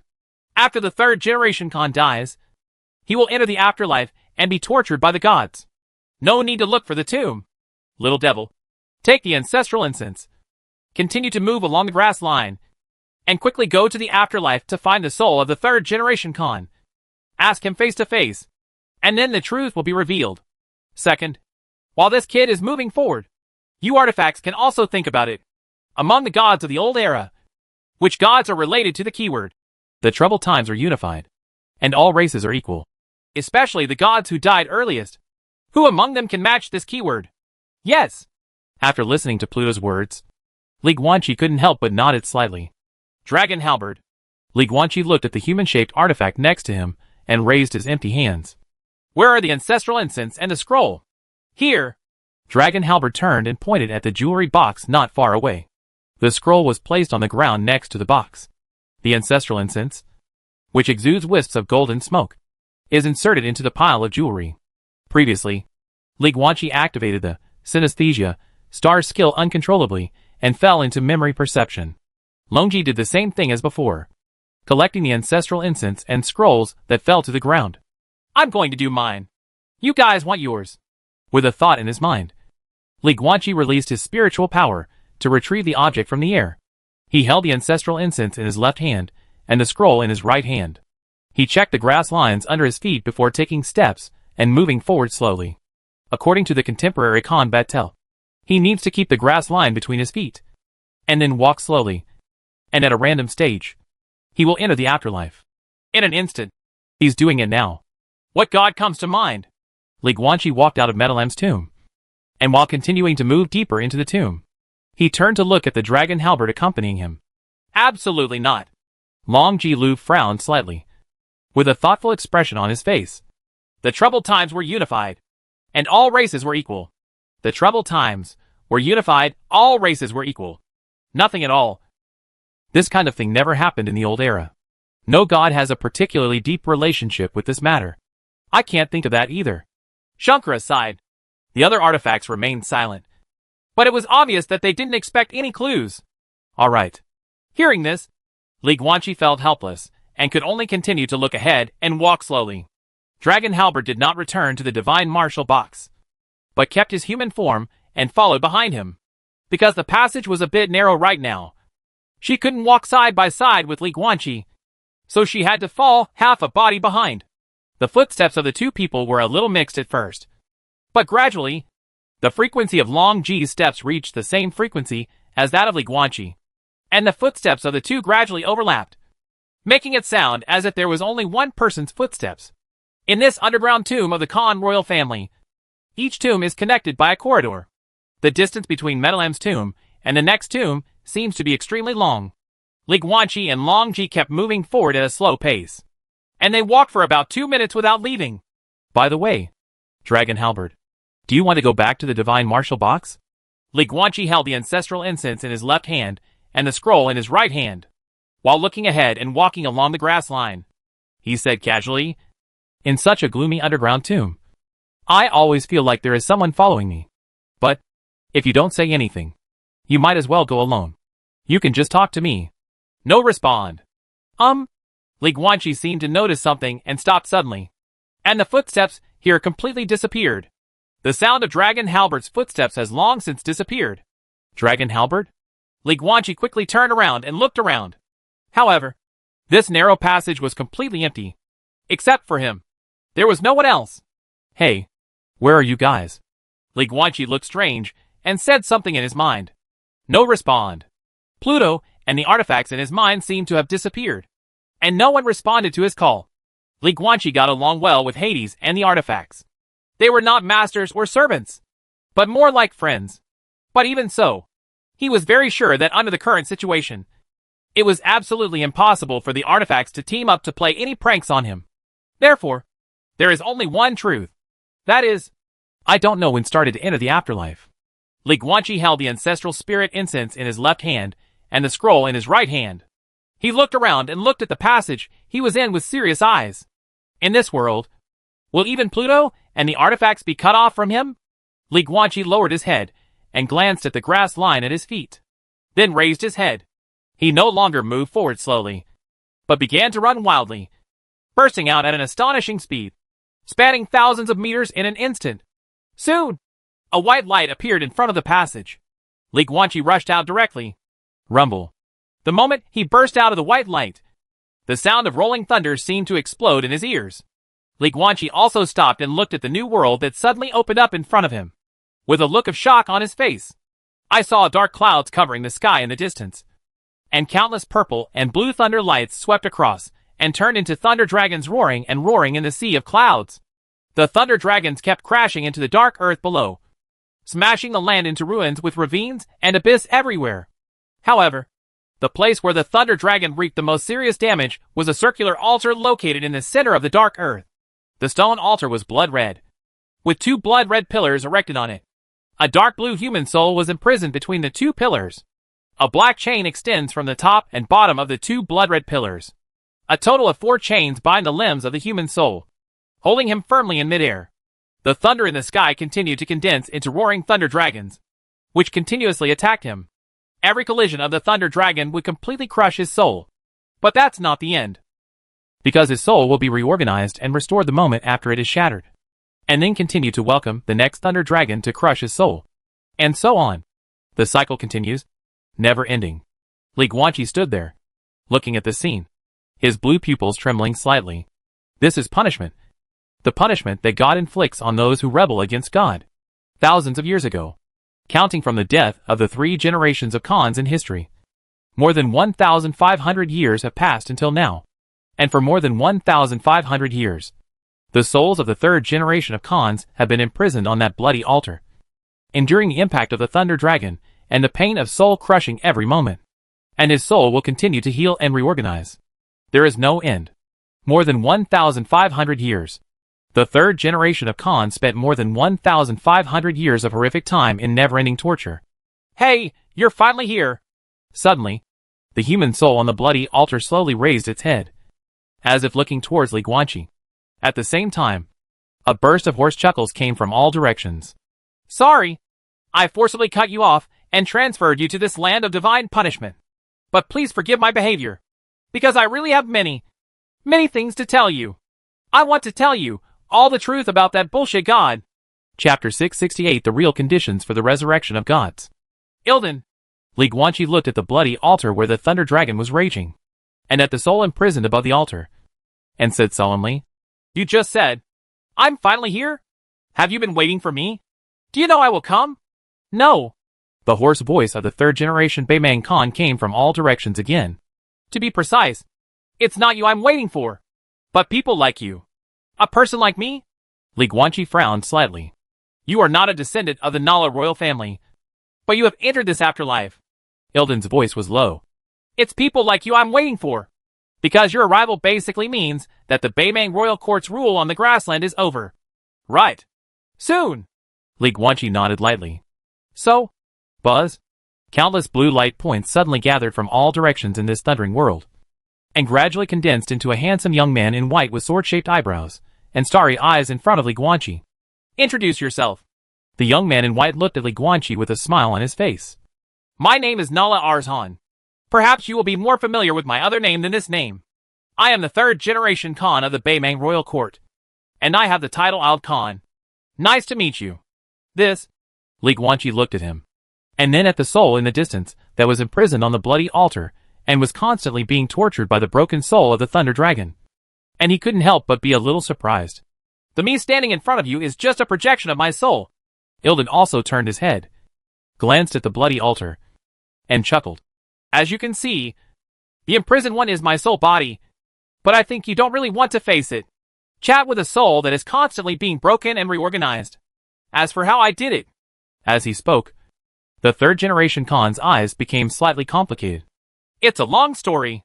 To put it simply, after experiencing hundreds of years of soul torture, I found that my soul was being tortured every time. After it is shattered, a little bit of soul power will be integrated into this world. Over time, after my soul was broken so many times that I lost count, I seemed to have some connection with this land of divine punishment. I was able to do some things with that. For example, as I did just now, you will be forcibly transferred to this place after entering the afterlife. Another example is like now. At this point, Ilden pointed at himself and smiled. I condensed a soul projection to talk to you face to face. After all, I still care about my image. I can't show my body's abject appearance. Chat with you. You? Li Guanqi took one last look at the bloody altar ravaged by the thunder dragon, then withdrew his gaze and looked at the young man in white in front of him with an emotional expression. It's been more than 1,500 years. Ald Khan, I can't imagine the torture you endured. It's also hard to imagine how you could talk to me without changing your face. The pain of a broken soul. I can't even express it in words. And you endure it all the time. Well enough. Ilden just smiled and said lightly.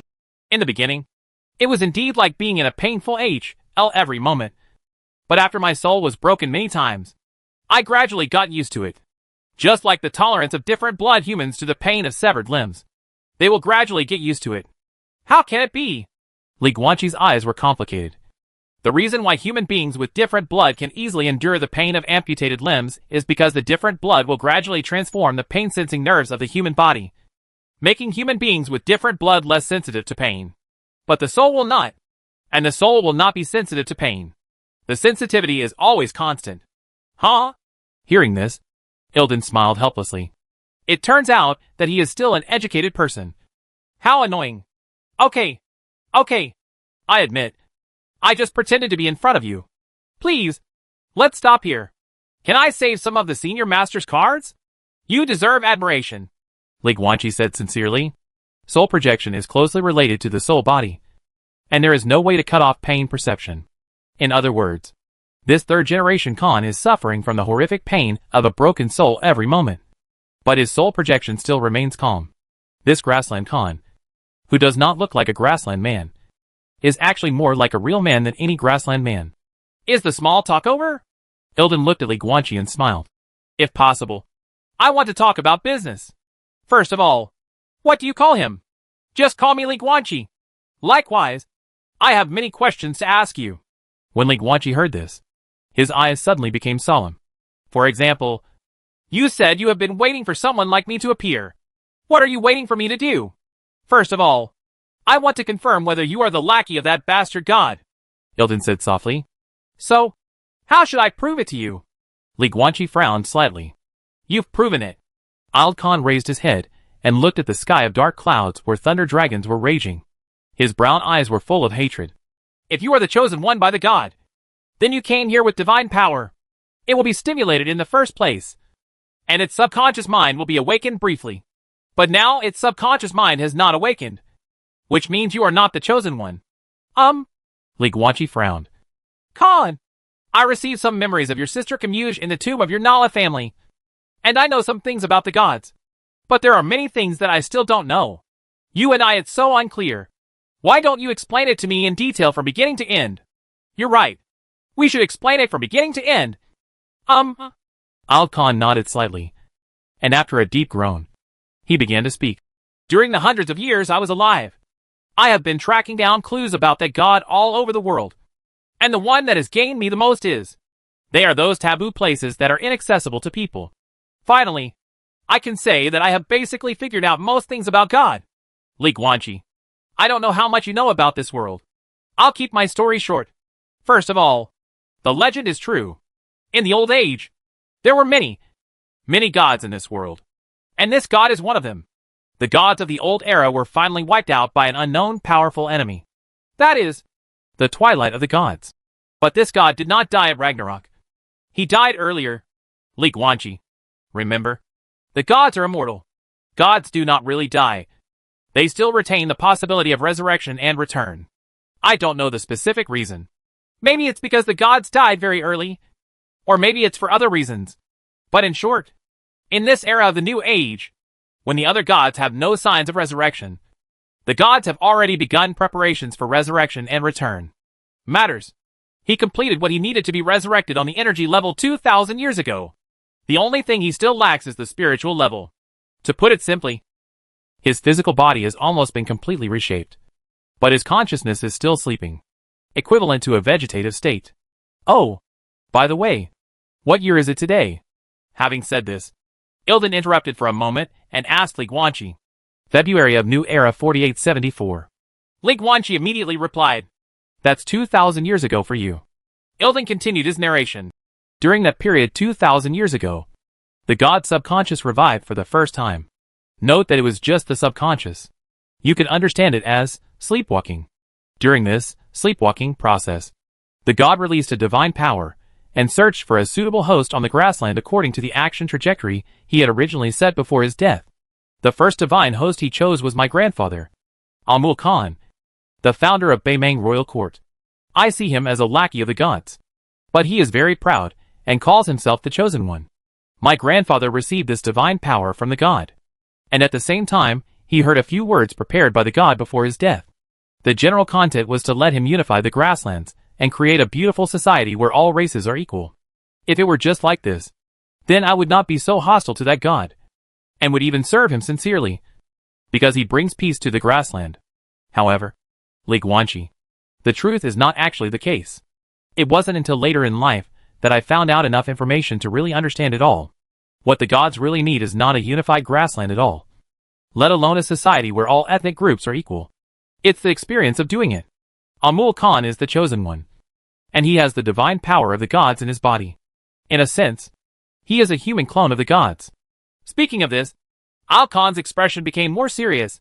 For the gods, as long as Amul Khan can complete, the troubled times are unified and all ethnic groups are equal. It is equivalent to him passing Amul Khan. My body has done this again. Forehead. Li Guanxi looked hesitant. But what's the point? Here's the meaning. Ilden raised his right hand, gently pointed at the position of his brain, looked at Li Guanxi and smiled. Have you ever heard of some stories? That is, some people's souls are injured and fall into a coma, just like a vegetative state. However, his daughter sang and talked to him by his bedside every day. Suddenly one day, a miracle happened. This vegetative person with a damaged soul regained consciousness. Have you heard of similar stories like this? Certainly. Li Guanxi nodded. As early as 1,000 years ago, the Conjuration Academy promulgated relevant research theories, proving the existence of consciousness and the difference between soul and consciousness. Even if a person's soul is injured and falls into a coma, as long as the consciousness can be stimulated enough, the consciousness can be awakened. And then the consciousness will complete the self-repair of the soul to a certain extent and wake up. In a story like this, the daughter singing stimulates the father's consciousness. The daughter singing at the bedside day and night was a continuous stimulation of the father's consciousness, and finally succeeded in awakening his consciousness and waking him up. Yes, that's it. Stimulating consciousness can achieve awakening. Ilden suddenly smiled when he heard this. It turns out that the Conjuration Academy has proven this. So you can better understand what I'm going to say next. Now, tell me, Li Guanxi, do you have any dreams or obsessions? Have. Li Guanxi nodded. You have dreams. So do I. Everyone has them. And God is no exception. He also has dreams. And dreams are enough to stimulate his consciousness. Ilden said seriously, the gods of the old era are not born, but are cultivated through the day after tomorrow. Before a god became a god, he was just a nobody. He was born in a war-torn grassland area. In addition to humans, there were also various subhuman races living there. And they were at war with each other, creating chaos. When Tianxin was very young, he witnessed his parents die in the war. Because of this, he had a dream at an early age. Unify this grassland, end the war, and create a society where all races are equal, harmonious, and friendly coexistence, so that war will never happen again. This was the dream of the god in his childhood. Or in other words, his lifelong obsession. Because even after becoming a god, the gods failed to fulfill this dream. The reason is simple: lack of ability. The troubled grassland where he was born was actually a testing ground for a group of gods to release experimental products. The group of gods had been active for a long time, and they began to conduct research on human race transformation and created countless subhuman races, which are today's orcs. The raging war on the grassland was the deliberate act of those gods. They wanted to collect research data on the demi-human race during the battle. Therefore, even if the god later became a god, he still could not bring peace to his hometown on the grassland, because he couldn't compete with the interests of that entire group of gods on his own. He could only watch as his prairie hometown continued to fall into the never-ending war and chaos. Therefore, this childhood dream that he could not realize even after becoming a god became an obsession in his heart over time. Li Guanxi, you should understand what I said here. Right? The troubled times on the grassland are unified, and all ethnic groups on the grassland are equal and harmonious. This matter is the dream of the god, and his obsession for gods, by constantly indwelling their divine power in others, and then borrowing their bodies to fulfill this dream again and again. They can continue to stimulate their deep consciousness, until his complete consciousness is completely revived. And then, the god will be resurrected and return to the world. At the end of the sentence, Al Khan's face was full of anger, almost gnashing his teeth. When Li Guanxi heard this, he understood it completely, and couldn't help but have complicated eyes. But the god has already succeeded in this kind of thing once. He used the body of Amul Khan to successfully complete this dream, and also successfully operated the consciousness. A thrill! But the god still couldn't wake up. In other words, one stimulation is not enough. He needs more stimulation. That is to say, he has to take the initiative to turn the grassland that has finally returned to peace into a war-torn world, and then borrow the bodies of others to realize this dream again. This is the reason why the Bear King later gained divine power, and became the second chosen one after Amul Khan, because the gods need a second stimulation. But if the second stimulation is not enough, he will need a third stimulation. If the third stimulation is not enough, then the force stimulation, or even 10 or 100 times, until he successfully regains consciousness. In this process, the grassland will continue to cycle between peace and chaos, causing countless casualties and devastation on the grassland. This. Li Guanqi lowered his head and sighed, really not knowing what to say. For that god to have such a dream is enough to show that he was once kind and yearned for peace. But now, in order to be resurrected, he has to take a completely opposite path and start wars on the grassland again and again, etc. Suddenly, Li Guanqi seemed to have thought of something, and quickly raised his head to look at Ilden in front of him, and said in surprise, I don't understand. If that's the case, why has the god never succeeded again in these years? When you were still in the human world, you killed the second god's chosen one, King Bear. It was you who was stopping the god's chosen ones and maintaining peace on the grassland. But what about the more than 1,500 years since your death? Is it possible that all the Khans who succeeded you were so wise and powerful, and none of them made any mistakes? Whenever a divinely chosen person appears, can he nip it in the bud? Of course not. Ilden smiled softly, raised his right hand and pointed at himself. It's because of me. I killed the second and third generation of God's chosen ones during my lifetime. But more fortunate than these, in the last year of my life, I successfully found the hiding place of the god's body. Chapter 669, The Day of Resurrection of the Gods. Have you found the true form of the god? As soon as Al Khan said this, Li Guanqi suddenly looked shocked. But then, he turned his head slightly and glanced at the bloody altar in the distance that was being ravaged by the Thunder Dragon. He couldn't help but narrowed his eyes slightly. Judging from this situation, although you have found the true form of the god, you cannot destroy him. No one can destroy the physical body of the gods except the gods. Ilden smiled helplessly. I have tried many methods, but without exception, they all failed. Then what? Li Guanqi asked again. Even so, you still did something, didn't you? Right. Ilden nodded slightly, his eyes in a daze, as if he was reminiscing about something. I spent a lot of money to successfully find a formation that can isolate the subconscious mind of the god from the outside world. In short, I sealed a place so that the subconscious mind of the gods could no longer release any divine power to the grassland. Since then, there has never been a chosen one on the grassland. Well, at least, there has been no chosen one to overthrow the Beimeng royal court and recreate the chaos in the grassland. Satire. After hearing these words, Li Guanqi looked emotional. So, a man who single-handedly succeeded in delaying the resurrection of the gods and saving the grassland from wars and troubled times was called the most terrifying tyrant in history by the grassland people. This is really ironic and chilling. There's nothing to be upset about. However, in the face of this matter, Ilden seemed very calm and relaxed. What I told you is not detailed, if I have to say it more carefully. In fact, it was not until my twilight years that I found much information. After I had enough information, I sorted out all the clues and discovered that the real condition for the god's resurrection was actually to use someone else's body to fulfill his dream, in order to stimulate his consciousness and try to wake up. But before that, I came to an erroneous judgment due to incomplete information. I had always mistakenly believed that the social phenomenon of unified grassland and equality of all ethnic groups would also be beneficial to the resurrection of the gods. So I did many things to make all races on the grassland no longer equal, such as depriving the orc tribes of their royal rights, plundering the resources of the orc territories, and the cruelest third-class citizenship system. These are all things I do. Speaking of this, Ilden's expression was very complicated. You're just exploring and trying. Li Guanqi looked at him and frowned. Back then, you were just in the process of constantly exploring the truth. Everything you did was trying to prevent the resurrection of the gods. And your suppression of the hundreds of orcs was in some way in a sense. It has indeed improved the royal court's dominance over the grassland, and made the peace of the grassland longer lasting.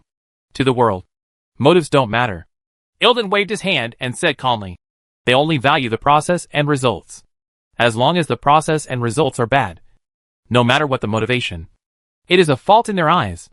And I, no matter what the purpose, those things were all my actions.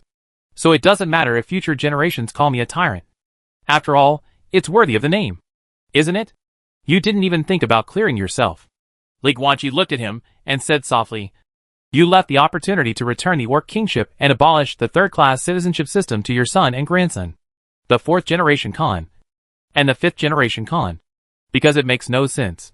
Ilden just smiled and said, by the time I fully understood the truth, I was already in the twilight years of my life.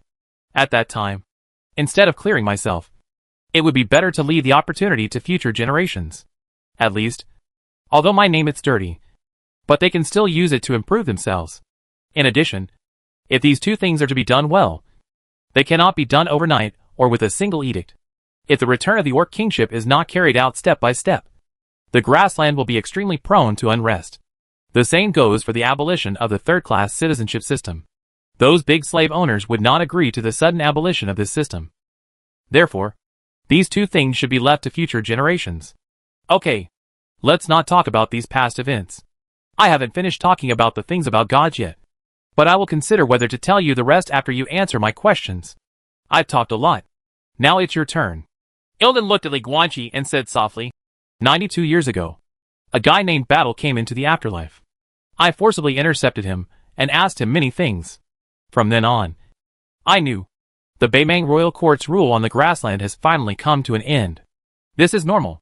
The replacement of kingship is an unchanging law in the world. After all, it has been so long. As time goes by, a ruling force will become increasingly corrupt. If the corruption is too deep, defeat is inevitable. My original expectation was that the Tiger King or the Minotaur King came into this world, tried to take over the Sunflower from Amul Khan, and then made the boy Batel willingly abdicate the kingship of the grassland. But the boy is not stupid. He knew very well that Amul Khan would not give the Sunflower. He's not pedantic either. Therefore, he should place a Sunflower somewhere in the mausoleum in advance and let the other party get it directly. Or simply give one to the other party in private, and then go through the motions to coax the grassland people and smoothly hand over the king's power. But I didn't expect that the person appearing in front of me today would be, well. Al Khan looked Li Guanqi up and down and said hesitantly, a Daluo person? I'm not from Daluo. Li Guanqi shook his head gently and said calmly, if you have to talk about a race, you can call me Chinese. I have never heard of this nation. Ilden narrowed his eyes slightly. Then tell me, what is your identity? And what is the current situation of the grassland and the world? The flames of war are sweeping across the world, and chaos is coming. Li Guanqi looked serious and said in a deep voice, first of all, for the past 4,000 years in the New Age, the magic world that has always been united has split, and a group called the New School of Magicians has emerged. I know that you must have learned about the existence of the new magician from battle 92 years ago, but you must not know that just last year, the New School of Magicians established a Magician Academy, officially declared independence, and then joined forces with the Tulip Empire to form a more powerful empire. The School of Conjuration does not tolerate divisions, and the Tulip Empire was unwilling to give up the powerful force of the new sect of magicians. As a result, the two major forces officially started a war, and it was a full-scale war in which the Jiogon level also participated. However, in addition to the factor of the new sect of magicians, the reason why the Tulip Empire chose to get involved in this war of magicians was because it was afraid of one person. In order to reassure that person, the Tulip Empire chose to enter a state of war in advance. Oh! Hearing what Li Guanqi said, Ilden couldn't help but be a little surprised. One person? One? Yes. A person. Not a dynasty. Li Guanqi nodded and continued. That person is the previous emperor of Daluo. His name is Yingxian. Yingxian's power is unimaginable. He can almost be said to be the first person in the history of the new era and the strongest person under the gods. With his own strength, he completely killed the two demigods of the Violet Empire, as well as most of the 9 palaces. That battle almost destroyed the Violet Empire, which can be said to be the destruction of the country by one man.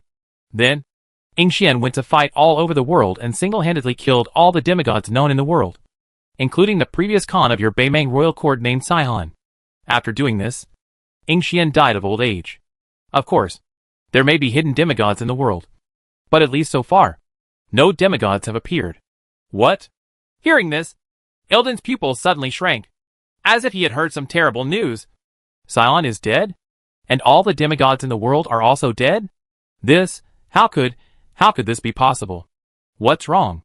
Seeing this, Li Guanqi couldn't help but be a little confused. You continue to tell your story. Ilden gritted his teeth and said nothing.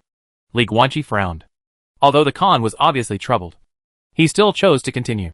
There are too many things, so I will keep the story short. All in all, In the West now, after the collapse of the Violet Empire, there are hundreds of small kingdoms at war with each other, while the Tulip Empire is at war with the School of Magic. In the East, the Baimang Royal Court on the Grassland is about to be disbanded. I will become the new overlord of the Grassland and completely conquer the remaining orcs.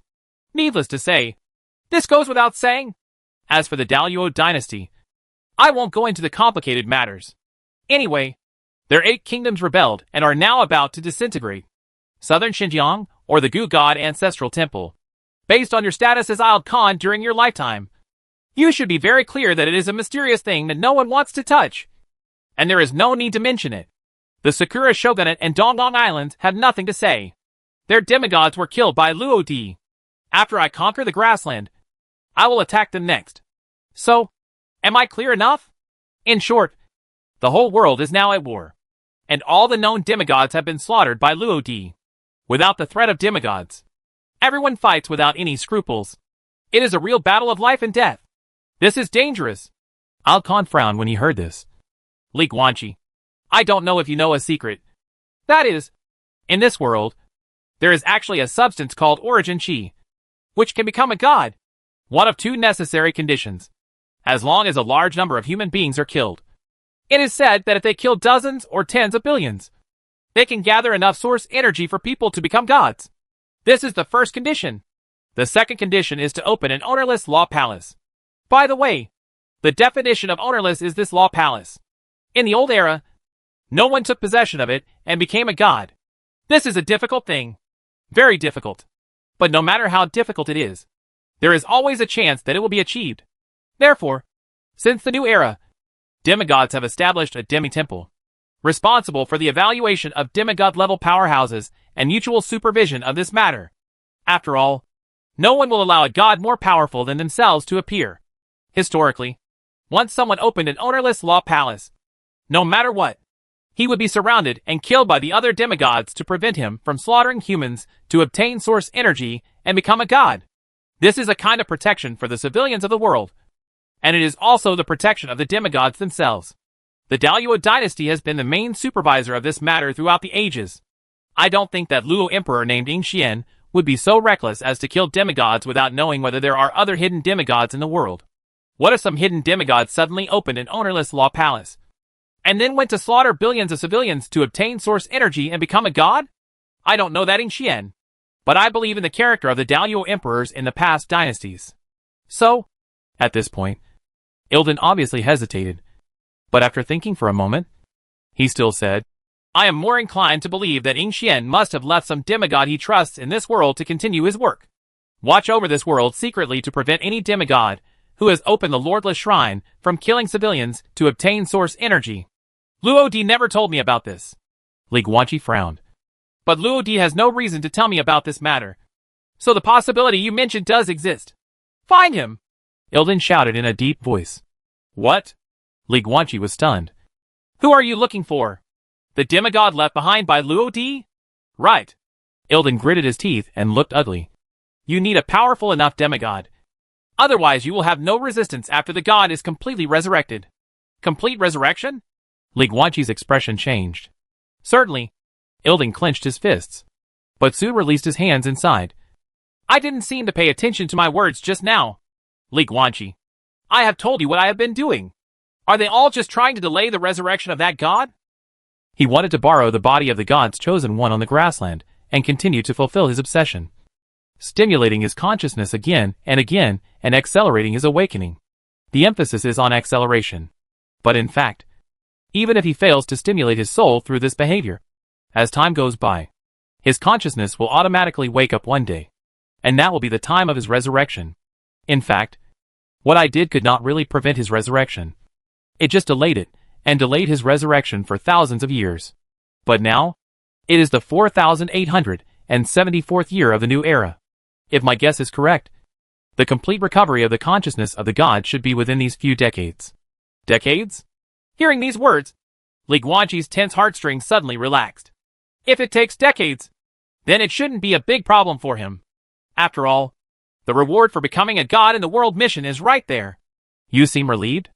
Ilden looked at Li Guanqi and said in surprise, Is there something I don't know? In today's world where demigods are seemingly dead, even if it takes a few decades, what can be done to resist that God? God after resurrection? Or do you think that God is still kind at heart? You think that after he truly recovers, he will not cause any damage to the world? Do you even look forward to his true resurrection? No. But well, it's complicated. Li Guanxi didn't really want to mention the real world and extraordinary beings to the third generation Khan. Then stop talking and listen to me. Ilden looked at Li Guanxi and did not dwell on this. Instead, he said seriously, before the god's consciousness is completely revived, the physical body will have a strange phenomenon, which is manifested by an explosion of dazzling golden light. But at that time, it was also the time when the god's consciousness was at its weakest and his strength was at its weakest. At that time, he was not much different from ordinary demigods. Li Guanxi, you said you would become the new overlord of the grassland. You should also shoulder the responsibility of being the overlord of the grasslands. I will tell you the hiding place of the god's body, and then you will be responsible for monitoring that place and always pay attention to whether there is any golden light phenomenon in the body of the god. In addition, you have to find the most powerful demigod in the world and convince him to let his soul leave his body when the vision appears. Invade the sea of consciousness of the god, and kill the god completely and forever. Future trouble. Originally, this matter should be the responsibility of the previous Khan Sihon. But now Sihon was killed by Ing Xian. I don't know whether Sihon told Ing Xian about this matter, let alone whether Ing Xian had any backup plans for this. Therefore, in order to ensure nothing goes wrong, Li Guanxi, you must take over this responsibility. Are you going to be a new generation of grassland overlord?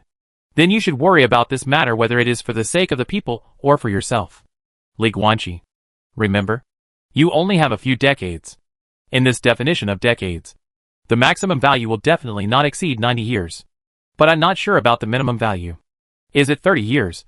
Or 10 years? Or a few years? Or even only 1 or 2 years left? Chapter 670, the promise given by the gods to the chosen ones. I know. I will deal with this matter of gods. Li Guanxi looked at Ilden and nodded solemnly. So, where is his hiding place? Is it in the Ayabel Prairie? Certainly. Ilden raised his right hand and gently tapped Li Guanxi's eyebrows with his fingertips. A burst of blue spiritual light rippled from his fingertips. At the same time, Li Guanxi slowly closed his eyes, and a string of information emerged in his mind, which not only contained detailed spatial coordinates, but also a picture. It was a snow-capped mountaintop. It was snowing heavily, and the mountaintop area was covered with thick white snow. This snow-capped mountain is the highest and most spectacular. Looking out from the perspective of the picture, you can not only see the base camps of countless orc tribes on the Ayabel Prairie, but you can even see the end of the grassland.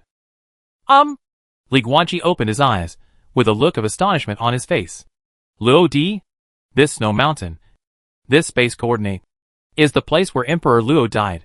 After Luo Di finished killing the demigods, he wanted to pick a good place to watch the sunrise. Then he picked it here and there, and finally picked this towering snow-capped mountain in the Ayabel Prairie. Luo Di died on the top of this snow-capped mountain. The hiding place of the god's body given by Ilden is inside this snow-capped mountain. Coincide? No. Not likely. The St. Gall Mountains. Li Guanxi looked at Ald Khan in front of him and said in a deep voice, You said that the true form of the god is there, and the place where Emperor Luo died was also there. He died on the highest peak of the Sangir Mountains. Really? Ald Khan shrugged, with an expected expression. I knew that Emperor Daluo would not be so irresponsible. As you said, this Ing Xian is so powerful. Then maybe Sihon was there a long time ago. I mentioned the matter of gods to him. After all, I want Sihon to find the strongest demigod to defeat the gods. And that Ing Xian is the strongest demigod in the world. Isn't he? Luo Di never mentioned this to me. Li Guanxi closed his eyes again, frowned and thought about it carefully. I don't know what backhand he left behind in the St. Gall Mountains. I wanted to ask before. Are you familiar with him? Ilden wondered.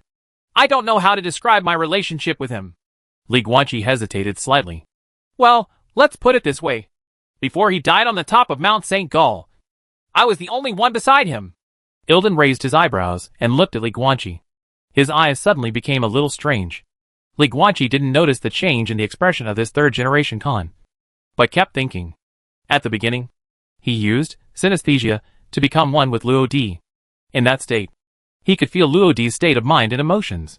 But this did not mean that he could pry into Luodi's memory. He had no information at all about what Luodi had done in the St. Gall Mountains. Luodi, did you really leave any backup in the St. Gall Mountains? If so, then Luodi chose to die in the St. Gall Mountains not just because you can watch the sunrise there. But why didn't Luodi tell him this? Don't worry about it. Seeing the puzzled look on Ligwanchi's face, Ilden waved his hand and said calmly, if you want to kill the god, there is only one chance, and that is to take advantage of the moment before his consciousness is about to fully recover. In addition, no matter how powerful the demigod is, it is impossible to kill him. As you said, Luodi is very strong, but no matter how strong he is only a demigod. It is impossible to kill the god in advance. As for moving the position of the god's body, that is impossible. No one can move him. Therefore, no matter what Luodi does, it will not affect what you want to do. Just work hard as I say, Ligwanchi, for the sake of the people of the world. And for you, the new overlord of the grassland.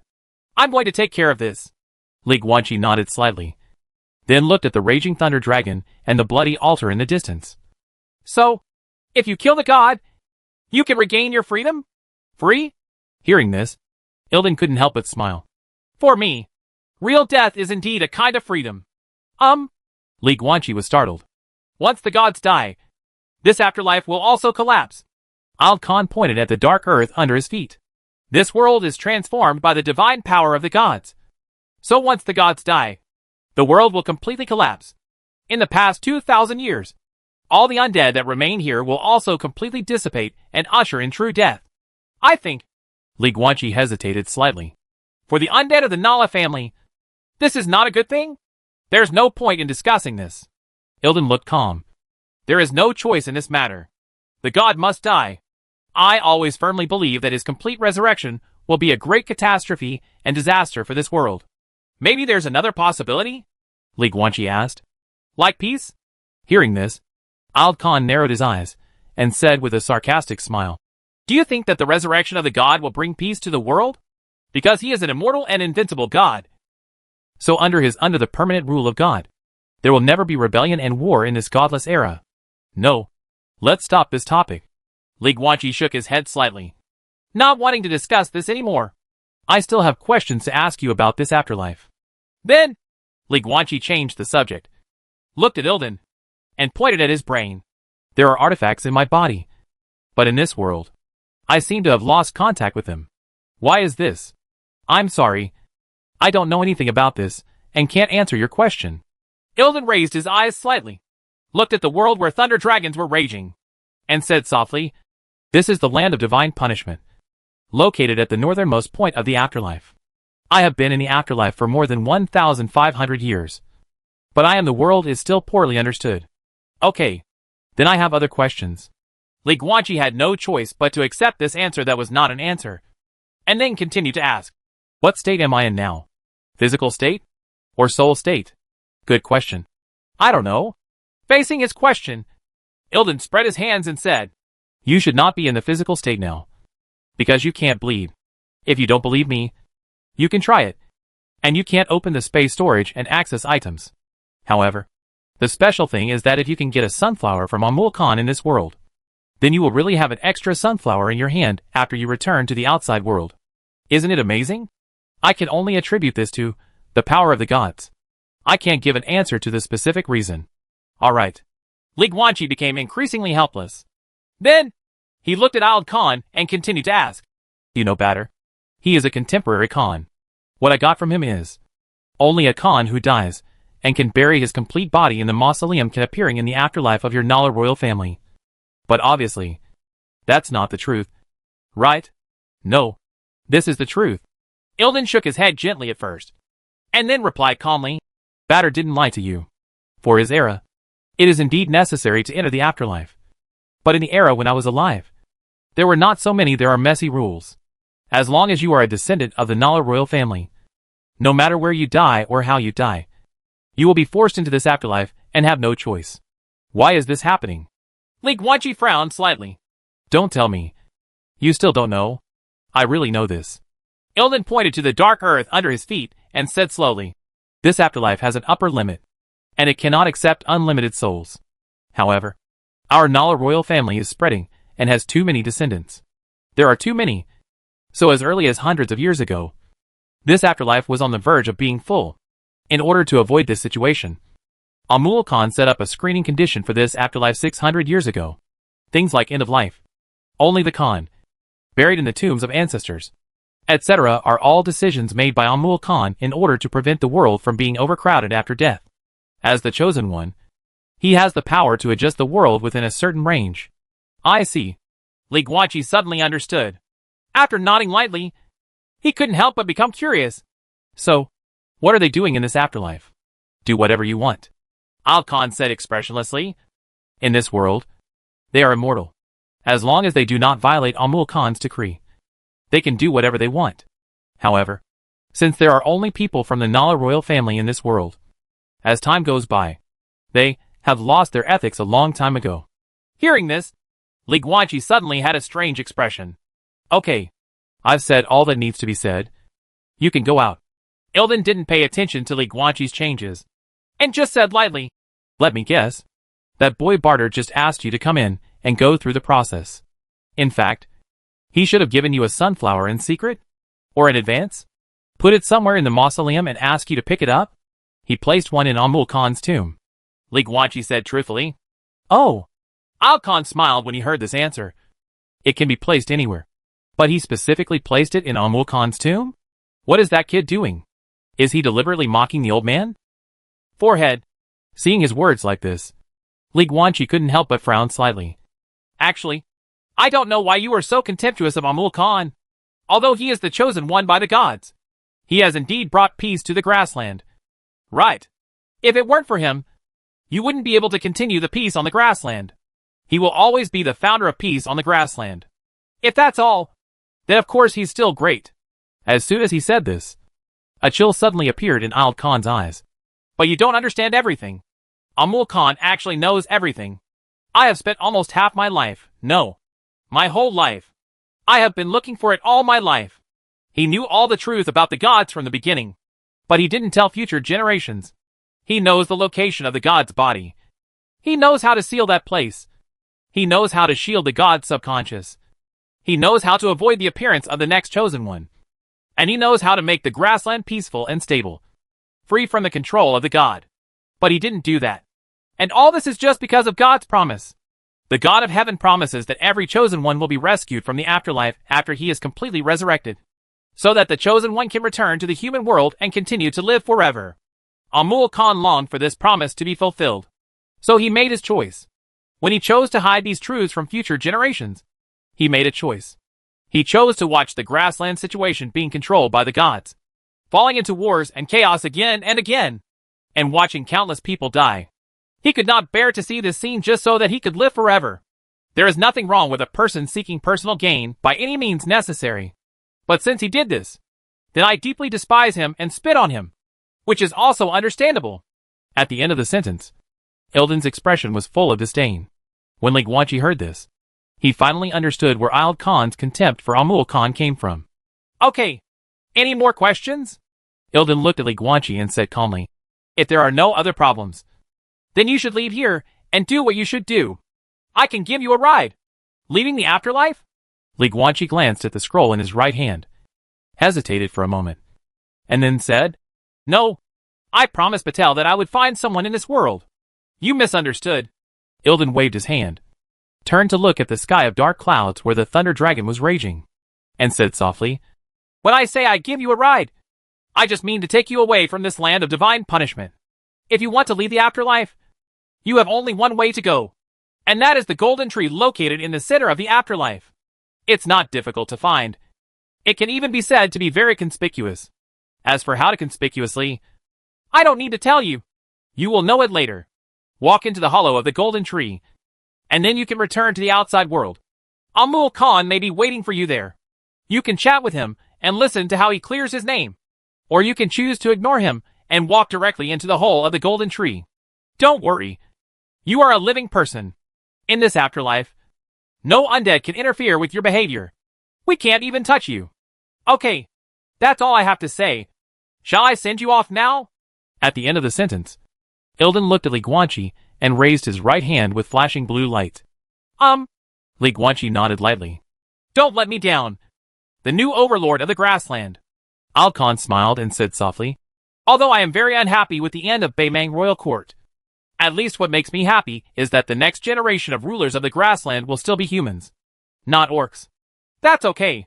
I don't know what the future holds, and I can't do anything else. I can only say, I wish you success. Li Guanxi. Buzz? After saying that, the third generation Khan of Beimang Royal Court waved his right hand and sprinkled strands of blue fluorescence towards Li Guanxi, gradually covering his entire body and completely turning his sight into a blur. Blu-ray. Then, there was a feeling of dizziness when Li Guanxi regained his sight again. What appeared in front of him was no longer a depressing environment, with thunder dragons raging and black clouds looming over the surroundings, but a beautiful grassland with bright sunshine and blue sky. A golden ball of light hangs high in the sky, emitting brilliant golden light. It is different from the ordinary sun. The beam it emits is clearer. There are a total of 10 golden beams visible to the naked eye, shooting in 10 directions on the grassland. The water and grass on the ground are extremely green. Not only are cattle and sheep visible among the wind-blown grass, but you can even see the outlines of several magnificent towns in the distance. In addition, Li Guanxi finally understood why Al Khan just said that the golden tree was very conspicuous. Because it is indeed extremely conspicuous. On the horizon of the grassland, you can clearly see an unimaginably huge golden tree. Its golden branches and leaves almost cover half of the sky, and you can see it just by looking up. The golden sun, blue sky, fertile grassland, golden giant trees, and magnificent towns are the real afterlife of the Nala royal family. Hey, kid. Suddenly, Pluto's voice sounded directly in Li Guanxi's mind. Tell me, is there a possibility that Al Khan was deceiving you from the beginning to the end?